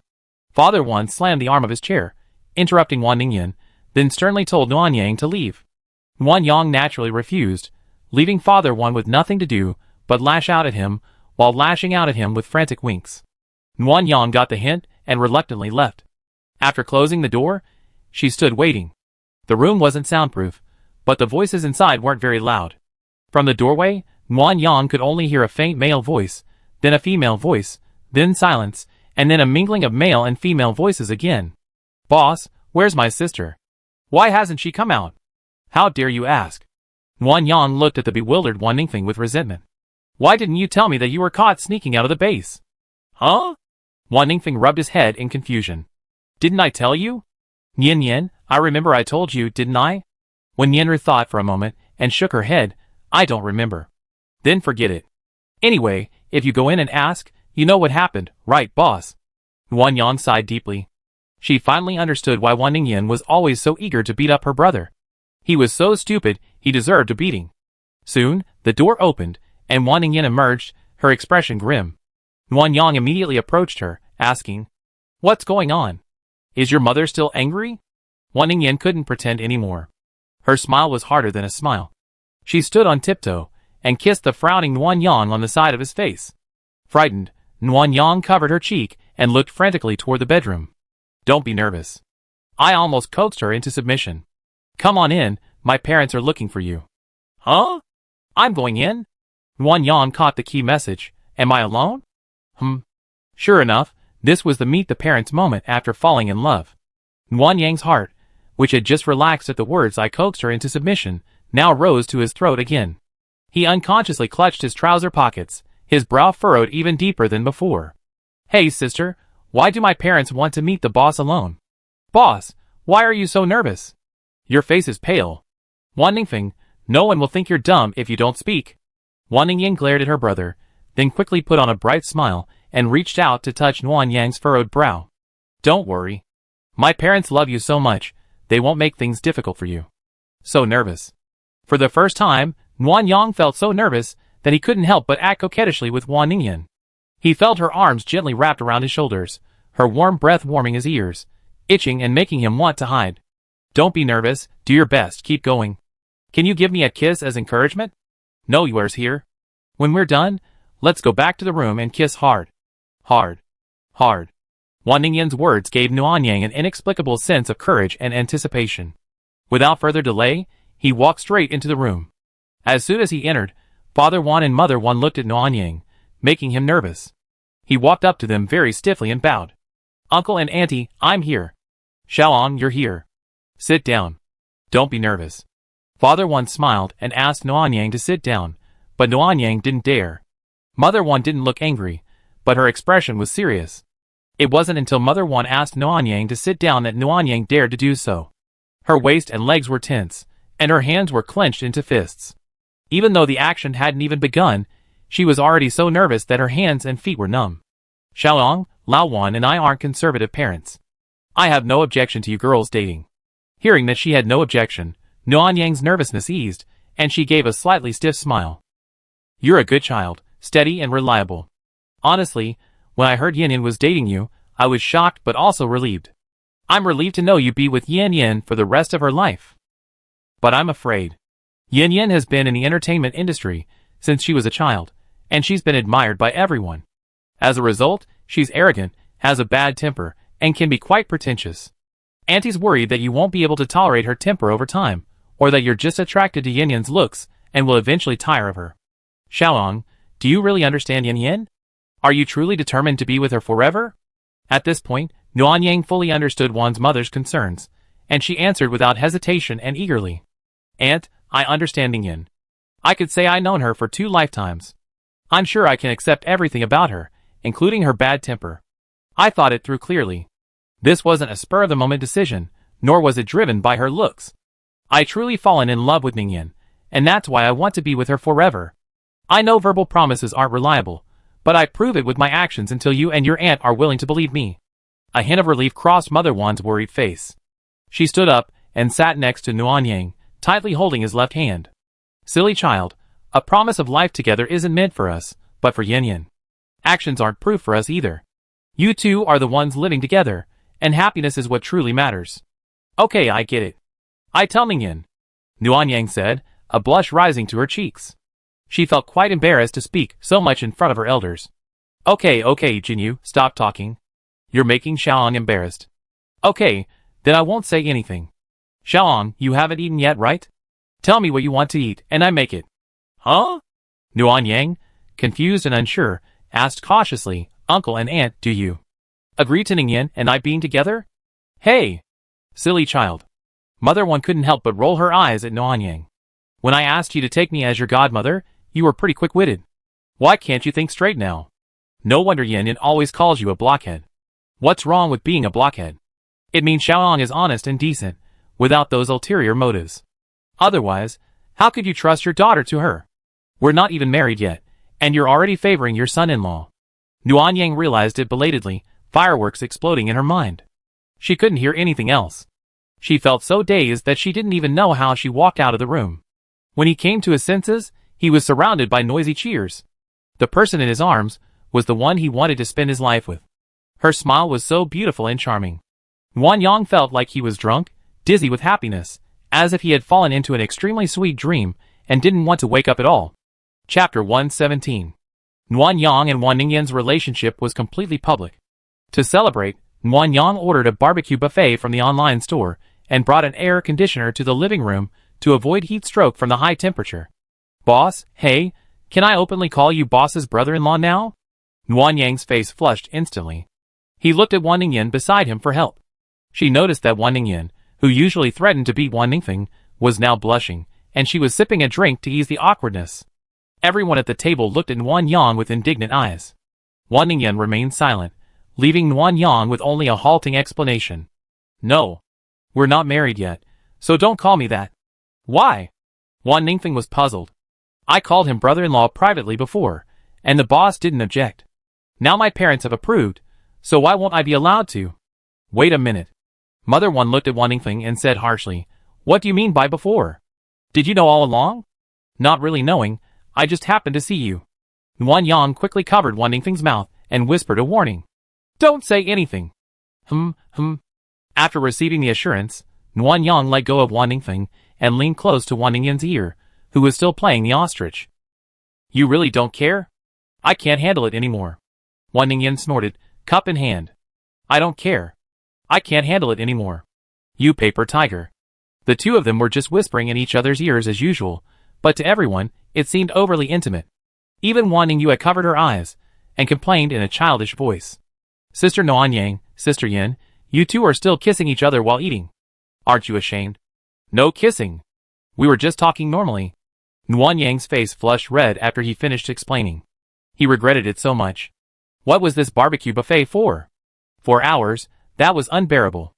Okay, hurry up and eat the meat. It's cooked. If you don't eat it soon, it burn. Godmother, I want small pieces with sweet sauce. Okay. Yin, do you want sweet or spicy? Spicy. Mom, why don't you ask me? You're becoming less and less in love with me. You're a grown man with arms and legs, can't you pick it up yourself? You're so shameless getting jealous of your sisters. Xiaofeng, come here, let daddy pick it up for you. Mother One helped Nuan Yang out. Everyone chatted, and soon, their appetites were whetted by the fragrant, crispy roasted pork belly, and they gradually forgot about teasing a shy young couple who had just announced their relationship. Halfway through the meal, Wan Ningyan returned to her usual Japanese nature and began flirting with Nuan Yang over barbecue. She would snatch meat from Nuan Yang's bowl, grill him a large steak, and even restlessly attack Nuan Yang's lips with her ice cream scoop, delighted by the ice. Nuan Yang reluctantly licked the ice cream off his lips. Just be naughty. You cry someday. If you dare to bully me, I'll. So what? Wan Ningyan thought for a moment, then leaned against Nuan Yang's shoulder. I cry just for you to see, until you're upset and come to comfort me. Childish. Ouch. Lucky, who was struggling with a raw chicken leg across from him, suddenly screamed, backing away as he did so, his ears almost bulging. What's wrong with Lucky? Is the chicken leg not tasty? I'm not sure. Be careful. It's a tiger after all. Don't let it bite you. Father One stood up and picked up a barbecue tong. Hold still. I'm sending Lucky back to his room. It's Xiafen. Xiafen? Wan Yang was puzzled. Following Wan Ningyu's finger, she looked towards Wen Yinru, and saw the man-eating blood vine had appeared, its pink bud pressed tightly against her cheek. It was the blood vine that scared Lucky. If she gets more exposure to it, Lucky won't be afraid anymore. Wen Yinru felt uneasy. She glanced at Father Wan and Mother Wan and apologized weakly to everyone. I'm sorry, I didn't control the blood vine and scared Lucky. Sister Nyan, why are you apologizing? Lucky was scared because he hadn't seen Little Pink. Little Pink is so cute and chubby. Not cute, but cool. Absolutely cool. Sister Nyan, can you let it out a little? I want to take some pictures. Aren't you scared? Of course not. This isn't your mutant form. Are you going to let it eat me? When Nyanra quickly shook her head, I won't let it hurt anyone. Hee, what's there to be afraid of? Let me take a picture of it. The man-eating blood vine slowly stretched forward from Wen Yinra's back, waving twice in front of Wan Ningfeng's phone, before heading down toward the barbecue. Yin Yin, is it hungry? Yin Yin said your mutant needs to eat too. Yes it does. Then feed it some meat. Don't let it starve. Seeing that Mother Wan didn't look strange or frightened, and her tone was normal, when Yinra relaxed her frayed nerves and began feeding the blood vine meat. Nuanyang was puzzled. Didn't the man-eating blood vine feed on humans and zombies? Why would it eat ordinary raw meat? After asking the system, I found out that while all meat can be eaten, only the flesh and blood of humans and zombies can nourish the blood vines. Just as Nuanyang got the answer, Wan Ningyan suddenly leaned over and whispered in her ear. Is Nyan Yin still a little uncomfortable? I always feel like she's too cautious. Are my family members difficult to get along with? Nyan Yin has only been here a few days, and with a mutant, she's sensitive and feels like an outlier, so she's a bit reserved. Your family is so kind. I'm sure she'd open up after spending more time with them. What about you? Have you opened up to me? Before Nuanyang could answer, Wan Ningyan sat back down, tossed her long hair, and spoke with disdain. I don't want to hear it. Arrogance comes at a price. As soon as the barbecue buffet ended, Nuanyang took Wan Ningyan back to the house. As soon as they entered the bedroom, they pressed that lawless little arrogance against the door and kissed her. Whenever Wan Ningyan tried to speak, Nuanyang would continue to kiss her, until she gave in. She looked at Nuanyang with watery eyes, her slightly swollen, wet lips panting but daring to utter a single word. Only then did Nuanyang stop. Still showing off? Wan Ningyan remained silent, her cheeks puffed out in anger. Nuanyang, witnessing such an adorable humiliation for the first time, reached out and poked her cheek. You're angry, little puffer. Humph. Your mother said there were things she should tell you, but seeing how angry you are, I guess you don't want to hear it. Nuanyang feigned regret as he let go of Wan Ningyan. He hadn't taken 2 steps when he was hugged. I want to hear. Nuanyang turned around and gently cupped Wan Ningyan's face, his playful expression fading into a serious and solemn one. Ningyan, I want to grow old with you, spending our whole lives together. No, one life isn't enough. I want to be with you for all eternity. That way, I can love you forever. Nuanyang saw his reflection in Wan Ningyan's eyes, and slowly, tears welled up in them, blurring her features. What a lousy confession.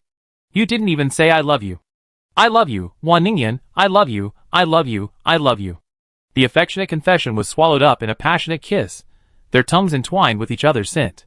For the first time, Nuanyang could boldly and uninhibitedly let his hands run freely, caressing and kneading the work of art called Wan Ningyan. He didn't know who pushed whom, but as they fell onto the bed, Nuanyang's vision blurred for a second. When everything cleared, Wan Ningyan's face, flushed with passion, was before him, even her breath so close. Xiaoyan. Calling Wan Ningyan like that for the first time, Nuanyang felt an inexplicable sense of satisfaction upon receiving her response. He lowered his head to kiss her already swollen lips again, his restless hand slowly moving up, trembling slightly as it touched her belt. Don't. Wan Ningyan came back to her senses from her lust and grabbed Nuanyang's hand, stopping her. Not tonight. What's wrong? I'm not ready. Nuanyang chuckled at the answer. Wan Ningyan was truly the most interesting and contradictory person she had ever met. She called her a fuel remnant before, but now she was too shy to take the next step. What a cute dilemma. I see. Then wait until you're ready. Don't rush. We have plenty of time. I'm sorry. No need to apologize between us. Go take a shower and go to bed early. I take you out tomorrow morning and kill someone for revenge. Huh? Who? Xiaoming. Chapter 118. Wan Ningyan was being particularly clingy tonight, kissing the back of his hands and rubbing his cheeks. She was already playing with Nuanyang's arm, like it was Play-Doh. Did you hear everything I just said? I did. Meet Xiaoming at the base gate at 2 a.m. Search for supplies first, and then kill them both. Well, they're both going to die anyway. There's no need to compromise on food and drink tomorrow.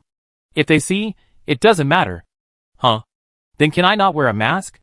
Wan Ningyan sat up excitedly. My beauty, which has nowhere to go, should finally see the sun, right? Oh, I'm just afraid you get anxious again if it sees the sun. What are you anxious for? Do you know how strong UV rays are? Your skin will get blisters after just a few minutes. You're willing to let your face get hurt? Wan Ningyan immediately shook her head. No, that won't work. My face is priceless and can't be hurt. Okay, priceless, go to sleep. Wait, don't sleep. Wan Yang had barely closed his eyes when Wan Ningyan rubbed his cheek, forcing him to wake. What's wrong, big-name actress? Tell me, if I get disfigured, will you still love me? A life-threatening question for lovers, belatedly answered. Wan Yang thought for a moment and offered a third answer. I have healing pills. Your disfigurement won't hurt. It can be healed. You have a limited supply of healing pills. What if I get disfigured repeatedly? There's a healing psychic. I get you one. All the healing psychics are dead. Is that so? Wan Yang suddenly pulled him into a tight embrace. I won't let that happen. Disfigurement is so painful I can't bear it. Besides, you're a max-level psychic. Who could allow you to be disfigured repeatedly? Instead of dwelling on it, why not go to bed early, my priceless treasure? It's just a hypothesis. You're not even cooperating. How boring. Wan Ningyan, furious, was quiet for a moment before she began to flutter in Wan Yang's arms again. Wan Ningyan, a friendly reminder, if you feel sleepy tomorrow, there's no place to catch up on your sleep. I just suddenly remembered I didn't tell my parents, or I'd be punished by kneeling again. I already did. Oh. Wan Yang adjusted his posture, thinking he could finally sleep peacefully this time. But people's minds are hard to guess, especially those like Wan Ningyan. So Wan Yang pretended to sleep while waiting, wondering if someone would cause trouble again. Just as Wan Yang was about to fall asleep, he suddenly felt a warmth on his lips. After a brief, gentle touch, a whisper as soft as a mosquito rang out. I love you too. A contradiction between passionate and proactive yet shy and reserved. After a few small acts, she still didn't dare confess her love to Wan Yang's face. Embarrassed, she buried her head in the crook of his shoulder. Wan Yang's lips curled slowly, a cheerful mood forming. She didn't expose someone's petty thoughts. This was fine. They could take their time. In this life, they would have a long, long time to love each other. It was 1:45 a.m., sunny, the temperature currently at 48 degrees Celsius, with a high of 55 to 56 degrees Celsius today. When Wan Yang and Wan Ningyan left, the sky was already light. They walked hand in hand toward the base gate, their shadows stretching out in two long lines as they clung to each other. Unlike the quiet she imagined, the base was quite crowded at this time. Military training in Area C had been moved to midnight, and ordinary people in Areas D and E also chose this time for activities. There were warning signs along the road, advising everyone to avoid going out during the hottest hours, from 12 to 1600 hours. People were adjusting their schedules on their own. Are we all going to stay out all night from now on? At least in extremely hot weather, yes. It's so hot during the day that sunburn is a minor issue, but heat stroke wouldn't be a problem if we got it. Okay, then we adjust our sleep schedules. I tell my parents when we get home. Thank you for your hard work, Xiao Wan. Serving the organization is my duty. The two chatted idly until they left the base and found Xiaoming waiting. Even in the heat, he still wore his white coat. Underneath, he wore a light blue shirt, yellowed and blackened from repeated sweat. He wore short, cropped black suit shorts. This look was rare at the base, only worn by researchers and doctors. Their rooms were always fully equipped with air conditioning and electricity, and their salaries were among the highest at the base, so these types of people were highly sought after. Wan Yang could vaguely sense that Xiaoming was quite vain. Miss Wan is here, punctually. Yes. Huh? Who is this? My girlfriend, Wan Ningyan. She's going with me. Xiaoming had been smiling brightly, but upon hearing Wan Yang's words, he was stunned and looked at Wan Ningyan with exaggerated expression. It really is Wan Ningyan, Miss Nguyen. You're truly capable. TSK, I'm so envious. Wan Yang disliked the man's compliment. It was too vulgar. She stood in front of Wan Ningyan and said coldly, Where's the car? Stop talking nonsense. We'd be back sooner rather than later. Yes, this way. Follow me. Wan Yang led Wan Ningyan to the right of the base gate. A somewhat shabby silver-white van with two dents on its body and dim yellow headlights appeared. In the driver's seat, a man with shiny, pigtailed hair leaned against the car window, wearing sunglasses and stroking his chin and short beard as if to strike a cool pose. "This is Busy, my good brother Zhang Biao." "Hey, Busy. This is Miss Nuanyang. Next to her is her girlfriend. You must know her. She's the superstar Wan Ningyan." After hearing Xiaoming's introduction, Zhang Biao immediately took off his glasses. His small, single-lidded eyes were eager to focus on Wan Ningyan. Nuanyang leaned over, blocking his view. "Wow, don't block me. I haven't seen such a beautiful woman in ages. She's truly a superstar. What a shame, she's with a woman. What's wrong with a woman? My Nuanyang is fine. Otherwise, you'd be begging her to join your team?" Wan Ningyan hid behind Nuanyang and retorted fiercely to Zhang Biao. She was short, so only her eyes could be seen above Nuanyang's shoulder. Feeling the intimidation wasn't enough, he patted Nuanyang's pistol and made a hack-you gesture, completely bluffing. "Don't be angry, don't be angry.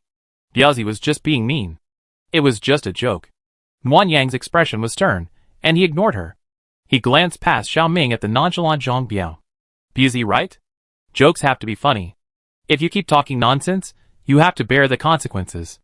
Xiaoming, anxious, whispered something to Zhang Biao, who apologized shortly after. "I'm sorry, beautiful. It's just been so long since I seen a beautiful woman." Zhang Biao made an apologetic gesture. "Get in the car. It's close. We'd be there in an hour." The back seat of the van had been stripped down to just 2 seats, which were filthy. Wan Ningyan frowned at the sight. Nuanyang found 2 butt pads and a back cushion from the space, placed them in place, and then the 2 of them sat down. The car door was closed, but even with the windows open, a strange, foul odor could be smelled. "Before we leave, let's make a point. My driving isn't free, Miss Nuan, you know that, right?" "I know. I give you 10%. "Okay, let's go. Gas is expensive now, so I won't turn on the air conditioning. Anyway, there's a breeze when driving, so it's just as cool." Nuanyang didn't say anything else. She took out a small sample of perfume and sprayed it around the car, dabbing a little on her neck and chin to make the air smell better. "Nuanyang, I'm so uncomfortable sitting in this crappy car. Just bear with it. Once this is resolved, we can take the air-conditioned SUV. And I want some iced watermelon." "Okay. I get you some." After soothing Wan Ningyan, who was obsessed with mysophobia, Nuanyang took out his MP4 player, gave each of them a pair of headphones, and they huddled together to watch Tom and Jerry. This was Wan Ningyan's favorite anime. When she was younger, she was busy filming and studying, so her agent would let her watch Tom and Jerry during meals to relax. It became a habit, and she never got tired of it. The area around Sanyang Mountain Base had been scoured countless times by the survivors and the team. Zombies were few and far between, and the car drove smoothly. Even into the small town, there were only a few zombies. Nuanyang listened to the animation while observing the surroundings. This town was close to the base, so it was frequented by the team. There were broken doors everywhere, and unused furniture, rags, papers, and other items were scattered along the edges. The car stopped at a veterinary hospital. A zombie was lurking in the adjacent room. Nuanyang was about to ask if they had any weapons when Zhang Biao rushed out with an axe and struck the zombie's head twice, sending it sprawling to the ground. Xiaoming, seemingly frail, killed the zombie, got out of the car with a knife, covered it with a plastic bag, and began digging for the zombie's core. Chapter 119. Nuanyang was so engrossed in the video that he didn't even notice Wan Ningyan had taken his headphones. "That Zhang Biao looks quite strong, perfect for Xiaofen." Nuanyang subconsciously hummed, then felt something was wrong. Turning around, Wan Ningyan's chin rested on her shoulder, her eyes curved into crescents as she smiled. "When did you turn off the video? Since you were so mesmerized watching Zhang Biao, Nuanyang, have you fallen for him?" Nuanyang was speechless and rolled his eyes at Wan Ningyan. "I was just observing their fighting abilities. They don't look very capable. We can't be careless. At least Zhang Biao has some skills." "Oh, I see." Hearing this impatient response, Nuanyang recalled Wan Ningyan's recent nonsense. An inexplicable rage welled up in him, and he reached out to grab her chin in a threatening gesture. "Are you still irritated? You just framed me, and I haven't even come to terms with you yet." Nuanyang hadn't expected Wan Ningyan to be completely fearless. She was even quite cunning. She opened her mouth and bit her palm, then, when Nuanyang instinctively let go, she immediately slipped out of the car and ran away. "Are you born in the year of the dog?" Nuanyang grumbled silently, and followed her out of the car. Xiaoming had already dug out the crystal core, and was wiping it with a rag. Zhang Biao, who was standing by, saw the two people get out of the car and weighed the axe in his hand. Ladies, I killed this zombie. The crystal core is mine, but you don't get it. TSK. It's just a crystal core. Who cares? Wan Ningyan said sarcastically, and turned to walk towards the entrance of the pet hospital. It was in tatters, with an unknown liquid spilled all over it, smelling and disgusting. Wan Yang followed her, grabbed her wrist, and pulled out his tactical goggles. Where's yours? Put them on, just in case. How am I supposed to put them on when you're holding my hand? Wan Ningyan smiled and waved her tactical goggles, looking rather scoundrel. Wan Yang was completely helpless. He took the glasses and put them on her, smoothing down her messy bangs. You two have such a sweet relationship. The speaker was Xiaoming, sweating profusely from the heat. His light blue shirt was soaked, leaving a dark stain. Wan Yang glanced back. Zhang Biao hadn't followed, but was sitting in the car with an axe. He remembered he said he was the driver, but he only been driving and hadn't participated in the search for supplies. Do you have a hammer? This door looks like it's made of tempered glass. I don't want to break it, I have to pick the lock. No need. Xiaoming smiled, and waved the dagger in his hand. I do it. This door's easy. Xiaoming fiddled with the dagger, his body blocking their view. Wan Yang tilted her head several times, but couldn't see what he was doing. It's open. Come in. No one's been here before. I didn't realize Dr. Xiao had such a skill. He could be a thief even if he wasn't a doctor. Wan Ningyan's words made Xiaoming blush with embarrassment. He wiped the sweat from his forehead and chuckled twice. Without saying anything, he hurried into the veterinary clinic, fearing Wan Ningyan would say something else. You've been pretty aggressive today. Are you angry? Well, a jerk like that who only thinks with his lower body.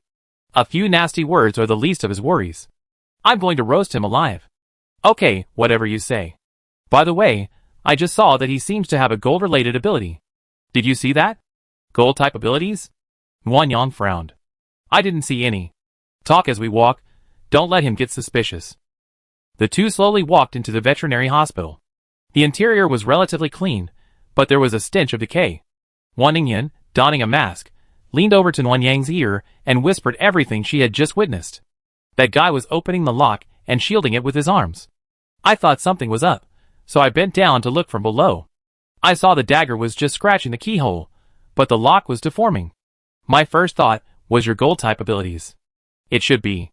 Apart from gold, there's no other ability that can deform metal. Xiaoming is truly a man who keeps his abilities secret. The military doesn't know he has abilities? Not even the military. I don't know either. He's well hidden. As they spoke, they reached the inner room, where the stench became even stronger. Wan Yang looked around. The doors of the small rooms, similar to those in the operating room and orthopedics department, were all open. Inside, there was nothing but equipment, tables and chairs, papers, and folders. Once inside, they discovered the source of the foul smell. It was in a large area called the pet ward, filled with dead cats and dogs in cages. Even Xiaoming, a veterinarian, was vomiting from the fumes and quickly closed the door. There's nothing alive in here. Let's check the storage room. There's also the pharmacy. There must be supplies there. Yes. Wan Yang covered her mouth and nose with her sleeve and followed Xiaoming to the pharmacy. There were indeed a lot of medicines inside. Xiaoming was overwhelmed with excitement. After looking around, he took a few boxes of medicine and presented them to Wan Yang. Look, these are medicines for both humans and animals. You can exchange them for a lot of points at the supply station. Wan Yang curiously took a few boxes. They were filled with medications she had never heard of before. Mirtazapine tablets, atorvastatin tablets, and amlodipine tablets.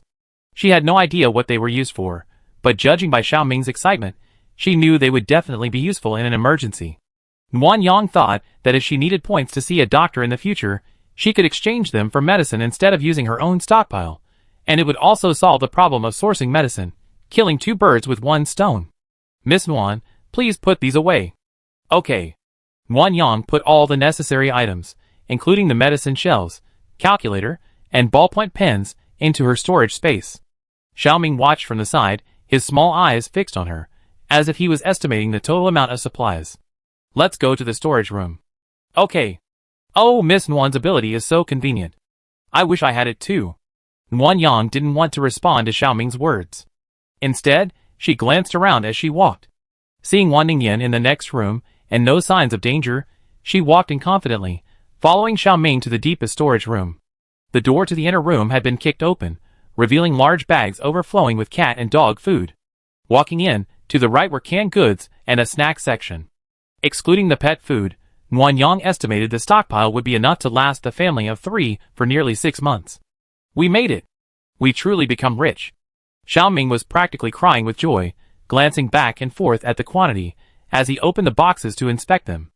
Nguyen saw him stuffing a few mouthfuls of dog food into his mouth, his face filled with enjoyment, devouring them with relish. Curious, she reached over and took a few bites.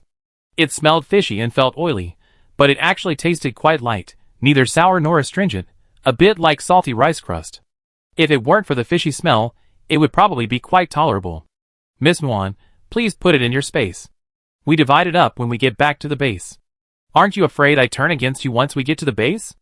Xiaoming remained calm and smiled, saying, Miss Nguyen is working with the military. She's better off than the rest of us. How could she possibly be thinking about this dog and cat food? Wait outside. Nguyen said nothing more. Of course, she wasn't thinking about dog and cat food, she was thinking about Xiaoming's life. Chapter 120.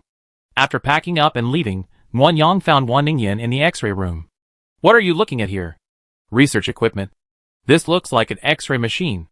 With so many animals at home, it should be useful, right? Nguyen glanced at it, didn't recognize it, and called over Xiaoming. Xiaoming, cheerful, began explaining as soon as he entered. This is an ultrasound machine. It's used for ultrasound examinations of pets. It can diagnose lesions in the chest, abdomen, and heart. Can it also check if an animal is pregnant? Of course. Is it difficult? Not difficult. Xiaoming, seemingly reassured, began explaining the operation to Wan Ningyan in detail. Nguyen listened for a moment, then turned to look outside. The tactical scope showed more than one red dot, indicating that other survivors were nearby, scavenging for supplies. It seemed difficult to operate here. Nguyen, I understand. Put the equipment away. Okay. After putting the equipment away, Nguyen thought about the rabbits at home and the tiger cubs who might also get sick, so she simply packed up the hospital's equipment to be on the safe side. Before leaving the hospital, Nguyen saw a 3-person, all-female team across the street looking for supplies. Qin Yun was leading the team. Guessing it was Team Rose, she stopped and looked at Xiaoming. Dr. Xiao, although this pet hospital has a good supply, the total amount isn't huge. You wouldn't ask me to go all the way here just for this little bit, would you? Xiaoming quickly waved his hand. How could that be? There's another pet supply wholesale store that's a bit more hidden, but it has a lot of supplies. I already checked it out, and will be there soon. Hidden? Is Dr. Xiao local? That's also possible. No, I bought a lot of gadgets online before, and the shipping location is right here. It took me a while to find it. Otherwise, how could I have dared to ask you to form a team with just this little bit of hospital stuff? Xiaoming didn't look like he was lying. Nguyen hummed to him and turned back to the car. Qin Yun and the other two had already gone far away. While murder was common in the apocalypse, Nguyen was cautious about recruiting the Rose team. He didn't want to leave an impression of brutality before they had a deeper contact, nor did he want them to know his strength in advance. The car started slowly and drove through the town. The deeper they went, the fewer survivors there were, and the more dilapidated the buildings became. Xiaoming and Zhang Biao were excitedly discussing their plans to return to base. Nguyen hadn't listened when Wan Ningyan typed a reminder on her phone, chat content is problematic, and Nguyen turned his attention to the 2 people ahead. At least 800. How many traffickers can you buy? Xiaoming made a 2 with his hand. 3 months worth of money. That's fine. I heard from the traffickers that there's a good trafficker lately. Act quickly. Let's get them when we get home. It'd be a blast. Ha ha ha. Together. Trader, trafficker, buy. The words put together reminded Nguyen of ancient traffickers. Is something wrong? Taking Wan Ningyan's phone, Nguyen typed a reply. Yes, before we kill them, we each interrogate one and compare their statements to get a rough idea. Wan Ningyan gave him an okay sign. As Nguyen handed her the phone back, he suddenly remembered the photos he seen that night in the mall, and decided to tease this biting puppy. Can I see that bathing photo now? What bathing photo? The one I saw at the entrance of the supermarket. Wan Ningyan's expression went from confusion to thought to shyness, all in less than half a minute. Blushing, she snatched the phone back, cursed him a hooligan, and turned away from Nguyen, ignoring him. Although she ignored him, she didn't refuse when Nguyen touched her hair. She continued to observe the surroundings, caressing her hair until the car turned into a narrow alley. "Ladies, this is the place. Get out of the car," Zhang Biao said, then picked up the axe, chewing something indistinctly, one leg draped over the passenger seat, looking nonchalant. It looked like Zhang Biao wasn't planning on going in either, Nuanyang thought. This was just as well. If they separated, they could defeat them one by one. After getting out of the car, the alley was a sight to behold. The ground was covered in black stains, and every few meters stood a zombie corpse with its head smashed in. There were also black bloodstains and a stench of decay. As Xiaoming led the two inside, Nuanyang noticed the building's grid-like structure, with densely packed windows on all sides. It felt incredibly uncomfortable and oppressive inside. As they passed through, they saw the carcasses of cats and dogs, more precisely, their fur, with the flesh hollowed out. Xiaoming stopped in front of a rusty sign that read Building 2 and pointed to the green gate on the left side of the first floor. "That's it." I opened the door. "Wait a moment." "Okay." Nuanyang took the opportunity to quickly scan the surroundings while the door was open. Surprisingly, there weren't a single survivor. Using observation as a pretext, she took 2 steps to Xiaoming's left and used her X-ray function to check. An old-fashioned copper lock could be broken by a sturdy hand, but Xiaoming clearly lacked that ability, so he relied on his gold-based abilities again. After melting the chain, he feinted a few times with his dagger before turning around and declaring, "Opened." Entering the room, the first thing he saw was cat food. Further in, everywhere was litter, dog food, canned food, and pet toys. The abundance was enormous, enough to last a family of 3 for years. Xiaoming, in a state of excitement, opened several doors. At the door to the rightmost room, he suddenly called Nuanyang over, specifying she should go alone. Nuanyang approached, puzzled, as Xiaoming mysteriously closed the door. "What are you doing?" "Hee. Miss Nuan, it's best not to let celebrities see what's in here." Nuanyang looked at the contents of the room with confusion. Several erotic silicone dolls, and underneath, numerous boxes, each painted with images of reproductive instruments for a particular sex. Seeing this, Nuanyang already knew exactly what these things were. Xiaoming's expression made it clear he knew they existed. Thinking of what Xiaoming had said before, he suspected that many of the small toys he bought before the apocalypse were shipped from this place. He also unexpectedly discovered that this family also dealt in pet supplies, which was why they wanted to partner with him. Not only could he move everything at once, but he also have all the toys to himself. After all, women couldn't use those silicone dolls, so Nuanyang naturally wouldn't argue with them. How disgusting. Still thinking about those things in the apocalypse. Nuanyang was speechless. Xiaoming, oblivious, picked up a small toy and offered it to her flatteringly. "Miss Nuan, you already have a celebrity girlfriend, shouldn't you have some fun? This is guaranteed to make her ecstasy and beg for mercy. And this one, available in several scents, is lubricating, adds to the fun, and is edible." Xiaoming introduced each item one by one, and Nuanyang's ears flushed. The long pink toy in her hand felt like a hot potato, unpredictable. "Nuanyang, what are you doing?" Wan Ningyan opened the door and entered. Nuanyang panicked and dropped the toy in her hand, which rolled twice and landed at Wan Ningyan's feet. For a moment, the air froze, the silence eerie. Chapter 121. Wan Ningyan looked at the long pink toy and slowly raised her head. Her beautiful eyes shifted from shock to teasing as she looked Nuanyang up and down, making tsk sounds. Nuanyang's face flushed red as he stammered, "It's not what you think. We're all adults, I understand," Wan Ningyan said as she picked up the toy and returned it to Nuanyang's hand. "I didn't expect you to be so serious on the outside, but so flirty behind the scenes. I already said it." Okay, it's not, I believe it. You pick it up carefully." Wan Ningyan gave Nuanyang a wink and left the room, considerately closing the door behind her. Damn it, Nuanyang squatted on the ground, face covered with his hands in regret. He had never felt so embarrassed in his life. It was so embarrassing. He wanted to leave the earth. "Miss Nuanyang, are you okay?" Hearing Xiaoming's voice, Nuanyang's rage instantly flared. It was all his fault. If it weren't for him, Wan Ningyan wouldn't have misunderstood her like this. Something's wrong. Something. Xiaoming hurriedly bent down to apologize. "I just wanted to introduce you to something fun, to spice things up. I didn't expect. My good intentions would have led to bad consequences. Sorry. Apologies are useless. What should I do? I'm going to beat you up." Without waiting for Xiaoming to react, Nuanyang stood up and kicked him to the ground. Xiaoming was caught off guard and fell several meters, knocking over a small toy box nearby. Cough, cough, cough. Xiaoming clutched his chest and coughed repeatedly, his face filled with fear and panic.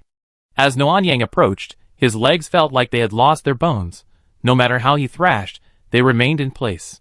Do you think I'm the same kind of person as you? Despicable. Ah! Nuanyang kicked Xiaoming in the groin with all his might. Xiaoming's face immediately turned purple with pain. He clutched his crotch with his hands, curled up in a heap, and wailed in agony. It's the end of the world, and you're still thinking about that shit. What a jerk. Stop. Stop hitting me. Xiaoming's voice trembled with pain, and he raised a hand to plead for mercy. I was wrong. Let me go, please, Miss Nuan. No. Master Nuan. Queen Nuan. Let you go. I beg you to. Nuanyang squatted down, took out a saber, and pointed it at Xiaoming. Tell me, what is a veterinarian? What is a veterinarian? Xiaoming, not expecting Nuanyang to ask this, hesitated. Just then, Wan Ningyan arrived. She opened the door and poked her head in, curiously observing everything inside. Are you butchering a pig? So loud. We're interrogating him. Take care of the guy outside. Be careful not to scream too loudly and attract the Rose Squad. Are we going to do it now?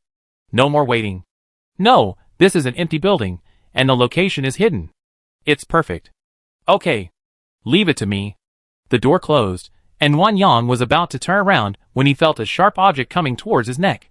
He immediately clenched his left fist and thrust a hook into Xiaoming's wrist.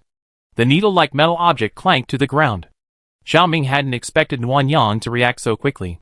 Seeing the situation was unfavorable, he was about to beg for mercy when Nuanyang slashed his tendons with his saber. Ah! I'm sorry. It was my fault. I won't do it again. What? I won't do it again. You don't dare? I think you're quite brave. Tell me, how did you hide your superpowers from the military? The base only checks for superpowers when you first apply for your ID card. After that, they only check for the zombie virus upon entering and leaving the base.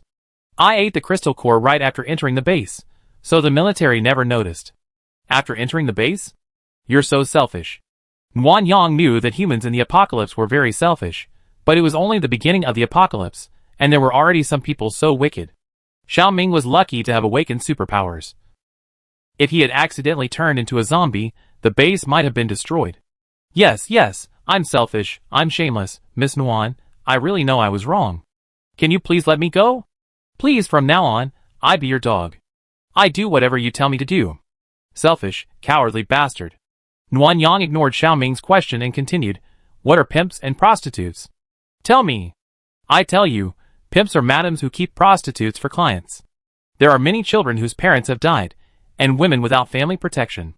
Most of them can't survive on their own, so they sell themselves to pimps to become prostitutes. We can usually use points or food to pay pimps, or we can buy them. If we do, we have to give points to the pimps, and then we have to keep the pimps for the same amount of time we buy them. If the pimp dies, we have to pay the pimps compensation, unless we buy them out. Isn't this just running a brothel? The military won't intervene? Xiaoming shook his head. It's not like they're forcing women into prostitution. It's all voluntary. No one would report it to the military. Even if someone did report it, the pimps and prostitutes would deny it. The military has no evidence, so what can they do? So, you're teaming up with me for more than just supplies, right? Tell me, what's your purpose? This? Xiaoming stepped back fearfully. If I tell you, will you let me go? Sure. And don't hurt me again. He had quite a few demands. Nuanyang sheathed her saber and agreed. Only then did Xiaoming reveal his true purpose. We're planning to use this cat and dog food for our dentists, the medicine to redeem points for dentists, and these sex toys to sell or rent to clients. Biazi and I covet the profits of dentists, but dentists are too expensive, so we discussed partnering with you. We can enjoy ourselves while earning points through business, killing two birds with one stone. Xiaoming's words were like a bucket of cold water, chilling Nuanyang's entire body and making him tremble with anger. Xiaoming had been using him from the very beginning.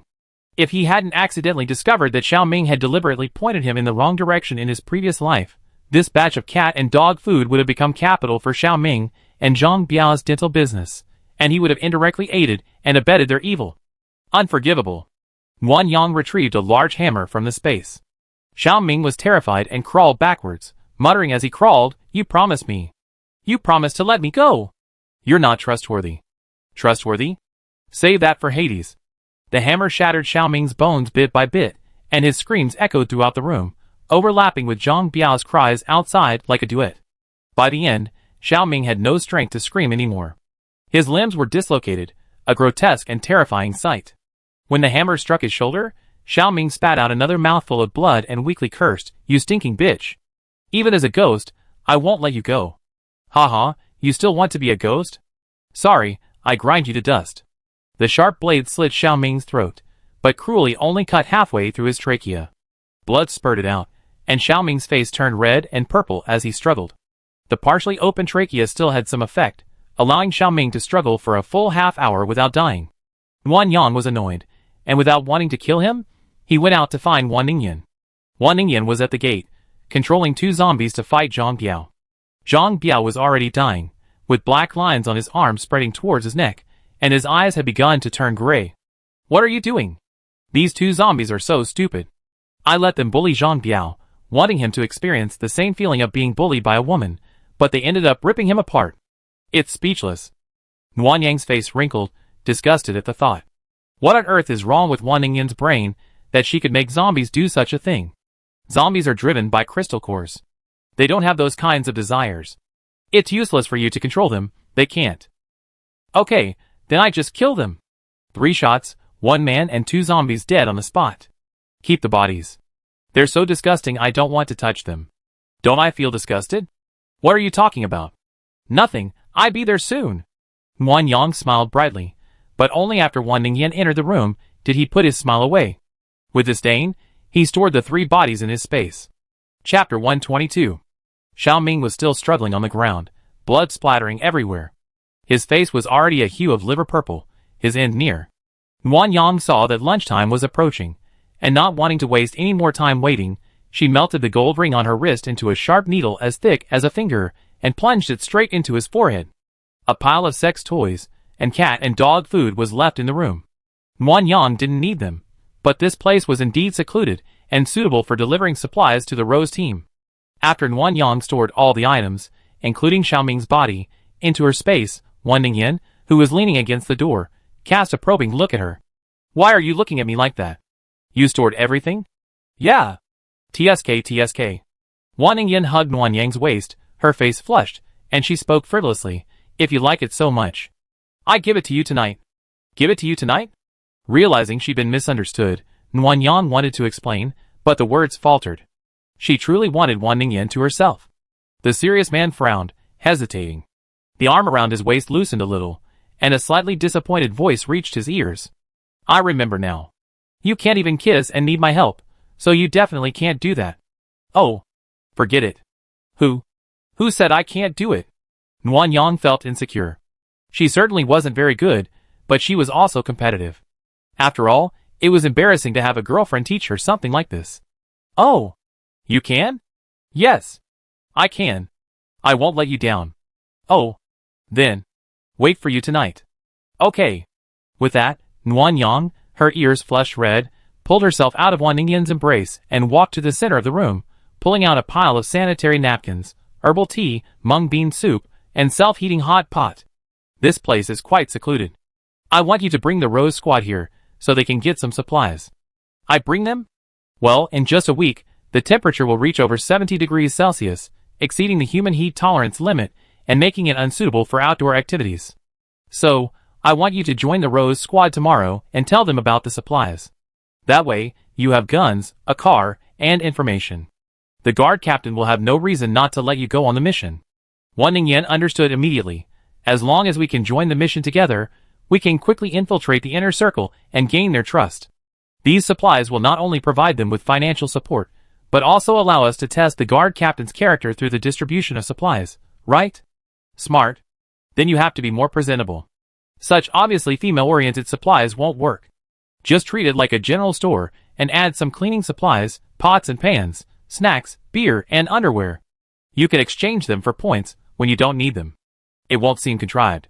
Nguyen Yang thought for a moment and agreed, even leaving 2 packs of cigarettes and a stack of lighters as cover. Before leaving, they reinforced the locks on both the front and back doors with gold-based abilities, and left half a zombie corpse at the door to deter anyone from breaking in. Because they'd been encountered in the small town, Zhang Biao didn't take the warm sun from his van, so he splattered some blood on the side of the van to create the appearance of a zombie attack. The SUV activated stealth mode, exited the alley, and drove all the way to a wide area before switching to flight mode. It'd take 20 minutes, but we have to walk back to base. The guards know we were out with Xiaoming, and driving our own car back would arouse suspicion. Besides, if they ask, we can just say we met a zombie and died, and the whole thing will be over. Will the military suspect us of the murder? We have no grudges. We were just on a mission together. My murderous intent is too weak. Even if they do suspect me, they're not from the military. Could Han Qingcheng really fall out with me over a veterinarian? I noticed you can be quite mean sometimes, quite scheming. We all been through the apocalypse. I can't be naive. At this moment, a spoonful of watermelon flesh reached his lips. It's okay. I love my girlfriend no matter how mean she is, as long as she doesn't treat me badly. Open your mouth and eat the watermelon. Don't worry, I always be good to you, never bad. The watermelon was cool, sweet, and juicy, brightening his mood. Nguyen Yang suddenly remembered his conversation with Wan Ningyan inside the house, and immediately searched for the system. Xiao Lu, are you there? Yes, host, what's wrong? Are there any books or videos about? That kind of thing? What kind of thing is that? Host, can you please elaborate? Are there any novels or videos about women having, sex with women? Huh?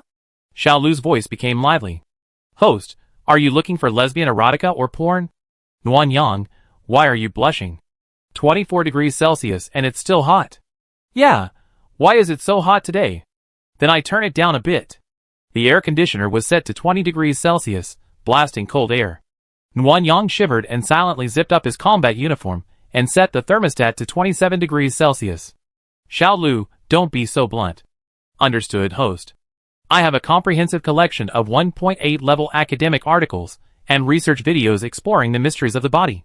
These are not for public sale. Articles are 5 points each, and videos are 10 points each. You can become a VIP member, earning 100 points a month for free access to all categories and quantities. Host, would you like to apply for a membership? Apply. Ding. 100 points deducted.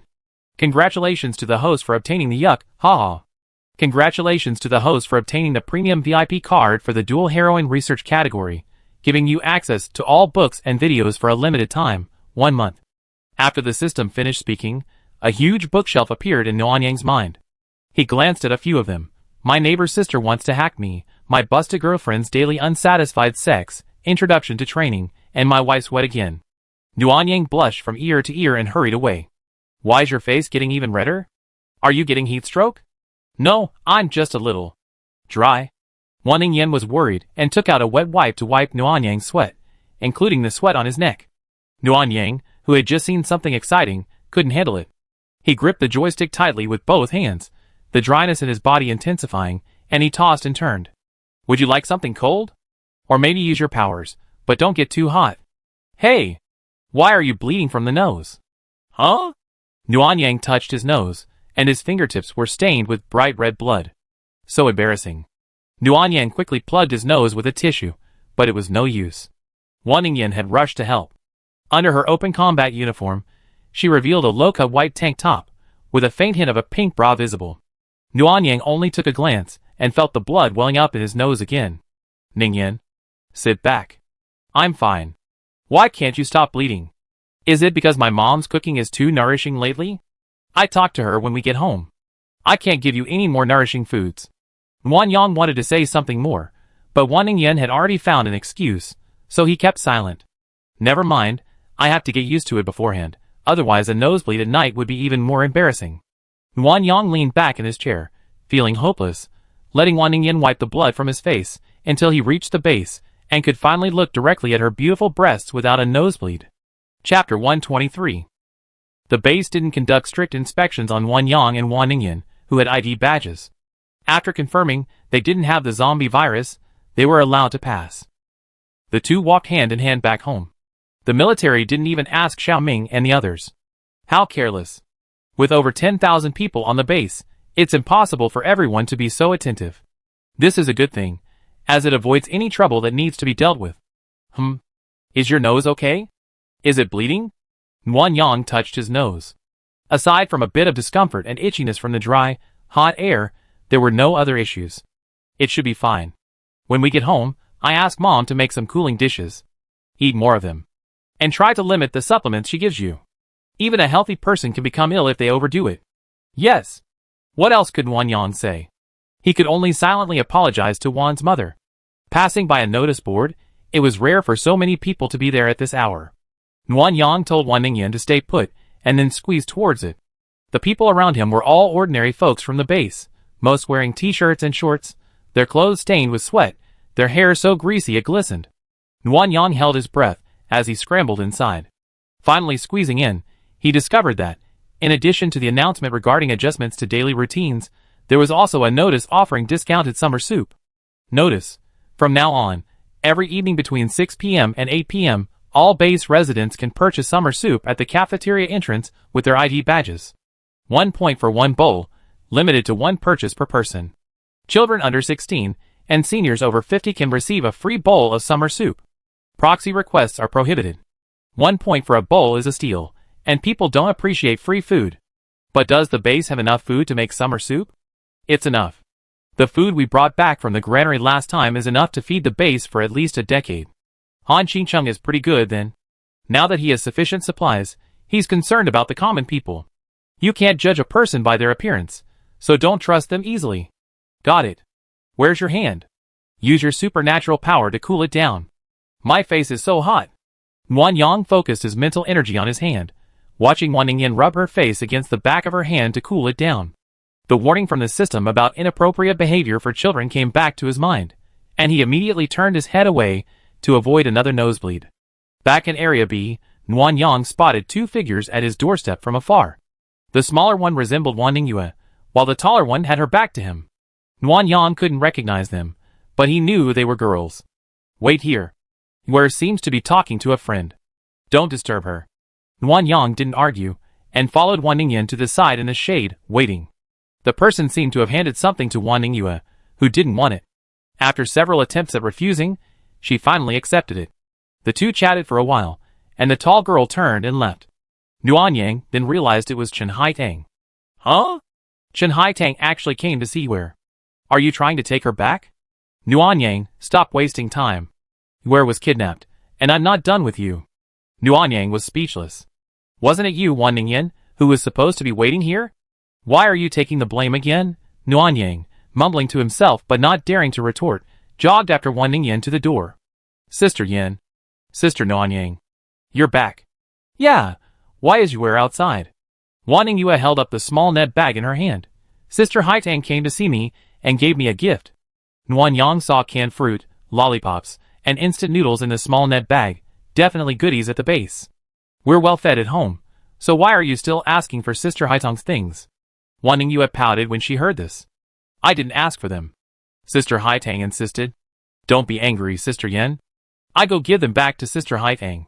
Wan Ningyue said, taking her short legs to run out, but Wan Ningyan scooped her up and hugged her. Why are you running? I'm not blaming you. Tell me honestly, besides giving you food, did Chen Haitang say anything else? Yes, she asked me how I was doing, that's all. Well, accept the gift. I help you prepare a return gift for Sister Haitang later, okay? Okay, but what? Wan Ningyue looked at Nguyen Yang cautiously and asked softly. Where hasn't helped at all. Is it okay to return the favor with something from home? Nguyen Yang was about to speak when Wan Ningyan turned to Yue and spoke in a slightly stern tone. Why are you asking her? She's my girlfriend, so of course she listens to me. If I say yes, it's okay.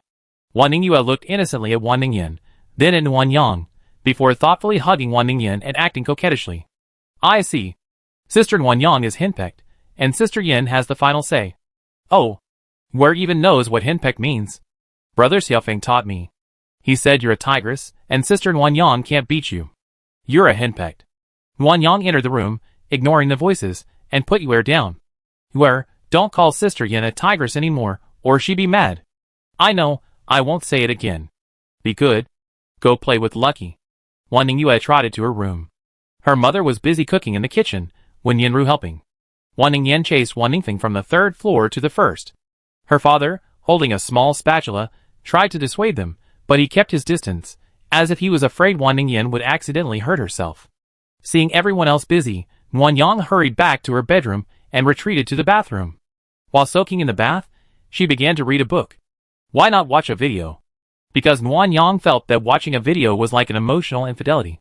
Being a bit futile, she decisively chose a novel. The titles of the books were unlike ordinary novels, they were all extremely explicit. Nguyen Yang blushed as she flipped through them for a while, before finding one that suited her. Sex techniques. From the basics to exciting new techniques, it was a must-have for beginners. After reading for an unknown amount of time, Nguyen Yang's blushing and fluttering heart gradually turned into a serious study. For the first time, she realized that pleasure wasn't simply a matter of passion and impulse. Patient foreplay was required, and the routine couldn't be monotonous. New techniques needed to be tried every once in a while to keep the experience fresh. Tons of yellow knowledge streamed into Nguyen Yang's mind. Just as she was absorbed in her study, there was a knock at the door. Nguyen Yang, are you in there? I'm in. I'm taking a shower. Then come out quickly. It's time for dinner. Right away, 5 minutes. Nguyen Yang felt a guilty conscience, and after a moment's pause, she got up to change. Wan Ningyan was waiting at the door, and her eyes lit up when she saw Nguyen Yang emerge. You look really good in pink. Like a peach. Well, these are also pajamas. I start adjusting to the time difference today, so I can go to bed after dinner. Huh? Starting today? Yes. Then tell Mom and Dad about it. Wan Ningyan said as she prepared to leave, but Nguyen Yang pulled her into his arms. Come back after dinner and take a shower. It's time to keep your promise. Promise? What promise? Wan Ningyan suddenly remembered something mid-sentence. Her face grew redder and redder. She couldn't bear to look at Nguyen Yang, lowering her head and pretending to be an ostrich. Sister, you're getting shy. I go downstairs first. Chapter 124. Wan Ningyan took a while to come downstairs to eat. Mother Wan couldn't help but complain that she was a princess and needed constant urging. Wan Ningyan said nothing, lowering her head to eat, her face almost buried in the bowl. You child, you don't even know how to eat. How can you set a good example for your sisters? That's right, my sister beats me all the time. Mom, you have to keep a close eye on me, or my sisters will learn bad habits. How dare you say that? What have you taught her? Mother Wan was furious, and took Wan Ningfeng's bowl away. It's because I gave you too much that you're so free. You can only have half a bowl of rice today. Mom, what about my sister? What about her beating me? Your sister's hand hurt when she beat you. That's all forgiven. How biased. Even though it was half a bowl, only a tiny bit of the rice in the bowl was shoved away. Wan Ningfeng was still furious. Mother Wan tapped him on the head with chopsticks before he calmed down. When Yinru and Yuer covered their mouths and laughed secretly. Nguyen Yang saw a red slap mark on Wan Ningfeng's arm and leaned over to Wan Ningyan's ear. How much force did you use? It's already left a mark. Ahem. What's wrong? You're choking when I talk to you. It's okay. I can do it myself. Wan Ningyan grabbed the tissue and quickly wiped her mouth, not daring to look at Nguyen Yang. She lowered her head and continued eating. Sister, there's no need to be so shy. After saying that, Wan Ningyan lowered her head even lower. This made Nguyen Yang's heart soften. She put away her teasing and whispered softly. If you're not ready, wait a little longer. I'm not in a hurry. No need.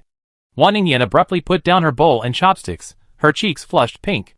She said nervously, I'm done, and hurried upstairs. What's wrong with Yan Yan today? Mother Wan looked puzzled as she spoke, glancing at Nguyen Yang. Nguyen Yang smiled and helped her pick up some food. Don't worry, Auntie. She encountered a rather disgusting zombie this morning, and she's probably still nauseous. I see, Xiaoang. You should go out less often. We have food at home, and the vegetables Old Wan planted are ripe. There's no need to risk anything. Well, the extremely hot weather isn't suitable for going out either. I don't plan to go out again for a week. That's good. Nguyen Yang smiled and continued eating, his mind already wandering to the bedroom. Wan Ningyan's no thanks hinted clearly, but she was too shy, so Nguyen Yang didn't plan to go back so soon. He wanted to give Wan Ningyan more time to prepare herself mentally. After dinner, the family agreed to adjust to the time difference, wake up at 6 p.m., eat at 7 p.m., and go to bed at 9 a.m. the next morning. That way, after adjusting to the time difference, they could stay indoors with air conditioning during the hottest days, to avoid getting sick from the heat. Before returning home, Father Wan proudly took out the watermelons he'd grown and thrust one into Nuanyang's hand. You and Yin Yang can share some. If you're not satisfied, take some from the refrigerator. They're sweet and seedless, and healthier than those thirst-quenching drinks. Thank you, Uncle. I savor them. Watermelon is perfect after a strenuous workout, Nuanyang thought, and she walked briskly upstairs. She could feel every nerve tingling with excitement. Some things, simply anticipation, are enough to bring joy. Wan Ningyan wasn't in the bedroom, only the bathroom light was on. Nuanyang didn't bother her. She sat down at the coffee table with the watermelon in her hands, took out a fruit plate, and arranged the slices. The seeds the system provided were excellent. Not only did they have a short growth cycle, but the watermelon's appearance and taste were also top-notch. The flesh was translucent red and bursting with juice. After eating 2 small pieces of watermelon, the bathroom door opened, and Wan Ningyan emerged, steaming wet. Her hair was loose, covering her bare shoulders. She wore a low-cut burgundy nightgown with a wide neckline. Even with a thin white shawl, it couldn't hide the beauty of the garden. The hem of her nightgown was short, revealing her long, fair legs. A thin black lace strap with a hollowed-out heart ornament was tied around her left thigh. Wan Ningyan folded her arms across her chest, her face flushed, her eyes still averted, not daring to look at the warm sun. She tilted her head, her tone arrogant. Still eating. Is the watermelon as sweet as mine? Of course not. Nuanyang quickly stood up and walked over to her. A pleasant fragrance, like flowers and milk, filled her. He sniffed closely, and her small ears visibly turned red. Sister, you smell so good. Wan Ningyan didn't say anything. Nuanyang saw her nervously swallowing, her body trembling slightly, looking very delicate. I go wash my hands. Wait a minute. Nuanyang always remembered the knowledge in the books. Hygiene is important. Not only should fingers be washed, but nails should also be trimmed and smoothed. He had already done these things in the bath, but Nuanyang was still worried. He scrubbed his hands with detergent 3 times and scraped his nails back and forth along his collarbone several times to test if he would hurt Wan Ningyan. Then he quickly rinsed his mouth and left. Wan Ningyan was sitting on the edge of the bed. When she heard Nuanyang coming out, she trembled and the thin shawl as thin as a cicada's wing slipped to her waist. She hurriedly pulled the shawl up again, but Nuanyang blocked her movement and lightly touched it with his fingertips, and the troublesome shawl was put into the space. You're going to take it off anyway, so there's no need to put it on. Nuanyang's words were like a declaration of war. Wan Ningyan nervously lowered her head slightly, clutching the hem of her dress with both hands. From this angle, Nuanyang could see her thick eyelashes, her high nose bridge, and the unmissable roundness and clenched lines. His fingertips lightly lifted Wan Ningyan's chin. Her beautiful, delicate face, painted only with red lipstick, her seductive eyes afraid to look directly at the person before her, was like a collision of sexiness and innocence, arousing Nuanyang's desire without words. Don't be afraid, I be gentle. Nuanyang hadn't forgotten the teachings in the textbooks. When it comes to a girlfriend's first time, one should be as gentle and considerate as possible, not leaving her with bad memories that would cause her to fear and resist intimacy. Nuanyang, a rigid and dogmatic person, suppressed his inner urge and began with her forehead, slowly, kissing her spot by spot, moving to the center of her eyebrows, the corners of her eyes, her cheeks, the tip of her nose, and finally her lips. Nuanyang could sense that this kiss was different from all the others. Wan Ningyan wouldn't kiss him back with pleasure. Her lips trembled, and the hands that gently clasped her waist clenched nervously against the fabric. Her body, usually limp with a kiss, stiffened a little, but surprisingly yielded. Nuanyang could easily pry open her jaws and wreak havoc on a place that didn't belong to him. Falling on the bed, Nuanyang slowly lifted the obstructing pajamas. Wan Ningyan suddenly grabbed her wrist and begged softly. Can you turn off the lights? Turn off the lights, and it would be hard to see. Nuanyang didn't want to do it in the dark for the first time, so she refused. She figured if Wan Ningyan asked again, she'd be doing what she wanted. Slowly loosening her grip, she stopped trying to stop Nuanyang and covered her eyes, like someone trying to cover their ears and steal a bell. Nuanyang found her amused and pressed her hand aside, interlocking their fingers. If you're truly embarrassed, I turn off the lights. Wan Ningyan didn't answer. She bit her lower lip, seeming both angry and embarrassed. She nudged Nuanyang's abdomen with her knee. So much nonsense. Chapter 125. Wan Ningyan's stubbornness was rewarded with a deep, passionate kiss, their tongues entwined endlessly, sweeping up the air. As Nuanyang left, a transparent silver thread stretched, breaking off and wetting Wan Ningyan's chin. It was truly voluptuous, making Nuanyang's eyes blaze with envy. He lowered his head and kissed her moist lips, until his lips, overwhelmed and swollen, grew hot and swollen, and then he stopped. The burgundy pajamas were removed and thrown beside the bed, leaving Wan Ningyan with only a piece of indescribable, yet nonetheless sexy fabric. Nuanyang couldn't help but recall the drunken nonsense she uttered last time. It all turned out to be true. Wan Ningyan had been ready to seduce him long ago, shy yet bold, like a cat, incredibly proud. Gentle nibbling, tongue-sucking, tiny red flowers blossomed everywhere, here and there, front and back. Nuanyang, like a tireless puppy, marked Wan Ningyan with his mark. The book says that enough kissing and caressing will relax the other person, putting them in a better state to welcome the whirlwind of pleasure. Nuanyang felt Wan Ningyan's body lose its stiffness and tension. He slipped his fingers into his hair, following the rhythm, his fingertips applying a slight pressure, reflecting her truest reactions. Occasionally, her bangs would fall, and she would gently help, tucking the unruly fringe behind her ears.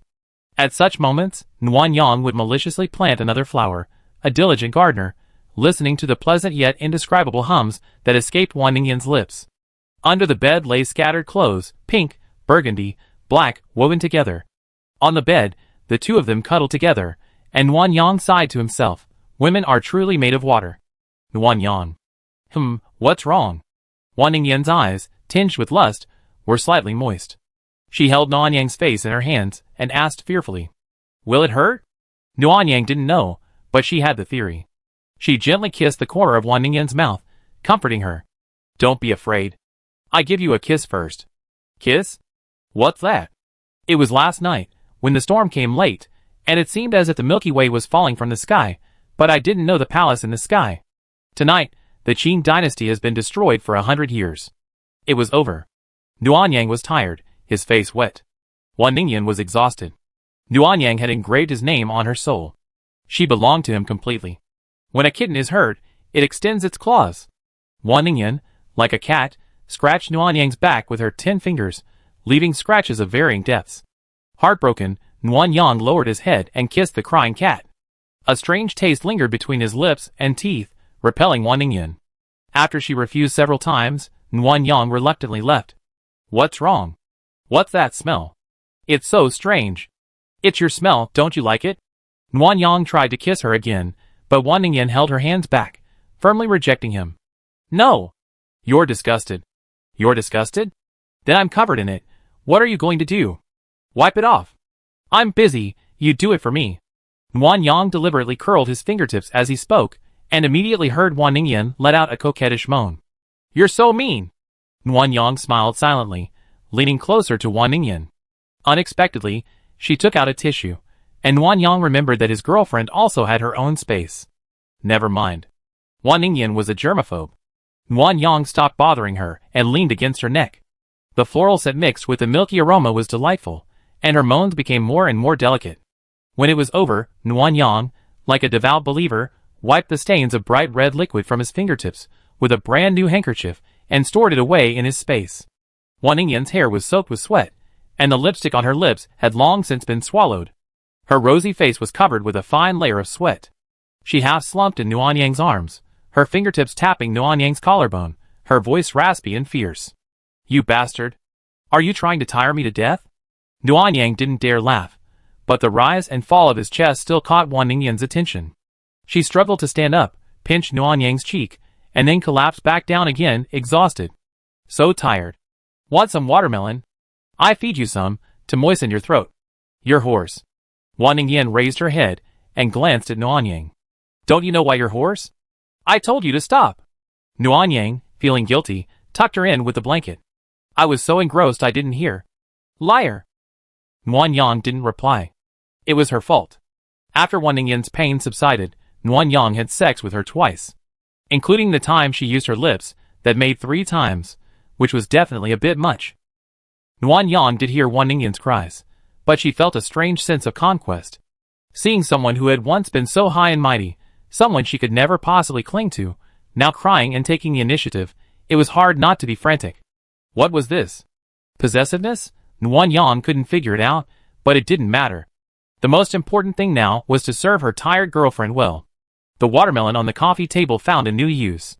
Nguyen Yang held Wan Ningyan and used her supernatural powers to chill each piece before feeding her. Is it delicious? It's okay. It would be even better if there was watermelon juice. Nguyen Yang didn't hesitate and took out the juicer to get to work. Juicing requires adding some water, but Nguyen Yang was worried it wouldn't be sweet enough, so she added some honey and condensed 3 small ice cubes to mix in. Try it and see if it tastes good. The delicate woman was clearly satisfied after drinking it, but she didn't say anything. She slouched into Nguyen Yang's arms and began a new round of slacking. I'm sticky all over and feel uncomfortable. I need a shower. Okay. I help you. The sheets are dirty too. They need new ones. I change them later. Nguyen Yang worked tirelessly, first carrying his girlfriend to the bathroom. Wan Ningyan's back and legs were sore from her rough treatment, so Nguyen Yang took out the bathtub and gave her a bath, sprinkling it with flower petals as requested. Then he went to the bedroom, replaced the messy sheets, gathered up the scattered clothes, and threw them all into the washing machine for a complete wash and dry process. Before his girlfriend finished her bath, Nguyen Yang took a shower in a corner, taking care not to splash water on Wan Ningyan's face, or she'd get angry again. After their intimate contact, Wan Ningyan completely relaxed. After the shower, she let Nguyen Yang wipe her body without shyness, and even let Nguyen Yang help her put on her clothes. You seem to have gotten lazy. You should do it. Who told you to go so far? Yes, I deserve it. Please be magnanimous. Don't bother with me. Wan Ningyan's words were angry, but her body remained honest. She leaned closer into Nguyen Yang's arms, and the two of them fell asleep in each other's arms. In her dream, Nguyen Yang had a sweet dream. She dreamed that she and Wan Ningyan would be together for all eternity, and each reincarnation seemed like fate, destined to meet and know each other until the end of their lives. Chapter 126. The alarm rang, and the person in his arms let out a disgruntled whimper. Nguyen Yang quickly turned it off, pulled the quilt up to cover her beautiful back, covered in small red flowers, and leaned over her ear, his voice soft and tender. Xiao Yin, are you hungry? Get up and eat. A tone of refusal. Then I bring you some food later. Eat less, okay? Wan Ningyan buried her head in the quilt, annoyed at being disturbed. Go back to sleep. Team Rose can go tomorrow. There's no rush. Team Rose? Wan Ningyan poked half her head out from under the quilt, looking at Nguyen Yang suspiciously. Can I join the team now? Yes, I was thinking of going with you to the Rose team after dinner, but you're too tired today, so let's go tomorrow. I'm not tired. Wan Ningyan immediately sat up, then, holding her waist, collapsed into Nguyen Yang's arms. Hiss. What's wrong? Still hurting? My waist, it's sore and numb. Lie down, I give you a massage. Nguyen Yang didn't know how to massage, but by chance, a book described several ways to relieve fatigue after sex, one of which was massage. Using his mental power to open the book, Nguyen Yang guided his gaze to the acupuncture points, gently massaging them. Soon, Wan Ningyan let out a muffled groan of comfort and satisfaction. At 6:30 p.m., you were called for dinner. Nguyen Yang sat down beside the bed and patted Wan Ningyan's waist. Are you feeling better? Do you want to eat downstairs, or should I bring it up? Go downstairs and head straight to the mission hall after you finish eating.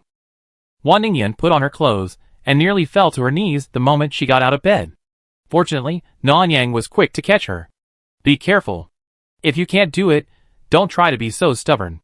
It'd be the same tomorrow. I'm fine, my legs just gave way. Stubbornly, Wan Ningyan struggled out of Nguyen Yang's arms, took 2 steps, leaning against the wall. She slowly straightened her back, glaring at Nguyen Yang. It's all your fault. I admit my mistake. Come, I help you. No, I can do it myself. Nguyen Yang, worried, watched Wan Ningyan slowly walk out of the room, her steps becoming more and more normal. Only then did he relax and follow her closely, just in case. Sister, brother-in-law, you're finally here. If you hadn't come, my parents wouldn't let me eat. I'm starving. How could you not starve to death in just a moment? Mom, look, my sister's scolding me again, and you're not doing anything about it. Nguyen Yang gently patted Wan Ningfeng's head. Be quiet. Your sister's in a bad mood today. Be careful, she might set you on fire. Hearing this, Wan Ningfeng immediately shut up. Mother Wan poured him a bowl of porridge. Hurry up and eat. Stop making your sister angry. Oh. Mother Wan also served Nguyen Yang and Wan Ningyan a bowl of porridge. It was just plain rice porridge. Nguyen Yang took a bite and found it incredibly delicious. Today we're adjusting to the time difference. From now on, Dinner will be breakfast, so today we have porridge and a side dish. Lunch is at midnight, dinner is at 6 a.m., and we go to bed around 9 p.m. Keep a record of the times. If you're not used to it and wake up hungry, there are cold noodles, pickled vegetables, dumplings, fruit salad, and bread in the fridge. Take whatever you want. I make more after you're done. Mother One had arranged everything perfectly. Wan Yang had nothing to worry about, so she began peeling salted duck eggs for Wan Ningyan. At this moment, Wan Ningfeng pointed at the plate of lemon boneless chicken feet and proudly recommended it. Brother-in-law, try this. It's made with my chickens, and it's delicious.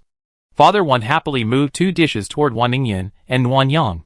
Yin Yin, Xiaoyang, these pickled radishes and smashed cucumbers are fresh from the fields.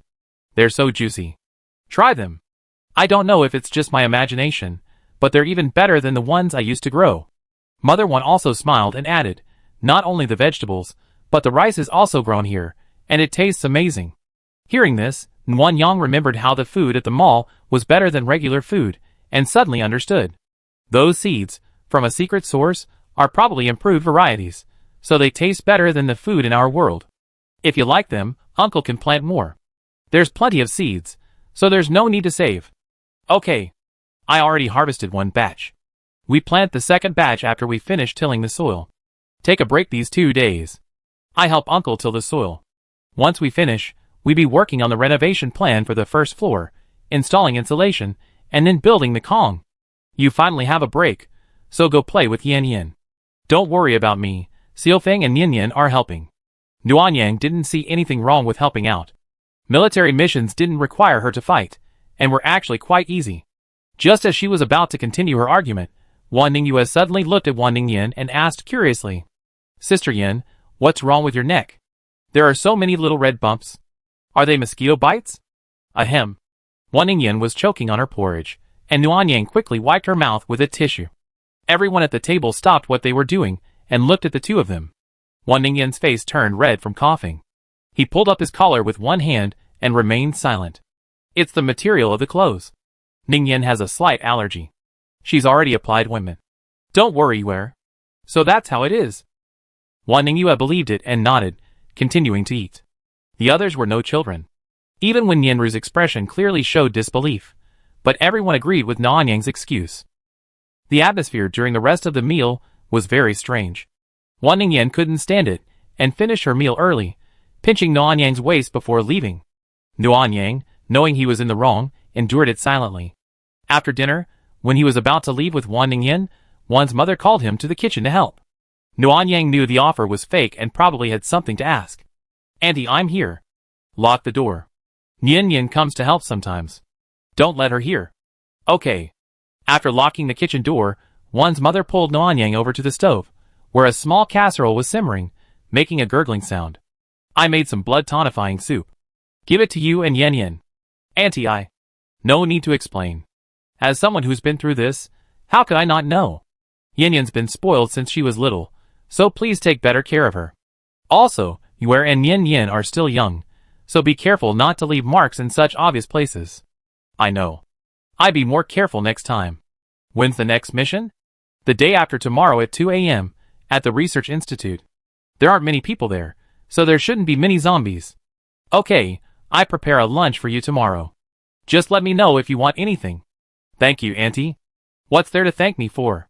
If you really want to thank me, marry Yin Yin soon. I want to hear you call me Mom.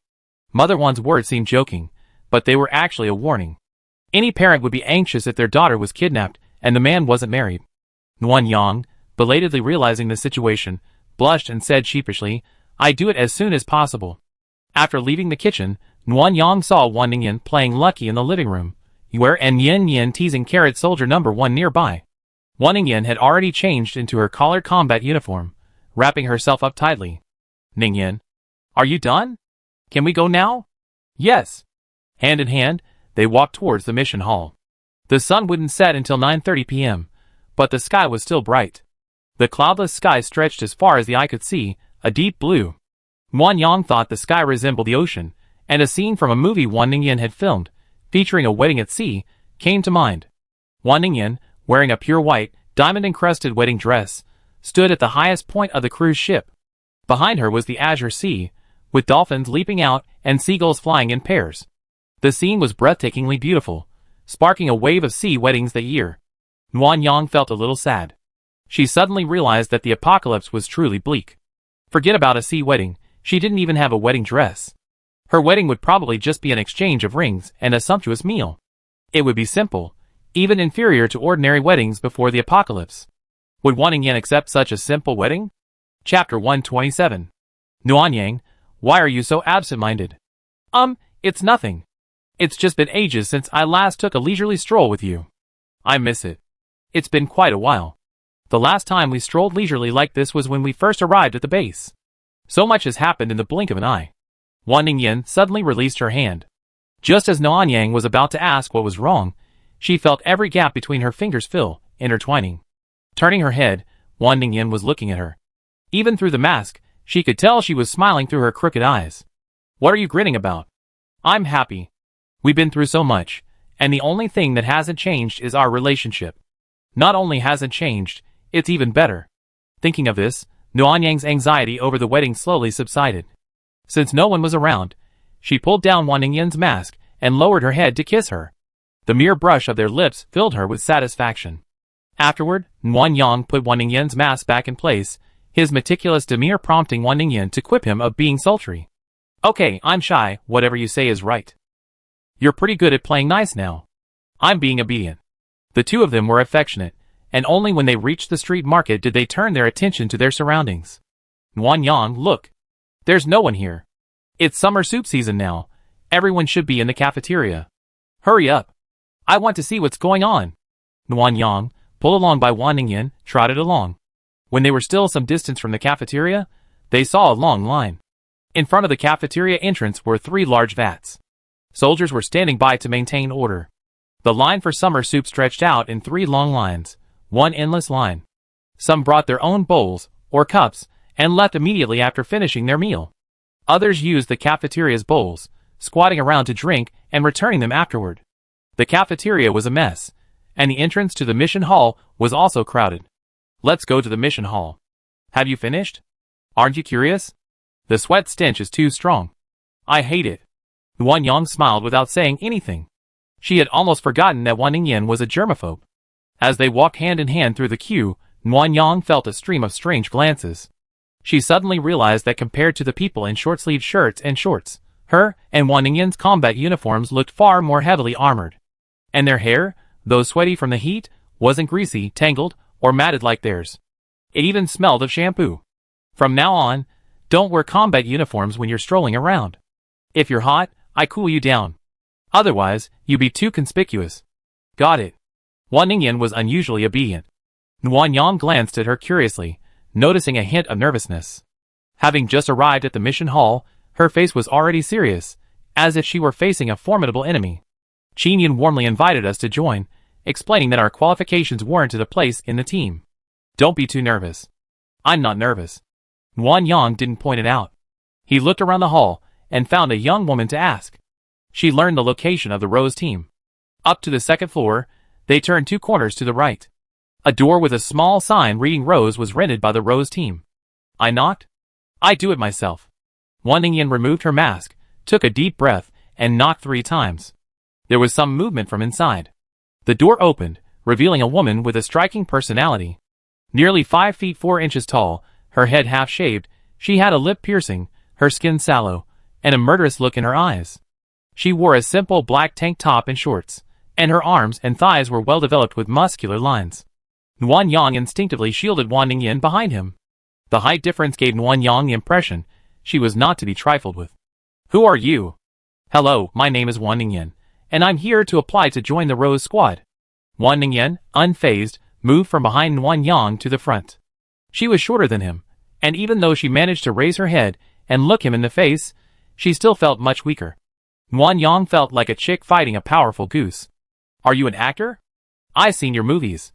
You used to be an actor, but now you're just an ordinary person. Ordinary person? The woman looked him up and down, sneering. What's an ordinary person from the wealthy area?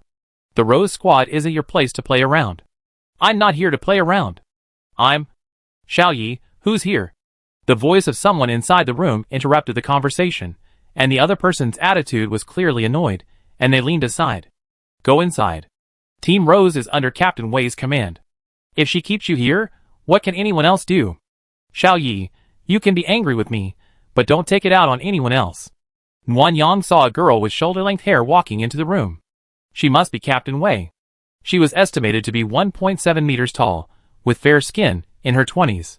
She had a cold demeanor, and the muscular lines in her arms clearly showed she was a martial artist. She had an outstanding aura. If Nguyen Yang had to describe it, she was very similar to Alice, the heroine from Resident Evil. Especially when those cold eyes looked down at the individualistic girl, they held a kind of regal contempt. Wan Ningyan is your sister's favorite celebrity, so just protect her. Besides your sister, you don't care about anyone else anyway. Xiao Yi, I told you to think this through. Don't be unreasonable. By the time you do, the other party might be stepping on our shoulders. Can you guarantee Qin Yun won't be beaten to death next time? I give you a satisfactory answer in one day. Don't make a scene at the door, and make a fool of yourself. Nguyen Yang probably understood that their argument was about Qin Yun, and Wan Ningyan was affected. Compared to the angry girl, the captain of the guards was very calm. Even during the argument, her tone was calm, as if it had nothing to do with her. The girl of the unique personality seemed to have regained some of her composure, and stopped arguing with the captain. Before leaving, she even said I'm sorry to Wan Ningyan before walking away. Chapter 128. Sorry, Xiaoya was in a bad mood today, so she spoke a little bluntly. Don't take it personally. It's okay, it's okay. Wan Ningyan waved her hands repeatedly. She just apologized to me. Of course. My name is Wei Mingyi, and I'm the captain of the Rose team. What are you two doing here? Hello, Captain Wei. My name is Wan Ningyan. I'm here to apply to join the Rose team. The person next to me is my girlfriend, Nguyen Yang. She's here to keep me company. Wei Mingyi's expression remained unchanged, but he lowered his eyes slightly, lost in thought for a moment. Come in and talk. Nguyen Yang saw Wan Ningyan let out a long sigh, her tense little face breaking into a smile at Nguyen Yang, like a fool. Don't be silly.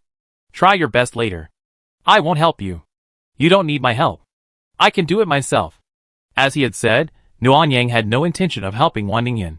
After Wan Ningyan entered the house, he closed the door and slowly followed her, keeping a distance and watching her from afar. The room was air-conditioned, the temperature reading 26 degrees Celsius, but it was so hot that even a standard air conditioner could only reach a high setting, making the room not particularly cool. The living room was decorated like a martial arts gym, with chairs placed on either side of the central reception area, and a wooden chair in the front. Wei Mingyi walked over and sat down, his expressionless face giving him a commanding presence. A few weapons were displayed on the left side of the living room. Nguyen Yang only recognized swords and red-tasseled spears. To the right side of the living room was a closed door, and two elderly people and a child were cleaning. The elderly woman, with her hair all white, squatted there, carefully wiping the door with a rag. The thin little girl, her skin tanned, was wiping the chairs while furtively glancing at Wan Ningyan and Nguyen Yang. Grandma Lu, you and Xiao Xiao should go back first. Grandma Lu slowly turned around, her voice heavy and reserved. Captain Wei, the door isn't clean yet. We clean it tomorrow. Go back. Okay. Grandma Lu stood up unsteadily. The girl named Xiao Xiao supported her. The old man and the little girl slowly walked towards the door. Nguyen Yang then realized that Grandma Lu was lame, and the little girl had no left hand.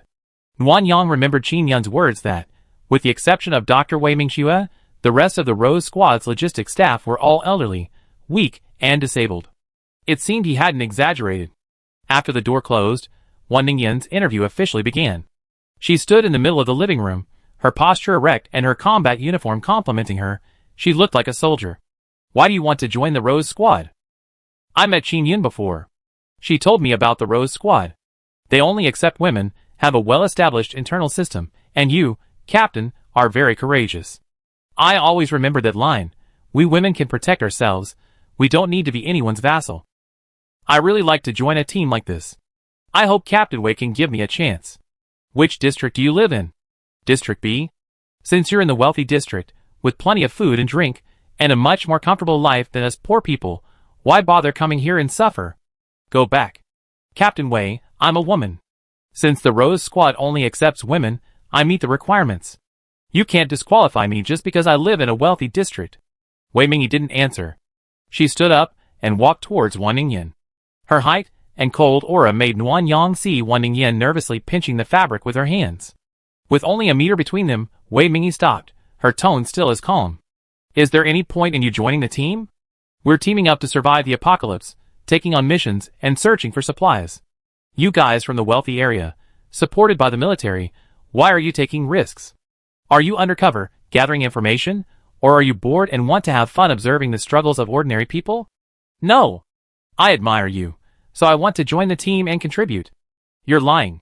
When Wei Mingyi said the word lie, Nuan Yang was confused. She remembered that Wan Ningyan had originally wanted to join the Rose team because of Wei Mingyi's words. Nuan Yang tilted her head slightly, and saw that Wan Ningyan's face had flushed red, and she was very embarrassed. Her doubts had turned into trust in Wei Mingyi. Wan Ningyan must have been lying. Our team is quite short on brave, capable women who dare to kill zombies. We have to constantly recruit and train them, selecting the best to participate in field missions. But that doesn't mean we accept someone with unclear motives. Also, I know judging people by appearance isn't right, but when I saw you, I didn't think you were right for our team. You're like a princess under protection. From your clothes to your appearance, you don't fit in with us. I'm not some princess. I can use a gun, I'm very accurate. I'm also brave enough to kill zombies. I killed with an axe, and can even dig out crystal cores.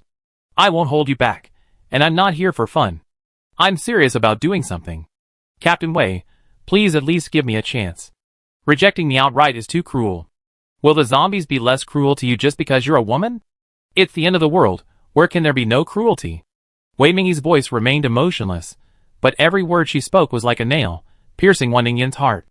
Nuan Yang noticed Wan Ningyan's moodiness, and was considering whether to take her away first. He hadn't expected the Rose Squad to be so difficult to join, and he feared that the plan to wipe them out all at once would be difficult to implement. Yes, the apocalypse is cruel. A weak person like me didn't deserve to survive from the start. I can stand before you so confidently because of my girlfriend. She's been protecting me since the zombie outbreak. She saved my family, and it's thanks to her that we can live in the wealthy neighborhood. Like you said, I always been a princess protected by her. But it's not like I'm incapable of protecting myself. I worked hard for a long time and killed many zombies, but I never had the chance to prove myself. The Rose Squad is my chance. I don't care about the rewards of joining the team. I just want to prove to my girlfriend that women don't have to be subordinate to men, nor do they have to be subordinate to women. This was something Nuan Yang had never heard Wan Ningyan say before. She froze in her place, staring at her tall figure. She suddenly felt she didn't understand this woman. She also reflected on her actions since the apocalypse, wondering where she had gone wrong to make Wan Ningyan feel like she was her vassal. You're just saying it like that. Aren't you afraid your girlfriend will be mad? Wei Mingyi said this, glancing at Nuan Yang. When their eyes met, Nuan Yang sensed a hint of curiosity in Wei Mingyi's gaze, shattering her impression of him as a leader with a perfectly stable demeanor, unconcerned with other people's affairs. She won't be mad. She's a good person. It's me who's insecure. It's good that she won't be mad. It prevent any family disputes after I join the team. The dejected Wan Ningyan looked up in surprise. Captain Wei, are you saying I passed the assessment? Chapter 129. You haven't passed the assessment, but we only agreed to let you join us. Huh? Wan Ningyan was confused. Is there a difference between agreeing to join and passing the assessment? Yes, only members who have passed the assessment can participate in field missions. You're only joining us now, so you're considered a reserve. Wan Ningyan immediately straightened her back. Captain, I'm applying for the assessment. I'm sure I'm strong enough to participate in field missions. Oh! Wei Mingyi looked at Wan Ningyan with a half smile. Are you sure? Yes. You have 10 minutes. Get ready. Your skills will be tested. Just a test of your skills? Yes. Wan Ningyan pulled out her pistol and shook it. Captain, I'm a superb shot. Why don't you give me a test? Wei Mingyi smiled and shook his head. What's the point of having good shooting skills? If you don't have the ability to protect yourself, and you run out of bullets or your gun jams, are you just going to die? Besides, it's the end of the world now. Industry is stopped, and the bullets will eventually run out. Over-reliance isn't a good thing. Yeah, I understand. Wan Ningyan put away her gun and slowly walked over to Nuan Yang, looking guilty. Nuan Yang, are you unhappy? Tell me first, are those words your true feelings? Wan Ningyan glanced at Wei Mingyi, then leaned over, tiptoed close to Nuan Yang's ear, and spoke very softly. That's a bit exaggerated, but it's not a bad job. Hearing this answer, Nguyen Yang felt relieved. She could sense whether Wan Ningyan's words were true or false. Her biggest fear was that Wan Ningyan would lie to save her own feelings. Okay, I understand. Let's talk about this when we get home. I'm not unhappy. Hurry and get ready. You only have 10 minutes. Nguyen Yang used simple Xingyiquan techniques to stretch Wan Ningyan's muscles, and at the same time, to try to make up for the loss and avoid a disastrous defeat. Do you think I can't win?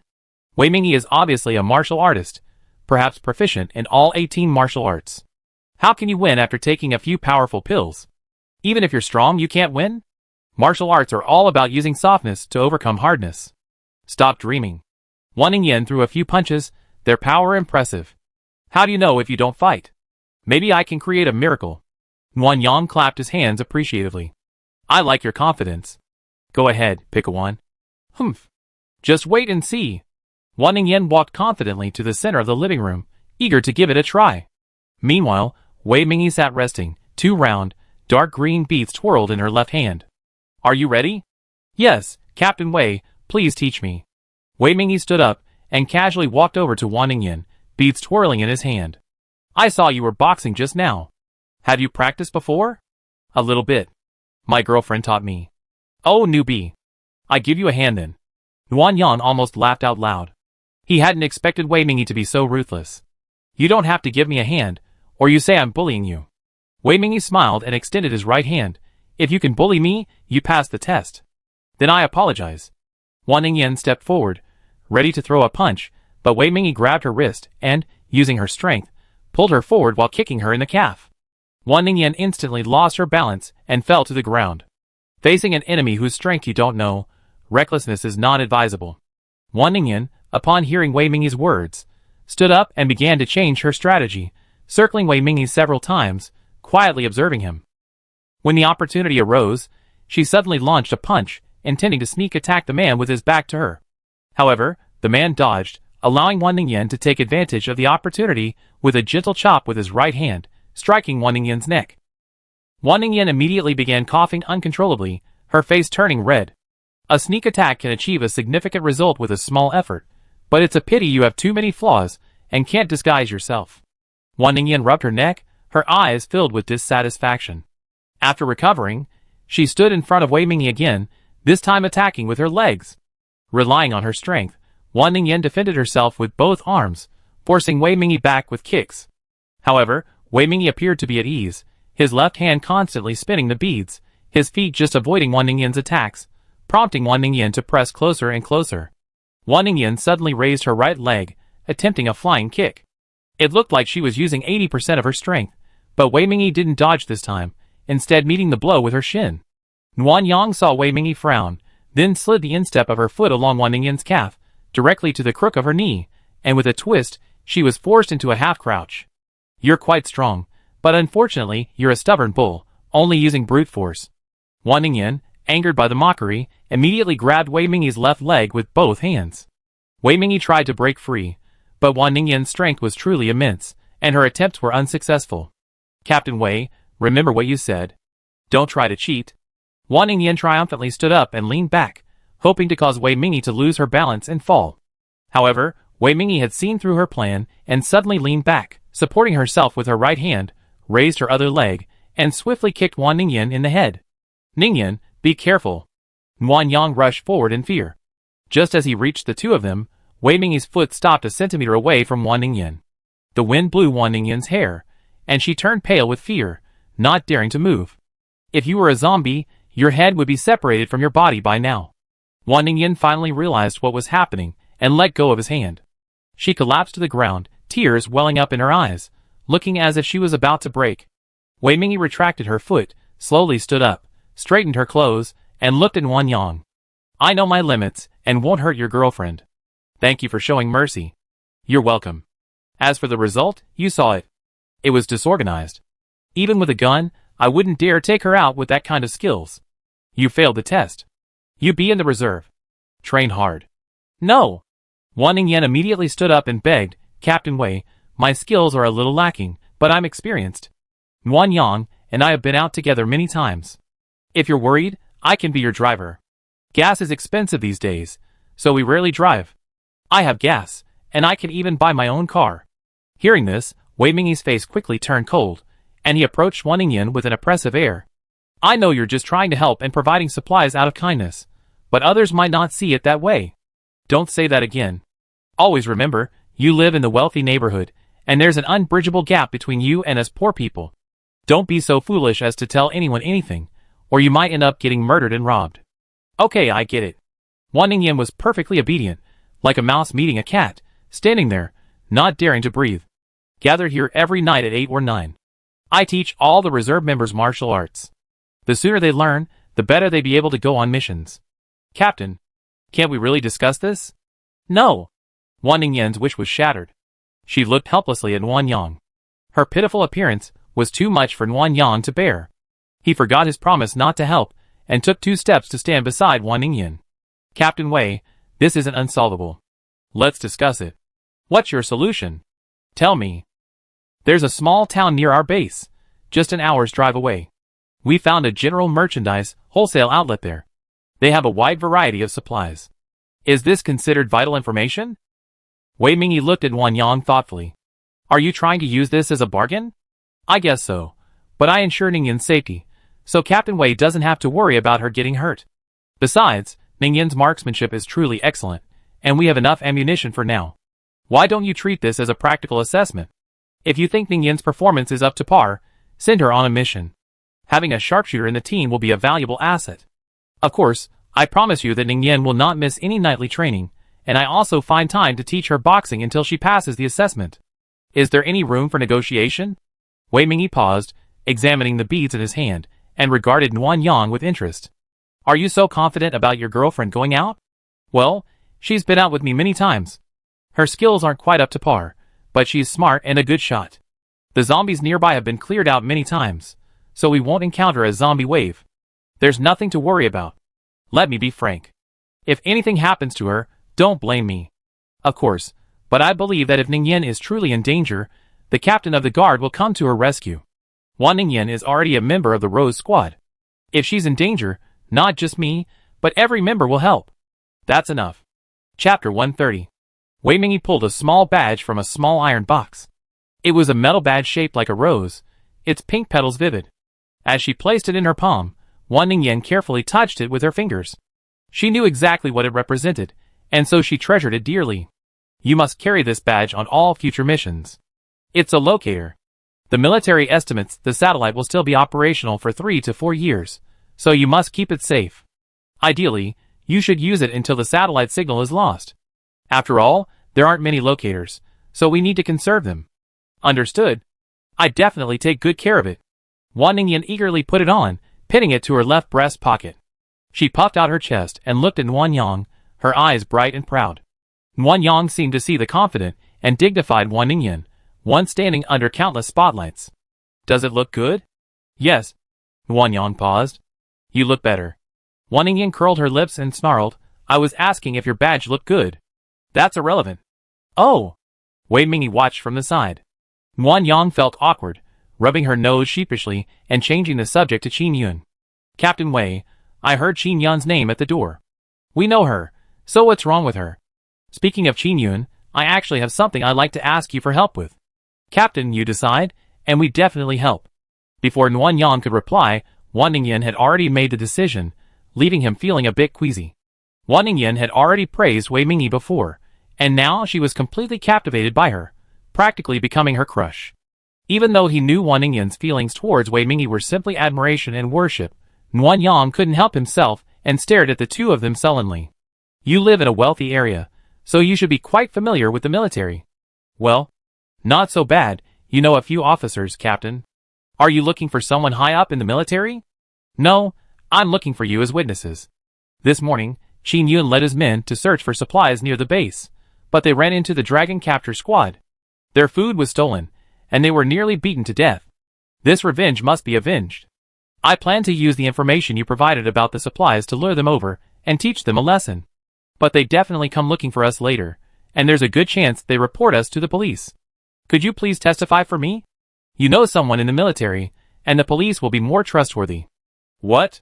Stealing supplies and beating people? The military won't do anything about it? Wei Mingyi shook her head helplessly. As soon as they got back, I called the police, but the dragon capture squad insisted they hadn't seen anything and that we were the ones who framed them. If they report it, the military will be helpless and will just let it go. That's too much. Wan Ningyan immediately flew into a rage, waving her fists. Then just attack them. Beat them half to death and avenge Qin Yun. The base has rules. Fighting is prohibited. Minor penalties include hard labor, and serious ones include expulsion from the base. Fighting with firearms is a higher offense, and patrols can shoot and kill. Wan Ningyan was deflated. That's a bit harsh. It's unnecessary. Wan Yang, after hearing what happened, was curious. The second floor of the mission hall is rented to the various teams. We see each other all the time. Why would they rob? It wasn't originally like that. Lately, the weather's been getting hotter, and a lot of the food we find is rotted in the heat. As the harvest has dwindled, we started looting. As long as we don't rob within the base, the military often doesn't intervene. Wei Mingyi sighed softly as he spoke. Actually, no one dared to snatch the teams from the leaderboard, but when I first formed the Rose Squad, I had a feud with the Dragon Capture team. This time, Qin Yun was traveling with fewer people, so he's taking the blame for me. I see. However, since Qin Yun was beaten, they're refusing to admit it. The military can't do anything about them. You can retaliate and deny it, so we don't need to be witnesses. The Dragon Capture team has the support of the young masters from the wealthy district. So that's how it was. After understanding everything, Wan Yang felt a deep disapproval from the Dragon Capture team, and was also somewhat confused. Captain Wei wants to avenge Qin Yun, and I have no problem being a witness. But if you retaliate, the Dragon Capture team won't suffer in silence. I'm afraid the fight will continue. Will life be even more difficult when you have to deal with zombies and guard against sneak attacks from the Dragon Capture team? Wei Mingyi looked at Wan Yang with a complicated expression, but for a moment, she regained her composure. Don't worry about that. I handle it. Okay. I'm sure Captain Wei will resolve it perfectly. After learning about Qin Yun's situation, Wei Mingyi arranged with Wan Ningyan and Wan Yang to meet at the mission hall entrance at 3 a.m. the following morning. After informing them of Qin Yun's location, Wan Ningyan and Wan Yang planned to visit him. If Qin Yun is in the hospital, the attending physician should be Wei Mingxue. She's the team doctor and has priority treatment for team members. Wan Yang, am I right? Well, you're about to meet your fangirl. That's right. My fans are all over the world. Wan Yang smiled without saying anything. Taking advantage of the fact that no one was around, he pulled out a backpack from his spaceship. You want to send him something, right? Here, use the backpack as a disguise. I discovered you truly understand me. Wan Ningyan gazed at Nuan Yang with particularly affectionate eyes. You must have been a worm in my stomach in a previous life. Nuan Yang was speechless. He pinched her face and turned her away. If you can't use metaphors, stop talking nonsense. Okay. I won't say any more. Hee hee. Wan Ningyan happily began preparing a gift for Qin Yun. Nuan Yang watched from the side. She prepared beef jerky, lemon slices, canned yellow peaches, powdered milk, and dried fruit, all supplies she could find in supermarkets and shopping malls. They were helpful for healing without appearing too expensive. Nuan Yang pondered for a moment, then reached into her backpack and placed a few packets of sugar, MSG, and salt. The seasonings at the base are very expensive. They might not want to use them in their cooking. Sending some common seasonings would at least improve the flavor and provide a bit of salt. You're so thoughtful. Arriving at the hospital, Qin Yun was in the inpatient department of Building 5. The management was very strict. Visitors had to register their ID cards and ask for the patient's room number to prevent anyone from taking advantage of the air conditioning. Arriving at room 201 on the second floor, there were 3 beds, one empty, one occupied by Wei Mingxue, and the third one belonging to Qin Yun. Her face was bruised and swollen, and she stared blankly at the wall opposite. Qin Yun, we're here to see you.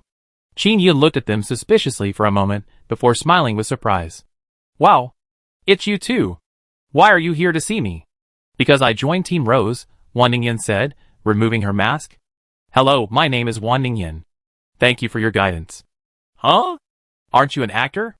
I've seen your movies.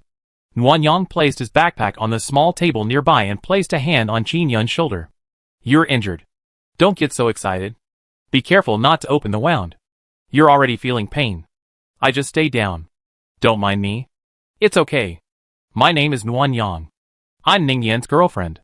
I learned you were injured while accompanying Ning Yan for the interview, so I came to see you. I have some food in my backpack. If you're hungry, eat it. It's all for you. Just return the bag to Ningyan when you're better. Qin Yun was about to stand up. No, no. How can I take your things? Take them back. Food is so scarce right now. Keep them for yourselves. It's okay. We have plenty to eat. Wan Ningyan sat down on the edge of the bed and pushed the agitated Qin Yun back down. Wan Yang wasn't lying. We really do have plenty of food. Just take it and heal your wounds quickly. Thank you. I find more supplies and return them to you when I'm better. We talk about this later. Tell me how you got beaten so badly. Well, Qin Yun said, a little embarrassed. I found some canned fruit, which was so precious. When they came to steal it, I got so angry and refused to give it to them. That's why I got beaten so badly. Food is important, but life is more important. Don't do this again. I get it. I almost died out there. I don't want to go through that again. During the conversation, Wei Mingxue remained unconscious. Wan Yang inquired and learned that Wei Mingxue had exhausted her mental energy while treating Qin Yun and had passed out in bed. You used up all your mental energy, and your injuries haven't fully healed yet. The dragon catchers were pretty brutal. Internal bleeding. If we hadn't been so close, I'd be dead. Luckily, I'm still alive. I'm just sorry I troubled the captain. Calling the police was pointless, her food was stolen, and she still has to pay for the hospital bills. It's such a shame. Don't overthink it. Wan Yang tucked her in. Heal your wounds first. We deal with the rest later. Chapter 131. Leaving the hospital, Wan Ningyan sighed deeply. I really want to wipe out the dragon capture team and turn them into human pigs to feed Xiaofan. It's too early to do anything at the base. Let's wait until tomorrow. If those guys dare come, we beat them up. Just beat them up? Robbers like that deserve to be killed. Wan Yang clenched Wan Ningyan's raised fist, gently kneading it in his hand to soothe the angry woman. From what Wei Mingyi said, she doesn't intend to kill. She's very calm and probably has her own considerations. Let's not make things worse. Also, I suddenly realized that the base isn't what we saw. Living in the wealthy area for too long, it's easy to lose sight of the real thing. Indeed. Besides the robberies, there's also the dental dealers. Oh, and the wealthy young masters who back the dragon capture team. Everything is so annoying. I want to hunt down and kill all these insane people. Wan Yang smiled and kissed the back of her hand. Okay. Let's deal with them one by one.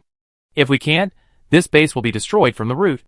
If it's rotten, then we leave and find a deserted place to farm and raise poultry. Working from sunset to sunset every day would be nice too. Wan Ningyan looked at Wan Yang and suddenly sneered. You're so Buddhist. Well, I don't have any lofty ideals. I just want to live a good life with you until the end of my life. It will come true. Hand in hand, the two of them walked slowly towards Area B in the afterglow. When they arrived at the door, Wan Ningyue and Wen Yanru were outside, squatting with them on the cement road. When they got closer, they saw that they were playing with the dirt. Sister Yin, Sister Wan Yang, you're back. Well, why are you still playing outside in such hot weather? Where saw Xiaoyu playing outside and ran out to join her. I was worried, so I followed her out. While Wen Yanru was speaking, Wan Ningyue raised her muddy face to greet her two sisters. The little girl next to her smiled a little fearfully. She looked younger than Yue and had pigtails. Both her hair and clothes looked clean. She must be a child living in Area B. Wan Ningyan touched Nuan Yang's hand. She's just a little kid. Is it okay to play together? Yes, as long as she doesn't come inside. Follow Yue. We go back first. Okay.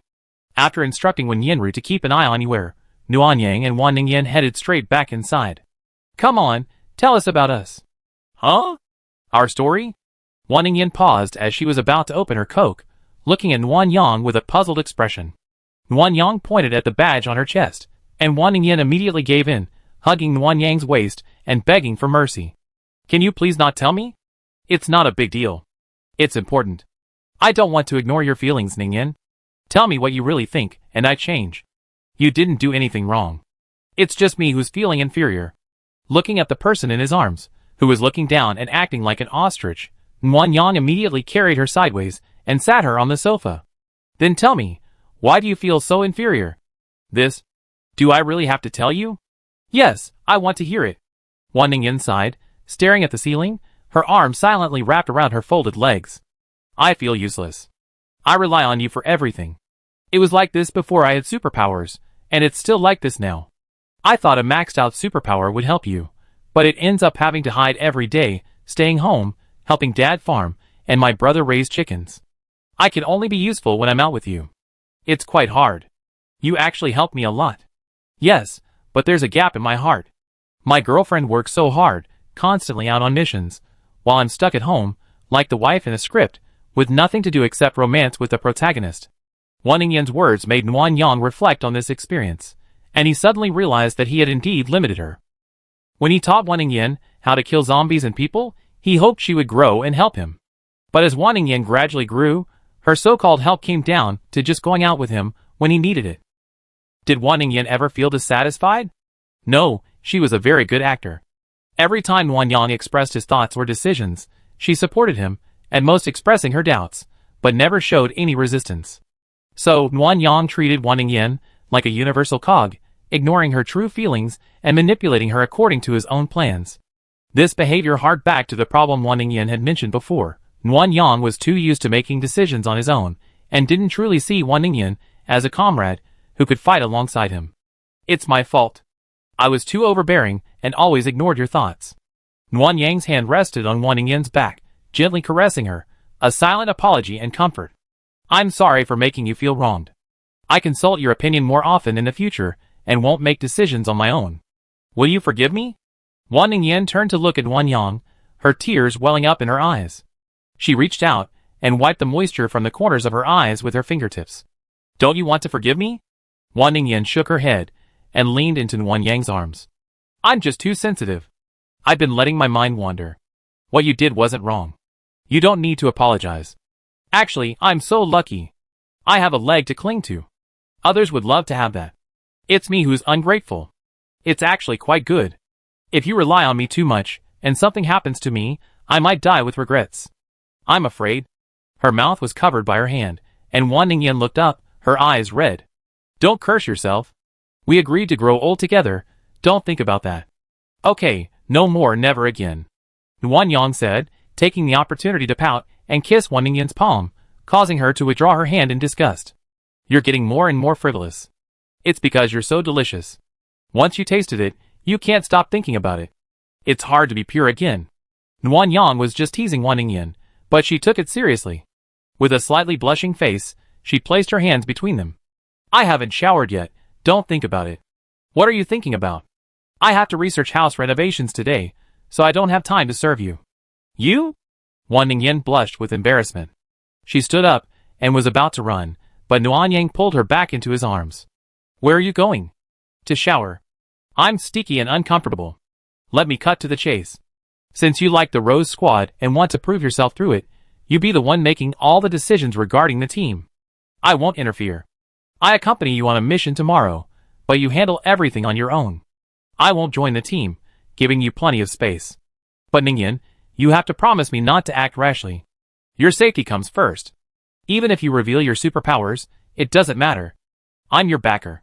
If the sky falls, I carry you through it. Do you really trust me with being alone? Why not? I have superpowers, good marksmanship, and there are so many lethal weapons in this dimension. If you can't win, just take the motorcycle and run. Wan Ningyan, amused by her success, pinched Nuan Yang's cheek and kissed him. Thank you, my girlfriend is the best in the world. You too, stop feeling so inferior. You're a max-level Esper, much more powerful than me. After their hearts were untied, they were speechless for a moment. They just smiled at each other, their breaths growing closer. Knock, knock, knock. Sister, big brother and brother-in-law, are you guys in the room? Dad needs you for some materials. Wan Yang sighed. Your brother is quite annoying. Of course he deserves a beating. Wan Ningfeng sneezed twice and rubbed his nose in confusion, thinking, how could he catch a cold in this heat? Chapter 132. Nuan Yang and Wan Ningyan kissed each other for a while before going downstairs together. In the hall, Father Wan was drawing on a large blueprint, while Wan Ningfeng nodded earnestly beside him. Dad, we're here. You arrived just in time. Let me tell you about the renovation plan. Sit down and talk. Nuan Yang finished, then bought an air conditioner and put it in a corner, turning it on. We need to renovate the first floor. It's so hot out, so we can turn it on. Don't get sick from the heat. Great. Brother-in-law really cares about me. Good manners. Wan Ningyan rolled her eyes. Nuan Yang is just caring about my dad. Okay, stop arguing. Yin Yin, you're a family person now. Don't argue with your brother. Go get your mom and teach him a lesson. Dad, I heard it all. You're just as biased as mom. Xiaofeng, since I'm biased, don't eat this fruit. Mother Wan placed a plate of fruit on the coffee table and glanced at Wan Ningfeng with a forced smile. Wan Ningfeng then quieted down and stopped talking. Uncle, Yue and Yin Yin are playing outside, so I won't call them. You can start now. Okay, I taken a look. This room is too big. Without help, we can only use the simplest method of attaching insulation material to the interior walls. First, smooth the interior wall surface with adhesive mortar, then apply mortar to the surface of the insulation board. You can then directly adhere the insulation board to the wall. Insulation mortar particles are even better. The next step is to drill holes in the insulation board. For example, for a 1 square meter insulation board, we need to drill 6 holes. Then, install the special insulation nails. Only then can we apply the finishing mortar. After that, press in the alkali-resistant fiberglass mesh. Apply a finishing mortar to the surface after pressing. Finally, you can directly apply putty. If it looks ugly, spray it with latex paint, wall coverings, or tiles, and you're done. Nuan Yang frowned after hearing this. Uncle, is this the simplest method? Yes, and I know how to do all this, and I can teach you so you can help. More advanced methods won't work. If you get the steps wrong, the result won't be good. Without a professional decorator, it's definitely impossible. How long will this method take? It's a whole 3 floors, such a large area. If it's just the walls, it'd probably take more than a month. If you add underfloor heating, it'd take at least 2 months. What about the Kong? Is it easy to build? The Kong is simple. I can do it by myself in 2 or 3 days. Is that so? Nuan Yang recalled the extreme cold of her previous life. The weather was freezing cold, and the settlement she and Wan Ningyan had found was a building. The pre-apocalyptic building materials simply couldn't withstand the extreme cold.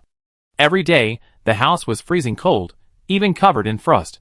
The materials of the houses in the base couldn't compare to those outside.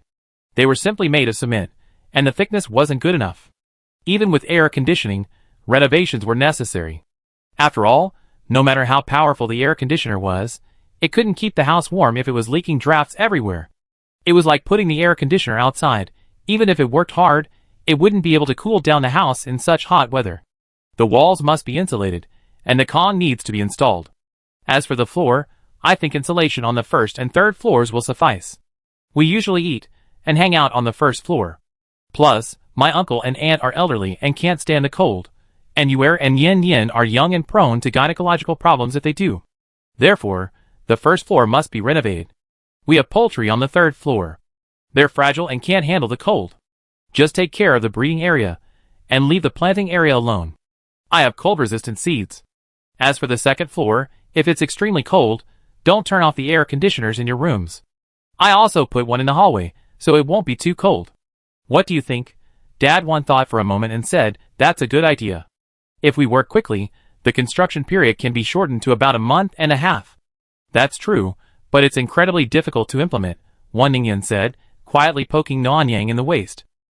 She continued, Mom's busy preparing meals for the family and can't help. Yue is too young, so she can only help pass tools. At home, only Nuan Yang, Dad, and my younger brother can work. Nuan Yang has military duty, so he's away for at least half the day. Dad and Yin Yin have to farm, and my younger brother raises poultry, so he has to take time out every day to take care of them. And my younger brother, Yin Yin, and I have to go through my supernatural power training. A month and a half is definitely not enough. What Wan Ningyan didn't mention was that she joined the Rose Squad. Besides going on missions, she also had to train every night, so that's why she reminded Nuan Yang just now. Nuan Yang listened to Wan Ningyan's rambling on about everyone's affairs, and understood what she was up to. In that case, let's hire some help. Hire? Xiaolong, with so many secrets at home, it's hard to ask outsiders, right? Don't worry, Auntie. The people we hire will only work on the 1st floor. Yue and Yin Yin will watch the stairs. I store Lucky, number 1, the refrigerator, the poultry on the 3rd floor, and the air conditioner in the space, so no one will notice anything unusual. This arrangement is because the 1st floor is the most demanding of the renovations. We need to hire more people to finish it within a week, and we can handle the rest ourselves. There's plenty of time. Xiaoyang is right. Wan's father agreed. Once we're done with the first floor, it'd just be Silfing and I on the third floor.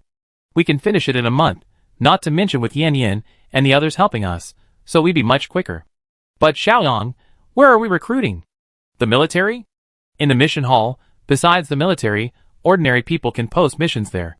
We provide 2 meals, plus points for salary. I think a lot of people will be eager to come. That's great. We can give priority to experienced people, like bricklayers, and that speed things up. Wan Ningyan suddenly raised her hand. Well, I heard there's an all-female team at the base. Since we're looking for help, besides the professionals, why not prioritize them? Times are tough right now, so asking them for help is like helping each other, right? Wan Ningyan was nervous and looked at Nuanyang cautiously. Nuanyang smiled back, reassuring her. Yin Yan's idea is great. Women face a harder time than men in today's world, so we should help them. I agree. After Mother Wan expressed her opinion, Father Wan also expressed his agreement, and Wan Ningfeng also actively raised his hand in agreement. The whole family looked at Nuanyang, waiting for her final decision. Since everyone agrees, let's leave the recruitment to Ningyan. Nuanyang smiled at Wan Ningyan and asked, can you do it? Of course. Then it's settled. Now let's finalize the materials. Uncle, Ningyan and I have these in our space. You can choose from them. A large pile of materials lay on the table and floor, along with the instruction manuals he had stowed away during his search. Father Wan sighed as he looked over them. Our country's technological development is so rapid. We didn't have these good things before. What a shame. This one won't do. Although it's good for insulation, it's flammable and too dangerous. This one will work, but it's prone to warping. Dad Wan placed the suitable materials under the coffee table and the unsuitable ones at his feet. He finally selected 7 materials, all waterproof, fireproof, and durable, while also providing good insulation. Some of these are samples, and the quantities are small. Let's prioritize the ones with larger quantities. Well, I have 9 stacks in my space for number 1, 3 for number 5, and Nuanyang, do you have any extra? Number 7 has the most, about 12, and number 3 has 6. So, we use numbers 1 and 7 first, and the others as backup. If we run out of materials, we find some later. Okay. After finalizing the renovation plan, Nuanyang and Wan Ningyan put away the furniture in the living room and took out the necessary materials. Following Dad Wan's instructions, they also selected some tools and protective gear. Once they had hired the right people, they began work. Chapter 133. Back in the bedroom, Wan Ningyan immediately became obsessed with Nuanyang. Tell me, what if I don't do well? Wan Ningho, where's your previous confidence? That's different. I thought carefully. I need to decide on wages, headcount, and the types of meals each day. We don't want the workers to think we have abundant supplies, and we also want to make sure the Rose team eats better. And regarding wages, the base uses points. We need to take supplies to the exchange station to exchange for points, and we need to be selective, so the base doesn't notice anything unusual. Sigh. I'm afraid I make a wrong decision and cause you trouble. Nuanyang pinched Wan Ningyan's cheek in dissatisfaction. What do you mean by yours and mine? We are one, inseparable. As for making a wrong decision, I told you earlier. But if the sky falls, we handle it together. At worst, we just run away. What's there to worry about? It's because I can't bear to leave. Our family has lived here happily for so long. I feel guilty if I move because of you. If I were the one who caused everyone to move out, would you blame me? Wan Ningyan shook her head, a little aggrieved. You would, of course. If it were me, I wonder if my parents would blame me. No, your parents love you very much. Nuanyang recalled her mother's words on the day she came out and added, they love you more than you think. Otherwise, they wouldn't accept me. Don't feel so burdened. We're all here for you. Nuanyang's words gave Wan Ningyan confidence, and she kissed him twice on the lips. What should I do? I feel so lucky to have such a wonderful girlfriend like you. Yes, what should I do? Nuanyang looked at those rosy, alluring lips and beckoned. Cold salad definitely won't do. How about stir-frying? Stir-frying? What's that? It's just violent. The last word lingered between their lips. Nuanyang rarely used such vulgar language, but ever since she started having sex, and with the added bonus of reading, she couldn't help but want to get close to Wan Ningyan to do something incredibly intimate. The zipper of her troublesome combat uniform was unzipped, revealing a small vest underneath. The soft, silky material was so comfortable that Nuanyang hesitated. What if her callous hands damaged the fabric? Why didn't the shopping mall system have a clothing category, In the split second that Nuan Yang hesitated, Wan Ningyan swiftly leaped from her arms. I haven't showered yet. Oh. Nuan Yang slowly stood up and took off his combat uniform. Then let's shower together, quick. Nuan Yang couldn't suppress a smile. Bathroom play, the books say, is so romantic. The steaming mist can make someone even more aroused than usual. You wish. I'm going to the mission hall to research my salary. Bye. Wan Ningyan zipped up and scurried off. Nuan Yang's brows slowly knitted together, a hint of melancholy. Wan Ningyan, she's becoming increasingly difficult to coax. Nuan Yang stared at the ceiling, lost in thought for a moment, then went upstairs to help Father Wan turn the soil. That's it. Just turn it with a hoe, and that's it. We picked out the stones during the first planting, so there's no need to bother looking for them. Okay. Nuan Yang had farmed before. When she was at the orphanage, her mother, the director, lost her government subsidies, so she reclaimed a plot of land in the yard and planted vegetables and fruits. However, the director's mother didn't want the children to work too much. Nuan Yang's so-called farming was just pulling weeds and catching bugs. This was her first time bending over and turning the soil bit by bit. Even though she was young, turning an acre of land would make her back ache. But Dad Wan just kept on wielding the hoe silently, his trouser legs and sleeves rolled up. Xiaoan, you must be tired. Go rest for a while. I take care of the rest. It's okay, uncle. I rest after I'm done. Nuan Yang took a sip of water and continued to till the soil. Besides feeling embarrassed to let Dad Wan work alone, she also wanted to behave well in front of her future father-in-law. She understood why sons-in-law often liked to work at their father-in-law's house. If they didn't help their father-in-law, would their parents-in-law dare to entrust their beloved daughter to you? If they behaved well, they would stand by them in future arguments. Thinking of this, Nuan Yang wielded the hoe even more happily. After all, Wan Ningyan's temper might cause some trouble in the future. It would be best if she could win over Dad Wan quickly, so that they wouldn't be at a disadvantage in an argument. After working hard for most of the day, the soil was finally plowed. Father Wan smiled and handed Nuan Yang a bottle of water. That's the good thing about being young. You plow the soil faster than me. It's my uncle who taught me well. We can start sowing soon. I already started the seedlings. I finish it today and focus on the renovations. Then I join you later. Call Xiafeng too. We finish it soon. Okay, but it's a pity the soil is too shallow to plant fruit trees. Otherwise, a circle of pear, peach, or loquat trees would be great. Indeed. Nuan Yang then remembered the limitations of growing vegetables at home. However, it's not impossible. The open space outside the villa could be surrounded by trees. When I go to the research institute, I can put 2 bags of fruit tree seeds there. I can then ask the military for more. Planting trees would then make sense. Just as I was thinking about this, Wan Ningyan returned, sweating profusely, her mask still on, and hurried to the 3rd floor. Nuan Yang, I thought about hiring. Can we talk? Nuan Yang removed her mask and fetched her a bottle of chilled watermelon juice from her spaceship. Don't worry. Take a break. We're getting ready to plant. Okay, I come help after I'm rested. For the 2nd round of planting, Dad Wan chose seeds. Besides rice, they primarily included radishes, beans, eggplant, and cucumbers, which can be made into dried vegetables, along with some green peppers and chili peppers. Jinyu said these vegetables are available at the base, so I plant some. They grow quickly, and I can use them for the workers' lunches later without arousing suspicion. Auntie, you've been very thoughtful. Have you decided on a dish?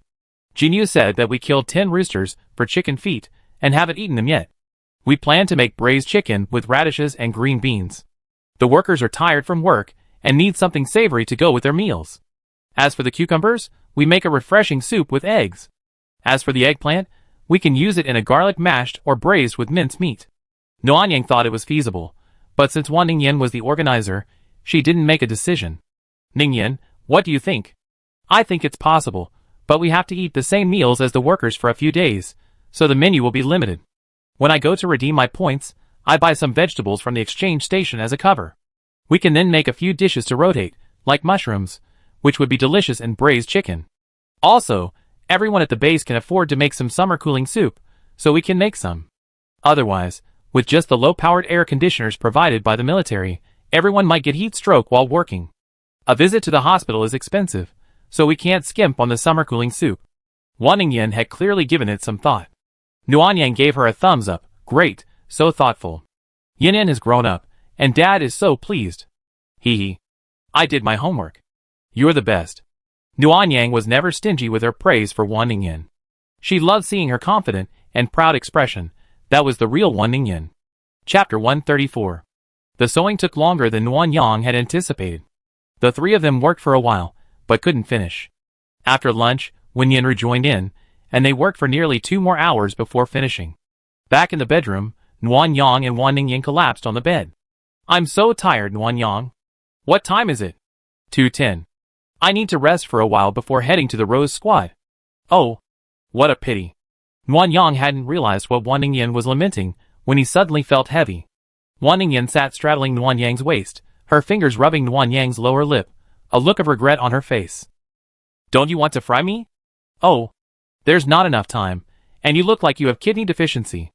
I guess you can't. TSK. How disappointing. Is being exhausted the same as having kidney deficiency the same thing? Nuanyang was speechless. Even though he knew Wan Ningyan was trying to provoke him, he pulled himself together, hugged her legs, and sat up in bed. A 10-minute journey, a 10-minute shower, and a 30-minute stir-fry. That's more than enough. Ha ha ha. Wan Ningyan laughed heartily. My back and arms ache from exhaustion. I don't believe you can do anything to me. Nuanyang silently pulled out a teleportation pill from his space and coaxed him. You remember when I went 3 days and 3 nights without sleep and had unlimited energy? Yeah, that was when the zombie outbreak first started. I took this. It's called an energy pill. After taking it, you have unlimited energy for 3 days without feeling tired. Do you want to try it? Wan Ningyan's playful expression slowly faded, her lips pursed into a line, and she looked at Nuanyang with watery eyes. It was just a joke. Why are you taking it so seriously? Oh, I was just kidding.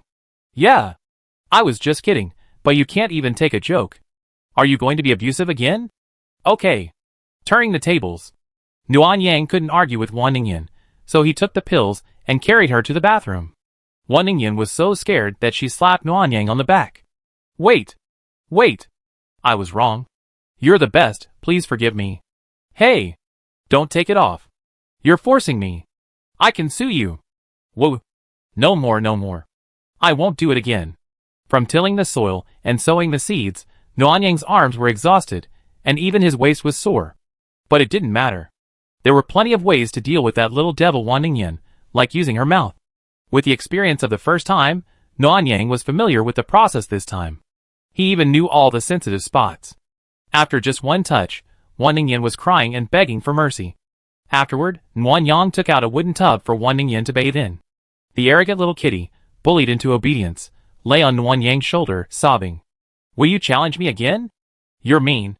Yes, I'm mean, and you're the most innocent. A sudden pain pierced her shoulder. Wan Ningyan bit Nuanyang, her eyes watering and fierce, making Nuanyang smile. He bent down and kissed her lips, very gently, as if to comfort her. It's my fault. I apologize. Will you forgive me, sister? Humph. Wan Ningyan hummed proudly, leaning against Nuanyang's shoulder, her fingers twirling around her. Nuanyang knew the matter was over. The little kitty had no ill intentions. When wronged, she could be comforted with a little soft talk and coaxing. Nuanyang didn't even need any sweet words or promises. Of course, Nuanyang was also thankful that he liked Wan Ningyan. After all, he wasn't very good with words, and couldn't muster up any sweet nothings. After a comfortable bath, the two of them donned their combat uniforms, and prepared to drive to the mission hall. Since Wan's mother was averse to missions outside, Wan Ningyan decided to keep it a secret from her. They simply said they were going to the mission hall to apply for a job and redeem points, and would be home by 6 o'clock. On the way to the mission hall in the SUV, Nuanyang reminded Wan Ningyan. You better tell your mother about joining the Rose Squad as soon as possible.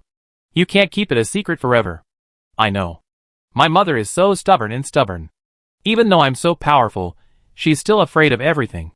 She thinks I get hurt or even get into trouble if I go out. If I really told her, she'd definitely ask me to quit the team. She's worried about you. And would rather tire herself than take any risks. She's just afraid of the worst. You have to understand. I didn't tell her because I understand. If she knew, she'd be just as worried about you. Every time I go on a mission, she'd be anxious and pray to the Buddha. Does your mother pray to the Buddha every time I go on a mission? Yes, she was uneasy at first, but now it's better. She just goes to pray every once in a while for protection. Nguyen Yang realized for the first time that Mother One was so worried about him. Thinking of the lunch boxes that Mother One prepared for him every time he went on a mission, he felt so touched that words couldn't express it. Why are your eyes red? I don't have a mother. This is the first time someone cares about me like this. I feel like crying. Wan Ningyan touched Nguyen Yang's chin and comforted him. Honey, you're so prone to tears. What will you do when you get married? Will you be crying every day? Nguyen Yang sighed amusedly. I'm not like you. I don't cry. After Wan Ningyan finished speaking, it took a long time for her to realize Nguyen Yang was teasing her. She bit her again in anger. Nguyen Yang looked at the teeth marks and saliva on his index finger, and said helplessly, You're really born in the year of the dog. Humph. Due to the base's adjusted schedule, the mission hall was still bustling with activity, and many people were enjoying the cool breeze in the shade at the entrance. It was almost 3 o'clock, and the sun had already risen. As Nguyen Yang's cool SUV slowly parked at the entrance to the mission hall, it attracted many glances. Shouldn't we drive this car? Everyone's looking here. Nguyen Yang didn't agree. What car are we driving then? The assault vehicle sent by the military? That would be more eye-catching. An SUV would be better. The two of them got out of the car, causing a commotion among the people around them. Accompanied by obscene whistles, Nguyen Yang looked coldly at the man blowing the whistle. Do you need me to call the patrol? The man was stunned for a moment, then immediately clasped his hands together and bowed in apology. Everyone around him also quieted down. Qin Yun is right. Calling the patrol really helps. Because they're all bullies who think we're women and can tease us at will. Then can I beat them up if I see them? The captain is quite skilled in martial arts. Once I learn, I like to find someone to practice with. Nguyen Yang smiled and nodded. Just don't start a fight, or you'll be punished with hard labor, and this weather won't be pleasant. Yes, there are rules at the base. I have to read them up when I have time to avoid any setbacks. The two chatted all the way until they reached the second floor, where they noticed two burly men guarding the door. One had a square face, triangular eyes, and slightly dark skin. The other was paler, bearded, and had uneven eyes. When they saw Nguyen Yang and the other, they stared at him without hesitation. These two are too blatant. No words, no action. It's a bit like surveillance. Nguyen Yang's guess was correct. When they knocked on the door of the Rose Squad, the two burly men watched from a distance. After they entered, Nguyen Yang waited a few seconds and opened the door again. The two burly men at the end of the road were gone. Chapter 135. Nguyen Yang closed the door and peered inside. This was her first time seeing the members of the Rose Squad. Besides the woman named Xiao Yi and Wei Mingyi, who sat at the front, there were 5 other women of varying appearances, either resting on chairs or standing together chatting. When Nguyen Yang and Wan Ningyan entered, they all looked over curiously, though their eyes didn't betray any anti-rich sentiment. Out of place were Grandma Lu, who was wiping the tables and chairs, and Xiao Qiao, who was sweeping the floor to her left. Now that we're here, let's introduce ourselves and get to know each other. Wei Mingyi spoke, then looked at the woman named Xiao Yi. Today, Xiao Yi was dressed the same as before, but she was holding a large sword. Her height and appearance made her even more intimidating. Hello, my name is Mu Yi. You can call me Mu Yi. I'm sorry for what happened last night. Mu Yi then stepped forward, holding the sword, and bowed in apology. Startled, Wan Ningyan took a step back and quickly waved her hand away. It's okay, it's all over. Sister Ono, don't be so polite. After Wan Ningyan finished speaking, people around her chuckled. Mu Yi hesitated, then stood up and looked at Wan Ningyan, his face slightly flushed. Don't call me sister, I'm younger than you. Huh? I'm 25. It's just that my martial arts training makes me look precocious. Wan Ningyan's face flushed bright red at the misunderstanding. I'm sorry, I just thought you looked so strong, so I called you sister. I'm not saying you're old. You're telling the truth. No one can beat me except the captain. But you're not bad either. The captain said you passed the test. I didn't expect you were a martial artist. I know a little bit, but I'm just stronger. Wan Ningyan deftly eased the awkwardness. After chatting with Mu Yi and the other man for a few minutes, she introduced herself to everyone. Hello everyone, my name is Wan Ningyan. I'm 26 years old. You can call me Ningyan or Yan Yan. I used to be an actress, but now I'm just an ordinary person. I hope you won't have a celebrity filter for me. Please feel free to correct me if I'm wrong in the future. You're really a big star. I thought the captain was just playing a trick on me. The speaker was a mushroom-haired girl standing nearby, holding a pair of nunchakus. Her eyes curved as she smiled. Hello, my name is Xia Haining. I'm 24. You can call me Xiaoming or Mingming. I practice nunchakus. Next to Xia Haiming was Gu Xiaoyao, about the same height as Nuan Yang, 23 years old, with slightly tanned skin. She was wearing sportswear, her features were dashing, and she looked very energetic. She was a former kickboxer. Sitting in the chair in front of Xia Haiming and Gu Xiaoyao was Lin Baiwei, 21, with shoulder-length hair and a thin frame. She was the thinnest of the Rose team members, with the girl next door looked but an air of ethereal grace. She was a fifth-degree martial artist and practiced swordsmanship. Sitting to Lin Baiwei's right was Qin Xiaoya, 25, the shortest member of the Rose team. Nuan Yang estimated her height to be around 1.55 meters. She had a baby-faced, short hair and was very cute, but her figure was in stark contrast to her face. Her arm muscles were clearly muscular. Before the apocalypse, she had been a boxer and a national second-level athlete. Sitting opposite Qin Xiaoya was Guyu, 19, the youngest. She had dyed blonde hair tied in a ponytail, and her fair, clean face looked expressionless, as if she were in a daze. However, she practiced the ferocious Shaolin stick. The last person to introduce herself was Wei Mingyi. Her expression remained calm. A pair of deep green beads twirled in her left hand. My name is Wei Mingyi, I'm 29 years old, and I'm the head of the Wei Family Martial Arts School. Xiaoya, Baiwei, Xiaoming, and Guyu are all students there. Xiaoyao and Xiaoya are former friends. After the zombie outbreak, we gathered our families and moved to the Sanyang mountain base. To make life easier, we formed a small team. This is the origin of the Rose team. From now on, we all be like sisters and family. I hope everyone returns safely from every mission. Supplies are important, but lives are more important. However, Wei Mingyi glanced at Wan Ningyan with a slightly sharp gaze, her tone both commanding and warning. If anyone abandons their teammates, deserts the battlefield, or acts carelessly and disobeys orders, I will personally take action and eliminate them. Anyone who owns a martial arts school must be a martial arts family. Nuan Yang finally understood why the Rose team was not only successfully formed, but also ranked in the top 3.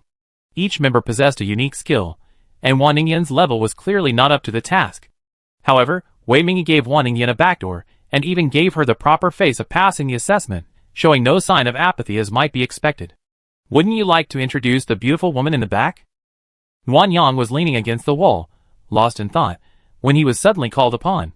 He instinctively straightened up, seeing everyone's gaze fixed on him. Before he could speak, Wan Ningyan spoke up.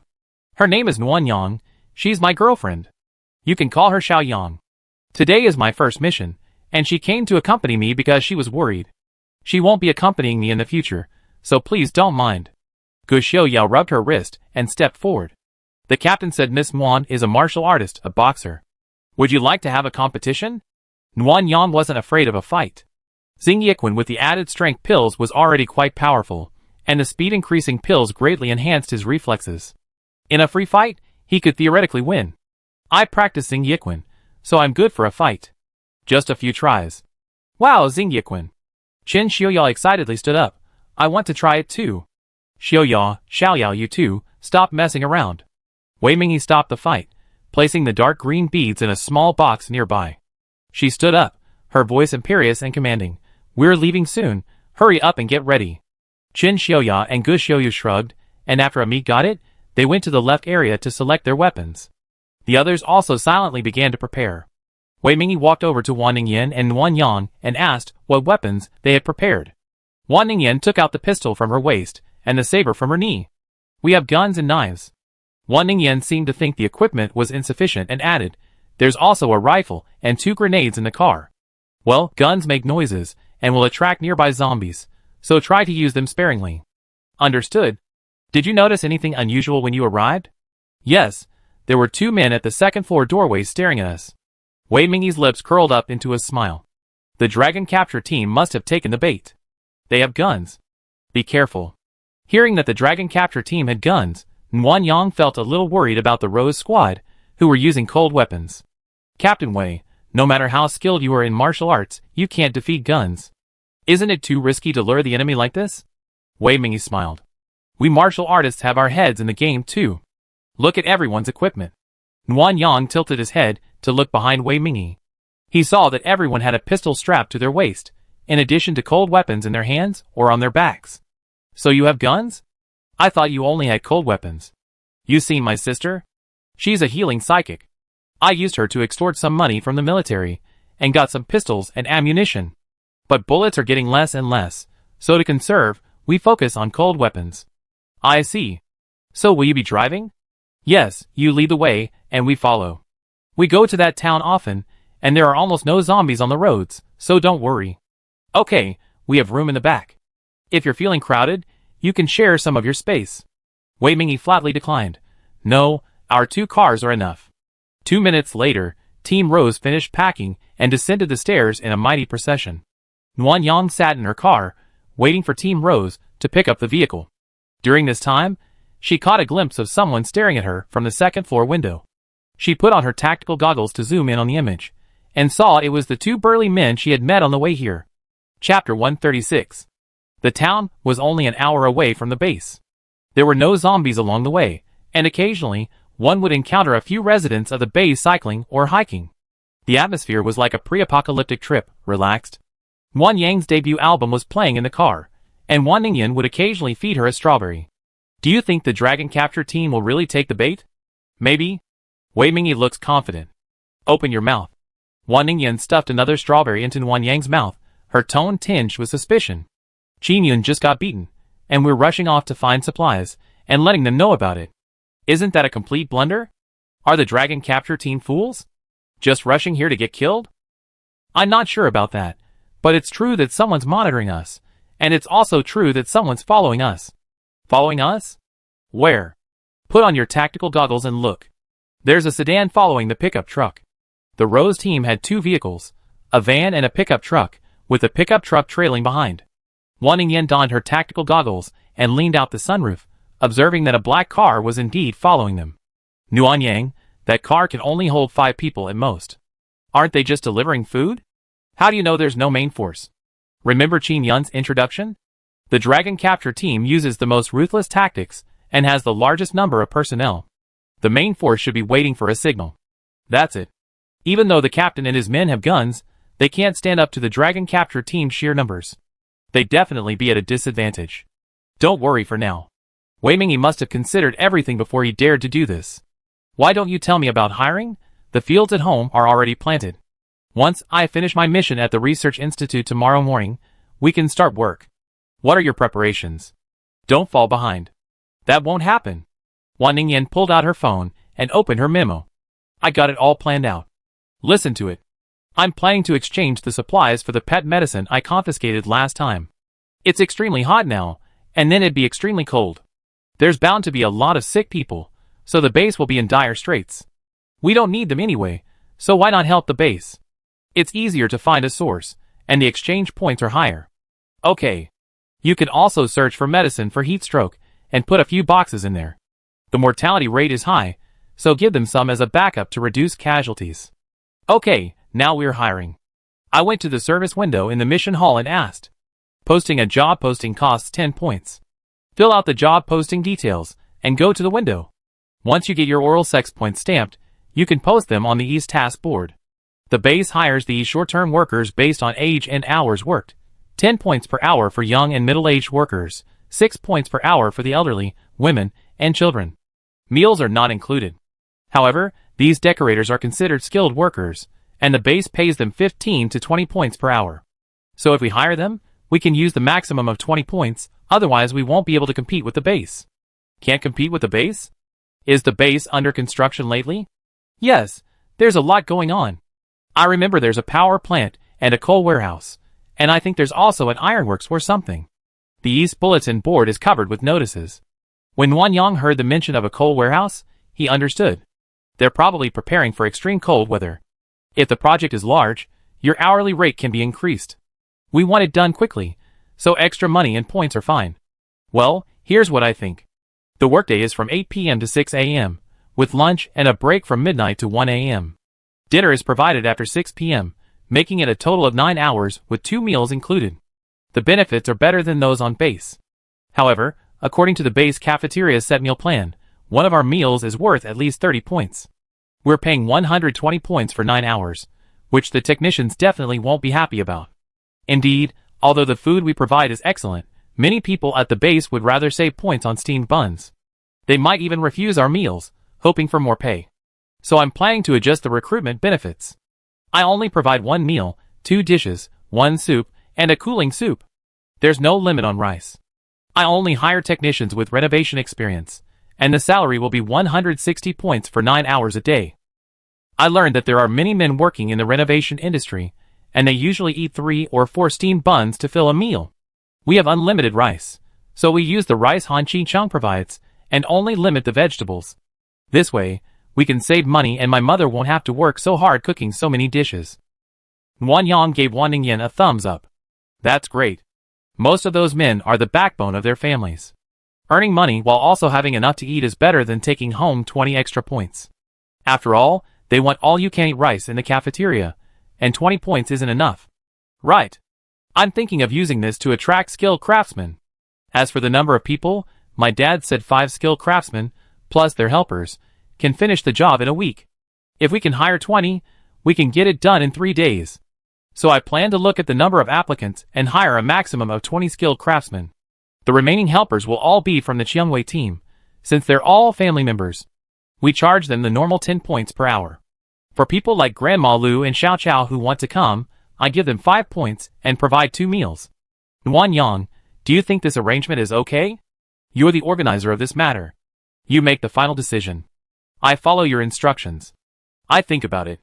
After the mission is over, take out all the pet medicine, and we drive to the exchange station to redeem the points. Okay, Mr. Wan. Wan Ningyan was even more thoughtful than Nuanyang had imagined. She considered everything thoroughly and, adhering to the principle of fair settlement between sisters, didn't provide unlimited subsidies to the Rose team. This made Nuanyang feel more at ease to stay alone with the team and gain experience. Arriving in the town, Nuanyang turned into the alleyway, relying on her memory. The van was still there, but it had been stripped down to its frame, tires, oil, and all the items inside had been stolen. Nuanyang, please stop the car. I go check if the place has been discovered. Okay, be careful. Wan Ningyan got out of the car, grabbed her rifle, and headed straight for her destination. Nuanyang was pulling the car forward to avoid blocking the entrance, when she saw in the rearview mirror that Wei Mingyi and his team had quickly gotten out to look for Wan Ningyan. Confused, Nuanyang quickly turned off the engine and followed. All the way to the entrance of Building 2, he heard Wei Mingyi scolding. If you act without permission again, you be assigned to the reserves for proper training. I understand, Captain. I'm just worried someone might get their hands on the supplies first. What's more important, the supplies or your life? Wan Ningyan gripped her gun helplessly, bowing her head in apology. I won't do it again. Captain, don't be angry. Oh, Captain Wei. Kudo put a hand on Wei Mingyi's shoulder. Sister Ningyan isn't used to this first mission. That's normal. Don't be so aggressive. We finally added another member to our outing team. Don't let her scare you off. Okay then. From now on, Wan Ningyan will be under your care. If she leaves the team again without permission, I punish you too. Hey! I really suspect you're seeking revenge for what happened yesterday.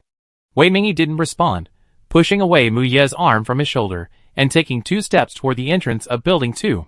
Is this the building? Which floor, which room? Wan Ningyan pointed to the door with the zombie body. This one needs to be unlocked to get in. Got it, Xiaoya and Xiaoming. I leave the unlocking to you. Xiaoya and Xiaoyao, you two will guard the stairs. By way, take Guyu and watch outside. If there are any zombies or members of the Dragon Catcher team, notify them immediately. Understood. Several team members responded and immediately took action, checking, guarding, moving the body, and unlocking the door in an orderly manner. Wan Ningyan stood there, like a student who had made a mistake, confused and helpless, obediently looking at Wei Mingyi, not daring to move. Have you ever stood at attention? Wan Ningyan shook her head, and Wei Mingyi personally taught her, her back straight, her rifle held, and her head slightly raised. Stand still. Your standing punishment won't end until Xiaoya and the others unlock the door. Understand? Understood. From now on, you follow Xiaoya. If you have any questions, ask her. Got it. Nuanyang had never seen Wan Ningyan like this before. She was genuinely terrified. Nuanyang stood across from Wan Ningyan, watching her standing with interest. He marveled inwardly at how Wei Mingyi had managed to keep Wan Ningyan in check, turning a fussy little cat into a docile puppy. The team's unlocking speed was impressive. It took only 10 minutes. Kino and Xia Haiming entered, weapons in hand, and left a moment later, smiling. Captain, the room is safe. There are plenty of supplies. We really struck gold this time. Wei Mingyi maintained his impassive expression, reaching out to pat Wan Ningyan's shoulder. Thank you for your hard work. Come inside. Wan Ningyan immediately rubbed her shoulders and waist, a bitter face as she followed Wei Mingyi, not forgetting to turn around and sternly glare at Nuanyang. How childish. Nuanyang scoffed inwardly, and slowly followed them to the door. However, only Wei Mingyi, Mu Yi, Xiao Haiming, and Wan Ningyan entered the house. The others continued to watch with weapons drawn. Captain, look. There's even sanitary napkins. This is a really good harvest, Xiao Haiming said, smiling at Wan Ningyan. Sister Ningyan, thank you for the tip. This batch of supplies arrived just in time. Xiao Ming is right. Sister Ningyan is a lucky charm. Kino habitually placed his arm on Wan Ningyan's shoulder. Wei Mingyi gave her a glare, and she immediately flinched away. I forgot, Sister Ningyan has a girlfriend.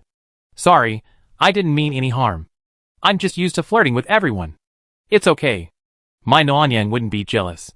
Nuanyang certainly wouldn't be jealous of such an unintentional act, but he also didn't want his girlfriend to get too intimate with someone of the same sex. He planned to discuss the friendship limits with Wan Ningyan privately later, so the Rose Squad wouldn't think he was jealous. Captain, are we moving the supplies now? No, let's find a place to rest. No! Wan Ningyan's face was filled with questions. Are we here to find supplies? Wait for someone first. The dragon capture team is almost here. Chapter 137. The group found some random chairs to sit on. Wan Ningyan, feeling lost, moved a small stool to sit next to Mu Yi. Xiao Yi, are we just going to wait? Aren't we going to do anything? Wait for the news. By Wei and Gu Yu are watching outside. When the dragon capture team's minions show up, we just beat them up. What do you mean? They almost killed Qin Yun, and you're just going to beat them up? You can't kill them. That's the rule. Besides, beating them up is part of the plan. We're basically issuing a challenge to their captain, Liang Haiping. This is essentially a personal grudge between our captain and Liang Haiping. No one wants to see the two teams fighting each other. Wei Mingyi handed a bottle of water to Wan Ningyan and Mu Yi. Xiao Yi, explain the base rules and our plan to Ningyan. If she messes up, your rations will be deducted. You're really cruel, Mu Yi said with a smile. He opened his bottle of mineral water and gulped down half a bottle before explaining it to Wan Ningyan. Sister Ningyan, remember everything I'm going to say next, especially the rules of the base. They're like laws, so don't make any mistakes. Yes. I definitely take note. Hearing this, Nuanyang left the doorframe and quietly walked over to the two of them, drinking from the water Wei Mingyi had given him. The military is the most powerful organization in the base. Normally, everyone should follow their rules, but there are exceptions. I heard that several wealthy businessmen donated important supplies to the base, and the military, in return, has been tolerating them. The wealthy backer behind the dragon capture team is the son of one of these wealthy businessmen. These young masters of these wealthy businesses are lawless. Fighting is forbidden in the base, but they're bored and too afraid to go outside, so they force the military to organize a life-or-death duel. The duel is located behind the mission hall, a 10-minute walk away. It's a large, open-air circular arena. Once on the arena, duelists are prohibited from using superpowers or weapons.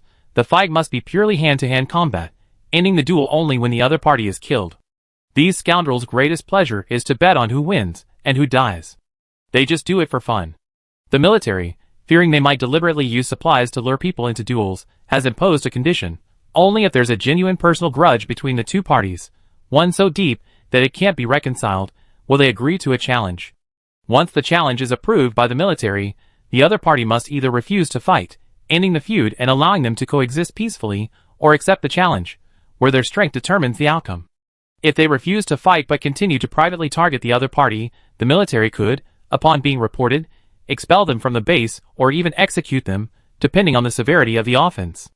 Our plan today is all about the duel arena. We lure the dragon capture team in, give them a beating, exacerbate the feud, and then send Liang Zhiping a letter of challenge. The military will surely agree, and whether Liang Zhiping accepts or not, we'd be rid of all future trouble. Wan Ningyan wasn't quite understanding. That's a life-or-death duel arena. One of us must die. How can that be a permanent solution? I think it's too risky. It's better to just wipe out the dragon capture team outside. The military can't control them anyway. Your method won't work. The teams at the base have an agreement that no matter what the grudge, we can't kill anyone. If we kill the dragon capture team outside, they kill everyone else, and we become public enemies of all the teams. It's fine if no one saw it. At most, we'd be suspected. But if it gets out, the other teams will sign a petition demanding our expulsion, and our families will be affected. That's why, despite all the conflicts with the dragon capture team, no one has ever died. That's not right. Wasn't Qin nearly beaten to death? He had internal bleeding, and would have died if he had been any later. That's because they have backers, and are outside the base, so they can deny it. The military has no evidence, so they're forced to give up for the sake of the wealthy young man. Even if there were any evidence, the wealthy young man wouldn't be able to protect her. Also, Qin Yun was unlucky. She took 2 reservists with her for training, and they couldn't help her. We were outnumbered, and that's why we were in trouble. Originally, the captain didn't want to issue a challenge because Liang Zhiping couldn't beat the captain, but this time he went too far, so he set up a trap. Did the captain beat that Liang guy? Yes. When we went to the mission hall to apply for an all-female team, Liang Zhiping and his 2 lieutenants, Lu Fei and Li Tianmao, looked down on us and even teased the captain. You could say they teased anyone, but they actually teased the most powerful sect leader Wei. Back then, there were no patrols to maintain security. The captain took on 3 of them, and beat them so hard they couldn't get up. The military was alerted. You don't know, but the patrol team was established precisely because of this incident. Liang Zhiping resents the captain intensely, and targets him everywhere. The 2 lieutenants, however, were subdued and polite in private meetings, otherwise, they wouldn't have been left out of this challenge. So that's how it is. Then, after receiving the challenge, Liang Zhiping certainly wouldn't have dared to accept it, and would have had to shake hands and make peace. Of course. Not necessarily, Wei Mingyi, who had been sitting quietly, corrected Mu Yi. Those young masters in the wealthy area love to watch duels, and they force Liang Zhiping to accept the challenge. If he doesn't accept, Liang Zhiping won't be able to stay at the base. Being kicked out in this weather is dangerous, he die anyway, so he take a gamble. Yeah, I hadn't thought of that. Basically, as long as this challenge is approved, the dragon capture team will behave themselves. Who wouldn't be afraid of death? I have a question. With the support of a wealthy businessman, can they refuse to accept the challenge and break the rules? There's no surveillance outside the base, so can't they just deny it? No, the challenge has a supplementary stipulation. Once it's approved, it's as if the military knows and acknowledges our feud. If they refuse to accept the challenge and then secretly target us, we can report them without any evidence, and the military will immediately deem them in violation of the rules and expel them from the base, with the severe penalty of death. Speaking of which, the military didn't add this stipulation originally. It was those young masters who insisted on it, just to increase the chances of acceptance. Now, it's become our weapon. Then why did we bring the dragon capture team here? Can't we just issue a challenge? Not qualified. The police didn't intervene the day Qin Yun got into trouble, so the captain applied for a challenge, but it wasn't approved. That's why he beat up the dragon capture team and escalated the conflict. Speaking of which, the application failed that day, and the captain didn't take any other action, so I argued with her. I thought she didn't want to intervene. So that's how it is. Wan Ningyan sighed. So many rules and tricks. It's the end of the world, can't everyone just live peacefully? The intrigue is so annoying, and those rich young men are so annoying. Kino, however, didn't care. He smiled and comforted Wan Ningyan. What's the big deal?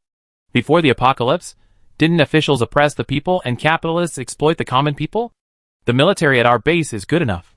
As long as you don't break the rules and have evidence, you be protected. Take those wealthy businessmen's sons, for example. No matter how aggressive they are, they wouldn't dare assault anyone without provocation on the base, let alone kill someone. If you don't want to get into trouble, just avoid them. They usually go to the casino. Casino? Does the military even want to do that? The military doesn't want to. The young men would just make trouble all the time. So, we had to modify an empty warehouse behind the hospital and put in mahjong, poker, chess, and other supplies for the young men to play. Only for them? We can go if we want. Tickets are 50 points, which is too expensive. Few ordinary people go there. Most of the people who go there are from the wealthy areas and the military. After listening to the entire story, Nguyen Yang's favorable impression of the base plummeted. However, judging from Mu Ye's feedback, the military wasn't without its limits. She wondered why Han Qingcheng was threatened by the wealthy businessman. Since there would be no immediate answer to this matter, Nguyen Yang stopped dwelling on it. She was more interested in answering another question. Can I ask a question? Mu Yi turned to Nguyen Yang and replied with a smile, "Go ahead. Even though you're not part of our team, you're Sister Ning Yan's girlfriend. We're all family, so don't be so polite. Okay, I want to know why you're so sure it's the underlings from the dragon capture team?" Liang Haiping wouldn't dare come. Ever since he was beaten by the captain, he's avoided him. If he were to come and rob supplies, he'd definitely send someone under him. Besides, their team is large, 80 or 90 people. While they wouldn't lend weapons to underlings, they use the human wave tactic, so they're likely sending a large group to rob today. Kito patted the gun on his waist after saying this. But it's not guaranteed. We carry guns just in case. What if after beating them up, they still don't meet the challenge requirements? Then beat them up again, Wei Mingyi said, looking calmly at Nguyen Yang. As long as the dragon catchers are out on a mission, beat them up until the base approves the challenge. Isn't that all? He's a tough guy. Nguyen Yang silently gave him a thumbs up. Chapter 138. They chatted for a short while before Lin Baiwei and Guyu arrived. Guyu, a bit flustered, spoke hastily. "Captain, the dragon capture team is here. There are 30 or 40 of them." Where's Liang Haiping?" "He's not here, and neither are the two deputies. The leader looks unfamiliar and isn't armed. They must be just underlings. They're all rookies, so why are you so nervous? They have no moral principles. They've been shouting on their loudspeakers, saying the Rose team shamelessly stole dragon capture supplies. Many other teams have gathered near the alley to watch." Mu Yi was furious when he heard this. He stood up and cursed, "You bunch of Peppa pigs. I chop you up and feed you to the dogs." "Mu Yi, don't be impulsive." Xia Haiming tugged on Mu Yi's knife-wielding arm. "The captain hasn't spoken yet, so don't rush." Mu Yi looked at Wei Mingyi and saw her eyes were cold.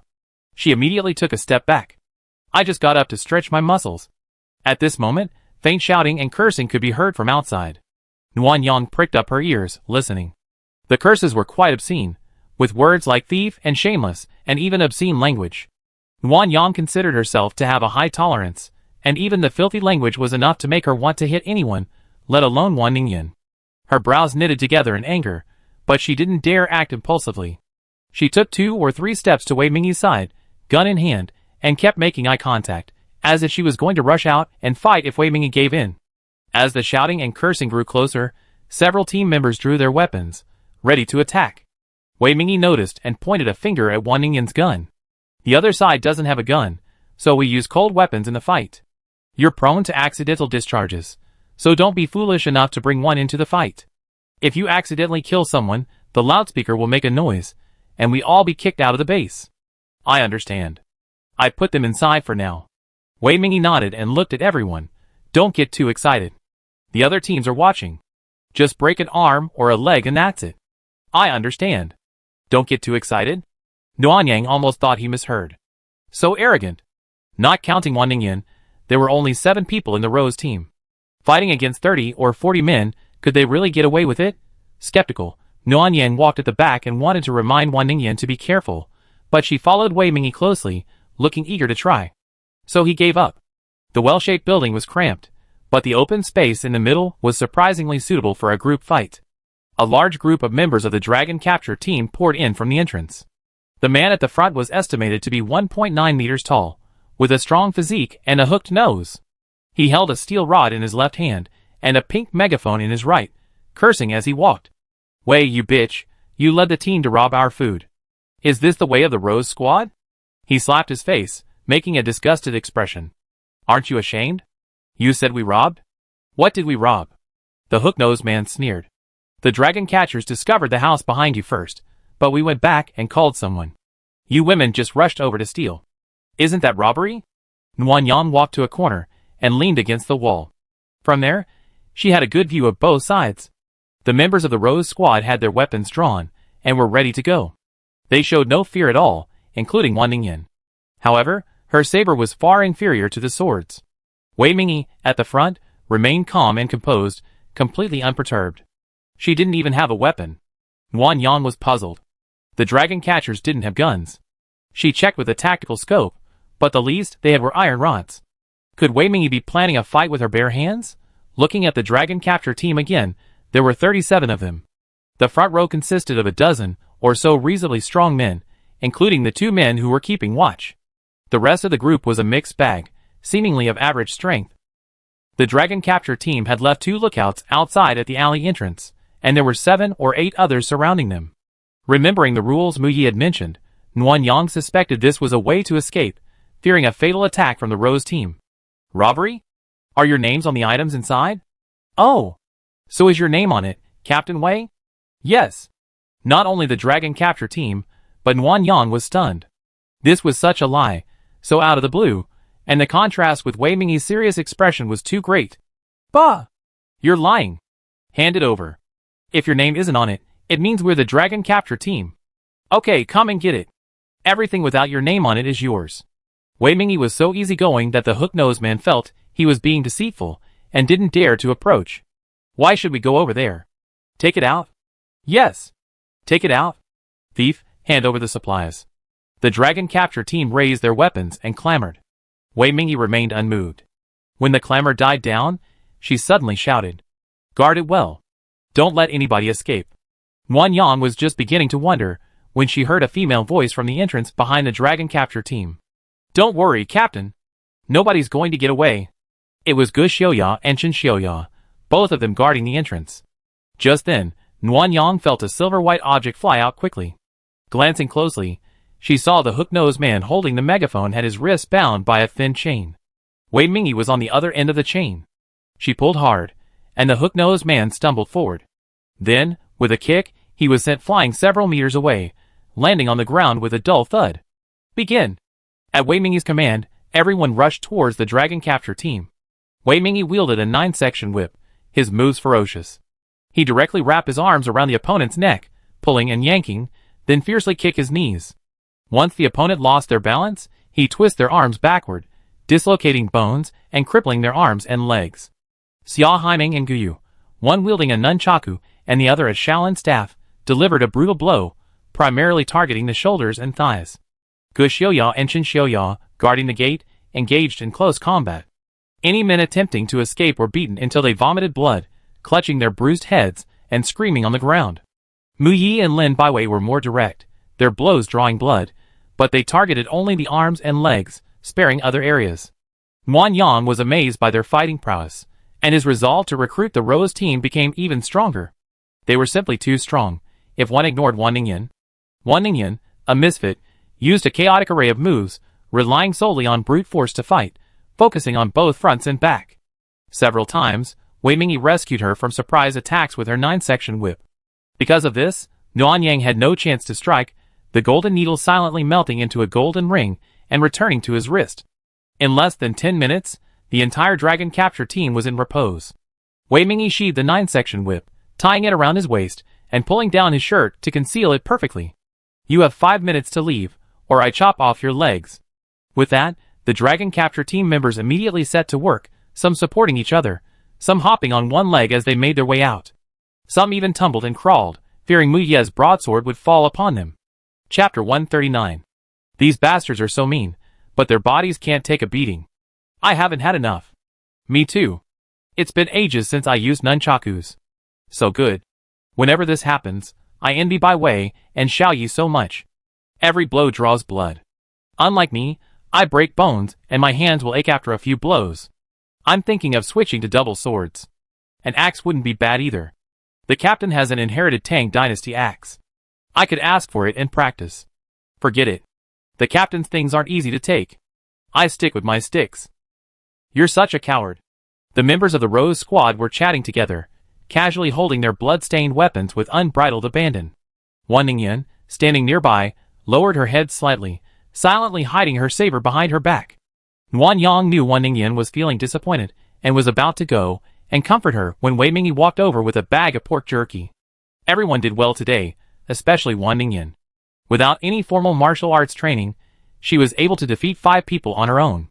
Excellent. A bag of pork jerky as a reward. Huh? Wan Ningyan looked up in surprise, looked at Wei Mingyi, and asked unsurely, "Captain, are you really just trying to comfort me? I always been clear about rewards and punishments.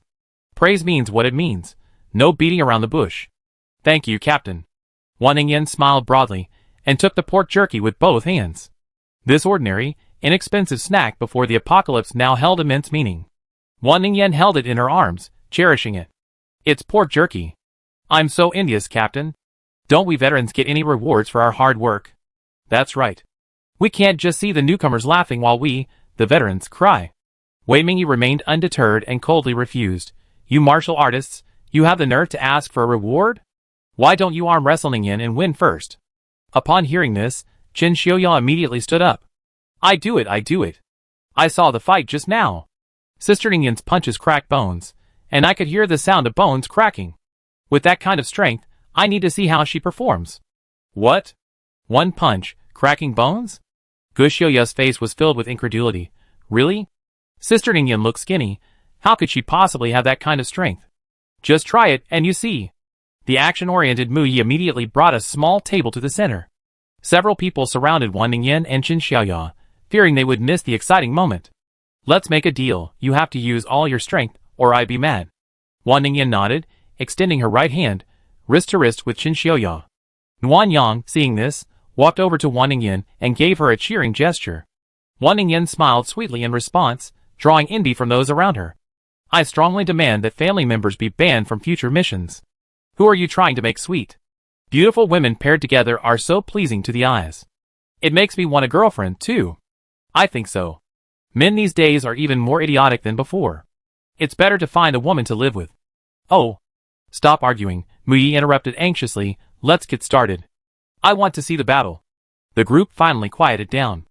After the two men were ready, Mu Yi shouted start. With a loud bang, Qin Xiaoya slammed the back of her hand on the table.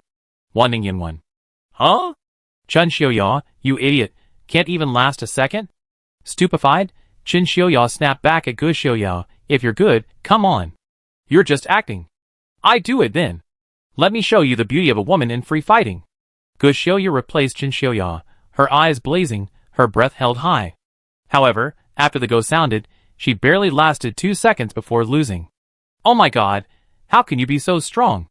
Wan Ningyan smiled sheepishly. Maybe I gained weight lately. I don't believe you.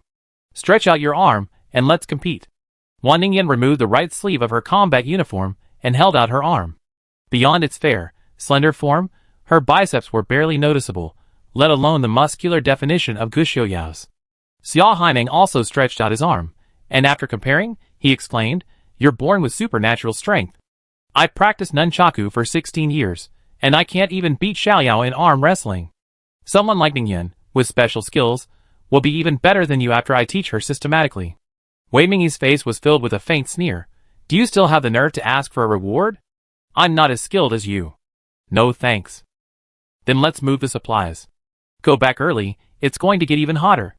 The entrance was small, so cars couldn't fit in. Everyone had to pack the supplies in cloth or boxes and put them in the back of a pickup truck, which required multiple trips back and forth.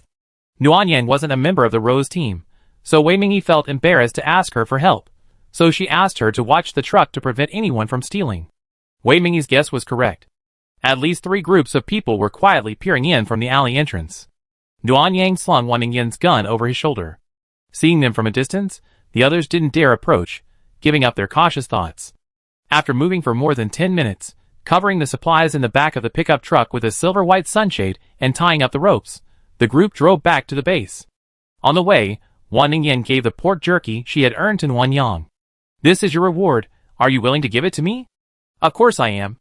It's because I earned it through my own ability, so I'm giving it to you. Thank you, my girlfriend. Nuan Yang put the pork jerky into her space, carefully moving it to the center to be satisfied. Wan Ningyan was extremely happy at this moment, as if drunk. She smiled, and leaned over to kiss Nuan Yang on the cheek. Nuan Yang took advantage of the situation, and grasped the back of her head, turning the kiss into a kiss. He entwined his tongue with hers, sucking and nibbling until she was breathless. I'm a little regretful. Huh? What do you regret? I regret letting you join the team. It feels like you're obsessed with them, and don't love me anymore. Wan Ningyan scoffed, pinching Nuan Yang's earlobe and complaining, Why are you suddenly acting so childish? I'm not used to it. I'm younger than you anyway, so a little childish isn't okay? Of course. Wan Ningyan smiled, and put her arms around Nuan Yang's neck. Not just childish, but also playful, until you're satisfied. Then I be polite. Nuan Yang pulled open Wan Ningyan's combat uniform, and sucked on a bunch of pink flowers on her collarbone. A soft humming and panting echoed in his ears, and warm skin touched his lips. With each rub, the strange jealousy within Nuanyang subsided a little, until the tiny spot was all pink, leaving no place for his mouth. Only then did Nuanyang pull Wan Ningyan's clothes shut. Next time, don't leave traces in such an obvious place. I can't wear off-the-shoulder dresses anymore. Okay, I definitely do that next time. Switching the car back to manual mode, Nuanyang followed the pickup truck in line for inspection, passing through the zombie virus detector to enter the base. Due to the high temperatures, neither the room rented by Team Rose nor their accommodations in Area D had sufficient electricity or refrigerators to store perishable food. Therefore, Wei Mingyi decided to take the perishable food directly to the supply exchange station to exchange for points for further distribution. The car drove all the way to the supply exchange station, and just as it stopped, a group of police officers suddenly emerged from the nearby police station and surrounded Team Rose's car. Confused, Nuanyang saw a hook-nosed man limping out of the station entrance, his right arm hanging straight down. His face was covered in bruises and dried blood, and he pointed at Wei Mingyi's car and cursed. "Ningyan, get out of the car. The Dragon Capture team has reported the crime. We're going to testify for Wei Mingyi." "Okay, then should we try to rig a story? We hear what Wei Mingyi has to say later, and then help her cover up her lies." The two vehicles and their supplies were temporarily confiscated by the police. Nuanyang had Han Qingqing's protection, and her name was already well known within the military, so no one dared to seize her car. Besides, she wasn't a member of the Rose Squad, so they just told her to move her car to the side of the road out of the way. Nuanyang and Wan Ningyan had just entered the police station, barely seeing who was inside, when they heard Wei Mingyi's calm voice. "I don't know how the Dragon Capture team was injured. They might have fallen on their own, and they're trying to extort supplies from us." "What?" Nuanyang felt his temples throbbing. How could he justify this lie? One person could claim to have fallen on their own, and over 30 people could be left half-crippled. Chapter 140. "You bitch. You beat me up." Officer Su, according to base regulations, Wei Mingyi and the members of her squad assaulted another team with intent to kill. They and their families should be expelled from the base. Return all the looted supplies to us, and fine them. Medical expenses, mental damages, and high-temperature compensation should all be paid. Officer Su, everything depends on evidence. Our Rose Squad was busy searching for supplies, so how could we have time to assault anyone? Robbery is ridiculous. 37 strong men, how could a few weak women like us hold anything? Stop talking nonsense. You're weak. You tied me up with 2 swipes of the 9-section whip at your waist, and then beat me up. Officer Su, you can search her. She's a martial artist, and a bitch who attempted murder. If it weren't for my good luck, my brothers and I would have died outside. You have to make a decision for us. Nuanyang listened and stepped forward to observe. The police station was similar to its pre-apocalyptic state, though smaller. There were 4 open chairs in the lobby, and a reception desk at the back. The air conditioning was on, but the temperature was average, feeling around 30 degrees Celsius. The scene was somewhat chaotic. There were 3 groups of people: the Rose Squad, the leader of the Dragon Catchers, 2 uninjured male stalkers, and a police officer. The male officer, known as Officer Su, had a gentle and honest demeanor. He was pleasant to both sides, the type who could easily mediate. A female officer was diligently taking notes nearby, with a notebook. 2 other officers stood between the 2 groups, fearing a fight would break out. Hooknose was sobbing, tears streaming down his face. 2 of his subordinates offered occasional soothing words. The acting was fake, but it was done with all their might. Officer Su kept telling him to be careful not to open his wounds. The opposing Rose team remained calm, refusing to admit they were responsible. Wei Mingyi was even more ruthless, threatening to sue the Dragon Capture team for defamation. Officer Su, base regulations state that defamation can result in a sentence of half a day to 10 days of hard labor, depending on the severity of the offense.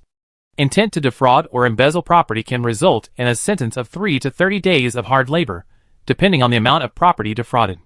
The Dragon Capture team is now openly slandering and fabricating rumors about us, accusing us of robbery and attempting to defraud us of our hard-earned supplies. I'm reporting this to the police and requesting a fair and impartial response. They also request that the Dragon Capture team issue a public apology in the mission hall, with the letter displayed for at least 7 days. You bitch. You're blaming me. I kill you. Officer Su, you're ignoring regulations in front of a police officer and openly threatening other safety. According to the law, you should be sentenced to 3 to 7 days of hard labor. F******KU. You bastard. Shut up, both of you. Our judgments rely on evidence, not just street arguments where whoever shouts louder wins. 2 officers rushed to intervene. Officer Su was utterly distraught. The dragon capture team wouldn't listen to his advice, and the situation spiraled out of control. Just as Nguyen Yang was about to go find Officer Su to testify for Wei Mingyi, Wan Ningyan returned from the Rose Squad, grabbed Nguyen Yang's arm, and whispered in her ear. Nguyen Yang, I asked around. Hard labor is paid, albeit a little less than normal wages. Hard labor is unpaid, and they don't even get food or water. Captain, you're awesome. You're using the law to fight back. They're so badly injured. If they continue doing hard labor, they definitely die. Definitely die? If hard labor is life-threatening, the military won't help. Well, supplies are scarce right now, so there's no humanitarian aid for the prisoners. If they can't make it through the hard labor, they die. Then don't be so impulsive next time. It's okay if you're punished. Your combat uniform can regulate your temperature, and your family won't have to worry about food and drink. But if the squad gets implicated, they'd be in trouble. Wan Ningyan curled her lips, unhappy. I know. Don't treat me like a fool, okay? Okay, I won't say anything. Don't be upset. Nguyen Yang consoled Wan Ningyan. Meanwhile, the police arrived. A muscular man, with a beard and a scar across his nose, his features were somewhat menacing, but now he nodded and bowed, fanning himself with a fan, and gave the man beside him an extremely fawning smile. The man was in his early 20s, dressed in a clean, pure white short-sleeved shirt and shorts. He wore colorful beads on his wrists, and a thumb-thick gold chain around his neck. He clearly belonged to a wealthy family. Although the man's face was covered in sweat, it wasn't greasy or even dirty like others. It was obvious he washed it daily. He had the appearance of a righteous and refined scholar, but he looked up with his head tilted back, his eyes filled with disdain and disdain. What's that smell? It stinks. How many days haven't you showered? Get away. Don't stink me up. He started with such rudeness that none of the dragon capture team dared to challenge him. They all immediately moved to the left, fearing the stench of sweat would sting the man and get scolded. The Rose team remained silent, but the accusations of body odor and lack of showering were even more offensive to the clean-conscious women. Jin Xiaoya and Xia Haiming sniffed their own scent and discussed it in low voices. Officer Su didn't react to the man's words. His warm smile remained unchanged. Only the female officer's eyes flickered with displeasure and anger. Nguyen Yang thought this man must be the so-called wealthy businessman's son. He didn't know who the person next to him was, but he was coming to the police station in such heat, so he probably had bad intentions. Young Master Shangwan, how did you find the time to come? Our police station's air conditioning is worse than the casino's. Why don't you go there? The man named Shangwan glanced at Officer Su, then ignored him. He took 2 steps forward and carefully examined the Rose Squad. As he did so, his eyes revealed lewdness, disdain, and disgust. What all-female squad? Only 2 of them are good-looking. The others are hideous, overweight, and not pretty at all. After young Master Shangwan finished commenting on their appearance, several members of the Rose Squad clenched their fists in anger, but no one responded. Wei Mingyi's face also showed a rare hint of anger. Just as she was about to speak, Wan Ningyan rushed forward. How dare you, a pretty boy, comment on someone else's appearance? Do you think you're good-looking? You look like a second-hand chair, and when you talk you quack like a duck. You're making me sick to my stomach, and I'm about to throw up my last meal. The entire hall was stunned. The police and the dragon catchers hadn't expected anyone to insult young Master Shangwan. The members of the Rose team were stunned by Wan Ningyan's ability to stay quiet. Nguyen Yang hadn't expected Wan Ningyan to charge directly at him and curse. He quickly stepped forward to shield her, and before Shangwan could raise his hand to strike, he threatened. This is the police station. Young Master Shangwan, are you planning to hit someone in front of the police? TSK. Young Master Shangwan spat and cursed. Even if I do, what can they do to me? Officer Su, seeing the situation was getting grim, immediately stepped in to mediate. Young Master Shangwan, this person cannot be hit. She's Captain Han's designated key protected individual. Please be kind, and let everyone just curse her out. What? The captain's key protected individual? Shangwan looked at Nguyen Yang in confusion, then suddenly sneered. So the captain likes this kind of stunt. TSK. Having breasts or not, besides being pretty, what's the point? Forget it, I'm a magnanimous person. Get out of here, both of you. I need to talk to the Rose team. Wan Ningyan immediately stood beside Nguyen Yang, blocking Shangwan's path. You're always criticizing others. How rude. And, stop right there. Why are you looking for the Rose team? Why? Shangwan smiled speechlessly. The Rose team assaulted 37 members of the Dragon Capture team. They're suspected of attempted murder and looting supplies. I'm here to seek justice for the Dragon Capture team. Su Dafu, you're the police chief. Tell me what we should do. What? The Rose team didn't do that. Wan Ningyan didn't back down. I went out with the team today. We were just looking for supplies. I didn't see the Dragon Capture team at all, let alone assault or robbery. Stop slandering them. An ugly woman like you who's afraid to show herself in public wearing a mask. You have no right to interrupt me. I think the most rude people are those from the slums like you. You have no manners. Nuanyang was furious. He suppressed his anger and held down Wan Ningyan, who was about to hit him. Chapter 141. Officer Su, I can testify for the Rose team. They didn't commit robbery or gang violence. Nuanyang handed her ID badge to Su Dafu. Just follow the rules. If anyone in the base is dissatisfied and wants to trouble you, they can take my ID badge to Captain Han, or Special Assistant by Xing, or Captain Chin Jun. Su Dafu continued to smile, without much emotion. With a quick glance, he glanced at the badge. Miss Muan, how could I not trust you? There's no need to go to all this trouble. Oh! From what Officer Su says, you don't trust me? Su Dafu feigned surprise, and said with embarrassment, Master Shangwan, Miss Muan was on the trip with the Rose team. She witnessed everything, so naturally, I trust her more. We have witnesses, Liang Haiping. Where's your witness? Shangwan finished impatiently, and the man with the scar on his face immediately stepped forward. Officer Su, when our second team went to settle accounts with the Rose team, we were shouting all the way through the loudspeaker. Everyone in town heard it, like the Black Cloud team and the Shark team. We can just ask them, and they prove it. Wan Yang immediately retorted, so what if they heard it? Did those teams actually see the Rose team robbing? Liang Haiping hesitated, looked at the hook-nosed man, and when he saw him shake his head, he replied weakly, no. Since you didn't see it, you have no witnesses, Officer Su. I think the matter is clear now. Wan Yang hinted that Su Dafu could close the case, but things weren't as simple as she imagined. Su Dafu was in a dilemma. He looked at Shangwan, who gave him a cold look, and he flinched and took a step back. Well, although the Rose team has witnesses, so many members of the Dragon Capture team were beaten, and they still have many cold weapon scars on their bodies. It's hard to completely rule them out as suspects. After all, it's no secret that the Rose team members know martial arts. After Su Dafu finished speaking, Shangwan, standing beside him, showed a smug expression and raised his eyebrows provocatively at Nuanyang. This bastard. Wan Ningyan was furious and wanted to attack again. Nuanyang quickly hugged her and whispered to her, don't be impulsive. Our current mission is to help the Rose team clear suspicion. Less trouble is worse than more. He's already like this, and you still want me to endure it? What did we say back then? The worst that could happen is we just run away. Why are you so timid now, so afraid of everything? With so many people watching, Nuanyang couldn't say much. She could only gently plead with Wan Ningyan to be patient. Wan Ningyan refused to listen, struggling in her arms, and trying to hit Shangwan. At that moment, Wei Mingyi approached Su Dafu, respectfully. Officer Su, the last time I reported Qin Yun to the police, they refused to file a case because they had insufficient evidence based solely on the victim's identification, right?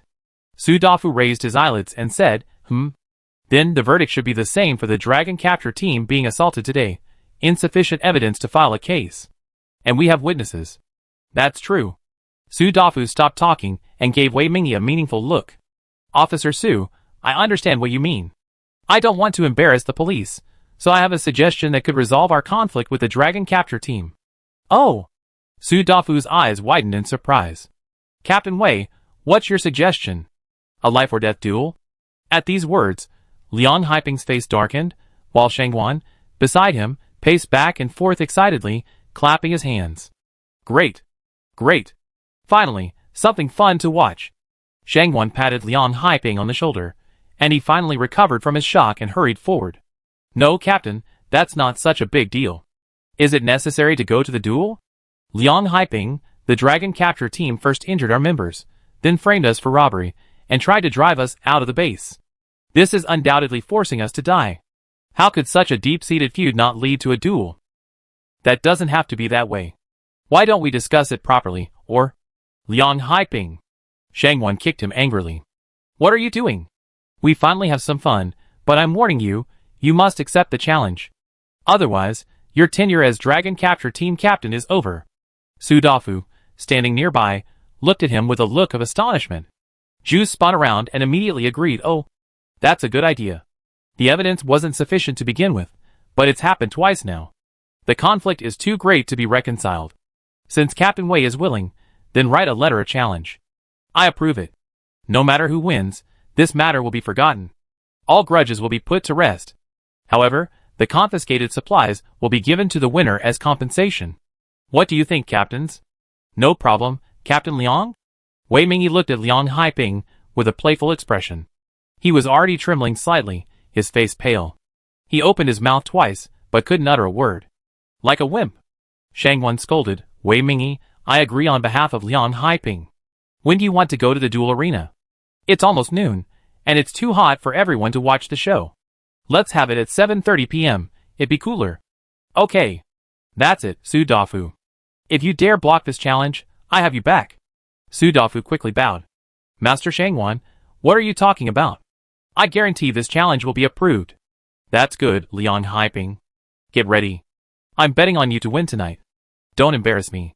Liang Haiping gave a wry smile and, after Shangwan left, stopped Wei Mingyi. Why did you go this far? Are you trying to force me to death? Aren't you forcing me? Wei Mingyi tapped the bridge of her nose with a finger.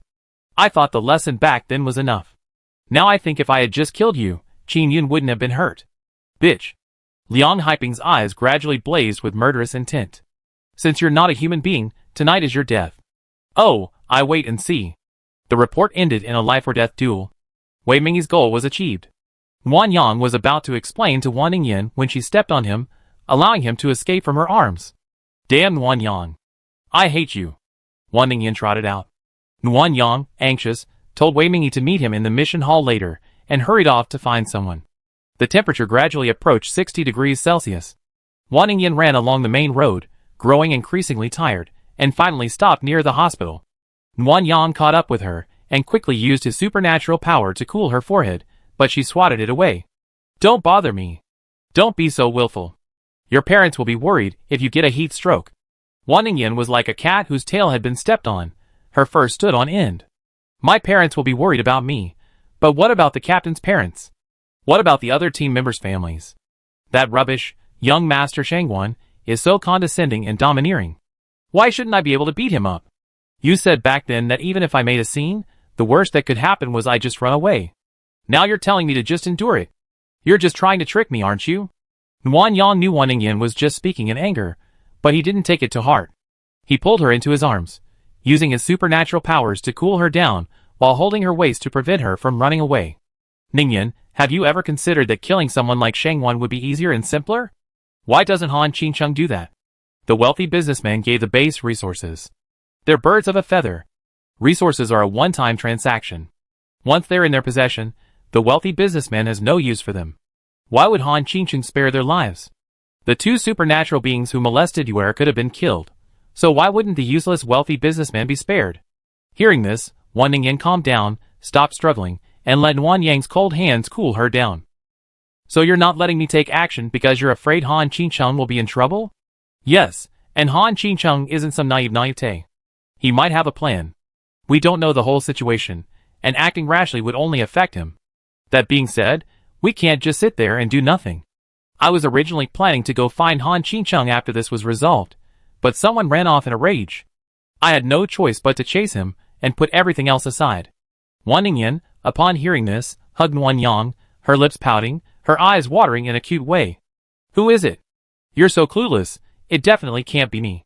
Wan Yang pinched her cheek. Of course it's not you. How could I do such a childish thing? Let's go find the captain of the security guard. Okay. The car is at the police station. We need to go back and get it. Aw? It's so hot. Umbrella. There's no other way. Taking advantage of the fact that no one was around, Wan Yang took out his parasol, holding it with one hand while offering Wan Ningyan ice with the other. Ningyan, promise me, even if we argue, don't run around. I worry. I know.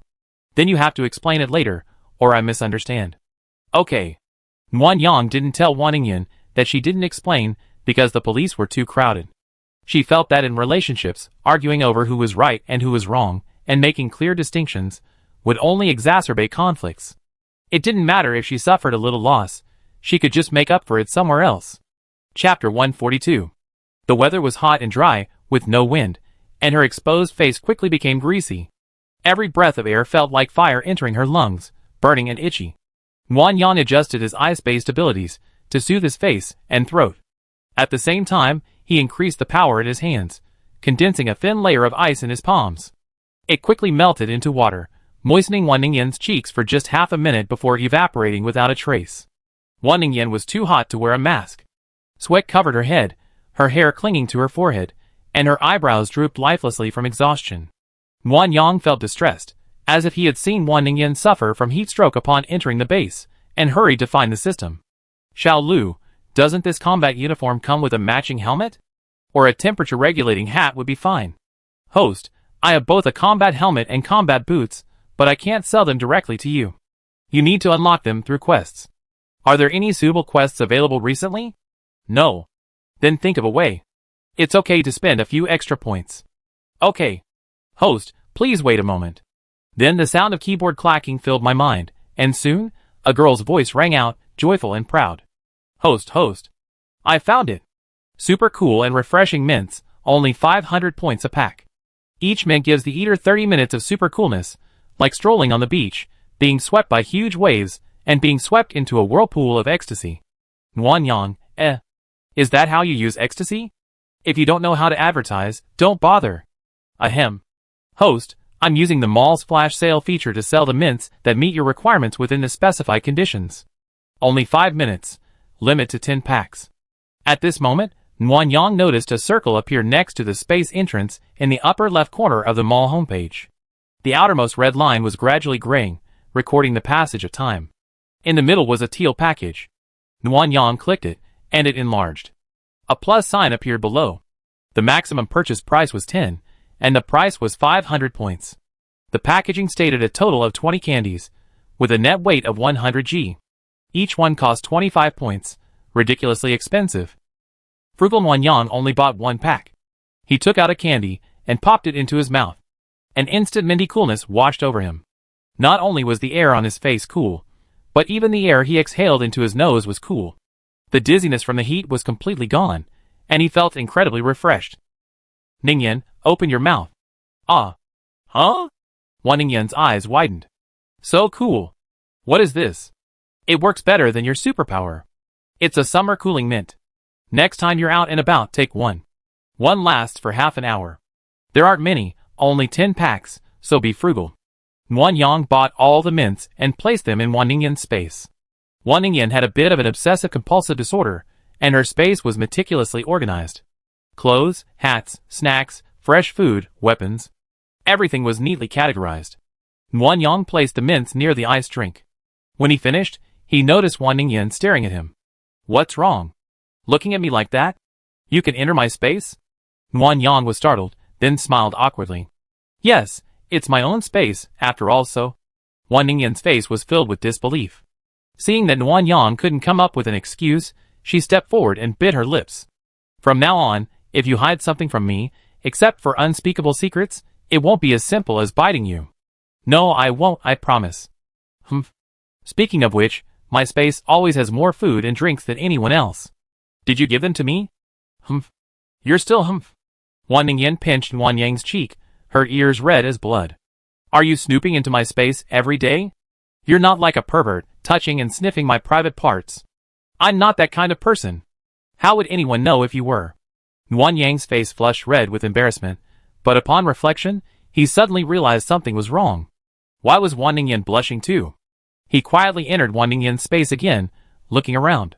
Finally, in the clothing and hats section, he saw that the innermost layers of clothing were all very unique, each piece made of lightweight material and featuring sexy designs.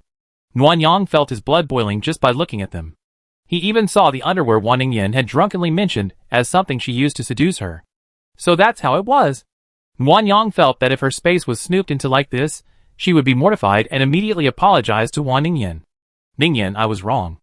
I won't sneak into your space without permission anymore. It doesn't matter.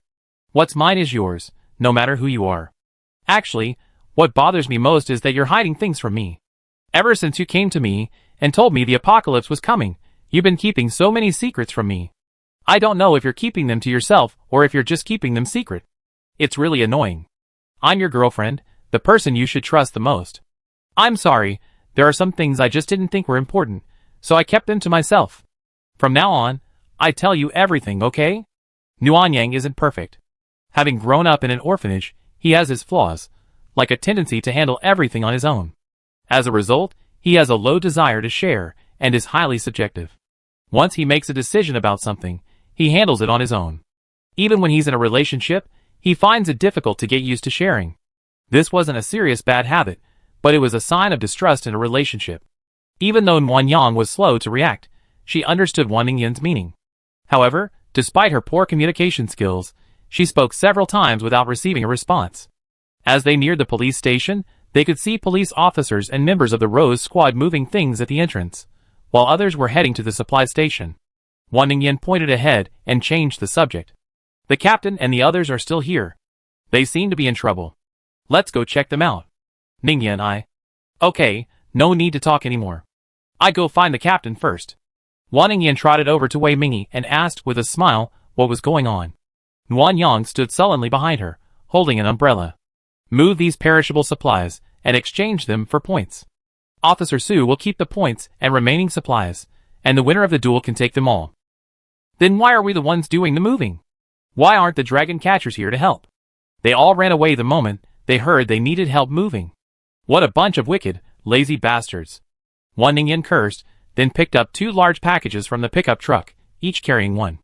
Mu Yi and Xia Haiming's eyes widened. That's too much.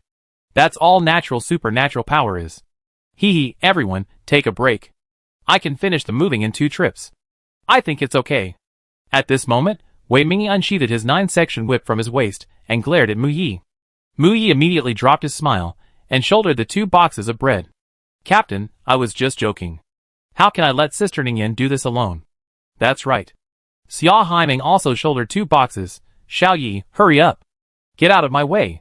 The 2 hurriedly ran off with their belongings. Wei Mingi then sheathed her 9-section whip, snatched a large package from Wan Ningyan's hand, and slung it over her shoulder toward the supply station. Nuanyang, seeing they were gone, folded her umbrella and tried to help. Wan Ningyan leaned over and, imitating Wei Mingi, shouldered the package. This is our Rose team's business. We don't need your help. Just help the police with the supplies. With that, she headed straight for the supply station, leaving Nuanyang alone, sighing. Chapter 143. Sometimes, a cold war between couples starts out of nowhere. Nuanyang drove slowly behind the Rose team, watching Wan Ningyan chatting with everyone as they walked. He felt a surge of bitterness and confusion. She apologized and said it was okay, so why was there such a tantrum? Back on the 2nd floor of the mission hall, Nuanyang tried to find a chance to talk to Wan Ningyan, but just as he opened his mouth, he was pushed out the door. Our team has a meeting. You're an outsider, so it's inconvenient for you to be here. Ningyan. Let's talk after the meeting. I also talked to the captain about the recruitment. Don't get involved. Bang! The door closed. Nuanyang stared at it, feeling powerless. Since her rebirth, Wan Ningyan's dependence on him had only grown. They had their share of friction, but this was the first time they'd been in a cold war. Nuanyang leaned against the door, his heart in turmoil. Was she too self-centered? Or too overbearing and overly authoritarian? Was there something wrong with her words and actions? Why did Ningyan feel she didn't trust her? Self-doubts kept resurfacing, and Nuanyang lost focus on what to do next. Her restless anxiety made her irritable. Whenever someone from another team passed by, she would glare at them, causing them to hurry up and leave, fearing a blow. About half an hour later, the door opened, and Chen Xiaoya and the others emerged first. Everyone passed Nuanyang with a look of bewildered curiosity. Nuanyang didn't care, and went straight in to find Wan Ningyan. Is everything settled? Wan Ningyan had been smiling and talking to Wei Mingi, but when she saw Nuanyang, her smile faded. She didn't reply, just nodded. Come with me. Nuanyang immediately hoisted the person onto his shoulders. Wan Ningyan screamed in surprise, and began to struggle, repeatedly slapping Nuanyang's back. What are you doing? Put me down. What's wrong with you? Nuanyang was frustrated and impatient. He ignored Wan Ningyan's beatings and scolding. He said goodbye to Wei Mingi and carried the person away. Passing by the members of the Rose team, and through the bustling mission hall, Nuanyang was subjected to all kinds of stares. The inexplicable anguish in his heart turned into rage. He not too gently shoved the person into the back seat of the car, got in, and locked the door. Why are you pushing so hard? It hurts. Hurt? Where does it hurt? My waist. I've been pushing against your shoulder for so long it hurts. My arm hurts too. Hearing Wan Ningyan's words, Nguyen Yang's anger suddenly subsided. Instead, his heart ached. He rubbed her waist and abdomen with an apologetic look on his face, mumbling a soft apology. I'm sorry, it's my fault. I rub it for you. No, let's go home. If you're any later, Mom and Dad will be worried. Wan Ningyan pushed his hand away, and Nguyen Yang's grievance intensified. His eyes were red, and he didn't move for a long time. Under Wan Ningyan's repeated urging, Nguyen Yang suddenly leaned on her shoulder, complaining bitterly. You clearly said it was okay, so why are you ignoring me? Can you just tell me what I did wrong? It hurts so much when you treat me like this. Wan Ningyan didn't say anything, nor did she refuse Nguyen Yang's embrace. After a long moment, Nguyen Yang felt a warm hand caress her cheek.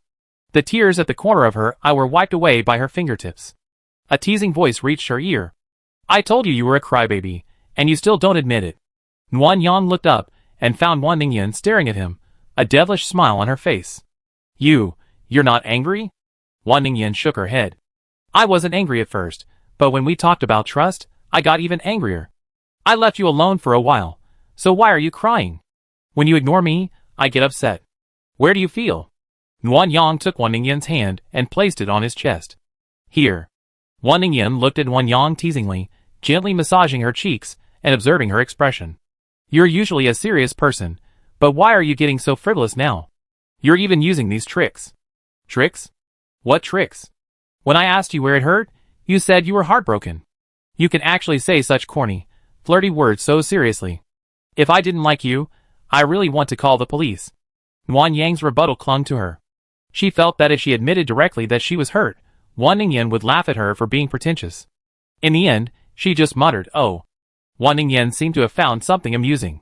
With a superior air, she began pinching Nguyen Yang's cheeks and ears with a hand she'd been rubbing against her chest. She smiled as she did so, and it was unclear what she was thinking, but her smile was a bit obscene. Suddenly, Wan Ningyan stopped. Looks like Chen Jun is here. Hearing this, Nguyen Yang turned and looked out the window. It was indeed Chen Jun, riding his bicycle. At first, Nguyen Yang thought it was just a coincidence, but Chen Jun came straight over and knocked on the window. Captain Chen, what a coincidence. What are you doing? Miss Nguyen, I came specifically to see you. I just came from the police station and finally ran into you. Looking for me? Is the mission coming up sooner? No, the mission is still at the same time. Captain Han asked to meet you. Is now convenient? After Chen Jun finished speaking, he glanced hesitantly at Wan Ningyan behind Nguyen Yang, his eyes asking, Am I disturbing you? Ahem. Nguyen Yang understood immediately and coughed to ease the awkwardness. It's convenient. Then get in the car. I take Ningyan back first. Wan Ningyan got out of the car from the other side, opened her parasol, and put on a mask. I can go back by myself. You can go with Captain Chen. I need to go to the hall to write a job posting. But, don't worry. I asked the captain for help if anything happens. Okay, be careful on the road. Eat some candy if you're hot. Wan Ningyan gave an okay sign and headed to the mission hall. Nguyen Yang watched her back. Although the argument wasn't completely resolved, it was much better than before. Feeling a little relieved, he drove to Area A. The building Han Qingcheng was in was different from before. Besides the fans, the air conditioner was also on. Even though the air was still stifling, a temperature of over 30 degrees Celsius was still more comfortable than over 50. Nguyen Yang walked into Han Qingcheng's office and took a quick look around. It was the same as before, with only a large basin of ice next to the desk and chair. Miss Nguyen, what would you like to drink? Sprite, please. Han Qingcheng immediately handed over a glass, took a few ice cubes from the refrigerator, and poured the Sprite into it. He wiped the rim with a wet wipe before handing it to Nguyen Yang. Thank you, that's very thoughtful. It's my pleasure. Captain Han, is there something you want me to do? Han Qingcheng smiled, leaned back in his chair, and sighed.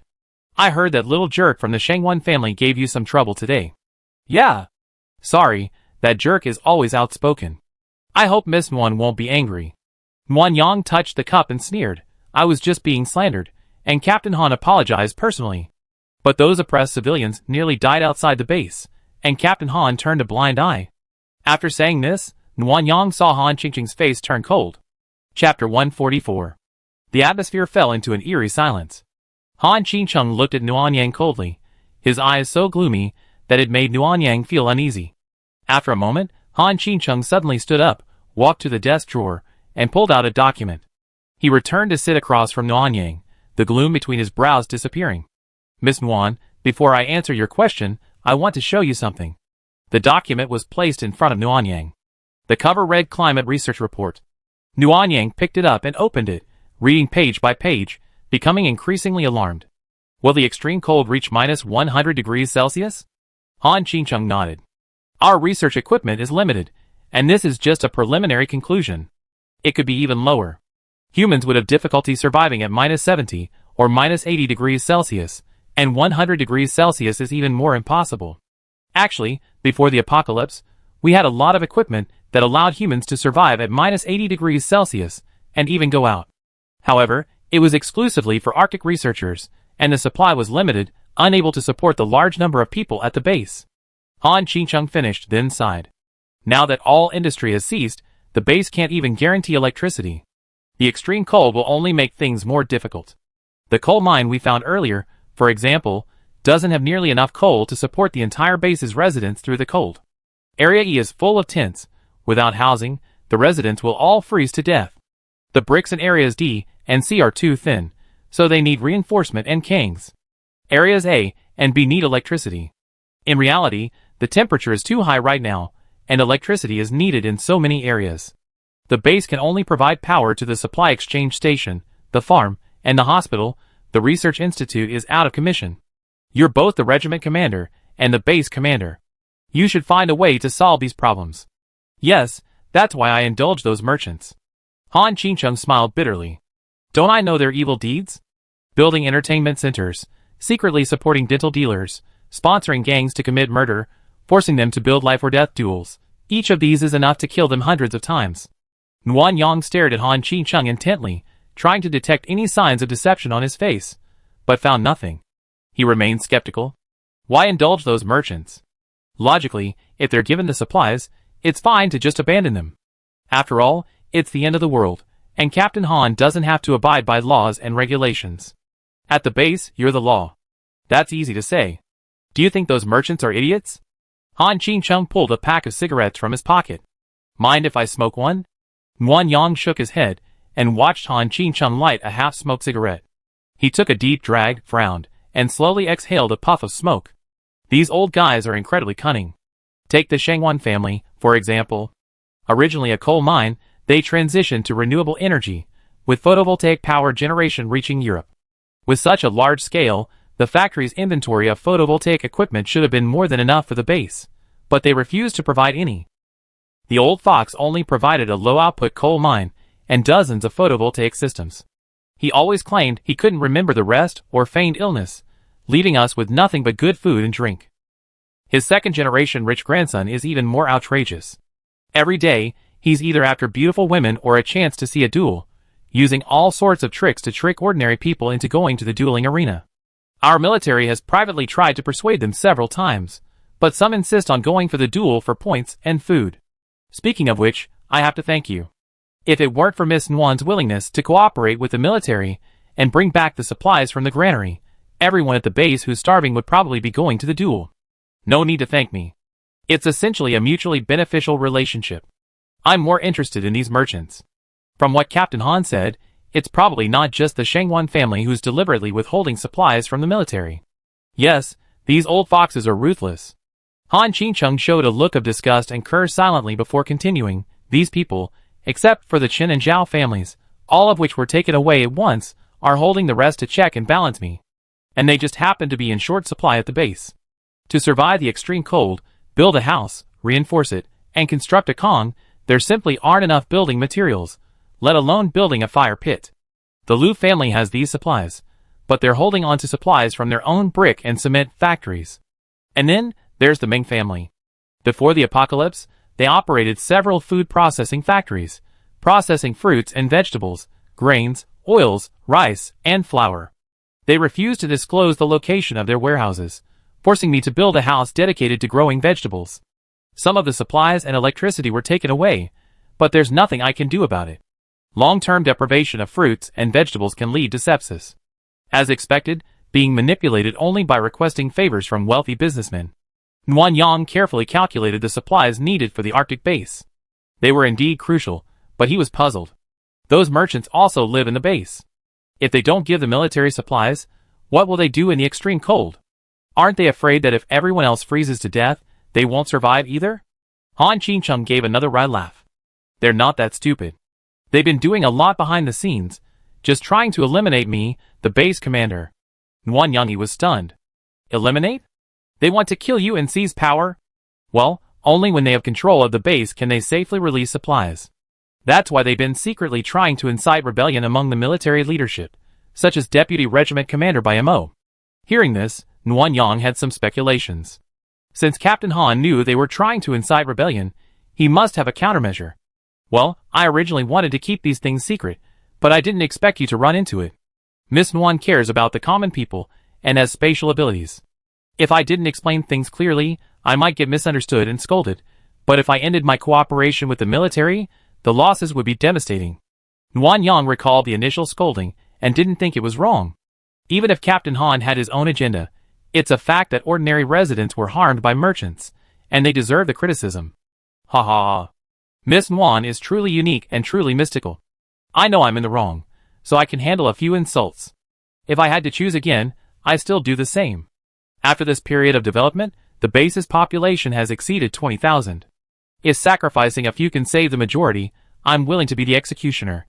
Miss Nguyen, rest assured. I made arrangements for those affected residents who have families. They're willing to sacrifice their lives simply to give their families hope of survival. I do my best to help.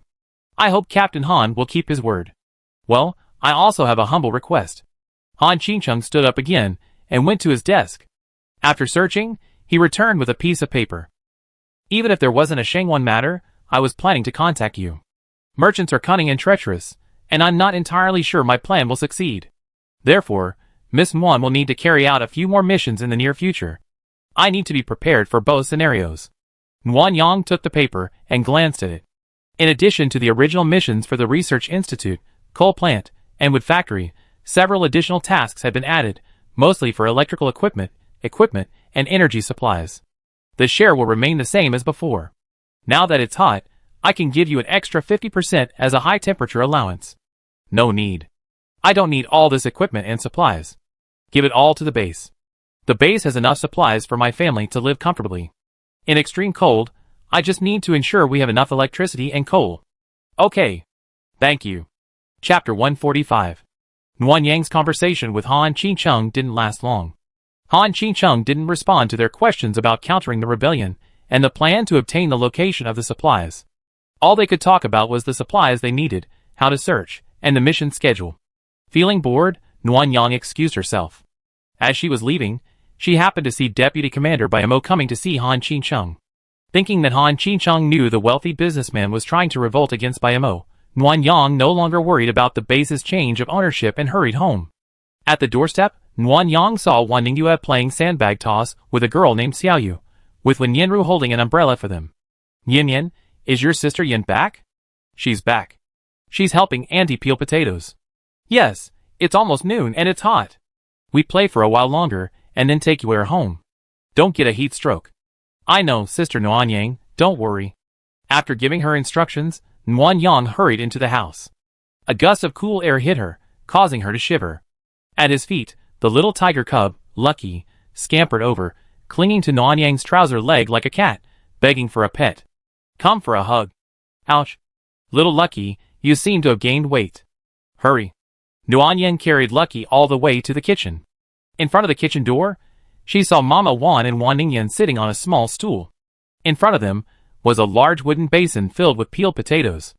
Next to them was a large sack filled with muddy potatoes.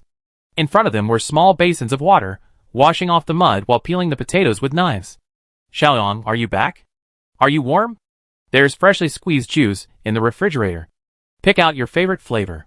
Yes, thank you, Auntie. Nguyen Yang put Lucky down, took out a stool, and sat down next to Wan Ningyan. Let me help. Are you preparing meals for the workers? Wan Yang asked Wan Ningyan, but she didn't answer. She lowered her head, diligently washing and peeling potatoes. Mother Wan glanced at them, seeming to realize they were arguing, and tried to smooth things over. Yes, Yin Yin said the job posting has been posted. We be picking people at 8 p.m., and work officially starts tomorrow night. The workers' meals need to be prepared in advance, otherwise problems could arise. Yin Yin, what could go wrong? Mom's old, I can't remember. Wan Ningyan, being called out, paused and said, prepare the ingredients in advance so Mom can cook right away. It saves time and prevents anyone from accidentally touching the ingredients while they're being handled, revealing their freshness. Yes, Yin Yin, you're very thoughtful. Oh, by the way, there are mushrooms soaking in the kitchen. I go see if they're done. Mother Wan wiped her hands, stood up, and headed for the kitchen, winking at Nuan Yang. Nuan Yang seized the opportunity and reached out to take the potato from Wan Ningyan's hand. Let me help you. There's too much for the two of you to handle. No, we already finished one bag. There's only a few left in this one. The potatoes were taken back, and Wan Ningyan's small stool was even moved further away from Nuan Yang. Her face was expressionless, revealing no emotion. Ningyan, are you still angry? No. Oh. I'm heartbroken. What do you mean by heartbroken? Mother Wan came out with a smile, gave Nuan Yang a reassuring look, then sat back on her stool, and snatched the potatoes and knife from Wan Ningyan's hands. All right, there are only a few left. I handle them myself. I go to bed when I'm done. You and Xiaoyang should go back to the room. We're adjusting to the time difference now, so we have to get up at 6 p.m. Don't stay here. You blame me if you can't get out of bed later. Mom, how could I blame you? I just want to help because you're working so hard. You already helped a lot. Go back to bed. Remember to call Nian Nian and Yuer back. They get tanned if they stay out in this heat. Mother Wan muttered a few words, leaving Wan Ningyan speechless. After sending Wan Yanru and Wan Ningyu home, she followed Nuan Yang back to the bedroom. As soon as she entered, Nuan Yang pulled Wan Ningyan into his arms, his eyes red and aggrieved. I thought we talked it out in the car. Why are you still ignoring me? Because the more I think about it, the angrier I get. Wan Ningyan pulled herself away from Nuan Yang's embrace, sat on the sofa, and patted the empty seat next to her. Come here, let's have a good chat. Only after we talked, this matter is over. Okay. Nuan Yang sat obediently, hands on his knees, feeling uneasy, waiting for Wan Ningyan to speak. Nuan Yang, even if you think I'm making a big deal out of nothing, I have to explain this to you clearly. Otherwise, I won't feel comfortable. Although our time together was short, we've been through a lot. It's no exaggeration to say we shared life and death together. You have secrets you can't share. I understand, and I won't ask. But you can't keep everything else from me. You clearly promised me you share everything, but you haven't. You're like this all the time. You apologize quickly, but your actions never change. What do you think of me? Wan Ningyan grew increasingly angry. She pinched Nuan Yang's chin, forcing her head up. Nuan Yang, this isn't fair. Why have I given you my whole heart, and yet you're like a hedgehog, completely armored and completely distrustful? Nuan Yang had never imagined that her bad habits would hurt Wan Ningyan so much. Faced with her tearful and accusing girlfriend, for the first time, she tried to disregard herself. Those flaws, born of over 20 years of self-control, were like a flood, constantly assaulting her hard-earned love and family. He placed his palm on Wan Ningyan's face, gently wiping away the tears. Nuan Yang kissed the corner of her eye as he apologized. It's my fault, Ningyan. You're so good. It's me who doesn't keep my promises. Every time I promised you something, I forgot it the next time, forcing you to keep tolerating me. I really won't do that again. I tell you everything I know. I won't hide anything from you or lie to you. I tell you everything except the things I can't. Don't be sad, okay? You know I'm not good with words. I don't know how to coax people. Nuan Yang was terribly anxious. She didn't know how to make Wan Ningyan trust her. Perhaps her credibility with Wan Ningyan was ruined, and any promises she made would be useless. Like a puppy about to lose its owner, Nuan Yang kept kissing Wan Ningyan's cheeks. A salty taste spread across her tongue. Wan Ningyan's tears flowed like a faucet, her sobs piercing Nuan Yang's heart, and filled her with regret. Chapter 146. When did the crying stop? Nuan Yang couldn't remember. All she knew was that after Wan Ningyan finally vented, her eyes were red from crying, her voice was hoarse, and her fingers were clutching her collar tightly, making it difficult for Nuan Yang to breathe. I've given you everything, but I still can't get into your heart. I really hate it. I'm also afraid that one day you tell me you don't love me, Wanyang. Why are you so mean? I'm mean. I'm dishonest. I lied to you. I won't do that again. Please believe me, okay? Wanyang never imagined that what started as a mere disagreement would gradually escalate into Wan Ningyan suspecting that she didn't love her. This emotional crisis, more serious than any other, left Wanyang devastated. She began to realize that, in her first relationship, simply being nice to her girlfriend and listening to her wasn't enough when it came to managing a relationship. The complexity of the emotional world was far greater than killing zombies. I don't believe you. You always promise so much, but what happens? What then? Ningyan, tell me what to do, and you trust me. I do whatever you say. Wan Ningyan wiped away Nuanyang's anxious tears, thought for a moment, and sat up straight. Nuanyang, you have no credibility with me. If you want me to trust you, then just do it, not just talk. Do it? Yes, I want to know about your past life and your past life experiences. Tell me everything, and I believe you. Hearing the phrase past life experiences, Nuanyang frowned deeply. If possible, she hoped Wan Ningyan would never know that painful memory. You hesitated, so you're planning on saying yes but not taking action, right? Looking at Wan Ningyan's gloomy face, Nuanyang could only explain gently. It's not that I don't want to tell you, it's just that my past life's experiences were truly terrible. I can bear this pain alone, so why bother with you? What do you mean you can bear it alone? Wan Ningyan became angry and pinched Nuanyang's cheek. I told you, you're my girlfriend. You should share all your experiences and memories with me, including your pain. You clearly promised me, and now you're like this. Always making decisions on your own, showing no regard for my feelings. Let's break up. Hearing the word break up, Nuanyang panicked and rushed forward to hug Wan Ningyan, speaking urgently. I promise. I tell you everything. Don't break up, okay? Ningyan. I care about you, I care too much, so I don't want you to be sad. I don't want to lose you. Then tell me everything I want to know. Can you do that? Yes. Having achieved her goal, Wan Ningyan kissed Nuanyang on the corner of her mouth. Her expression softened, her tone gentler. Then go shower. Afterwards, we talk in bed. If you're tired, you can go straight to bed. It's getting late. Okay. Nuanyang knew she couldn't escape, so she quickly showered and returned to her room. Wan Ningyan was lying in bed, playing on her phone. It sounded like a game of Snake. Ningyan, I'm done. Wan Ningyan set her phone aside, lifted the covers, and patted them. Come here. Lying on the bed, Wan Ningyan, as usual, leaned against Nuanyang's chest, her arm draped around her waist. Let's get started. Well, let me start by telling you about myself. I'm an orphan. I've been in the orphanage for as long as I can remember. I don't have a name, nor do I have any identifying evidence. The director said that, aside from the clothes I wore, I had only a piece of paper with my birth date on it.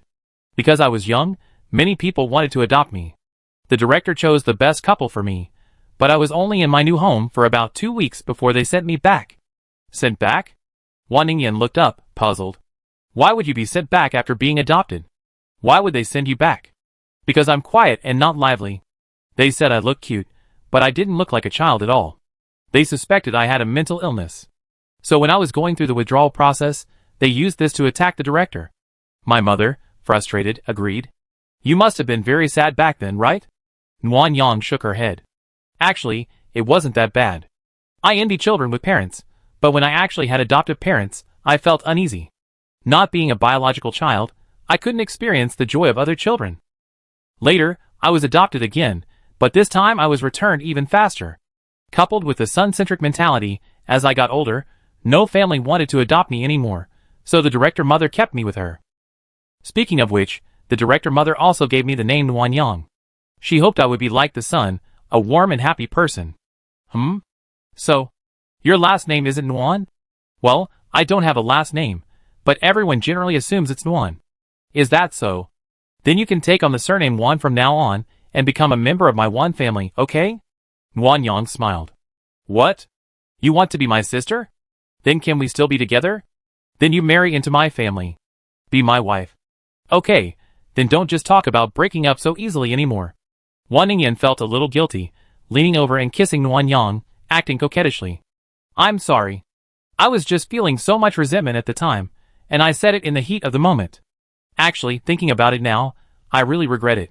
If you had agreed, I would have been heartbroken. I forgive you. Then you continued. What happened next? Did you stay in the orphanage? Well, the director mother got me an ID card and registered it in her name, essentially adopting me. From elementary school to high school, my tuition and living expenses were all covered by the director mother. At first, I didn't know, thinking the orphanage received government subsidies. My sophomore year, the director mother fell ill, and we had no money for treatment. I learned that the government had cut off funding long ago, and that the director mother had been supporting us all those years out of her own pocket. So, starting in my sophomore year, I started singing in various bars to earn money for the director mother. Money for medical treatment. It was also around that time that I wrote Stars Also Shine. I released the song on various music platforms, but it didn't make a splash. Honestly, it was a huge blow, and I gave up on making money from songwriting. Later, it was probably around the time you met me, at Nanning University's anniversary party. I sang a song I wrote, and you heard it. Then Huang Ning contacted me, signed me, and I officially became a singer. Actually, not long after I signed, the dean's mother passed away. I was very depressed during that time, and the songs I wrote were very negative, so my first album didn't resonate with the public. They preferred catchy songs and sweet love songs. You know everything about what happened next, right? Wan Ningyan hummed, shifting from leaning against Nguyen Yang's chest to lying on his. Now, let's talk about your past life. I'm warning you, don't hide anything, or you end up sleeping on the couch. Okay, I never hide anything from you again. Chapter 147. In my previous life, after the zombie outbreak, I decided to recruit you as my teammate because Huang Ning condoned Boxer's assault on my female assistant. After reuniting, I stayed at your house for 4 days. Then your agent, Xiao Jiancheng, arrived. He said it wasn't safe at home and urged us to go to the Brilliant Hotel, where you were originally scheduled to meet. Wang Chong and Xiao Jiancheng went a day in advance to scout the private rooms and install security cameras, only to encounter the zombie outbreak. Because the hotel provided food and drinks and good accommodations, Wang Chong ordered his bodyguards to take control of the hotel. Your home is actually quite safe. It's an upscale neighborhood with a small population. The house was sturdy, and there was food and water at home, so you didn't want to go. Then, the water and electricity were cut off, and since you trusted Xiao Jiancheng so much, we went with him to the Brilliant Hotel. Once there, it was essentially house arrest. We were assigned to a room on the 3rd floor, with bodyguards guarding the door. At that time, I realized I'd been deceived by your agent, but you still refused to believe it, believing that Xiao Jiancheng wouldn't betray your relationship of over 20 years, which was closer than family, just because of Wang Chong. Nguyen Yang noticed Wan Ningyan's unhappy expression and gently stroked her back, briefly recounting the experience. Wang Chong gave you time to consider, demanding you become his woman. If you refused, he would force you. Only then did you believe you'd been betrayed by your agent. We kept trying to find a way to escape, and finally chose the very risky method of tying the sheets and quilt together and running out the window. Although the 3rd floor wasn't high, the quilt and sheets weren't long enough to be tied together, making it easy to fall. Fortunately, there was an air conditioner outside, which helped us escape successfully. Why? Wan Ningyan lowered her eyes, her fingers tracing Nguyen Yang's collarbone. I treat him like a father. I get a 40% share of the contract. What's he dissatisfied with? I don't know. You asked him in your last life, but he didn't tell me. Or maybe Wang Chong sarcastically said he was short of money. Once we're done with this, let's go to City S. If he's not dead, we find out before we kill him. No. Wan Ningyan hurriedly pressed her hand against Nguyen Yang's lips. Don't kill him. Nguyen Yang, I know I shouldn't be so soft-hearted, but I can't. He discovered me, saw potential in me, and brought me into the entertainment industry. He used all his connections to make me a superstar. Everything I have is thanks to him. He's my family. I can't bear to see him die. If he's still alive, why not spare his life and let him fend for himself? As an orphan, Nguyen Yang didn't really understand the concept of family, but she could empathize with him. If it was the director, the mother who had always taken such good care of her, who had betrayed her. I see, Nguyen Yang sighed, ruffling her hair. All my wishes. Thank you. No need to say thank you between us, but you can give me a kiss. I appreciate it as a way of thanking her. You say you're tongue-tied, but I see you're quite eloquent. Complaints aside, they still had to kiss. Their first deep kiss since their argument was a strange feeling, both restrained and passionate. Nguyen Yang pressed the back of Wan Ningyan's head, only applying a slight pressure, afraid of being too rough and causing her to resent it. But her body lurched closer, uncontrollably. By the end of the kiss, Nguyen Yang unconsciously pushed herself up, wanting to capture her deepest point. Stop! Wang Ningyan finally managed to break free, her face flushed, panting, and a look of irritation on her face. Why are you kissing me so hard? Ah? I can't help myself. Can't help myself? Wang Ningyan's face was filled with suspicion. She pinched Nguyen Yang's chin. I think you're trying to arouse my desire and then escape, you bad guy. No! I don't. Nguyen Yang couldn't finish his words before Wang Ningyan pushed him down onto the bed, half pinning him down. She even tickled Nguyen Yang's chin with her fingers, coaxing him like a puppy. Whether you are or not, keep talking. When you explained everything about your past life, then you can touch me. You? Okay, then I continue. Nguyen Yang adjusted his posture and took a deep breath. Then we met Xiao Ming. He pointed us in the wrong direction, so in our previous life, we didn't find the military safe base, but ended up at Yong'an base instead. Yong'an is the name of Wang Yong'an, the leader of the group we met at the port. What? We met the same group at the port in our previous life? Yes. Nguyen Yang thought of Wang Ningyan's near rape and hugged her tightly in fear. I thought of going to the port to collect supplies because Wang Yong'an, in my previous life, had built his base with supplies from the port. I wanted to cut off his escape route, but I didn't expect to meet him. Cutting off his escape route? Wang Ningyan asked, then answered herself, it's time to cut off. Anyone who tries to take advantage of me is a bad person and deserves death. Ningyan, do you really want to hear this story? Yes, go ahead. I'm prepared. Prepared? Nguyen Yang knew Wang Ningyan had guessed it, so he sighed and spoke slowly. Wang Yong'an had 4 brothers, advisor Zhao Yizi, brother Hai, and Lao Li. Together, they established the Yong'an base. The base was great at first, just like a military base, well organized, and we women wouldn't be bullied. Then, one time Yizi, Lao Li, and I were out looking for supplies. I injured my foot and developed a high fever. To save me, you went to Wang Yong'an and asked for help. At this point, Nguyen Yang sighed again, his voice choking. Actually, I got injured because of Yizi. I overheard their conversation and realized it was all a setup by Wang Yong'an to get you. By then, my fever had subsided, and I applied medicine to my injured foot. But the medicine and gauze had to be replaced every day, and Wang Yong'an used them to force you into submission. I'm sorry. It's all because of me. It's all my fault. If I had been more careful, you wouldn't have. Tears welled up in Nguyen Yang's eyes. He felt Wang Ningyan trying to get up and look at him, so he hugged her tightly. Nguyen Yang, you. Stop talking. Nguyen Yang interrupted Wang Ningyan.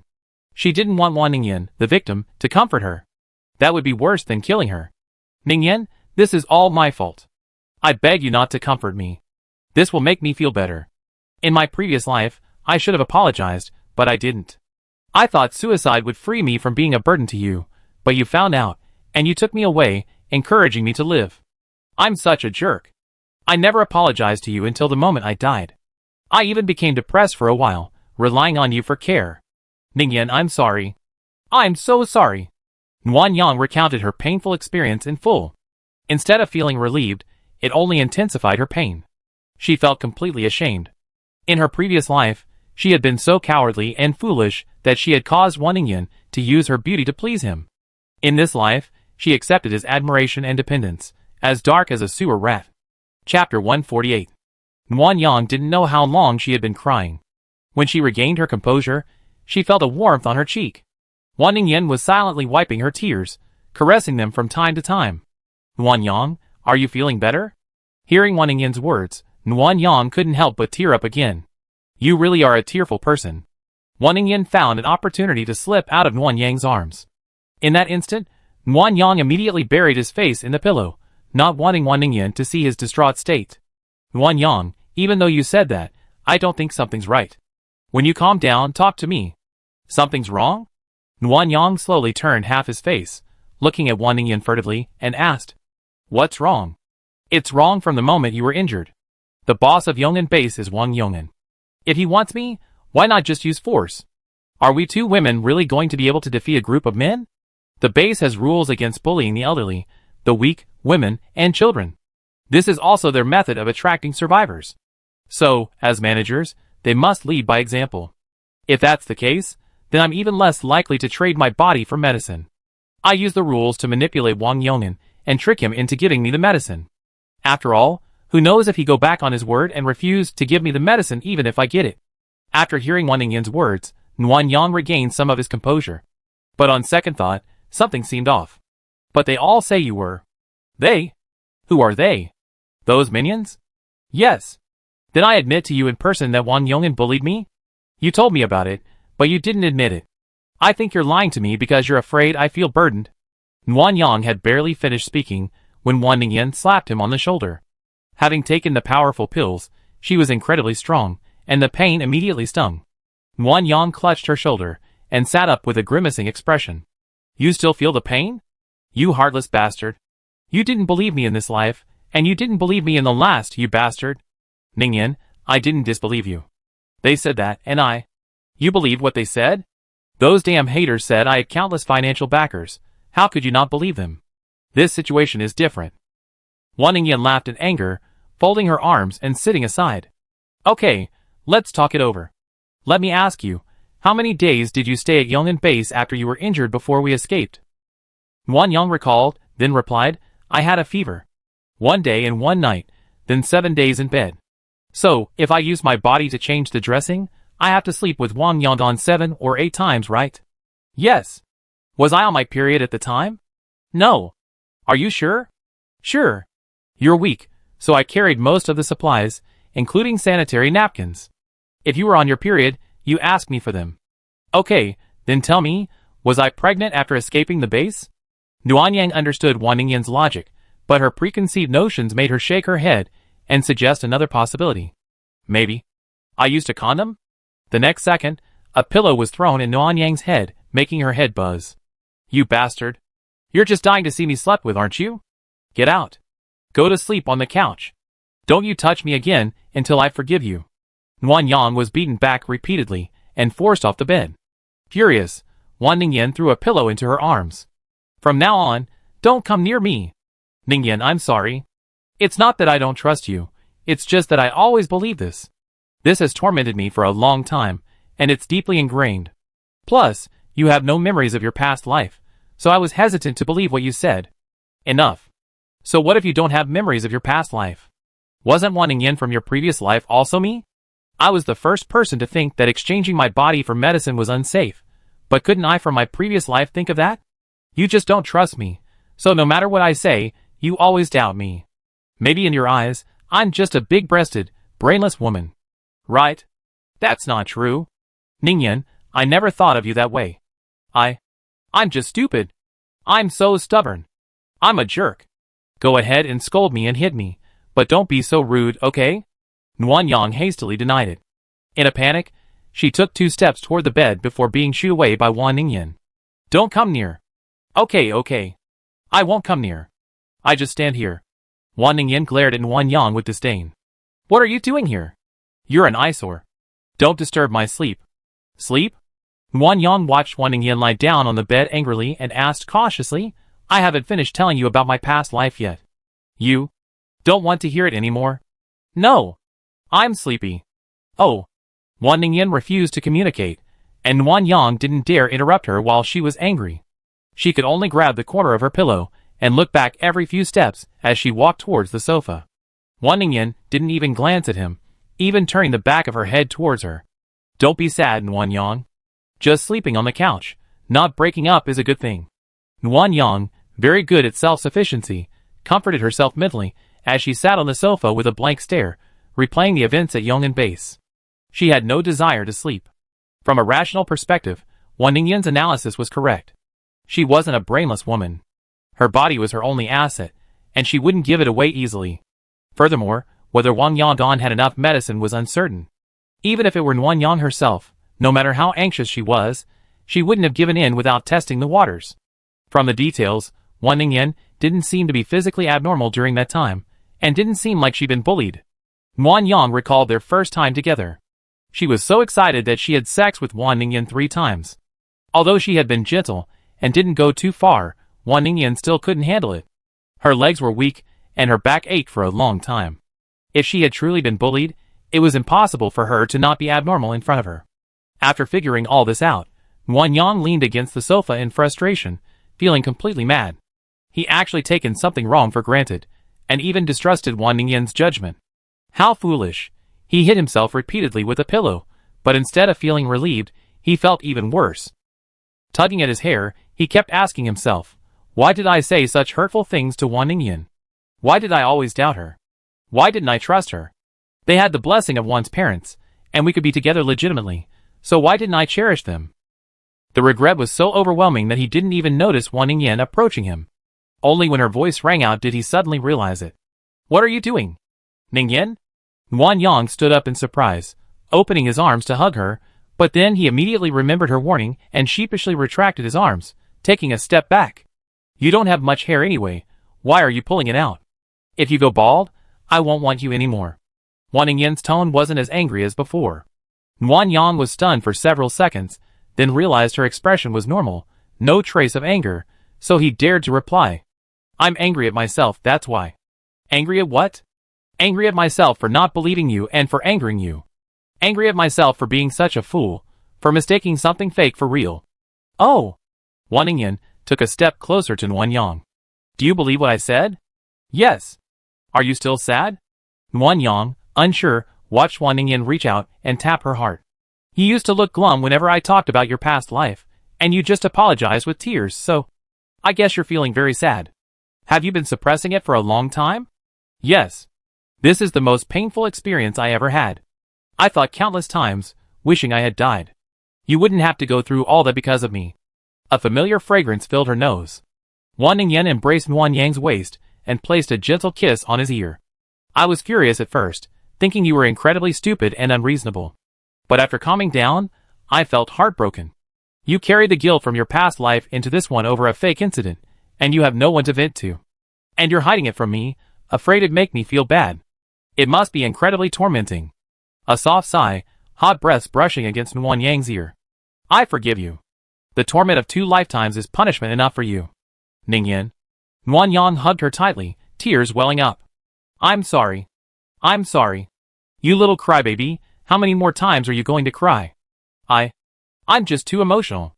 God has been so kind to me, giving me such a wonderful girlfriend, and I didn't know how to cherish her. Damn it.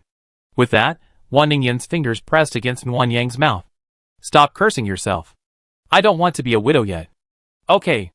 I work hard to live 100 years, and not let you become a widow. Don't be ridiculous. We're not even married yet. What's the point of being a widow? Wan Yang hesitated. It was clearly Wan Ningyan who started the conversation, but since they had just reconciled, he was afraid of upsetting anyone by his words, so he silently withheld his words. Chapter 149. After making up after a big fight, Wan Yang and Wan Ningyan lay awake, their sleepless faces fading from the jet lag. They simply chatted, avoiding topics from their previous lives. I've spoken to the team leader about the recruitment process, and she agreed. She's just worried about too many people taking advantage of us, so only the team members are allowed to attend, and they're not allowed to bring their families. Well, that's good. It saves you from having to ask for dismissal if too many people show up, which would be difficult and irritating. I thought so too. The team leader is so kind. She's thought of everything. She even be with me during the recruitment process tonight, helping me with the process. That way, you don't have to go. You can rest well at home and head off to your mission tomorrow morning. In the past, Wan Yang would have been jealous and asked, is the team leader better than me? Now, she didn't have the nerve to do so and simply hugged him tighter. Why aren't you talking? Wan Yang sighed in dissatisfaction. Wei Mingyi is so kind. She's always thinking of you, even my own side. That's all. Wan Ningyan propped herself up, pinched Wan Yang's chin, and looked him over, a smile spreading across her face. I didn't expect you to be so tearful and jealous. You're upset just because the captain praised you? We just had a fight, and I'm feeling threatened. Resistant to a crisis? What? Are you afraid I fall in love with Wei Mingyi? Wan Yang looked at Wan Ningyan aggrievedly. He wanted to act up, get her to soothe him, but he was afraid Wan Ningyan would think he was immature. After much deliberation, he couldn't figure out what to say, so he just stared at her. TSK. What's with that expression? It makes me look like a jerk. I didn't say that. Wan Ningyan scoffed, pinching Wan Yang's cheek and offering a soothing smile. Don't worry, I only like people like you who appear distant on the surface, but secretly flirt with you. It didn't sound like a nice thing to say, but it was a confession nonetheless. Nuanyang felt a little better, and looked up and kissed Wan Ningyan. I only like you too? Wan Ningyan smiled and pushed him back onto the bed. There are so many people who like me. You have to work hard. Nuanyang felt like she was being tricked by Wan Ningyan again. She was too tongue-tied to come up with a retort. She hummed to him and quietly put her arm around Wan Ningyan's waist. Seeing she didn't resist, she felt a little relieved. By the way, what did Han Qingcheng want to talk to you about? To apologize and tell me about those wealthy businessmen. Rich businessmen? Tell me about them.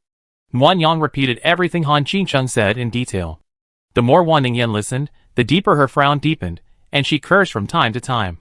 Don't these bastards care about the lives of ordinary people? If they did, they wouldn't cause trouble. Is Han Qingcheng's plan sound? If he really seizes power, the base will be ruined. Nuanyang shook his head. When I ask about the plan, he always turns to me. He's on guard against me.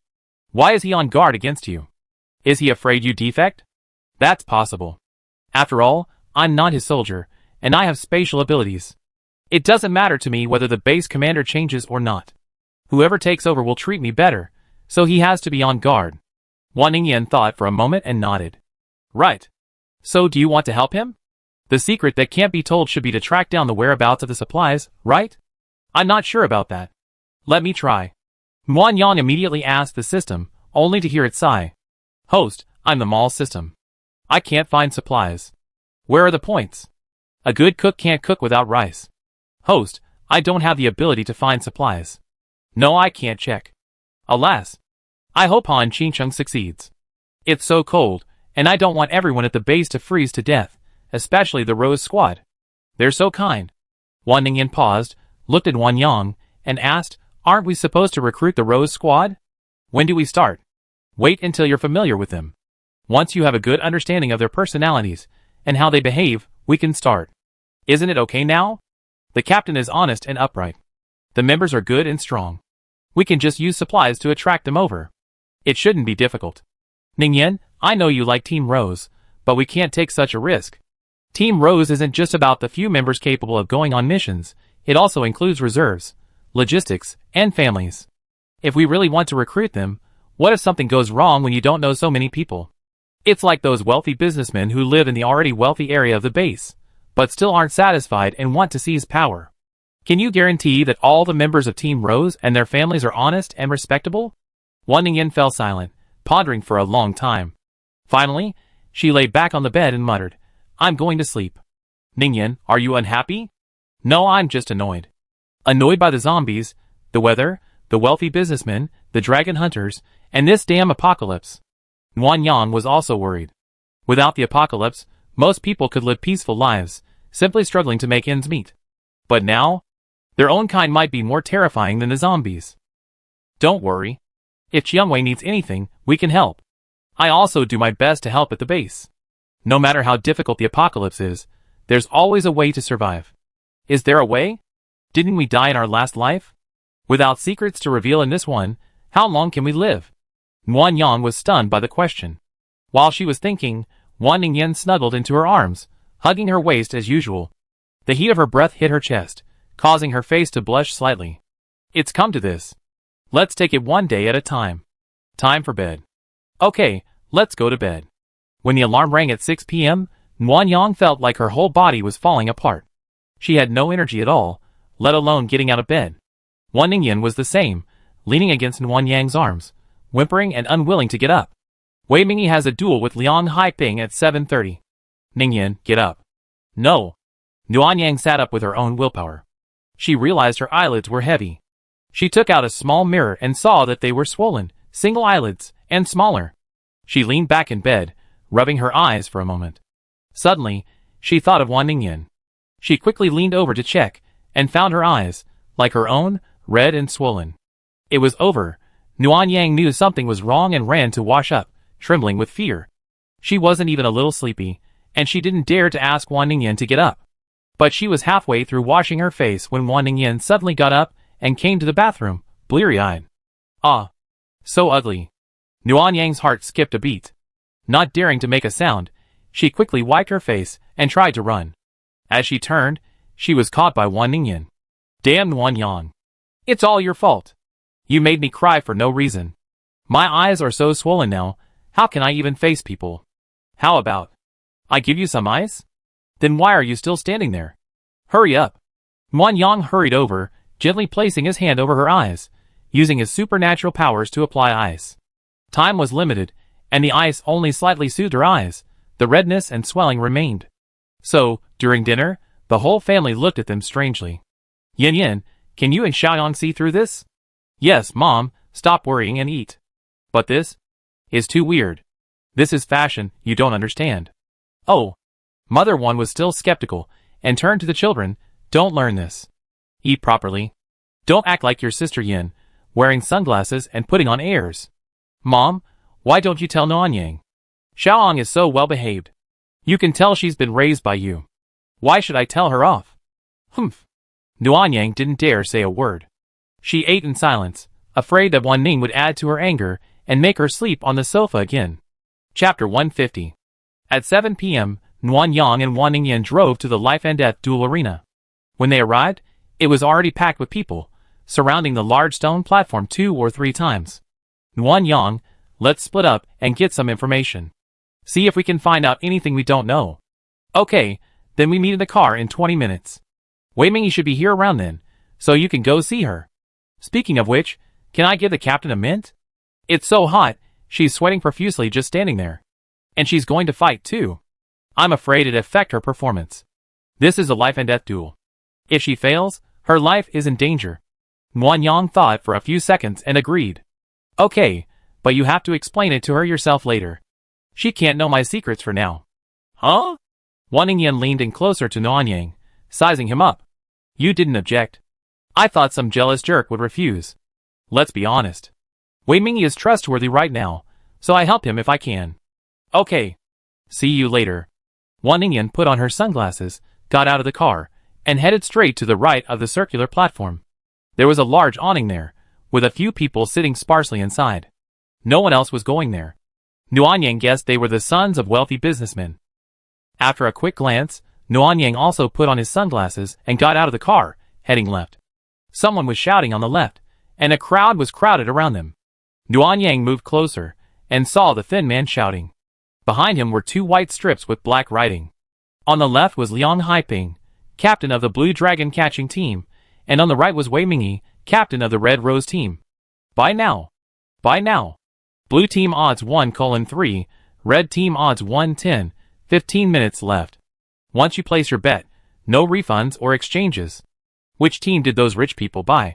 Of course, the Dragon Catcher team. Women are women. Even if they know a little martial arts, they can't beat a man. Then I buy the Dragon Catcher team too. Muan Yang understood what was going on. No wonder the wealthy young men liked it. It was like a combination of gladiatorial combat and gambling. Frustrated but helpless, Nuan Yang continued walking inside with a sullen face. The circular platform was surrounded by steps, and everyone was either standing or sitting. But the further she walked, the more strange it felt to Nuan Yang. Many men were sitting next to children, both boys and girls. At first, Nuan Yang thought it was just a simple father-son or father-daughter relationship, but she clearly saw the men's hands touching them. To prevent himself from seeing things, Nuan Yang even removed his sunglasses.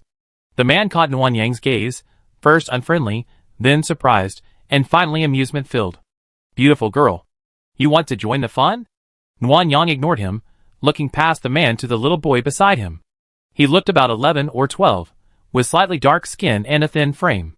He was munching on a steamed bun, oblivious to the man's hands rubbing and groping him. Remembering the dittle dealer at the base, Nuan Yang assumed it was a similar situation. She didn't confront him and simply left, hoping to find someone suitable to discuss the situation. Approaching the edge, a few children stood in the shade. Seeing Nuan Yang, they all ran towards her. Little sister, do you want to watch with me? I only need 5 points. Sister, choose me. Just a meal, and you can have fun as you please. Sister, I'm a good kid. Can you choose me? Suddenly surrounded by children, Nuan Yang felt awkward, especially since their words were so explicit. She wanted to refuse, but then, realizing that children were less likely to lie and easier to trick, she glanced back and forth and chose one of the thin little girls. Thank you, sister. I just want a steamed bun. You can do whatever you want until the duel is over. The little girl was small and looked well behaved, though thin, and with a slightly sunken cheek. She was sweating profusely from the heat, her pink short-sleeved shirt and shorts already stained, but her eyes were eager, and she licked her lips repeatedly after speaking, as if she had been hungry for a long time. Sister, I won't do anything. I just ask you a few questions. Let's go to the shade and talk. So, will you give me food if I answer the questions? Yes. Hearing this, the little girl smiled, timidly grasped two of Nuanyang's fingers, and followed her. Away from the crowd, Nuanyang, under his combat uniform, pulled a folding parasol from his pocket, opened it, and sat down on the stone steps with the little girl. Sister, I don't have any steamed buns. Can you give me something else? Sure, anything edible will be fine. Nuanyang thought for a moment, unzipped his shirt, and, using his clothes as a disguise, pulled out a piece of bread with sausage filling, then a mini can of mixed food, which he opened for the little girl. Sister, that's too much. It's okay. Eat it. Just answer the questions I ask you later truthfully. Okay, ask me. What do you mean by accompanying? It's letting the adults kiss and touch you, and they give you points or food. Why did you choose me? Shouldn't you normally choose a man? My sister's clothes and face are very clean. You can tell she lives in a wealthy area, so she's more generous. The children were quite clever, Nuanyang continued. Do you know what you're doing? The little girl shook her head. It's good to have food to eat. Otherwise, I'd be starving and dying. Don't the military care about what you do? The military? Do you mean the police? Yes. They do. They don't allow us to do it, but if we don't, we starve. So we cry and the police won't care. What about your parents? Don't they care about you? Mom is sick and bites people. I'm afraid. Dad brought me here, met an aunt, and he left me alone. The little girl's experience was common in the apocalypse, but when she spoke with such childlike innocence, Nuanyang felt heartbroken and sighed deeply. So you're just watching over people in exchange for food? How long has it been like this? I can only watch over people when there's a fight going on at the duel arena. Normally, there's no one here, so I can only do odd jobs. The police have special jobs for children, but they're so hard to get. If I can't get one, I go hungry. I haven't had a full meal in ages. Thank you, sister, for the bread. I'm so happy. You're welcome. Eat slowly. Don't choke. The little girl ate a little hurriedly, saving the sausage in the middle for last. Each bite brought a satisfied expression, and she sipped her canned water, her lips curling unconsciously. Nuanyang watched her eat, then looked out at the bustling duel arena in the distance, feeling a deep sense of powerlessness. In the apocalypse, those with excessive kindness often end up in a bad way. Nuanyang understood this before her rebirth, so she never considered herself a savior. Being able to protect Ningyan's family was already a blessing. But when faced with the real suffering before her again and again, her rationality and conscience would be torn back and forth, making her extremely uncomfortable. Should we save the little girl? If we save one, will we just ignore the other children? If we save everyone, then what about the elderly living in misery? What about the struggling women at the bottom of society? What about the women and children out there who are even more destitute? After a long internal struggle, after the little girl finished eating everything, Nuanyang sided with the selfish side. She didn't interfere with the little girl's life, but simply gave her some chocolate. If the little girl didn't have points to eat, the chocolate could be exchanged for a lot of points, enough for her to live comfortably for a while. Chapter 151. When they returned to the SUV, Wan Ningyan was already waiting by the car. Nuanyang, fearing they overheat, quickly opened the door and turned on the air conditioner. Ah, comfortable. This damn weather is so hot and stuffy. If you're hot, just eat some candy. Even though it's limited, there's no need to be too frugal. It's only a short while, I'm not going to. Nuanyang, you know, the young master of a wealthy merchant family is in that greenhouse over there, and Shangwan is there too. I wonder who's here. There are 5. Besides Shangwan, the others are the 2 Ming brothers. They used to be a giant in the food industry. The only son of the Liu family. The Liu family controls Gibafeng, a leading company in the construction industry. The other is the only grandson of the Ming family. You know Mingyi Instant Noodles, his family business. I heard of them. They're all very famous. Ah, that's just part of the story. It's hot now, and I heard the Li, Chen, and Zhao families are willing to come. Han Qingcheng is truly remarkable, having lured all these business tycoons here. No wonder the base is willing to accept so many people. This coastal area is already full of wealthy businessmen, and this is a secure base controlled by the military.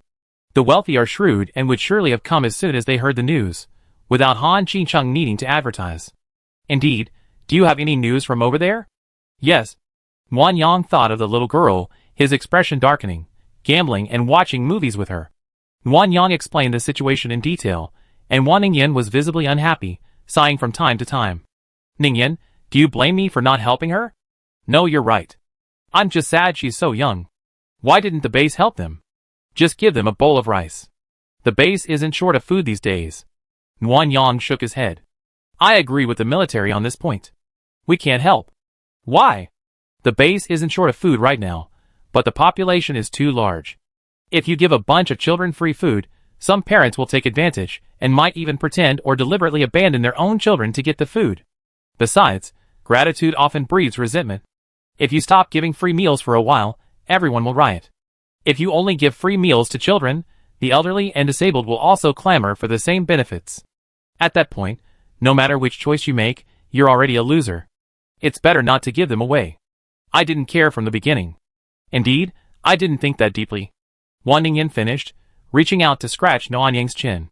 You seem quite intelligent, but why are you so confused when it comes to relationships?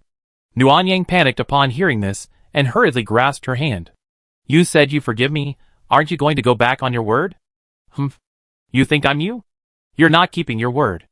Wan Yang was speechless. By chance, the Rose team arrived and rescued her. Wan Ningyan completely put the matter behind her, and ran to Wei Mingyi like a fangirl. Wan Yang watched the two of them chat for a few moments before Wan Ningyan mysteriously called Wei Mingyi aside, and pulled out the familiar packaging. Then, Wan Yang saw Wei Mingyi take the candy. Her expressionless brows furrowed as she ate it, her eyes filled with surprise. Seeing this, Wan Ningyan leaned over and whispered in her ear. Wan Yang felt a pang of jealousy. He knew Wan Ningyan couldn't possibly like Wei Mingyi, but seeing her so affectionate with someone else, he couldn't help but feel jealous. So, after the two of them separated and returned to their team, Wan Yang slowly moved to Wan Ningyan's side and took her hand. What are you doing? It's so hot, all sweaty. I cool you down, won't I? As he spoke, Wan Yang began to use his supernatural powers, interlocking their fingers, preventing Wan Ningyan from escaping. I didn't expect to get such a showdown just watching a duel. Of course, it's broad daylight. Can some people be more discreet? They're blinding me. I'm telling you, the reserve team is here today, and quite a few of them are underage. Be mindful of the impact. Mu Yi, Chen Xiaoya, and Gu Xiaoyu teased the two of them like a crosstalk performance, and the others around them laughed and joined in. Wan Ningyan blushed and tried to escape, but Wan Yang held her hand tightly. Angrily, she whispered threats in Wan Yang's ear. Let go! Everyone's laughing at me. They're just jealous you have a partner. You? You're such a shy bitch. So bad. While they were whispering, Wei Mingxue arrived. Without even taking off her white coat, she trotted over and threw herself into the arms of Wei Mingyi, who was warming up. Sister. Wu. You must win. You're all I have. Nothing can happen to you. I know. Don't cry. You're an adult now. You're not afraid of being laughed at. It was the first time Wan Yang had seen such a gentle and doting expression on Wei Mingyi's face. She spoke softly, and Wei Mingxue kept repeating her instructions, patiently responding to them over and over again. Compared to that, these two sisters are the more cheesy. That's right. They're usually so fierce, but they dote on their sister like crazy. If the captain could treat me like this, I'd be smiling all day. Xia Haiming nudged Gu Xiaoyu with her arm. Are you serious? Aren't you scared when the captain smiles at you like that? Gu Xiaoyu thought for a moment, then suddenly shuddered. She shook her head immediately. Forget it. Forget it. I feel like I gotten into big trouble, and the captain will want to kill me. I didn't expect the captain to be such a sister con. Wan Ningyan rested her chin on Wan Yang's shoulder and grumbled quietly. Now that Wei Mingxue was around, everyone's attention was off Wan Yang and the other girl, and they felt a little more at ease. It's about to start. Let's find a good spot to watch. Well, do you think the captain can win? I was a little worried at first, but Lin Baiwei reassured me, saying he could easily defeat 10 Captain Liang Haipings. Isn't that a bit exaggerated? I don't know, but you're so strong, Wei Mingyi could beat you with one hand. One Liang Haiping shouldn't be defeated, unless he's cheating. That's impossible. I asked. No superpowers, no hidden weapons, no medicinal powders. It's purely cold weapons or hand-to-hand combat. He can't cheat. Well, that's a sure thing. Wan Yang and Wan Ningyan were both quite tall, and since many people in the front row were sitting on the steps, They found a good view. Nguyen Yang had nothing to worry about regarding Wei Mingyi. The fact that he come up with a challenge letter to resolve the conflict, and none of his teammates objected, meant he was sure to win. All he had to do was enjoy the show. Everyone, today is the life and death duel between Wei Mingyi, captain of the Rose team, and Liang Haiping, captain of the Dragon Capture team. After the duel, regardless of who wins or loses, all grudges between the two teams are written off, and no further private targeting will be allowed. If anyone is found guilty, depending on the severity of the offense, they will be sentenced to hard labor, expulsion, or even death. Do either side have any objections?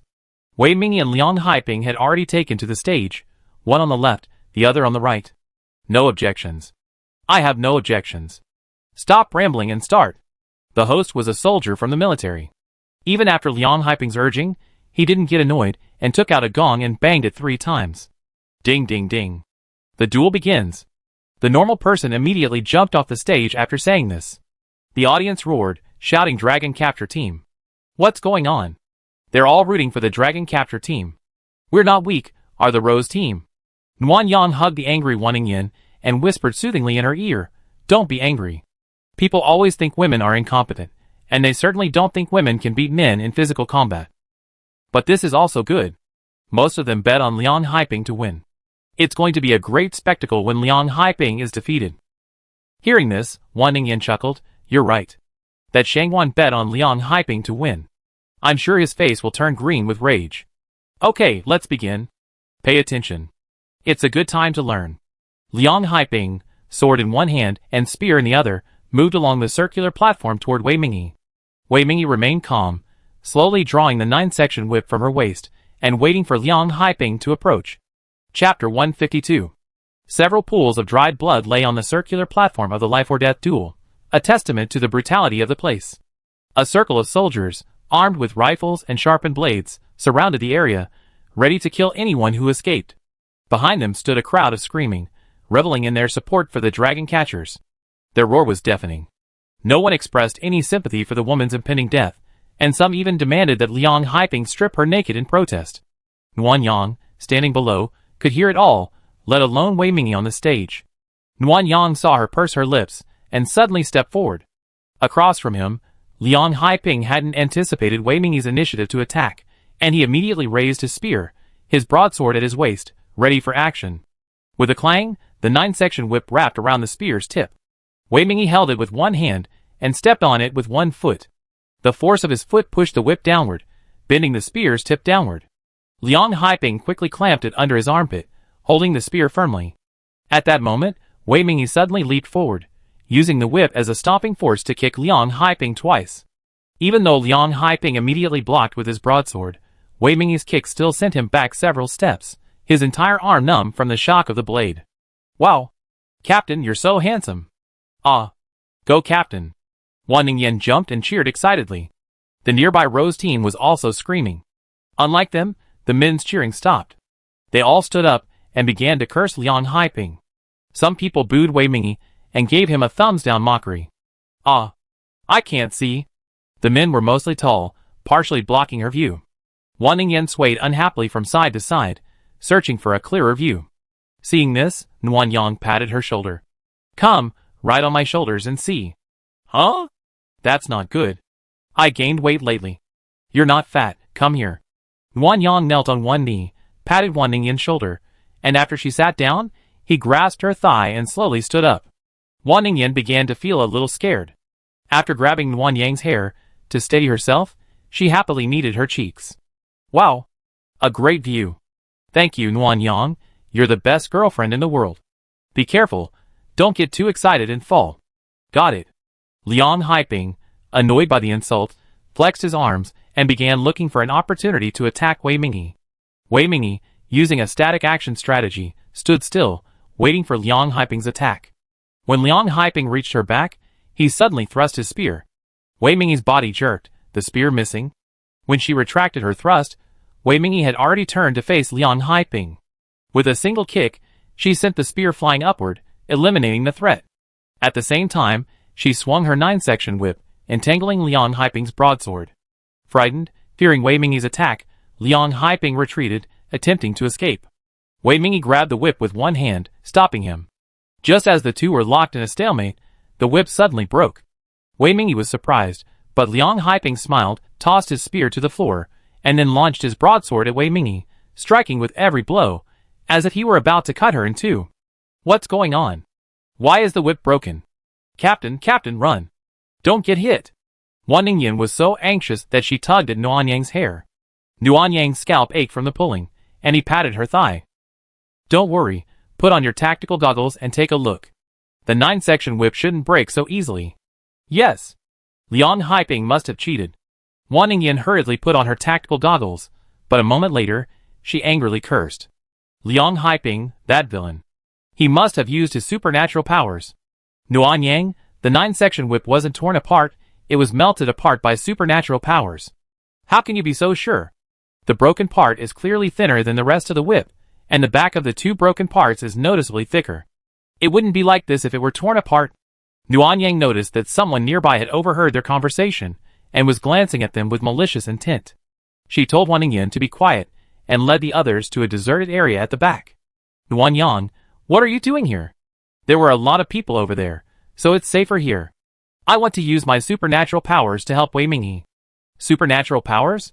Yes, you have gold powers, but how are you going to help? It would be considered cheating if you get caught. Nuanyang took out his tactical goggles and handed them to Wan Ningyan. Put them on me. After putting them on and zooming in, Nuanyang could clearly see the two fighting. Unarmed, Wei Mingyi wasn't too much of a disadvantage, but it was difficult to launch attacks, forcing her to dodge. However, Wei Mingyi was also clever. She retrieved her 9-section whip, wrapping one section around her finger, and stretching the other section with her hands to block the blade. The fight went on for 4 or 5 minutes. Liang Haiping was panting in the scorching weather, but Wei Mingyi, aided by the mint candy, didn't feel the heat. She took this opportunity to suddenly lean forward and kick the back of the blade with all her might. Nuanyang seized the opportunity and used his gold-based abilities to melt the broadswords in half, controlling their fall to the bottom of the platform. Great! Captain, you're amazing! Ah! You're my god! Wan Ningyan roared and thrashed excitedly, her body thrashing about.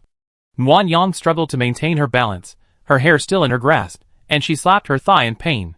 Let go, let go! Pull on! It's gone! It's okay. I love you, Ball, too. Nuanyang. The captain is truly awesome. A desperate counterattack. A deity descending to earth.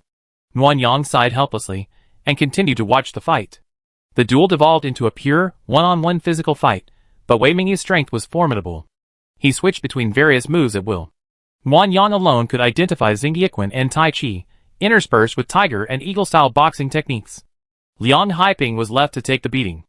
Oddly enough, despite being constantly beaten, Liang Haiping seemed insensitive. After each blow, he would immediately strike back, his moves becoming increasingly despicable. He began tearing at Wei Mingyi's clothes, causing Wei Mingyi's attacks to become less decisive and ferocious than before. This Liang Haiping is disgusting. What's the big deal about pulling someone's clothes? If my captain were a man, I'd fight him bare-chested. In a life-and-death duel, men who can't win will resort to underhanded tactics. It was the same before the apocalypse, doing whatever they could to oppress women, committing all sorts of awful things. Son of a bitch! Captain, beat him! Let him see how powerful we women are.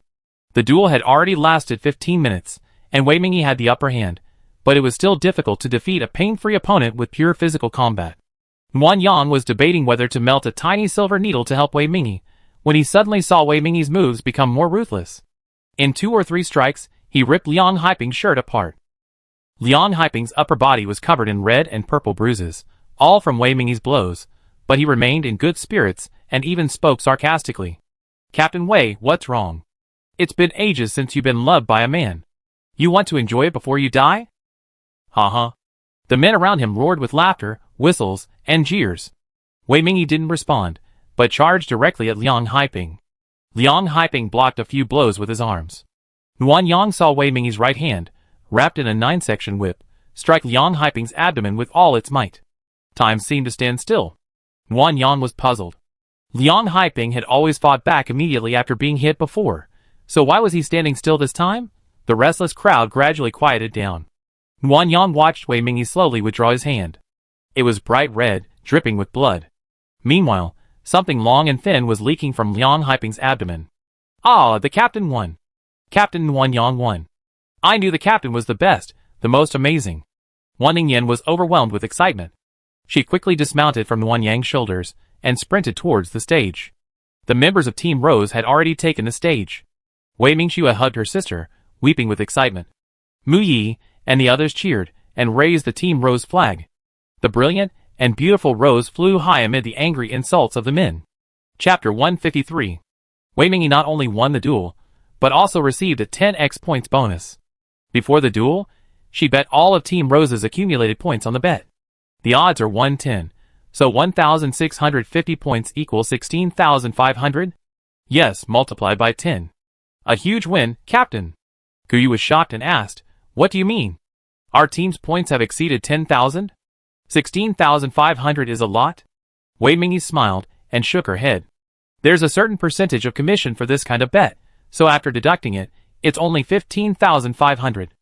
Oh my god. I never seen so many points in my life. Xiaoyu, can you please be more confident? Look how calm I am. Kino said, putting his arm around Wei Mingyi's shoulders. Captain Wei, we got our supplies back now, and we earned so many points. Shouldn't we celebrate? Wei Mingyi walked away calmly and stood beside her sister, Wei Mingxue.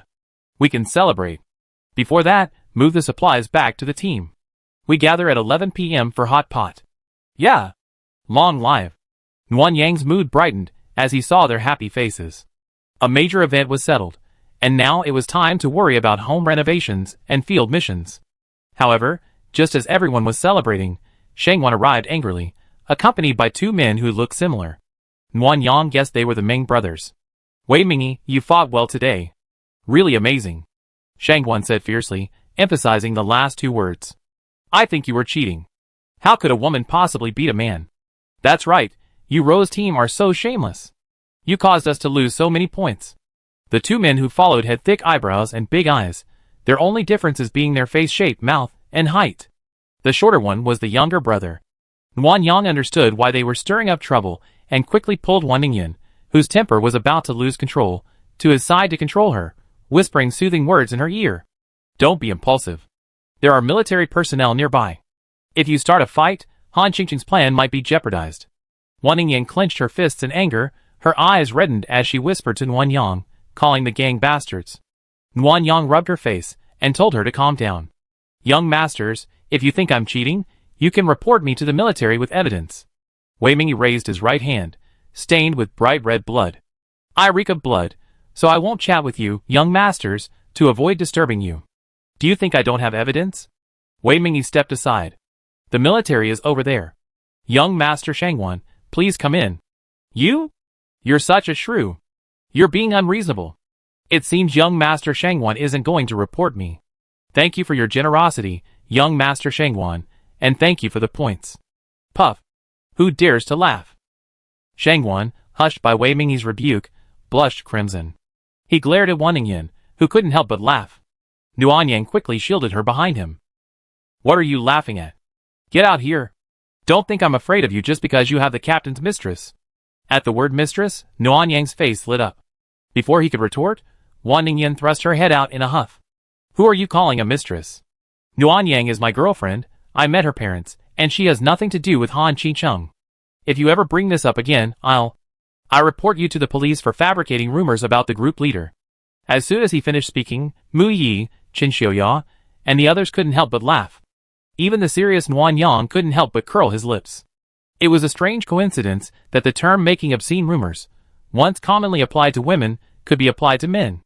It was both amusing and refreshing. You ugly bastard. Wait. That looks like Wan Ningyan. Yes, brother Shangwan, isn't she Wan Ningyan? She's not ugly, she's a goddess. Shangwan was immediately delighted by the Ming brothers' reminder. He exclaimed, beautiful Wan, and stepped forward to get a closer look. Wan Yang suddenly felt something was amiss. Wan Ningyan's beauty was so striking that she'd been recognized even with sunglasses on. Judging by her appearance, she was going to be beaten up before she could even stop. What?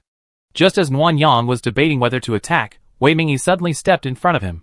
Young Master Shangwan, are you trying to bully the members of our Rose team? Are you planning to enter the duel yourself? Who are you? Get out of my way. Just as Shangwan was about to attack, Mu Yi grabbed his wrist and stepped forward. We're a united team. If you dare to bully our members, you have to beat Grandma Mu first. And your Grandma Xia. And me. Me too. The members of the Rose team stepped forward one by one to block the three of them. The reserves also tacitly surrounded Nuan Yang and Wan Ningyan for protection, as if Shangwan would be killed if he took a step forward. Ouch. Young masters, you're giving me a hard time. Su Dafu had just been discussing something with the military nearby. Seeing that a fight was about to break out, he rushed to mediate. Captain Wei, you win. Take those supplies from the Public Security Bureau immediately. Stop occupying our land. If you don't, I charge you rent. Su Dafu winked at Wei Mingyi repeatedly. Only after Wei Mingyi nodded did Mu Yi release Shangwan's wrist. The group continued to circle Nuanyang and the others, fearing Shangwan and his men would harass them again. Nuanyang didn't need the Rose team's protection. She could easily take on a powerless man like Shangwan. But the Rose team's spontaneous protection reassured her. Wan Ningyan was in such a small team, and even without Nuanyang's protection, she was confident everyone would fight to protect her. Nuanyang, I'm sorry. I got carried away, and forgot to wear my mask. It's okay. The longer you're at the base, the more your identity will become undisclosed. There's no need to apologize. But I feel so sorry for everyone. Shangwan must be holding a grudge against the Rose team. Lin Yue, who was closest to the front, turned around.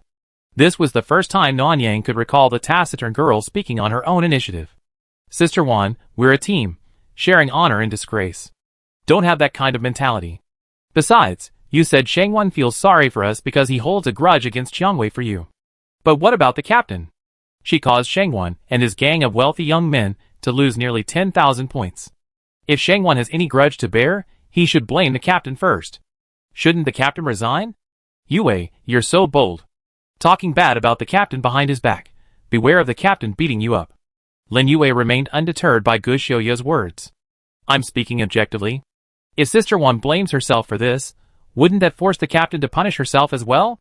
You're saying that. Doesn't that mean Sister Wan is deliberately forcing the captain?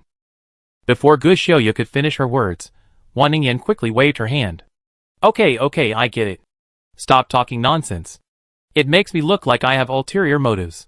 Hee, Sister Wan, if we didn't know your kind, we actually think you were doing it on purpose. Wan Ningyan blushed at Gu Xiuya's words. Just then, her fangirl Wei Mingxue arrived, pulling Wei Mingyi over, extremely anxious. Quit your nonsense. She's not that kind. Here comes the diehard fan. I can't afford to offend her. I'm running away. Gu Xiuya made a face and trotted over to Mu Ye's side. Wan Ningyan, fearing Wei Mingxue would misunderstand, tried to explain on her behalf, but Wei Mingxue still wouldn't listen. Jokes have to be funny. There are so many ways to comfort people. Why are you doing this? Sister, you're just too nice. That's why so many haters are bashing you. Wow. As expected of a true Wan Ningyan fan, she defended her and refused to compromise. Nuanyang silently gave up her seat to the two of them to chat. It just so happened she had something to do with Wei Mingyi. I know a gold-type psychic in the military who can help you repair your 9-section whip. If you need it, give it to me. I'd be meeting them tomorrow. No reward without merit. If you want to repair it for points, fine, but I won't do it for free. Nuanyang hadn't expected Wei Mingyi to be so clear about the distinction between public and private matters, and had no choice but to agree. Okay, I advance the points, and transfer them directly to Ningyan after the repair. Okay. When Nuanyang received Wei Mingyi's 9-section whip, he realized just how formidable her strength was. Besides blood and some human tissue, the whip had no sharp points other than the tip, yet it was still powerful enough to rip Liang Haiping's stomach open with force. Truly impressive. Chapter 154. The group arrived at the police station and drove away the confiscated supplies and vehicles. Wei Mingyi would later accompany Wan Ningyan to recruit workers. It was then that Nuanyang remembered the SUV was parked at the duel arena. Then you drive home. The captain and I will leave in the car. We'll be back after the recruitment is finished. Don't tell my mother to worry. Nuanyang, unwilling to give up, asked, Do you really not need my help? No, the captain deals with those people every day and knows them better than you do. Just go home and rest. You have a mission tomorrow morning. Okay, then you. Nuanyang hadn't finished speaking when Wan Ningyan happily climbed into Wei Mingyi's car, huddled with the others, and waved from the window. Bye. Be careful on the road. Nuanyang raised his hand and waved twice before the car drove away. A strange feeling of jealousy welled up in him again, and he walked towards the duel arena with a sullen face. Halfway through, They encountered Su Dafu, who was running and panting. He was sweating profusely, having taken off his hat to use as a fan. Miss Nguyen. You? Wait a moment. Nguyen Yang paused, waiting for Su Dafu to rest. Finally, after catching her breath, she spoke slowly. Oh, Miss Nguyen, I'm really sorry about what happened just now. You know, the Shangwan family is not easy to mess with, and the Ming brothers are also little bullies. I could only mediate. I understand. After all, even Captain Han wouldn't dare do anything to them, let alone you. Faced Nguyen Yang's sarcasm, Su Dafu's smile remained undimmed, and he replied cheerfully. Yes. Why would I run into that bad luck? But I can't afford to mess with these rich young masters, but I can still manage the disobedient soldiers. Soldier? Yes, we're not blind. We saw clearly why the 9-section whip broke. It was melted away bit by the metal type ability. And Liang Haiping isn't a metal type, so someone must have helped. Nguyen Yang's eyes sharpened upon hearing this. According to the rules of the life and death duel arena, cheating will result in an immediate loss. Since you saw it, why didn't you follow the rules? Su Dafu smiled and sighed. Miss Nguyen, some things are obvious to everyone, so why bother spelling them out so clearly? The soldier has been taken away for questioning, and will receive the full punishment he deserves. Consider this our apology. Don't be angry about what happened today. Apology? I wouldn't go to such lengths to mobilize such a large force, Director Su. Of course not. You're Captain Han's distinguished guest. Su Dafu. After saying this, he glanced around and inched closer to Nguyen Yang with an extremely flattering tone. Miss Nguyen, the captain asked me to bring you a message. I hope you be patient. For at most a week, no merchants will abuse their power and harm civilians in this base. Su Dafu finished speaking, smiling, and taking a step back. Oh, Miss Nguyen, you're so considerate. I knew you wouldn't be angry. Thank you for your generosity. The road was near the cafeteria, and it was cooler at night, so there were only a few people walking around. Nguyen Yang glanced around, and seeing Su Dafu's cautious approach, she knew what was going on. You're welcome, Chief Su. I understand. I keep it in mind. But I have something else to do, so I just... Su Dafu immediately stepped aside. Understood. Take care, Miss Nguyen. I have to get back to the police station to handle some official business. I'm busy. I won't bother you anymore. Nguyen Yang, He uttered a word and continued walking towards the duel arena, only to see a group of people gathered around the SUV. 5 or 6 of them were already touching it. What are you doing? The group was mostly teenagers, thin and greasy, wearing yellow and black clothes that reeked of sweat. Seeing Nguyen Yang, they all ran away, hiding in the distance and watching. Host, SUV damage 0.0002% damaged. Nguyen Yang walked around the SUV and found scratches on the door gap from a sharp object. The base has clear regulations. Thieves will be fined with hard labor. In serious cases, they will be sentenced to hard labor or even expulsion from the base. My car is registered with the military. If you dare to touch it again, I arrest you and take you to the police station. The punishment will be doubled. Think about whether you can bear it. Nguyen Yang had originally wanted to give the car thief a loud warning. It just so happened that she had just talked with Su Dafu on the way here, and many people had seen her. She wanted to use the power of others to prevent her car from being coveted. Unexpectedly, the threats frightened the 3 little thieves. They came running to apologize, their voices trembling. Sorry, big sister. We're just so hungry and need something to eat. Please don't send us to the police. Please. The 3 thieves were 2 boys and 1 girl. Nguyen Yang asked them about them, and found out they were siblings. Their father had died of a heat stroke, and their mother was in poor health and couldn't work. The 3 teenagers took odd jobs while stealing. Nguyen Yang hadn't felt any sympathy at first, but when she heard they were saving their odd job points to buy medicine for their mother, and stealing to make ends meet, she felt a little sorry. Medicine? What medicine? How many points? Mom has high blood pressure, and has to take sustained-release nifedipine tablets every day. These days, the medicine is scarce and expensive, costing 128 points a tablet. Mom only takes one when she feels really sick. Now that we have healing powers, why don't we seek treatment from them? Wouldn't it be better to treat them once and for all? The older boy's face was bitter. We looked for them, but we found out that the healing power can only heal new injuries. For something like high blood pressure, you can only treat it once it flares up. Each internal medicine visit costs 35 points, so it's more cost-effective to take medication. Is there a time limit for healing? Nguyen Yang immediately asked the system, and found that it was indeed the case. New injuries within a week can be completely healed. The longer you wait, the less effective the treatment becomes. After more than 2 weeks, the healing power is useless. Wan Yang pondered it carefully and understood why, despite the Rose team having a healing power user, Grandma Lu and Xiao Xiao were still disabled. It wasn't that they didn't want treatment, but that it was impossible to treat them. After resolving his doubts, Wan Yang asked the system to check the medications required for high blood pressure. After confirming that they were not lying, he opened the back door, pretended to look for something, and took 4 bottles of water and 2 large bags of sliced bread from the space. Stealing is wrong, especially now, when supplies are scarce. The consequences of stealing are very serious. Don't do it again. Take these back and eat them. Wan Yang placed the food in the arms of the 2 boys, and pulled a bag of rainbow candies from his pocket for the youngest sister. Big sister, we stole from you, and why did you give us food? Because admitting one's mistakes is the best way to improve. I should reward you for actively admitting your mistakes. Hearing this, the 3 children's faces showed shame. Wan Yang didn't intend to pursue the matter further. Thinking of their mother, who needed long-term medication, he told them about the job opening. Will we be chosen if we just give Big Sister's name tag? Well, if you don't recognize Sister Wan, you should definitely recognize Wei Mingi, the winner of today's duel. The 3 children nodded immediately. Find Wei Mingi and hand her the name tag. You don't have to worry about the recruitment. When you come to work tomorrow, you can bring a lunch box and pack some food for your mother to take back. Thank you, Big Sister. Sister, you are our benefactor. Benefactor? Wan Yang didn't really think so. She was simply offering help within her ability. More importantly, through her 3 children, she remembered herself when the director's mother fell ill and she was helpless. Helping out seemed to alleviate some of her guilt. Chapter 155. When Wan Yang returned home, Wan Ningyue was holding her tiger cub, Lucky, in the living room, watching cartoons on her iPad. The cub was growing rapidly, gaining weight, and so was Wan Ningyue. Thanks to Wan's mother's meticulous care, the once frail woman had gained weight, her cheeks plump and rounded, making her even more attractive. Wan Yang, sister-in-law. Wan Ningyue trotted into Wan Yang's arms.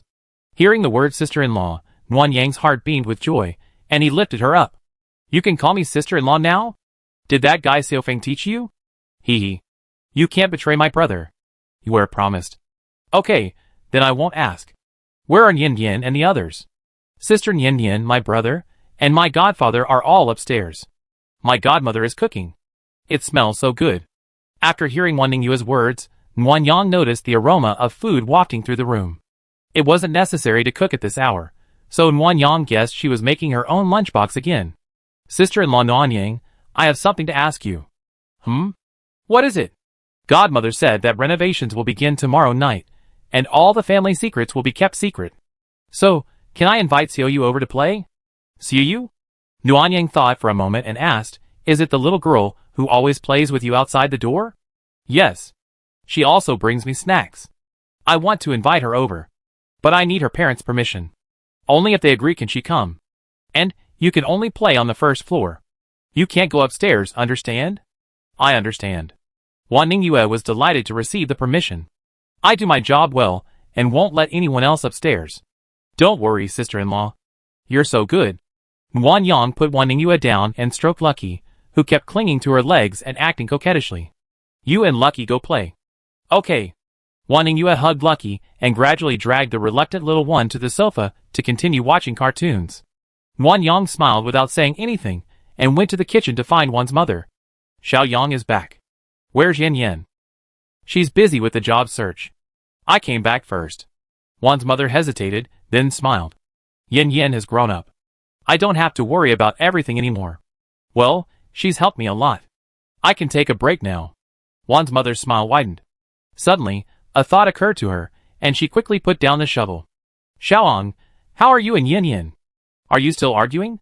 No, we made up. That's good, that's good. Mother Wan patted her chest, sighing with relief. I'm sorry, Xiaoang. Yin Yin sometimes throws a tantrum, but she definitely doesn't have any bad intentions. She's just been spoiled since she was a child. She left for the big city at a young age. Uncle Xiao and his fans doted on her. We were apart so little, so we kept doting on her. We spoiled her to the point of being arrogant. Just bear with it for a while. I teach her a lesson. Knowing that Mother Wan had misunderstood, Wan Yang quickly explained. Auntie, It's not Ningyan's fault. It's mine. I'm reflecting on it, and won't make her angry again. Mother Wan paused, picking up the food, then patted Nuanyang's shoulder. It's okay. Everyone makes mistakes. A couple's life is all about tolerance. We're all human beings, and friction is normal. It's impossible to be perfectly compatible like an object. Thank you, Auntie. Why thank me? I already said it before. All I want is for you to call me Mom. When you marry Yin Yin, that will be the biggest thank you. The past was brought up again, and Nuanyang, who was being pressured into marriage, blushed and smiled nervously. It's almost time. I'm getting ready. Preparing? What for? We need a ring and a wedding dress. Ningyan loves beauty so much, I want to give her the best wedding possible. Mother Wan looked at Nuanyang, her thoughts unclear, making her nervous. After a moment, Nuanyang saw Mother Wan sigh and talk to her while filling her lunch box with food. Xiaoang, you're so kind to Yin Yin, and I'm so happy, but you should also think about yourself. You're a girl too, and you should dress beautifully. Don't always exclude yourself. Nuanyang hadn't expected Wan's mother to say that. It was Wan's mother's words that made Nuanyang realize that he had subconsciously placed himself in the role of husband, prioritizing Wan Ningyan in everything, forgetting that he, too, was a woman who once dreamed of a dreamy wedding with a white wedding dress and decorations. Okay, I will. I dress beautifully like Ningyan. That's right. Mother Wan put down her bowl and chopsticks and began to introduce Nuanyang. Come, look at what Auntie made for you. It's been hot lately, so let's have something refreshing. This box is full of cold dishes, preserved eggs with tofu, smashed cucumbers, pickled jellyfish with vinegar, and tomatoes with sugar. This box has bitter melon scrambled eggs, which will help cool you down. This box has Chinese sausage fried rice. I added more since you like it. As always, there's meat underneath. It's roast duck. Duck is a good choice in the summer to nourish your yin and stomach. Well, I finish it. Silly child, just eat until you're full, don't overeat. Nuanyang put the 3 lunch boxes and a bottle of freshly squeezed orange juice into his personal space. He chatted with Wan's mother for a few more words before going upstairs to find Wan's father and the others, primarily to get the planting records. The planting area on the 3rd floor was already lush and green. Wan's father and Wan Ningfeng were squatting on the ridges. Wen Yinru stood nearby, and the little pink flower on her back had emerged, swaying its flower buds. What are you doing? Big brother, sister-in-law. Come quickly, squat here, Yin Yin is about to use her powers. It turned out that he was watching Wen Yinru use her powers. Since Nuanyang had never seen a wood-type power before, he squatted next to Wan Ningfeng. Wen Yinru's altered form had upgraded 2 days ago. The flower buds were now larger than before, swaying from side to side, reminding Nuanyang of a silly sunflower. Wen Yinru's wood-based abilities had also increased due to her mutant's upgrade. She placed her hands near a plant, and suddenly, numerous points of sunlight penetrated its body. Nuanyang watched as the plant blossomed and bore fruit, the green fruit quickly transforming into bright red peppers. Wow! Yin Yin is so amazing. Even faster than before. Nervously, Wen Yinru smiled. I feel like I can control more of my abilities now than before. I try the whole field. A whole field? Nuanyang was somewhat surprised. Wen Yinru was only level 2, and her abilities could only reach a few plants at most, not an entire field. While she was skeptical, Nuanyang saw hundreds of points of sunlight in the air, scattered above the half-acre field, then slowly descending, penetrating into the plants. The next moment, the plants seemed to come alive, stretching their branches and leaves. The cucumber vines were already blooming small yellow flowers, the peppers were growing taller, and the cantaloupe vines were crawling all around, producing thumb-sized green fruits. No, this is all I can do. Enough, enough. Dad Wan was delighted. This way, we can cut the cycle in half again. For example, we can harvest vegetables once a day, so we never have to worry about food.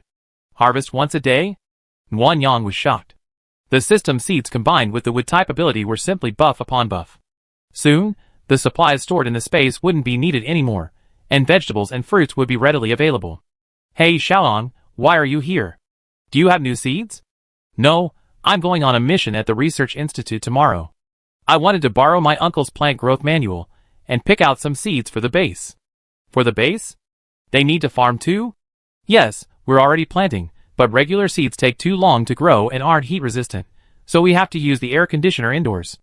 I want to give them some vegetable seeds to prevent them from getting septicemia. Is that so? I pick a few for you to consider. That's perfect. Dad 1 recommended leafy greens with short growth cycles, cabbage, spinach, lettuce, and broccoli. He also recommended cilantro and green peppers for flavor. Wan Yang calculated the basic supplies, removed the broccoli, and added green beans and tomatoes.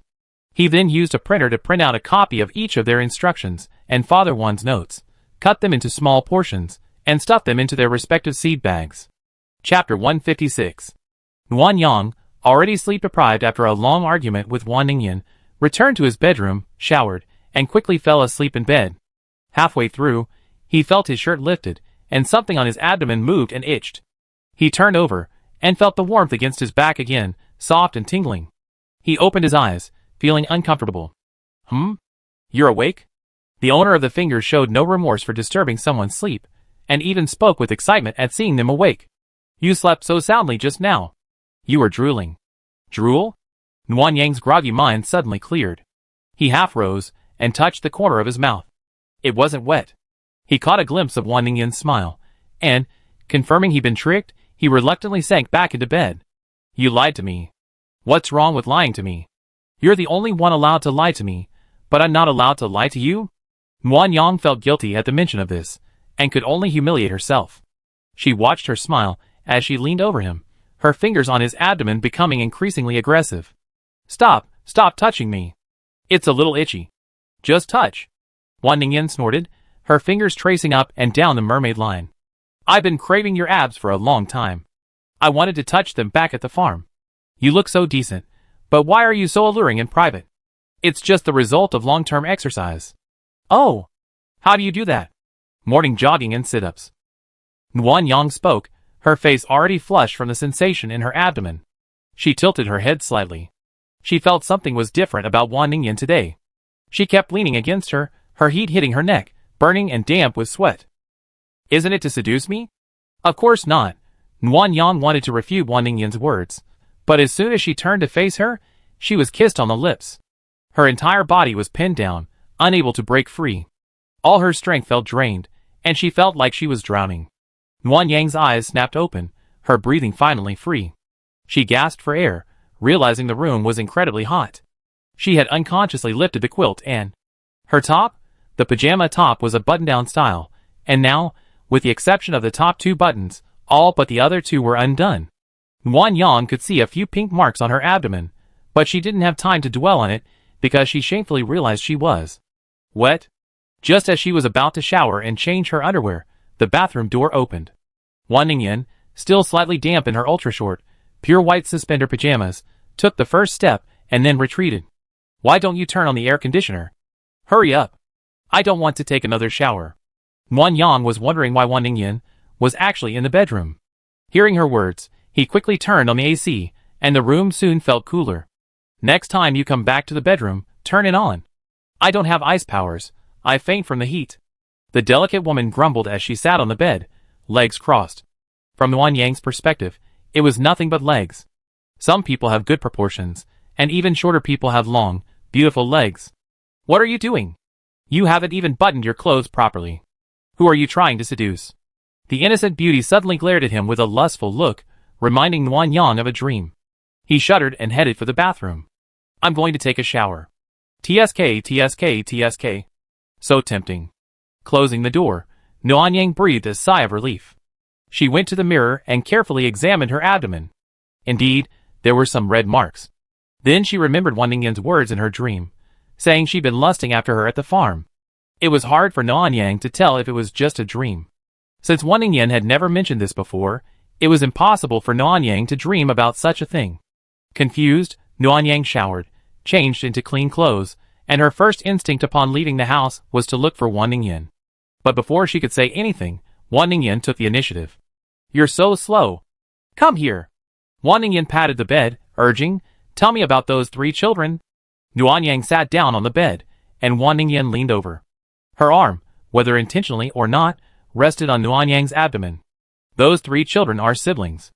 They tried to steal from my car. Wan Yang recounted the entire story. As Wan Ningyan listened, she sat up straighter, her face thick with anxiety. Wan Yang, I suddenly realized our stockpile of medicine doesn't seem to be enough. My dad drinks and might develop high blood pressure, and my mom has heart problems. If she develops a chronic illness, we won't know. If we miss out on treatment with our supernatural powers, won't we have to take medication all the time? And then, there are the families of the Rose team. There must be a lot of middle-aged and elderly people among them, and they probably have some chronic conditions. I'm afraid they can't afford it. Nuanyang also sat up, put his arm around her shoulders, and comforted her. Don't worry so much. It's the early days of the apocalypse, and there are still many pharmacies and pharmaceutical factories that haven't been completely looted. We can look for supplies when we have time. And there's Wei Mingxue. Although chronic illnesses might miss treatment time, supernatural powers can help with flare-ups, which can fill the gap in medicine. Wan Ningyan bit her lip, thought for a moment, and curled her lips. I still feel it's unsafe. We should recruit a real doctor to check on everyone every few days. It's better to prevent problems before they happen than to treat them after they already fallen ill. Nuanyang thought Wan Ningyan's idea was feasible. Wei Mingxue wasn't a real doctor, after all, and her abilities were limited. While waiting for them to recover, the patient might die. But having a real doctor would be different. Even if the surgical conditions were difficult to meet, at least he would have the expertise to handle emergency situations and keep the patient alive until their abilities recovered. Nuanyang was just thinking when she heard Wan Ningyan sigh. Now that all industry is shut down in the apocalypse, even if we had a doctor, it would be difficult to see patients. They need specialized equipment and a medical environment, as well as assistants and nurses. The most we can do is go to the hospital to get some equipment and supplies, but there's really nothing else we can do. Something's better than nothing. Don't be so pessimistic. Maybe we can put together a team of surgeons and internal medicine doctors. Wan Ningyan looked at Nuanyang as if he were a fool. Clapping. Clap 3 times. You still dare to dream. Nuanyang chuckled and pinched Wan Ningyan's cheek. Okay, these things won't be resolved in a short time. Let's focus on the present. How's the recruitment going? Is it going smoothly? Well, there are quite a few female workers at the base. I hired all 6 of them. I selected 10 experienced, steady-looking workers from the remaining 10. We officially start work tomorrow night at 8 o'clock. What about the auxiliary workers? How many are there in total? There are 17 on the Rose team, plus the 3 children, for a total of 20. Wan Ningyan finished, counting on her fingers. But the wages are different. Xiao Xiao and the 3 children get 5 points an hour, with 2 meals included. Grandma Lu gets 6 points an hour, with 2 meals included. Everyone else gets 10 points per hour, plus a meal. That seems a bit different from your original plan. Well, Grandma Lu and Xiao Xiao have been working so hard. I wanted to give them more points, but the captain wouldn't let me, saying I couldn't take advantage of them, so I made a slight adjustment. As for those 3 kids, I think you must have a reason for hiring them. They're just the same perks as Xiao Xiao. It was just an extra meal, and Nuanyang didn't see anything wrong with it. Well done. I be on missions quite frequently these days, so I need your attention on the home renovations. Just focus on your mission.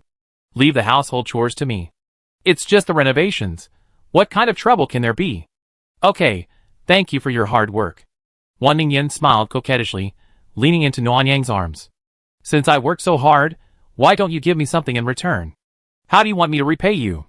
Wan Ningyan's finger tapped Nuanyang's lips. Nuanyang didn't understand until she blushed and said, I want this, and his slow brain finally caught on. Didn't you say you didn't like it? You always cry. Shut up. I'm going to sleep. Do it. The white nightgown was quickly tossed under the bed, and sounds, like crying and pleasure, slowly drifted from the bedroom. Chapter 157. The sleep that followed was blissful. The uneasiness left in Nuanyang's heart from the argument had also subsided considerably. She hugged him from behind, their skin pressed together, her face buried in Wan Ningyan's hair, a pure bliss. Because Nuanyang had to go on a mission, they weren't called for dinner at 12 p.m. It wasn't until the alarm clock rang at 1 a.m. that Nuanyang and Wan Ningyan slowly opened their eyes. I'm so tired. I don't want to get up. Be good. Get up and eat before you go back to sleep. It's not good to go hungry. Wan Ningyan looked at Nuanyang, her eyes rolling, and she stretched out her arms in a coquettish manner. I don't have the energy. Help me get dressed. Nuanyang was buttoning her pajamas when she heard the sweet voice, and goosebumps spread all over her body. The corners of her mouth were harder to suppress than a smirk. Especially when she saw the roundness of her body, faintly visible under her arms, her heart itched. Sister, why do you need my help with your clothes? I don't think I'm asking too much, do I? Humph. You dare to doubt me? I dare not. Whatever sister says is what it's all about. Nuanyang climbed onto the bed, and Wan Ningyan wrapped her arms around her neck. The quilt slipped down with her movements, revealing her plump, round breasts, covered in small plum blossoms, a firm and alluring shape. Nuanyang swallowed, her eyes intense. She had always believed she had great self-control, but after being with Wan Ningyan, it crumbled and shattered. Chinjun will pick me up at 2 o'clock. It's 1:10 now. 10 minutes for lunch, 5 minutes for washing and changing. We still have 35 minutes. Wan Ningyan pursed her lips and smiled, bending her right leg and gently rubbing Nuanyang's waist through the quilt. You miscalculated. Only 30 minutes. Huh? Why? Because I haven't washed. Remembering Wan Ningyan's obsession with cleanliness, Nuanyang immediately threw back the covers, picked up the naked person, and rushed to the bathroom. Time was running out, no time to waste. Afterward they showered again. Wan Ningyan sat at the sink, watching Nuanyang rinse her mouth, and poked her shoulder with a finger. Nuanyang raised her head, and spat out the water from her mouth. What's wrong? The next few days will be very busy, so I have to abstain from sex. Huh? Wan Ningyan swung her legs, completely content, completely ignoring Nuanyang's surprise and disappointment. I have to monitor the progress of the renovations these days, and prevent any workers from slacking off. It's going to be very tiring, so you're not allowed to touch me until it's finished. Hearing this, Nuanyang came to her senses. So you were so proactive today, was it intentional? Wan Ningyan's face lifted. Who knows? If I'd known, I would have done it more often.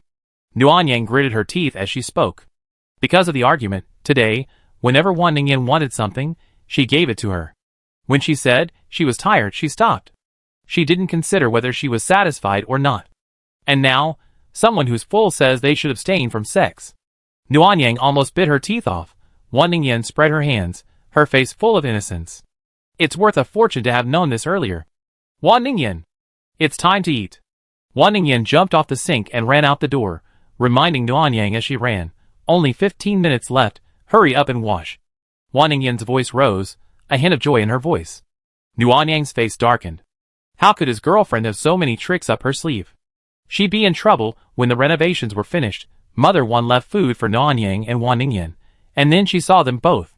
One was eating and humming, in high spirits, while the other had a face as long as a donkey, as if she'd been scammed out of billions. Mother Wan was worried, thinking the two had argued again. It wasn't until Chinjun came to pick them up, and saw them kissing affectionately before separating that her worry turned to disgust. Mother Wan, young people these days are so fickle in their relationships. Nuanyang's gloomy mood was somewhat alleviated by Wan Ningyan's proactive kiss. He was thinking about how he would retaliate later. Wan Ningyan, Chinjun spoke. Miss Wan, I have something to tell you. What is it? I'm sorry, but our mission at the Research Institute has been postponed today. We have to go to the coal mine and lumberyard first. Why the sudden change of mission? The temperature is rising, and coal and wood are flammable. We can't wait any longer, so we made the temporary change. Yes, no problem. The military's decision was sensible. The seed delivery plan has simply been put on hold. Fortunately, it's the early stages of the apocalypse, and dried vegetables are plentiful, so the base won't be out of supplies for a while. This time, the gathering place wasn't Area A, but behind it. In the middle stood 3 large flat-roofed warehouses. To the left, there was an open area where some building materials were piled up, covered with tarpaulins. To the right, a group of workers were working on something they didn't know what they were building. Why are we gathering here today? This is the base's newly planned power plant and heat plant. Today's supplies will be stored in those 3 warehouses. I'm taking you here to familiarize yourself with the route. All future building materials will also be delivered here. Heat plant? Nuanyang was shocked. The base is going to have centralized heating? Well, I heard that the temperatures in the extreme cold are so low, and we're running low on building materials. So, our think tank came up with the idea of centralized heating. It uses steam circulation for both heating and electricity, killing 2 birds with 1 stone. That's impressive. After it's completed, the base should have no shortage of heat and electricity. Chinjun shook his head. That's not necessarily true. During extreme cold, sunlight is very weak, so photovoltaics won't be very effective. I heard there might even be polar nights, which would render photovoltaics completely useless. Power plants and thermal plants require fuel to operate, and fuel is in short supply right now. Even central heating can't guarantee stability, let alone electricity. After hearing Chinjun's words, Nuanyang sighed. It would be great if we were closer to Shaanxi. There are so many coal mines there, unlike here, where we have to try our luck at the coal mines. We actually thought about going to Shaanxi by helicopter, but the temperature is too high right now. A helicopter might run out of power, and some parts aren't heat resistant and could malfunction. It's too dangerous. Nguyen Yang expressed regret, but inwardly he was considering a trip to Shaanxi to steal coal. No, to stockpile it. Coal is a valuable commodity, and a non-renewable energy source. Rather than letting the extreme heat ignite it and burn it all up, it's better to clear it out and keep it for a rainy day. As they were talking, 3 military vehicles drove up, and Nguyen Yang noticed some new faces. Miss Nguyen, those 5 male soldiers are on loan. They're all water and ice type. The coal mine and lumberyard are flammable, so they're being kept there just in case. Nguyen Yang gave Chen Jun a thumbs up. You're very foresight. This is a walking fire extinguisher. Before the apocalypse, they'd be God's chosen firefighters. However, Nguyen Yang doesn't want to be a firefighter. She'd rather be Wan Ningyan's portable refrigerator. The coal mine was closer, so the search team headed there first. The journey wasn't far, so Nguyen Yang didn't sleep. Her eyes were blank, thinking about what she needed to do soon. Suddenly, Nguyen Yang felt someone was looking at her. She rolled her eyes, but noticed nothing unusual. Yuan Man and Shou Ho were chatting quietly. Wildcat was fiddling with his sniper rifle. Shirtu was resting with his eyes closed, and there was Zhao Ro, who stared at the roof of the car, lost in thought. Of these people, Nguyen Yang had a slightly better relationship with Yuan Man, and a less favorable one with Zhao Ro. If she had to choose one, Nguyen Yang felt Zhao Ro was more likely. But Nguyen Yang couldn't figure out why Zhao Ro had been paying so much attention to him. Chapter 158. The military had scouted the coal plant in advance, and found only 2 or 3 zombies nearby. Stone and iron plate each wielded a military axe, chopping off the zombies' heads and digging out their crystal cores. Captain Chen, it's safe. Roger that, everyone, enter the plant. Nguyen Yang observed her surroundings through her tactical scope. There were no zombies or mutants, and she relaxed. She disliked mutants more than zombies. Zombies, at least, were large and easy to spot with their noise. Some mutants, like ants, were small, numerous, and carry corrosive liquids, making them difficult to deal with. After exiting the car, Nguyen Yang gazed at the massive coal plant, lost in thought.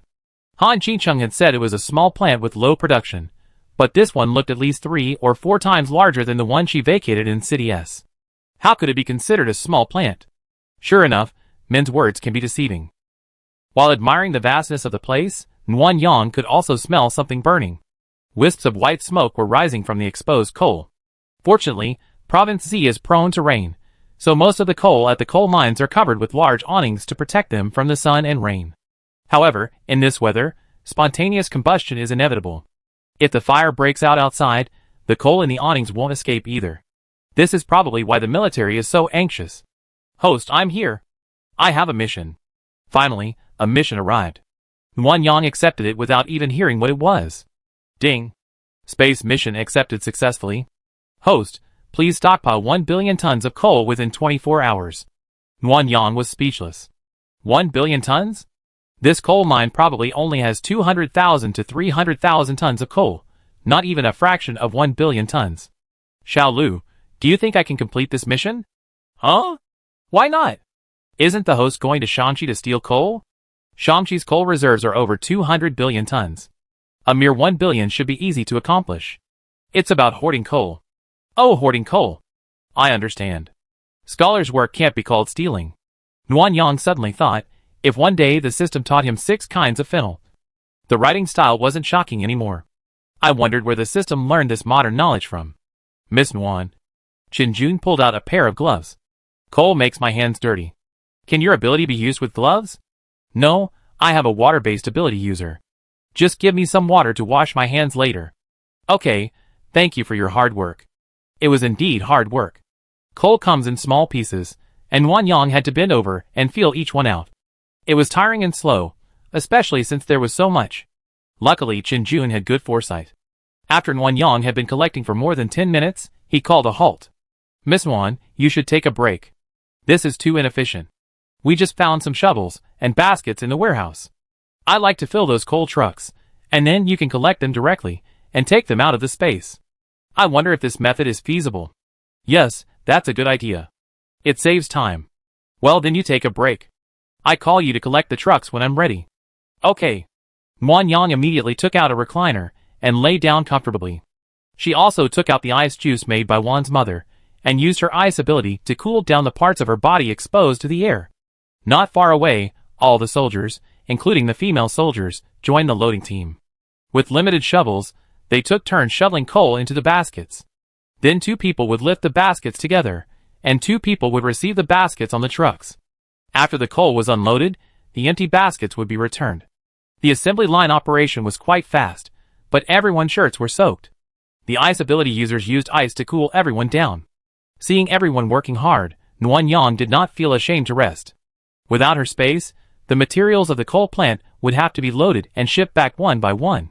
Not to mention the manpower and time, the gasoline alone was enough to make Han Qingcheng feel distressed. Therefore, Muan Yang felt justified in lying down. Hundreds of thousands of tons of coal, loading and collecting them manually alone wasn't very efficient. This was an old coal mine with very few automated equipment, unlike modern coal mines with metal silos and loading towers. Muan Yang was anxious to complete his coal storage mission, so he pulled out an excavator from his space. It could dig about 30 tons of coal at a time, making it much faster than manual loading. They worked until 6:30 a.m., when the coal was finally loaded and the group headed for the lumberyard. The coal mine and the lumberyard were not far apart, and the journey took just over an hour. From a distance, Muan Yang spotted the sign on the gate that read Xiangshan Timber Processing Factory, and was secretly delighted. It wasn't just logs, but processed wood, which he could use for future home renovations. His joy didn't last long before he saw gray-black smoke rising from the mill. A fire had broken out somewhere in the mill. Team 1, stand guard. Watch out for zombies and animals. Team 2, follow me in to put out the fire. After giving his orders, Qin Jun led all the ice and water-type soldiers into the lumber mill. Now, only Muan Yang and Zhao Rou were left in the car. Muan Yang had been watching Qin Jun and his team put out the fire when Zhao Rou approached him. Miss Muan, I heard your family is hiring. Are you renovating? Muan Yang thought for a moment, and then admitted it. The workers couldn't be silenced. Anyone in the base who cared would know about the renovations. There was no need to lie. Do you need anyone to do odd jobs? I can. Muan Yang was surprised. Zhao Rou actually wanted to work.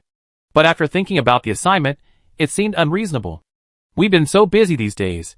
How do you find time to work? Zhao Rou said seriously, if I have time, your workday is from 8 p.m. to 6 a.m. While we're fully booked, our assignments are all relatively close together, so we usually leave at 1 or 2 a.m. I can work until the meeting time and only take half a day's pay with one meal included. Muan Yang reviewed Zhao Rou's timeline and thought she was crazy. Our mission is usually to return to the base before noon. You come to work at 8 p.m. In between, there might be other tasks the base needs you to complete. Can you handle that? I can handle it. Don't worry about my health. It won't affect my work. From the way he spoke, it sounded like Muan Yang was a ruthless capitalist. However, Muan Yang didn't have a good impression of Zhao Rou.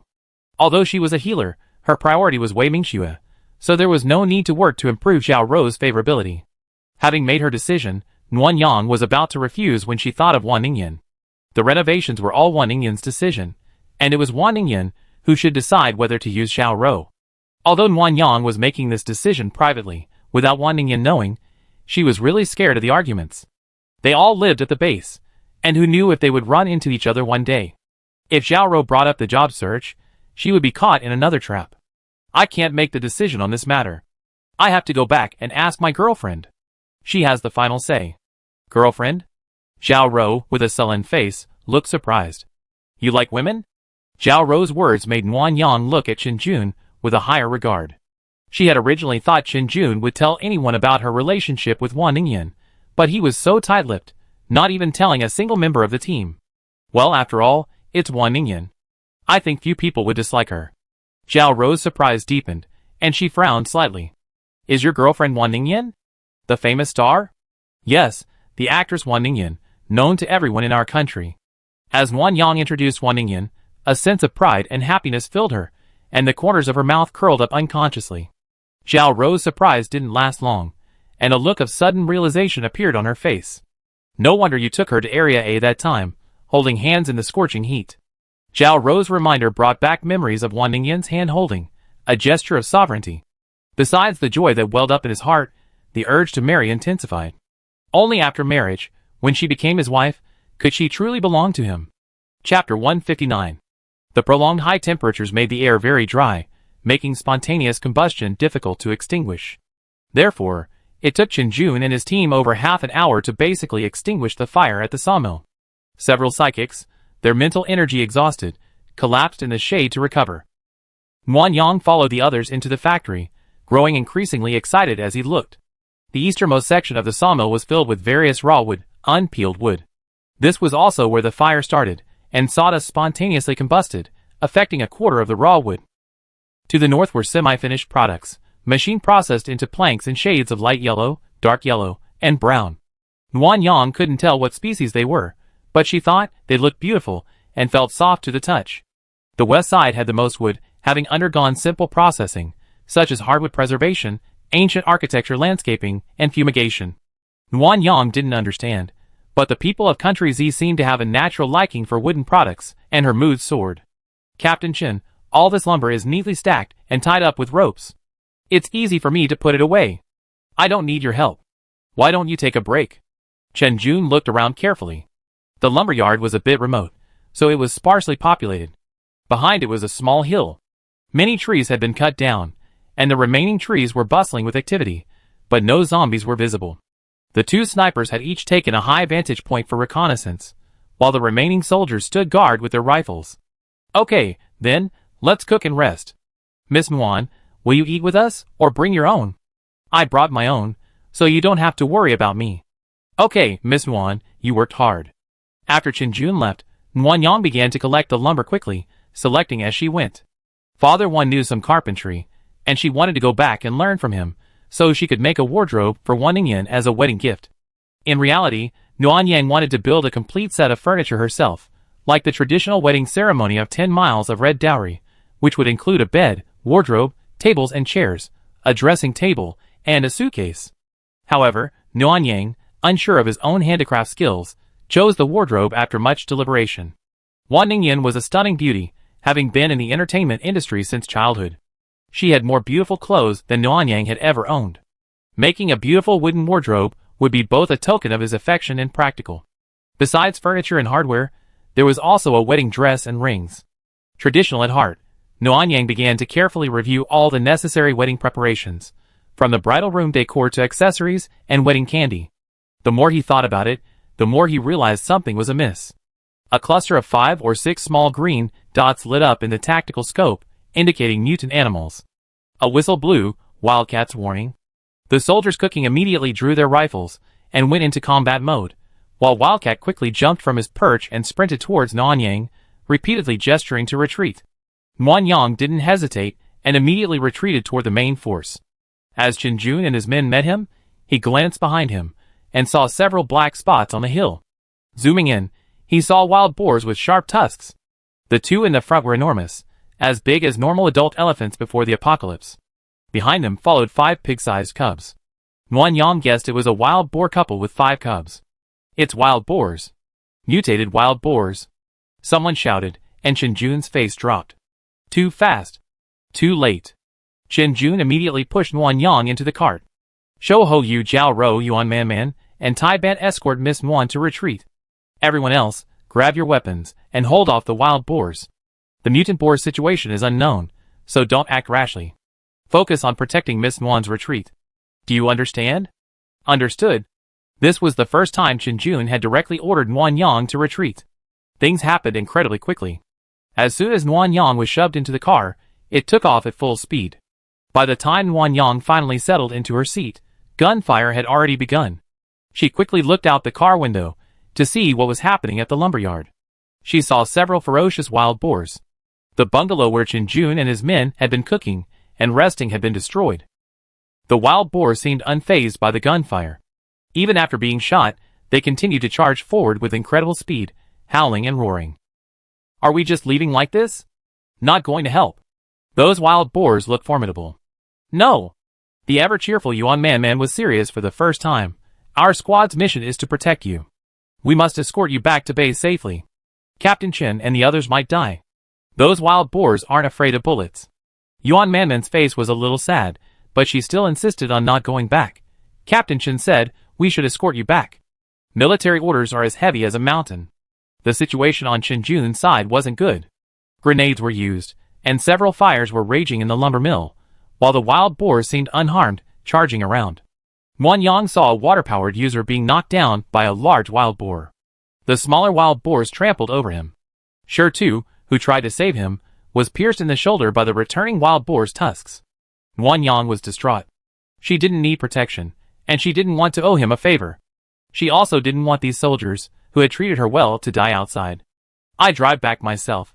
You guys can go help, right? Captain Chen's situation is really dire. Several water and ice type abilities haven't fully recovered, and someone else is injured. The odds of victory aren't high." Miss Wan. Xiao Rou advised, "This is our duty. If you're in danger, we won't hesitate to sacrifice ourselves, and neither will they. All you have to do is obey orders, and return to base safely." Wang Yang couldn't understand this mentality. Why wouldn't you save us even if you could? Aren't you teammates? Aren't you soldiers from the same regiment? They're covering our escape now.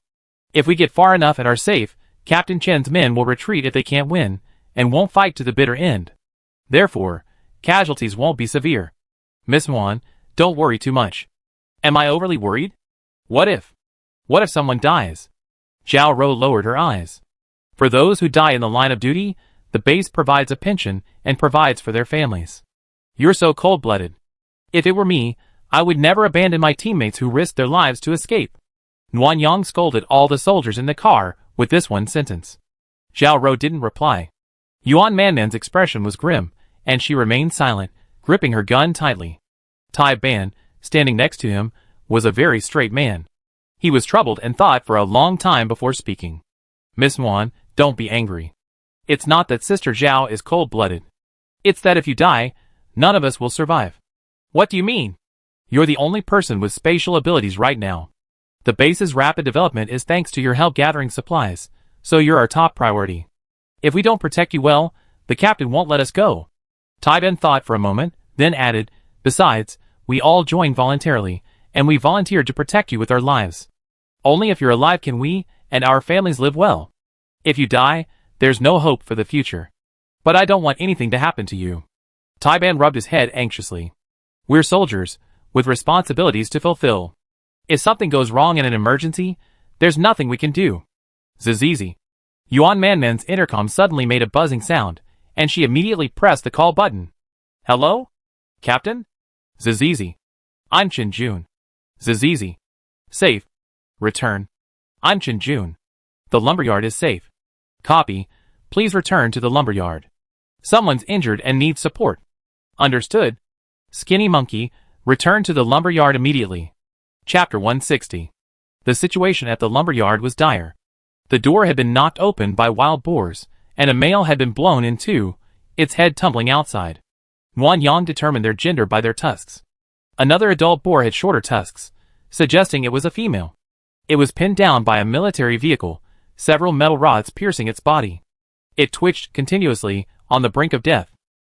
5 young wild boars were trapped in a large earthen pit. Their tusks hadn't grown yet, posing little threat. Several soldiers stood guard at the edge of the pit with sticks, poking back any that tried to escape. Elsewhere, in a small hut with a half-collapsed roof, wounded soldiers lay on the ground. The most seriously injured were stones, with a puncture wound to the shoulder. They were actually ice-type psychics with head injuries. The remaining 4 suffered primarily external injuries, with scrapes and bruises on their arms and thighs. Chen Jun was also, unusually, injured. A bloody hole had been punctured in his arm by a tusk. Captain Chen, are you okay? No, it's just a minor injury. Wang Yang saw that Chen Jun had only applied 2 layers of gauze to the wound, so she found a brand new home medical kit from her space and offered it to him, but he flatly refused. Just let Xiao Rou treat me later. Don't waste it. Medical supplies are in short supply right now. Miss Wan, you should keep it for yourself. I still have some. You know, I raided an entire shopping mall for supplies. But we still have decades to live. One shopping mall won't be enough. Wang Yang saw that Chen Jun was unmoved, so she took the medical kit inside and placed it next to Xiao Rou, who was treating the wounded. Miss Wan, we can't take your things without the captain's permission. He's stubborn, and so are you. You're worthy of being in the same regiment. If you don't want it, I won't ask about the job for you. Zhao Rou fell silent, her expression conflicted, wanting to say something but unable to. This actually made Nuan Yang feel a little relieved. Someone who always had a sullen face could be manipulated for a moment. How could that not be comforting? After their encounter with the wild boars, it was almost 10 a.m., and the sun was growing increasingly scorching. Zhao Rou's abilities were limited, and she had used up all of them by the time she healed Shirtu. She needed to rest for half an hour before she could help one of the remaining wounded men stop bleeding. Qin Jun had wanted to retreat, but the wounds hadn't stopped bleeding, and the bumpy ride could easily lead to death from excessive bleeding. He had no choice but to wait. Fortunately, the wild boar's tusks weren't poisonous, otherwise Zhao Rou wouldn't have been able to save them in time. Company Commander, Company Commander. Wildcat trotted back, his face flushed with heat, and sweating profusely, clutching a piece of half-burned meat. Captain, look! This wild boar meat smells delicious. Is it edible? At these words, the soldiers, who hadn't eaten and whose cooking tools had been hid by the wild boar, gathered around. Nuan Yang also approached curiously. The piece of pork was half charred and greasy, half bright red, like a rare pork chop. The air was filled with the aroma of burnt pork, making his mouth water. Even Nuan Yang, who ate a hearty meal every day, couldn't help swallowing. Qin Jun took the pork, sniffed it, and asked for the toxin tester to be brought over. He inserted it into the meat. The instrument showed green, meaning it was non-toxic. Although it's not poisonous, it's a mutant after all. I don't know if there are any other side effects. We should take it back to the Research Institute for inspection. Captain, why don't I try it for poison? It smells so good, I can't stand it. No, Captain, let me do it. I eat it. Let me do it. If I don't go to hell, who will? Several soldiers rushed forward, their stomachs growling from time to time. Nuan Yang felt a little strange, and went to the system. Xiao Lu, is there something wrong with this meat? Soldiers don't have such poor self-control, so why do they all want to eat it? Host, this is mutant meat. It's fine to eat, and it's even more delicious than normal meat. However, after cooking, mutant meat emits an aroma called an attractant. It's not very attractive to ordinary people, but to psychics, it's like mint and catnip. This is because mutant meat can enhance psychics' perception of their powers, and accelerate their mental recovery, which is why they have poor self-control. Can mutant meat be eaten? But I clearly remember them being dangerous, like the cats and ants last time. They don't look edible at all. And that attractant, is it something like a drug? Host, zombified animals and mutated animals are different. Zombified animals are essentially zombies, carrying the zombie virus. The zombie cats you encountered in New Materials Town and the zombie rabbits in the rabbit farm are all zombies, and they're extremely aggressive. Mutated animals are normal animals whose characteristics have been enhanced due to environmental disturbances. For example, the mutated ants you encountered earlier are mutant fire ants. Fire ants are already highly toxic, but after being enhanced, they produce a corrosive venom. Even such poisonous animals remain poisonous and inedible after mutation. For example, wild boars are naturally non-toxic. After mutation, their size, speed, strength, and fangs are enhanced, making them edible, and their meat texture and taste are even better than before. As for the food attractant, it's not a drug, it's simply a psychic's latent desire for mutant meat. Sure enough, Nuan Yang finally understood why she'd been craving it, but she still had some questions. Is mutant meat addictive? Also, can mutant animals be bred? Host, mutant meat is not addictive, and can be used as a food supplement for psychics. Mutated animals can be raised. Their pre-mutation habits remain the same. Herbivores continue to eat grass after mutation, but their appetites increase. Their resistance to hunger, heat, and cold increases, and their reproductive capacity is also enhanced. With these comprehensive improvements, wouldn't that make them perfect for apocalyptic farming? Nuan Yang's thoughts suddenly shifted from the wild boar meat to the 5 little wild boars in the pit. Taming and raising them would allow him to freely consume mutant meat. Everyone, if you're hungry, I have food here. Captain Qin is right. Mutated animal meat shouldn't be consumed casually. What if there's something wrong? After Nuan Yang finished speaking, he pulled out a round table in front of everyone and selected some self-heating pots, self-heating rice, instant lemon chicken feet, instant seaweed and egg soup, canned food, a treasure porridge, banana chips, dried strawberries, dried mango, a large bottle of Coke, and a large portion of instant mouth-watering chicken. My God! I haven't seen such a sumptuous meal in ages. Miss Nuan, are you giving all this to us? Yes, Nuan Yang said, then remembered that several wounded soldiers hadn't stopped bleeding yet, and pulled out a large bag of red dates.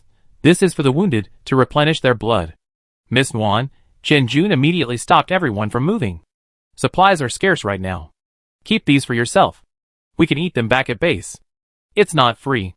If it weren't for you all today, I might have died at the hands of a wild boar. This is a token of my gratitude. Besides, those little wild boars aren't alive. I can collect them in my space. If the mutated wild boars are edible, I like 3 of them. Captain Chen, could you do me a favor? Everyone immediately looked at Chen Jun. A man of strict self-discipline, he didn't insist this time. Okay, I promise. Yeah. That was Nguyen Yang's first time seeing soldiers eat. After being hungry for most of the day, and not usually eating much meat, the men devoured their food like ferocious dogs, devouring the food before they knew it. Nguyen Yang silently brought them more food and water. Afraid the girls wouldn't have enough to fight over, he gave Zhao Ro and Yuan Man separate portions. While everyone was eating, Nguyen Yang collected the remaining unburned wood and stored the 2 mutant wild boars and 5 baby wild boars in his storage space.